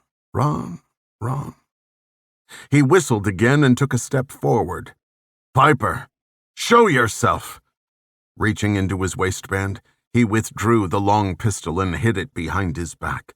He took one more step. Above, catwalks ran from one end of the plant to the other. He scanned for any sign of someone looking to get the drop from above. There was no one. Then he saw something. Movement in one of the dark openings. "Who's there?" Piper stepped out of the shadow, a pistol in his lowered right hand. "You created quite a mess, haven't you, Novak?" Novak squinted. Piper was too far away to risk a from-the-hip shot. If he missed, he'd lose him to the interior. He could move closer, but he liked his own position, 2 feet from the exit. If Piper's arm so much as flinched, he could be through the door before Piper got the shot off. The problem was, Piper had the same advantage. So there they stood, in a long-distance standoff. "Where's the woman?" Novak asked. "Oh, Olivia. She's fine. Come in, I'll show you." "Not a chance. Where's Phillips?" "You've got a lot of questions." "That's okay, I like this game. Phillips is gone. It's just me and my lonesome. And, of course, Olivia. Now I have one for you.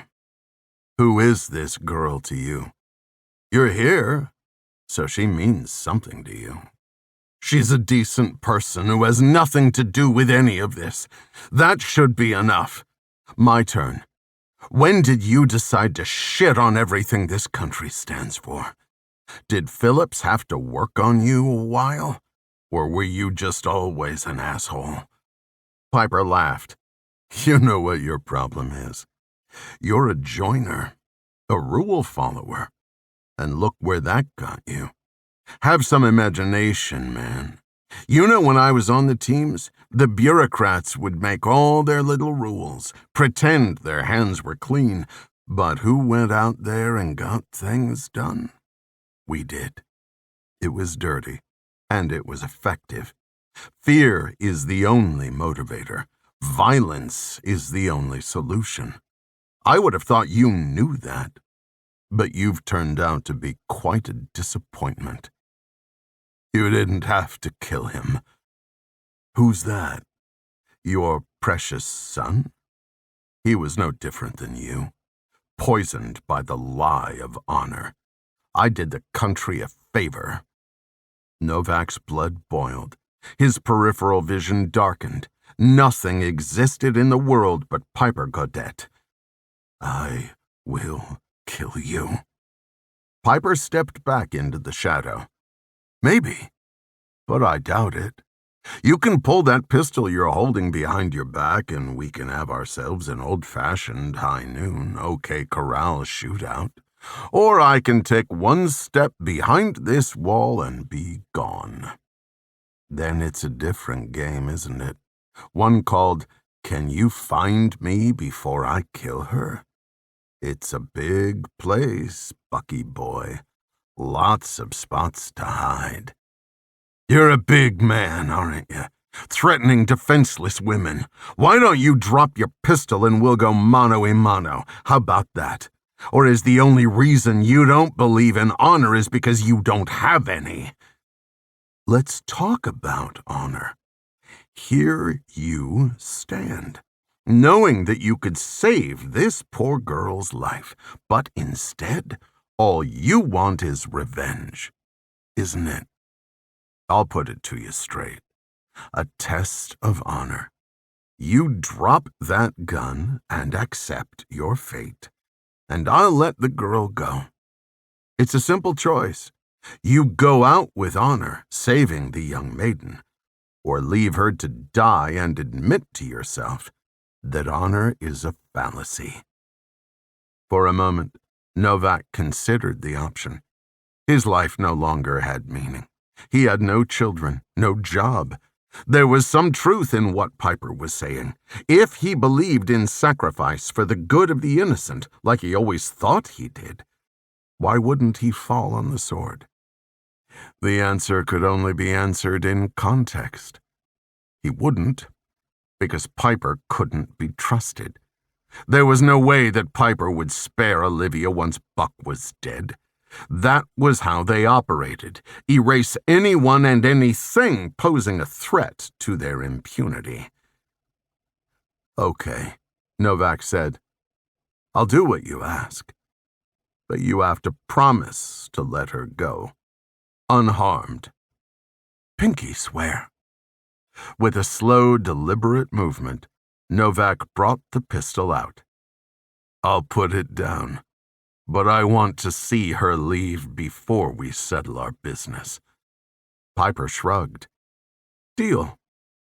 Eyes fixed on Piper, Novak slowly crouched. As he brought the pistol toward the ground, he held his breath. With a flick of his wrist, he levered the muzzle in Piper's direction and mashed the trigger. Crack! The echo amplified the suppressed report. Across the room, the doorway was empty. Damn it! Novak sprang into motion. As he reached the opening, he dove around the corner, gun first. Piper had disappeared. Clear! Haley and Griff joined Blake, Fez, and Kook in the corridor. "This is going to take too long," Kook said. "We should split up." Blake nodded. "I agree. If we—" Crack! Was that a gunshot? Blake got on the comms. "Buck, talk to me. What's going on?" His earpiece crackled. "I took a shot at him. I think I missed. He's loose." "Damn it, Buck," Blake said. "We've got to find her," Haley said. Blake keyed the mic. "Who'd you see? Piper? Phillips? How many are there?" "Just Piper. I think he's alone. He may be going for Olivia." "Okay," Haley said. "Split up." She sprinted off down the corridor. Blake ran through the logic. If Piper was really alone, then he'd left Ima. If she was in that corridor, Piper wouldn't be able to get to her without running into them. They could push forward without checking the rest of the rooms. "I'm going to move to the main floor to see if I can head him off." Blake took off running. As he wound his way through various rooms, he paused every few seconds to listen. There was no sign of Piper or Novak. Boom! Another, much louder shot rang out. It was close. Blake darted in the direction of the sound. "Buck, what's happening?" "Wasn't me. Do you have him?" "No." Blake dipped into a room, then another and another. It had to have come from somewhere close. He keyed up. "Anyone have anything showing?" "Negative," Haley responded. Blake moved to the next opening. He stepped into the dark room, did a quick look around, but saw no movement. As he was about to move on, something caught his eye in the corner. Amidst a pile of trash was a pair of sneakers. As he looked closer, he realized the sneakers were attached to legs. He flipped his flashlight on and rushed toward the corner. "Haley, Fez, someone, come quick!" Blake lifted Ima off the floor. Her white shirt was saturated with blood. Carrying her into the corridor, he set her down on her back and felt for a pulse. "Shit!" Fez bolted down the corridor and dropped to his knees. He grabbed her in his arms. "Stay with me, Ima. Don't you die. Don't you do it." Blake let go, stood up, and raised his rifle. What he knew, and what Fez hadn't yet realized, was that she had no pulse. And she never would. She was shot through the heart. "No. God, no." Fez's sobbing echoed in Blake's ears. Blake pushed forward with pure determination to destroy the evil that was Piper Godet. "Someone help Fez," Blake yelled into his mic. Room to room Blake went, slamming and kicking and yelling. "Show yourself, you coward!" As he turned into an adjoining corridor, he almost ran into Novak, traveling in the opposite direction. "Not down this way," Novak said. "You sure?" "I'm sure."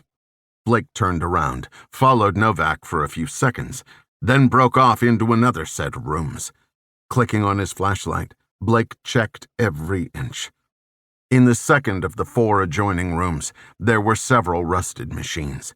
He shined his light on each. Against the far wall, his light cast a shadow, a silhouette of a long-since neglected hunk of metal. Only, for a split second, the shadow seemed to move. Blake scanned again, then got down on all fours. Thanks to a set of stubborn angle-iron legs, there was a 2-foot gap between the floor and the underbelly of the dilapidated kettle. Through the gap, Blake saw legs and boots. He took aim. With pleasure, he squeezed off a shot. Piper cried out as he crumpled to the ground. His pistol skittered into the corner. He clutched his leg and groaned. Blake rushed in, grabbed his shattered shin, and dragged him out into the open. "Please!" Piper writhed in pain. "Please?" Blake trained the barrel of his rifle on Piper's skull. From behind Blake, a giant hand swooped in and pushed his rifle downward. "No," Fez said, as calm as could be. Blake took a breath. Fez was right. The scumbag wasn't worth it. He slung his rifle and squeezed Fez's shoulder. "I'm sorry, brother." Fez tensed his lips and nodded. Then, Without warning, he raised his rifle and fired a round into the center of Piper's chest. Then another and another, until the magazine had run dry. When it did, he pulled out his pistol and emptied it into Piper's mangled corpse. Blake stood stunned. Fez stared at the lifeless body. "Feel better?" Blake asked. "No." Chapter 50. The Keurig machine gurgled and spat the final drops of breakfast blend. Blake grabbed the mug and returned to his laptop. The Boston Globe's website filled the screen. In addition to the full article, the online edition of the paper provided extra content that couldn't be included in the hard copy. Of course, Blake had already seen most of the materials, but there was something that caught his interest: biographies for each of the men lost in Venezuela. Jackson Novak's story was featured, both online and in print. Since the article hit the wire earlier that morning, it dominated every facet of the media: morning news shows, radio broadcasts, and even social media platforms buzzed. On the television mounted above the fireplace, Blake tuned in to one of the 24-hour news stations. Although he had muted the volume, the captions and headline banners made it clear what the talking heads were relaying. "Morning." Haley shuffled down the stairs in a set of pink satin pajamas. Blake was hunched over the kitchen island, swiping the trackpad to scroll the page as he read. This kid, Ashton First, qualified for the Olympics in snowboarding, but decided to go to basic training instead. Such a shame. Haley walked over and kissed Blake on the forehead. "Did you get any sleep?" "Not really. I got up and came down here at about 4:30. Didn't want to wake you with my tossing and turning." "I was awake. Just didn't want to give up hope quite yet." "Thinking about Ima?" Blake asked. "Yeah. Me too." "I just can't believe it," Haley said. "After everything she went through, to finally be free. And then this. What was she thinking going there without us? She must have known the risk, right? Why would she put herself in that position?" "I just don't know," Blake said. "And what about Ian? How do we, That's the other thing that kept me up. I haven't even told Krista yet. When I spoke to her last night, I only asked if she minded keeping Ian another day. I figured if I told her what happened, she'd be emotional, and Ian would key in on it." Haley's voice cracked. "We should all be with him when we tell him. He'll need the support, so he doesn't feel like he's abandoned." "I agree. I'll call Krista this morning and see if she can bring him back later today." "Okay." Haley put her hand on Blake's shoulder and then moved past him. "I need a cup of coffee." "Or two," Blake said. "You should check out the article. Incredible how fast they put it together." "We handed them the whole thing," Haley said. "I know. Someone still had to write it up. And there are all these bios. You really should read some of this." "I will." Haley loaded a coffee pod into the machine. "Once I can see straight." "Blake." Novak leaned over the railing on the second-floor landing. Blake looked up at him. "Everything all right?" "Would it be possible for someone to drive me to the airport?" "Sure. Why? Did something happen?" "Phillips was arrested." Novak smiled. "I just spoke with the Pentagon. They took him into custody at his home a half hour ago. They want me to come to Washington as soon as possible. Apparently, there's word that a resignation may be imminent." "I hope so," Blake said. "Hard to make the cabinet meetings when you're in prison." "No, not Phillips. More." "You're kidding," Haley said. Wow. I thought for sure he'd try to hold out. Yeah, I'll shoot you up to the airport if you want. Thanks. I'm just going to jump in the shower if that's all right. Of course. The guest bathroom should be stocked with whatever you need, and if you want a change of clothes, you're welcome to raid my closet. Great. Thanks again. Novak hurried off into the hallway. Haley rejoined Blake, her steaming mug of coffee in her hand. Buck turned out to be a great guy. Yes, he did. By the time they'd left Connecticut, it was late. They'd contemplated returning Novak to the Newport apartment, but after everything they'd just been through, they agreed Novak was trustworthy enough to stay at the house. It wouldn't have been right to dump him off by himself. The hours following Ima's death had been trying. Out of everyone, Fez took it the worst. Inconsolable, Novak had helped him regain his composure. Grieving himself, Novak understood what Fez was going through, what they all were going through. The entire time they'd sat there in the factory, waiting for dark, Fez never left Ima's side, and Novak never left Fez's. Although it was often overshadowed by the trauma of the event itself, Blake always found the aftermath equally distressing. In the past, he, Fez, and Cott had taken part in assignments that required cleanup after the fact, clandestine operations that needed to stay that way. It was never easy, but none had ever been as emotionally draining as this.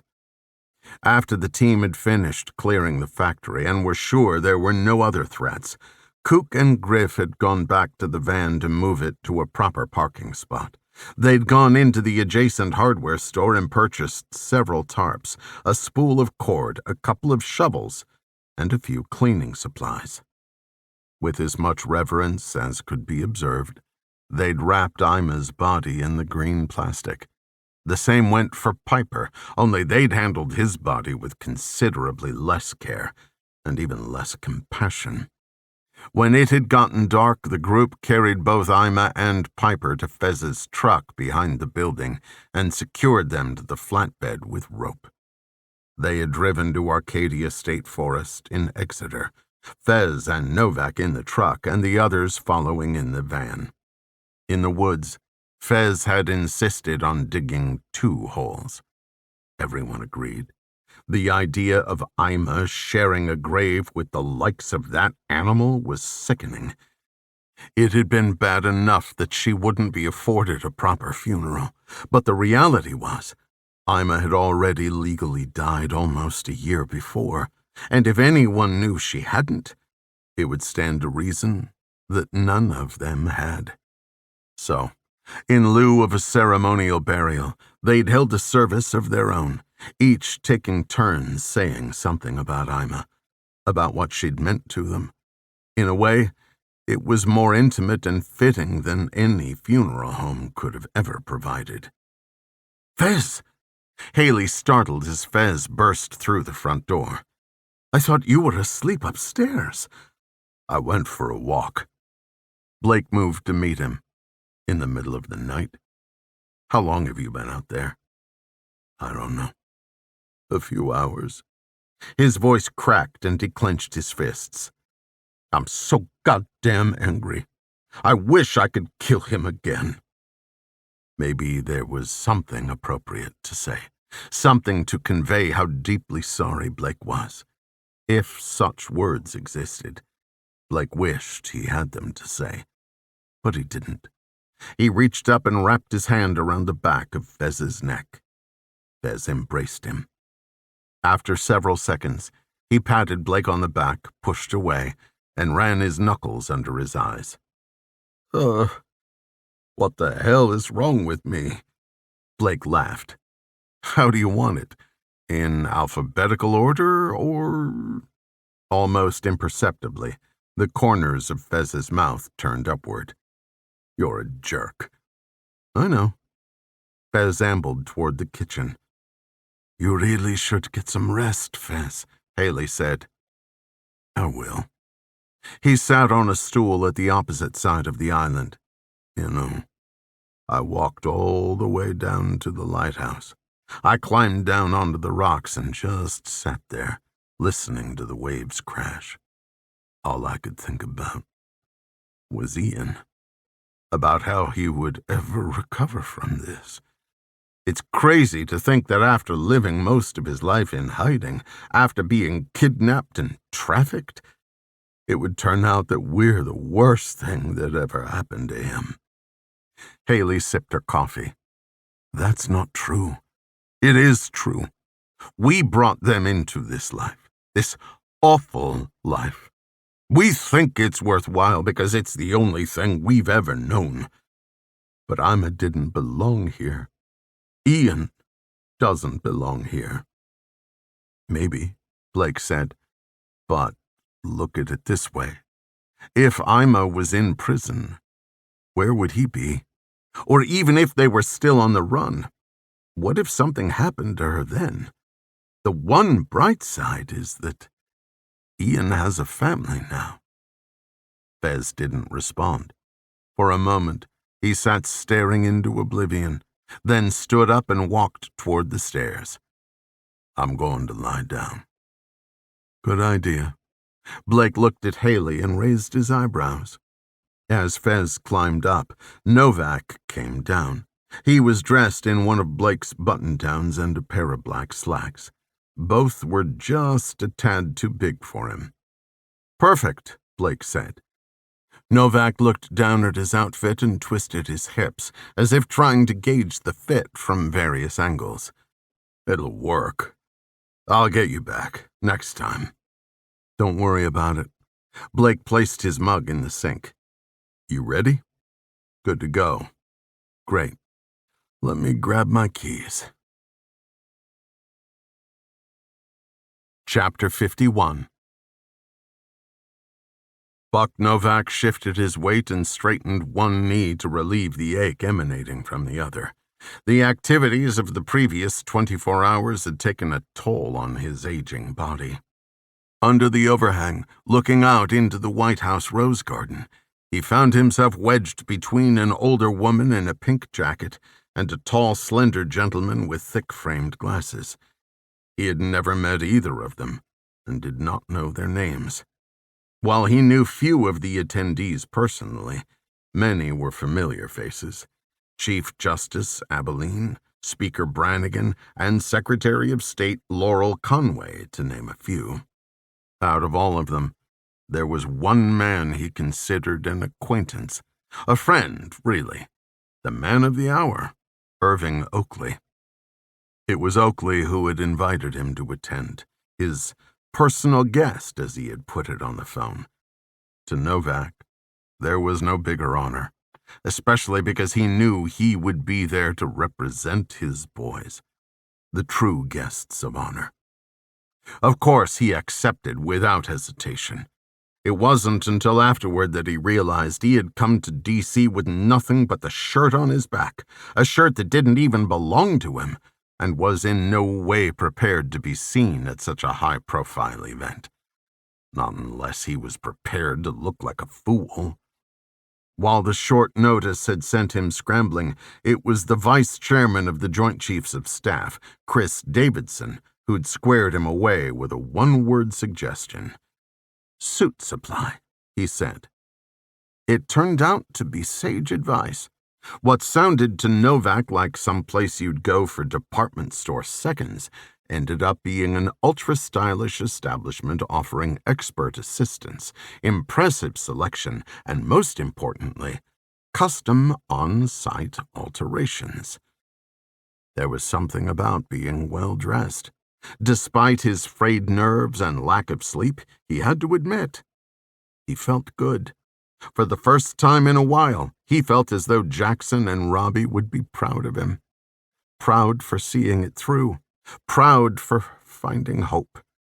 At the podium, Chief Justice Abilene was quoting French historian Alexis de Tocqueville. Society is endangered not by the great profligacy of a few, she recounted, but by the laxity of morals amongst all. Today we recognize that the deeds of the charlatans and profiteers among us do not define us, for we strive to be the beacon on which the righteous rely. Novak thought of Ima, of Blake, and all those who'd sacrificed themselves for righteousness. He had known few people able to set aside personal motives, absent any mandate or oath to uphold. They were extraordinary people. He wished they could be there to bear witness to the fruits of their diligence. "And now," Abilene said, "please place your hand on the Bible and repeat after me. I, Irving Leonard Oakley." Novak couldn't help but smile. "Do you see this?" he wanted to say to Jackson as if he were standing right next to him. "What do you think, Robbie? You guys did it." Moore was a scourge, and Phillips was worse still. Today the country would have a president they could look up to, someone with the best interest of every American citizen in mind. Novak truly believed it. The crowd broke into applause. Photographers' flashes popped all around. Novak put his hands together for Irving Oakley, the people's president. "Thank you. It is my distinct honor to stand before you today as your humble servant. I vow to you to do my best to wash away the sins of the past as a stalwart defender of the Constitution of the United States and the ideals that all her people hold dear." He paused and looked around the crowd of reporters and dignitaries. "That is, we're going to clean this place up." The remark garnered a laugh, as it was meant to do, but Novak knew that underneath the levity was real determination to do just that. As many of you know, the former Secretary of Defense, Ron Phillips, stands accused of a series of heinous crimes against this nation and its people. While I can't comment on the investigation, I can say that the allegations regarding the selling of information to foreign governments are some of the most egregious. I'm not going to sugarcoat it, folks. The lives of a dozen brave soldiers and sailors were lost as a direct result of these actions. Today, we pray for them and their families. Oakley paused for applause. "Ladies and gentlemen, I want to introduce someone to you." He raised a hand toward Novak and smiled. "Retired SOCOM Commander General John Buck Novak stands here today, having lost both of his sons to the greed and corruption of the former administration. Jackson Novak and Robert Novak, both decorated members of the 1st Special Forces Operational Detachment Delta." A solemn silence filled the garden. "Today we honor Jackson and Robbie, just as we honor all the men who were betrayed by the very people who were supposed to have their backs." Oakley leaned on the podium. "You know, I've known Buck Novak for a long time. Our children went to school together. Our families enjoyed each other's company. And when I spoke with him today and found out that he had filed for retirement, I thought to myself, what a shame. Here is a man who embodies everything we value as a nation, even after all he has lost personally. He hasn't lost his faith, his sense of patriotism. So, Buck, thank you for being here, and thank you for your service." The crowd clapped. Novak gave an embarrassed wave. Now you all might be thinking, why is he giving a retirement speech at this historic inauguration? Oakley chuckled and pointed at a bald reporter holding a handheld voice recorder with an outstretched arm. "Bobby, I know you are." The reporter smiled and nodded. "Well, as a matter of record, I intend to execute my first order as President of the United States. As of this moment, I hereby appoint John Novak to my cabinet as the new Secretary of Defense. Buck, Come on over here." Novak's stomach sank. All eyes were on him. Was this for real? Oakley hadn't mentioned anything about it, hadn't given him time to think about it. Then again, who was he kidding? The answer was, and would always have been, an unequivocal yes. As Oakley waited for Novak to make his way over for the obligatory handshake and photo op, he leaned back toward the microphone. "I won't make him speak, folks. He didn't know I was going to do this."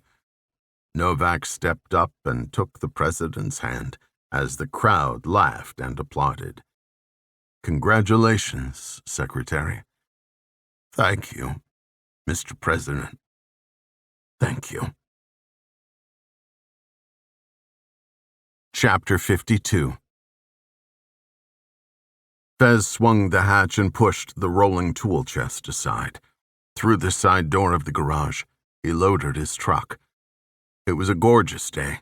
The air was still. The birds were singing. Under Fez's feet were 24 square miles of New England paradise. All of that might have been true, but he couldn't see it. The only thing he could see was Ian's innocent face, engulfed by the putrid pestilence of reality. Fez was no stranger to death. Hell, he'd delivered more than a few to its icy clutches, destroyed families, orphaned children, and all without blinking an eye. But it wasn't always a one-way street. He had lost, held friends in his arms, promising them they would live, even though he knew it was a lie. Somewhere in the back of his mind, friend or foe alike, the dead lived on, waiting for a trigger to spawn a momentary recollection. Ima was no different, a casualty of a cruel and violent world. Collateral damage. As horrible as Ima's death was, Fez could already feel the shock and grief receding. Eventually, the memory of the tragedy would recede, leaving only ethereal images of a talented and unique woman he once knew. Even now, mere hours after she'd perished, it wasn't Ima he mourned. It was Ian, or rather, who Ian might have been. Fez understood the intent behind the whole group giving Ian the news. It takes a village and all that, but he worried it would be overwhelming. Unless he imagined it, he and Ian had developed a bond far greater than anyone else understood, greater than Fez had expected. It was why he needed to be the one to tell him. When he'd first asked himself why he was so compelled, the answer seemed simple. It was best for Ian, wasn't it? If not, it was what Ima would have wanted, right? Or was he only thinking of himself? Because, for some reason, he was affected in a way he had never experienced before. The reason was moot. The decision had been made. Fez put the truck in gear and rolled into the shared driveway. Next door, the neighbors were getting into their car. Cornelius waved. Fez pretended not to see him. Ever since Blake had offered Fez's services, he'd made an effort to avoid the couple. The last thing he needed was to get caught up in a conversation. The drive to Krista's house was only a few miles, but it felt like a cross-country trip. North on Beavertail Road, past the old Revolutionary War Battery, the pastures of Fort Getty, and the Indian Head Rock marking the edge of Mackerel Cove, up Southwest Avenue with its smattering of civilization, and into the leafy canopy of Narragansett Avenue. With each mile came more anxiety. Ian was a tough kid, he thought. He didn't need coddling. What he needed was help. Someone who could see the big picture, the path to the future. By the time Fez pulled in front of the little yellow cape, his nerves had hardened. He knew he would hold it together. From the porch, he saw Lucy through the storm door. He rapped on the glass. Lucy opened the door. "Fez, hi." "May I?" Yeah, of course, she said with sweet sarcasm, then stepped back to allow him in. My mom's on the back deck with Ian. Fez made his way through the dining room and out onto the deck. Lucy followed him out. Fez! Ian jumped up from the table and administered the secret handshake the two had spent an hour perfecting the week before. Is my mom here? No, buddy. Just me. I came to pick you up. You didn't need to come out, Krista said. I already talked to Blake, and was going to bring him home in a little bit. I was out and figured I might as well just swing by. I'm teaching Krista origami, Ian said. We're making a swan. With a childish grin, Krista held up a folded mess of paper. It kind of looks like a swan, right? Or a hedgehog? Ian's been teaching us all kinds of things, Lucy said. I learned how to solve a Rubik's Cube without taking the stickers off. He's good at that. Taught me a few things, too. Isn't that right? He put his hand on Ian's head. Ian flashed a proud smile. Why don't you go grab your stuff? Fez said. We should get going. Okay, my bag's upstairs. Ian ran off to get it. Fez sighed. Thank you, both of you. Our pleasure, Krista said. He was so easy. Well, I really appreciate it. I mean, we all appreciate it. Krista waved off the heaviness of his tone. Stop. It was nothing. Did you work out whatever you guys were dealing with? Fez knew Krista had already talked to Blake, and no doubt asked the same question. She was fishing for more detail. He felt bad for keeping her in the dark about Ima, but now wasn't the time. He'd let Blake fill her in with whatever story he chose to provide. Still, he didn't want to outright lie. There were some complications. It's a long story, but it's been handled. Well, I'm glad. Can we still come over and use the pool later? Lucy asked. Sure can. Any time you want. You never have to ask. Lucy bounced on her toes, a huge grin on her face. I'll go see if I can help Ian find everything. Thanks, Fez said, as Lucy slid open the screen and closed it behind her. You and Gwen and Lucy have been so good to him. He's been blessed. Fez approached Krista and lifted his arms in an awkward pose. Do you mind? Fez didn't know Krista as well as Blake did. As far as he knew, she would think him too forward, but he would have regretted not making an effort. Krista laughed. No, Fez, I don't mind. She walked up to him and graciously accepted the bear hug he offered. Are you okay? I'm good. From inside, Fez could hear Lucy and Ian talking as they came down the stairs. He pointed toward the screen door.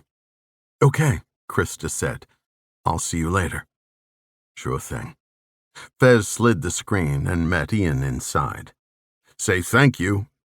Ian held his bag with both hands. Thank you. Lucy opened the storm door, and Fez followed Ian out. Krista and Lucy gathered on the front porch to see them off. As Ian climbed into the truck, Fez turned back to Krista and Lucy. Give my thanks to Gwen, too, will you? Okay. Krista waved.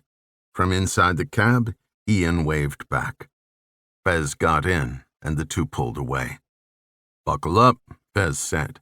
I know, Ian said, already pulling the seatbelt across his chest and lap. Oh, wait, I forgot the swan I made for my mom. Fez felt the lump in his throat. He swallowed hard. You can make another one. Ian didn't respond. His logical little brain probably found practicality in the statement. At the post office, Fez turned left onto North Road. Where are we going? Ian asked. Our house is the other way." "I know, but—" For the next couple of miles, Ian didn't speak. He just looked out the window at the marsh and the herd of cattle grazing near the old Dutch windmill at Windmist Farm. For the moment, Ian seemed to take no answer as an answer. But it wouldn't last long. Fez turned onto the ramp for Route 138. As they crossed the Jamestown-Verrazano Bridge, Fez glanced back at the small island that claimed to be their home. It would be home no longer. Ian's face scrunched and his eyes squinted. "Are we going to see my mom?" "Ian," Fez said, "we need to talk. Man to man, okay?" "Okay. Man to man." In the hours to come, he would lay it all out there, every detail, well into the night. Ian wasn't okay, but he would be, and so would Fez. Somewhere out there, in a destination unknown, a new life waited for them both. Chapter 53. Cott canted the pint glass and pulled the tap handle. Blake, Griff, Cook, and Haley waited patiently at their regular table. "Take your time, Cott," Blake razzed. "No one's thirsty over here." "Hey, I'm just filling in," Cott said. "Fez is the one who's supposed to play Artie in this joint. Where the hell is he?" "He went to pick up Ian," Blake said. Haley's temples wrinkled. "He did? I thought Krista was bringing him here." "She was. Actually, she was supposed to be here an hour ago. When I called her, she said Fez had already picked Ian up. 2 hours ago." 2 hours? Griff yawned. "Did he get lost?" "He's telling Ian himself, isn't he?" Haley said. "I'd say that's a good bet. We know he wanted it to come from him. Let them have their heart-to-heart." "That's the way it should be anyway," Cook said. "Fez is the only one who knows how to talk to the kid." "Ain't that the truth?" Cott struggled to carry 5 pint glasses at once. He copied Fez's technique, pinning them against his abdomen, but what he was missing were Fez's baseball mitt-sized hands. He managed to drop the lot onto the table without spilling more than 10% of the liquid. "You know you can all get your own beers, right?" "Wouldn't be the same," Blake said. Haley was first to pick a glass. She held it into the air. "Tuaima." "Tuaima," the group repeated. They drank to another fallen friend. "It's about time we had a proper debrief," Cook said. Griff slid Cott's pint across the table. "In that case, Cott can't partake. He was off playing Jimmy Olsen while we were putting our lives on the line." "Hey, I'll have you know, my role was the most important of all." Cott snatched the beer back and held it with 2 hands. "It took a lot of convincing to get that guy to run with the story. He was scared. I mean scared. Wanted nothing to do with it." "What changed his mind?" Haley asked. "My powers of persuasion." "So you threatened him," Blake said. Cott laughed. "No, I showed him the pictures you took in that warehouse or barn. After he stopped dry heaving into his wastebasket, he came around. In all seriousness, how can you see what happened to those guys and not want to tell the world?" Haley's gaze was fixed on her glass. It was sickening. "I have to agree with Cott. Without that story being published, Phillips wouldn't have been arrested and Moore wouldn't have resigned. That's a fact." "Thank God," Griff said. "Oakley is so much better for this country." "And how about Novak, huh?" Cook gave an approving nod. "Secretary of Defense." "Good for him," Haley said. "If I were him, I'd probably want to crawl into a hole." "Nah, not Novak. That's a tough dude right there." Kook pointed as if Novak were standing nearby. "You talked to him, Mick?" Cott asked. Blake took a long swig from his glass. "I did. He gave a quick call after the ceremony, in case I hadn't seen the news." "What did he say?" "Just wanted to thank us again. Oh, and he said the investigation is uncovering a lot more. Apparently Phillips was taking bribes from all over. They think he was the one who tipped off Maduro that our boys were coming for him." Kook slammed the table with the meaty part of his fist. "That snake! They never had a chance!" "Not to be a killjoy," Griff said, "but what are we going to do about the Novak thing?" "I'm not following," Blake said. "He knows about this place. He knows your name. And now he's the Secretary of Defense. It's only a matter of time before he makes the connection between us and Switzerland. Shouldn't we be going underground?" "Maybe Fez was right," Cott said. "Maybe it's a good time to think about hanging it up, trying to get on with a normal life. We could head out to Middle America, get a few little houses in a nice quiet neighborhood, white picket fences, church on Sundays." A dead quiet fell over the room. 4 stunned faces froze. Then they burst into laughter. "You had me going," Kook laughed. "Ass." Blake picked up a cardboard coaster and flung it at Cott. "Buck assured me we'd have nothing to worry about. Honestly, I think he already put 2 and 2 together. But he promises he'll never mention anything about us to anyone. And I believe him." "I believe him too," Haley said. "You know," Cott said, "with Novak in the top job at the Pentagon, I don't think we'll need much in the way of advertising. We can be his go-to, like Piper's team was to Phillips." "There's an awful thought," Kook said. "No, I mean for the forces of good." Griff filled his cheeks and blew out the puff of air.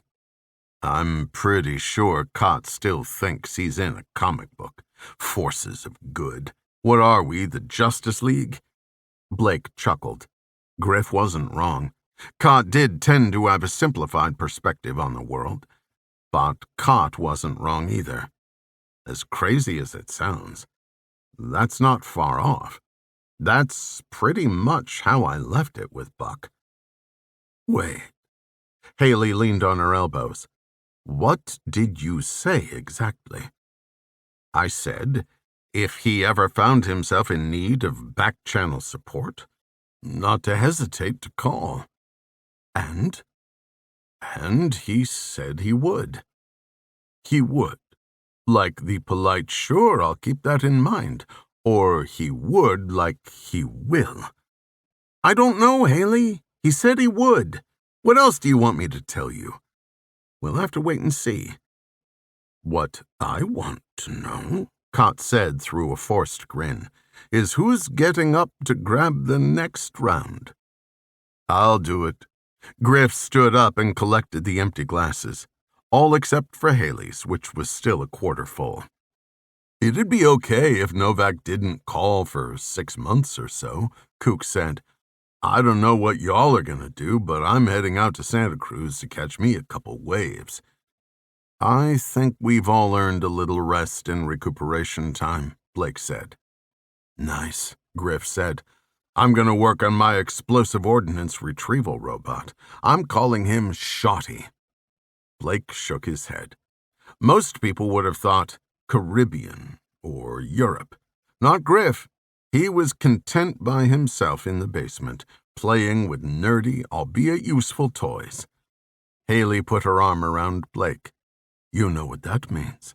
We have time to visit your parents, like you said." "You have parents?" Cott asked. "Yes. Why does everyone find that so hard to believe?" "You should call them," Haley said. "I have, twice. They won't answer my calls." Cott laughed.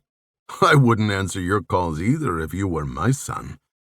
Maybe when we show up in person, they'll come around. Haley tapped her feet the way she always did when she thought she was being cute. Yeah, maybe. Blake wasn't sure it would be that easy, but he was serious about making the effort. If it meant showing up on their doorstep, then so be it.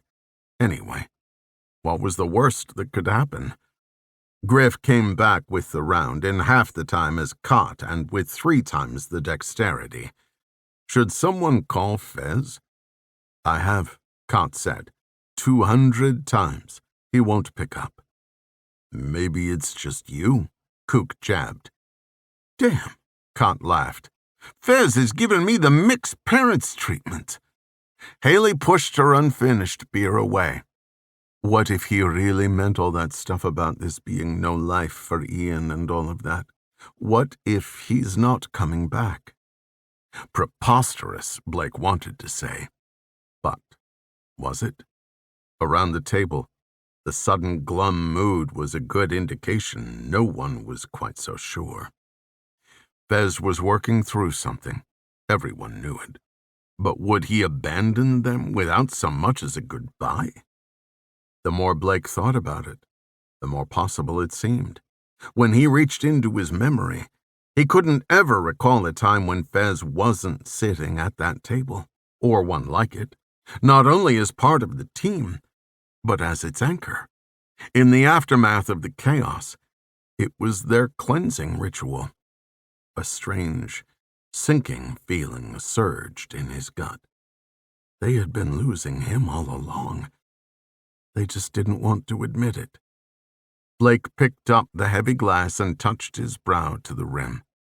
Although he hadn't intended to speak the ominous premonition out loud, it snuck its way past his lips and into the silent room. And then there were 5.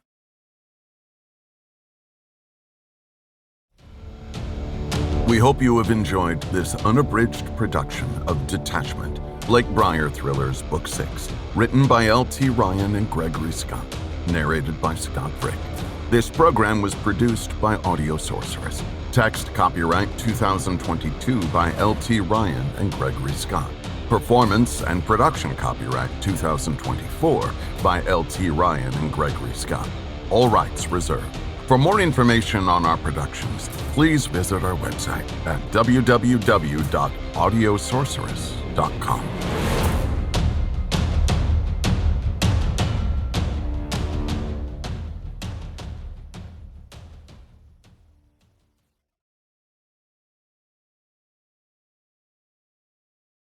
Audible hopes you have enjoyed this program.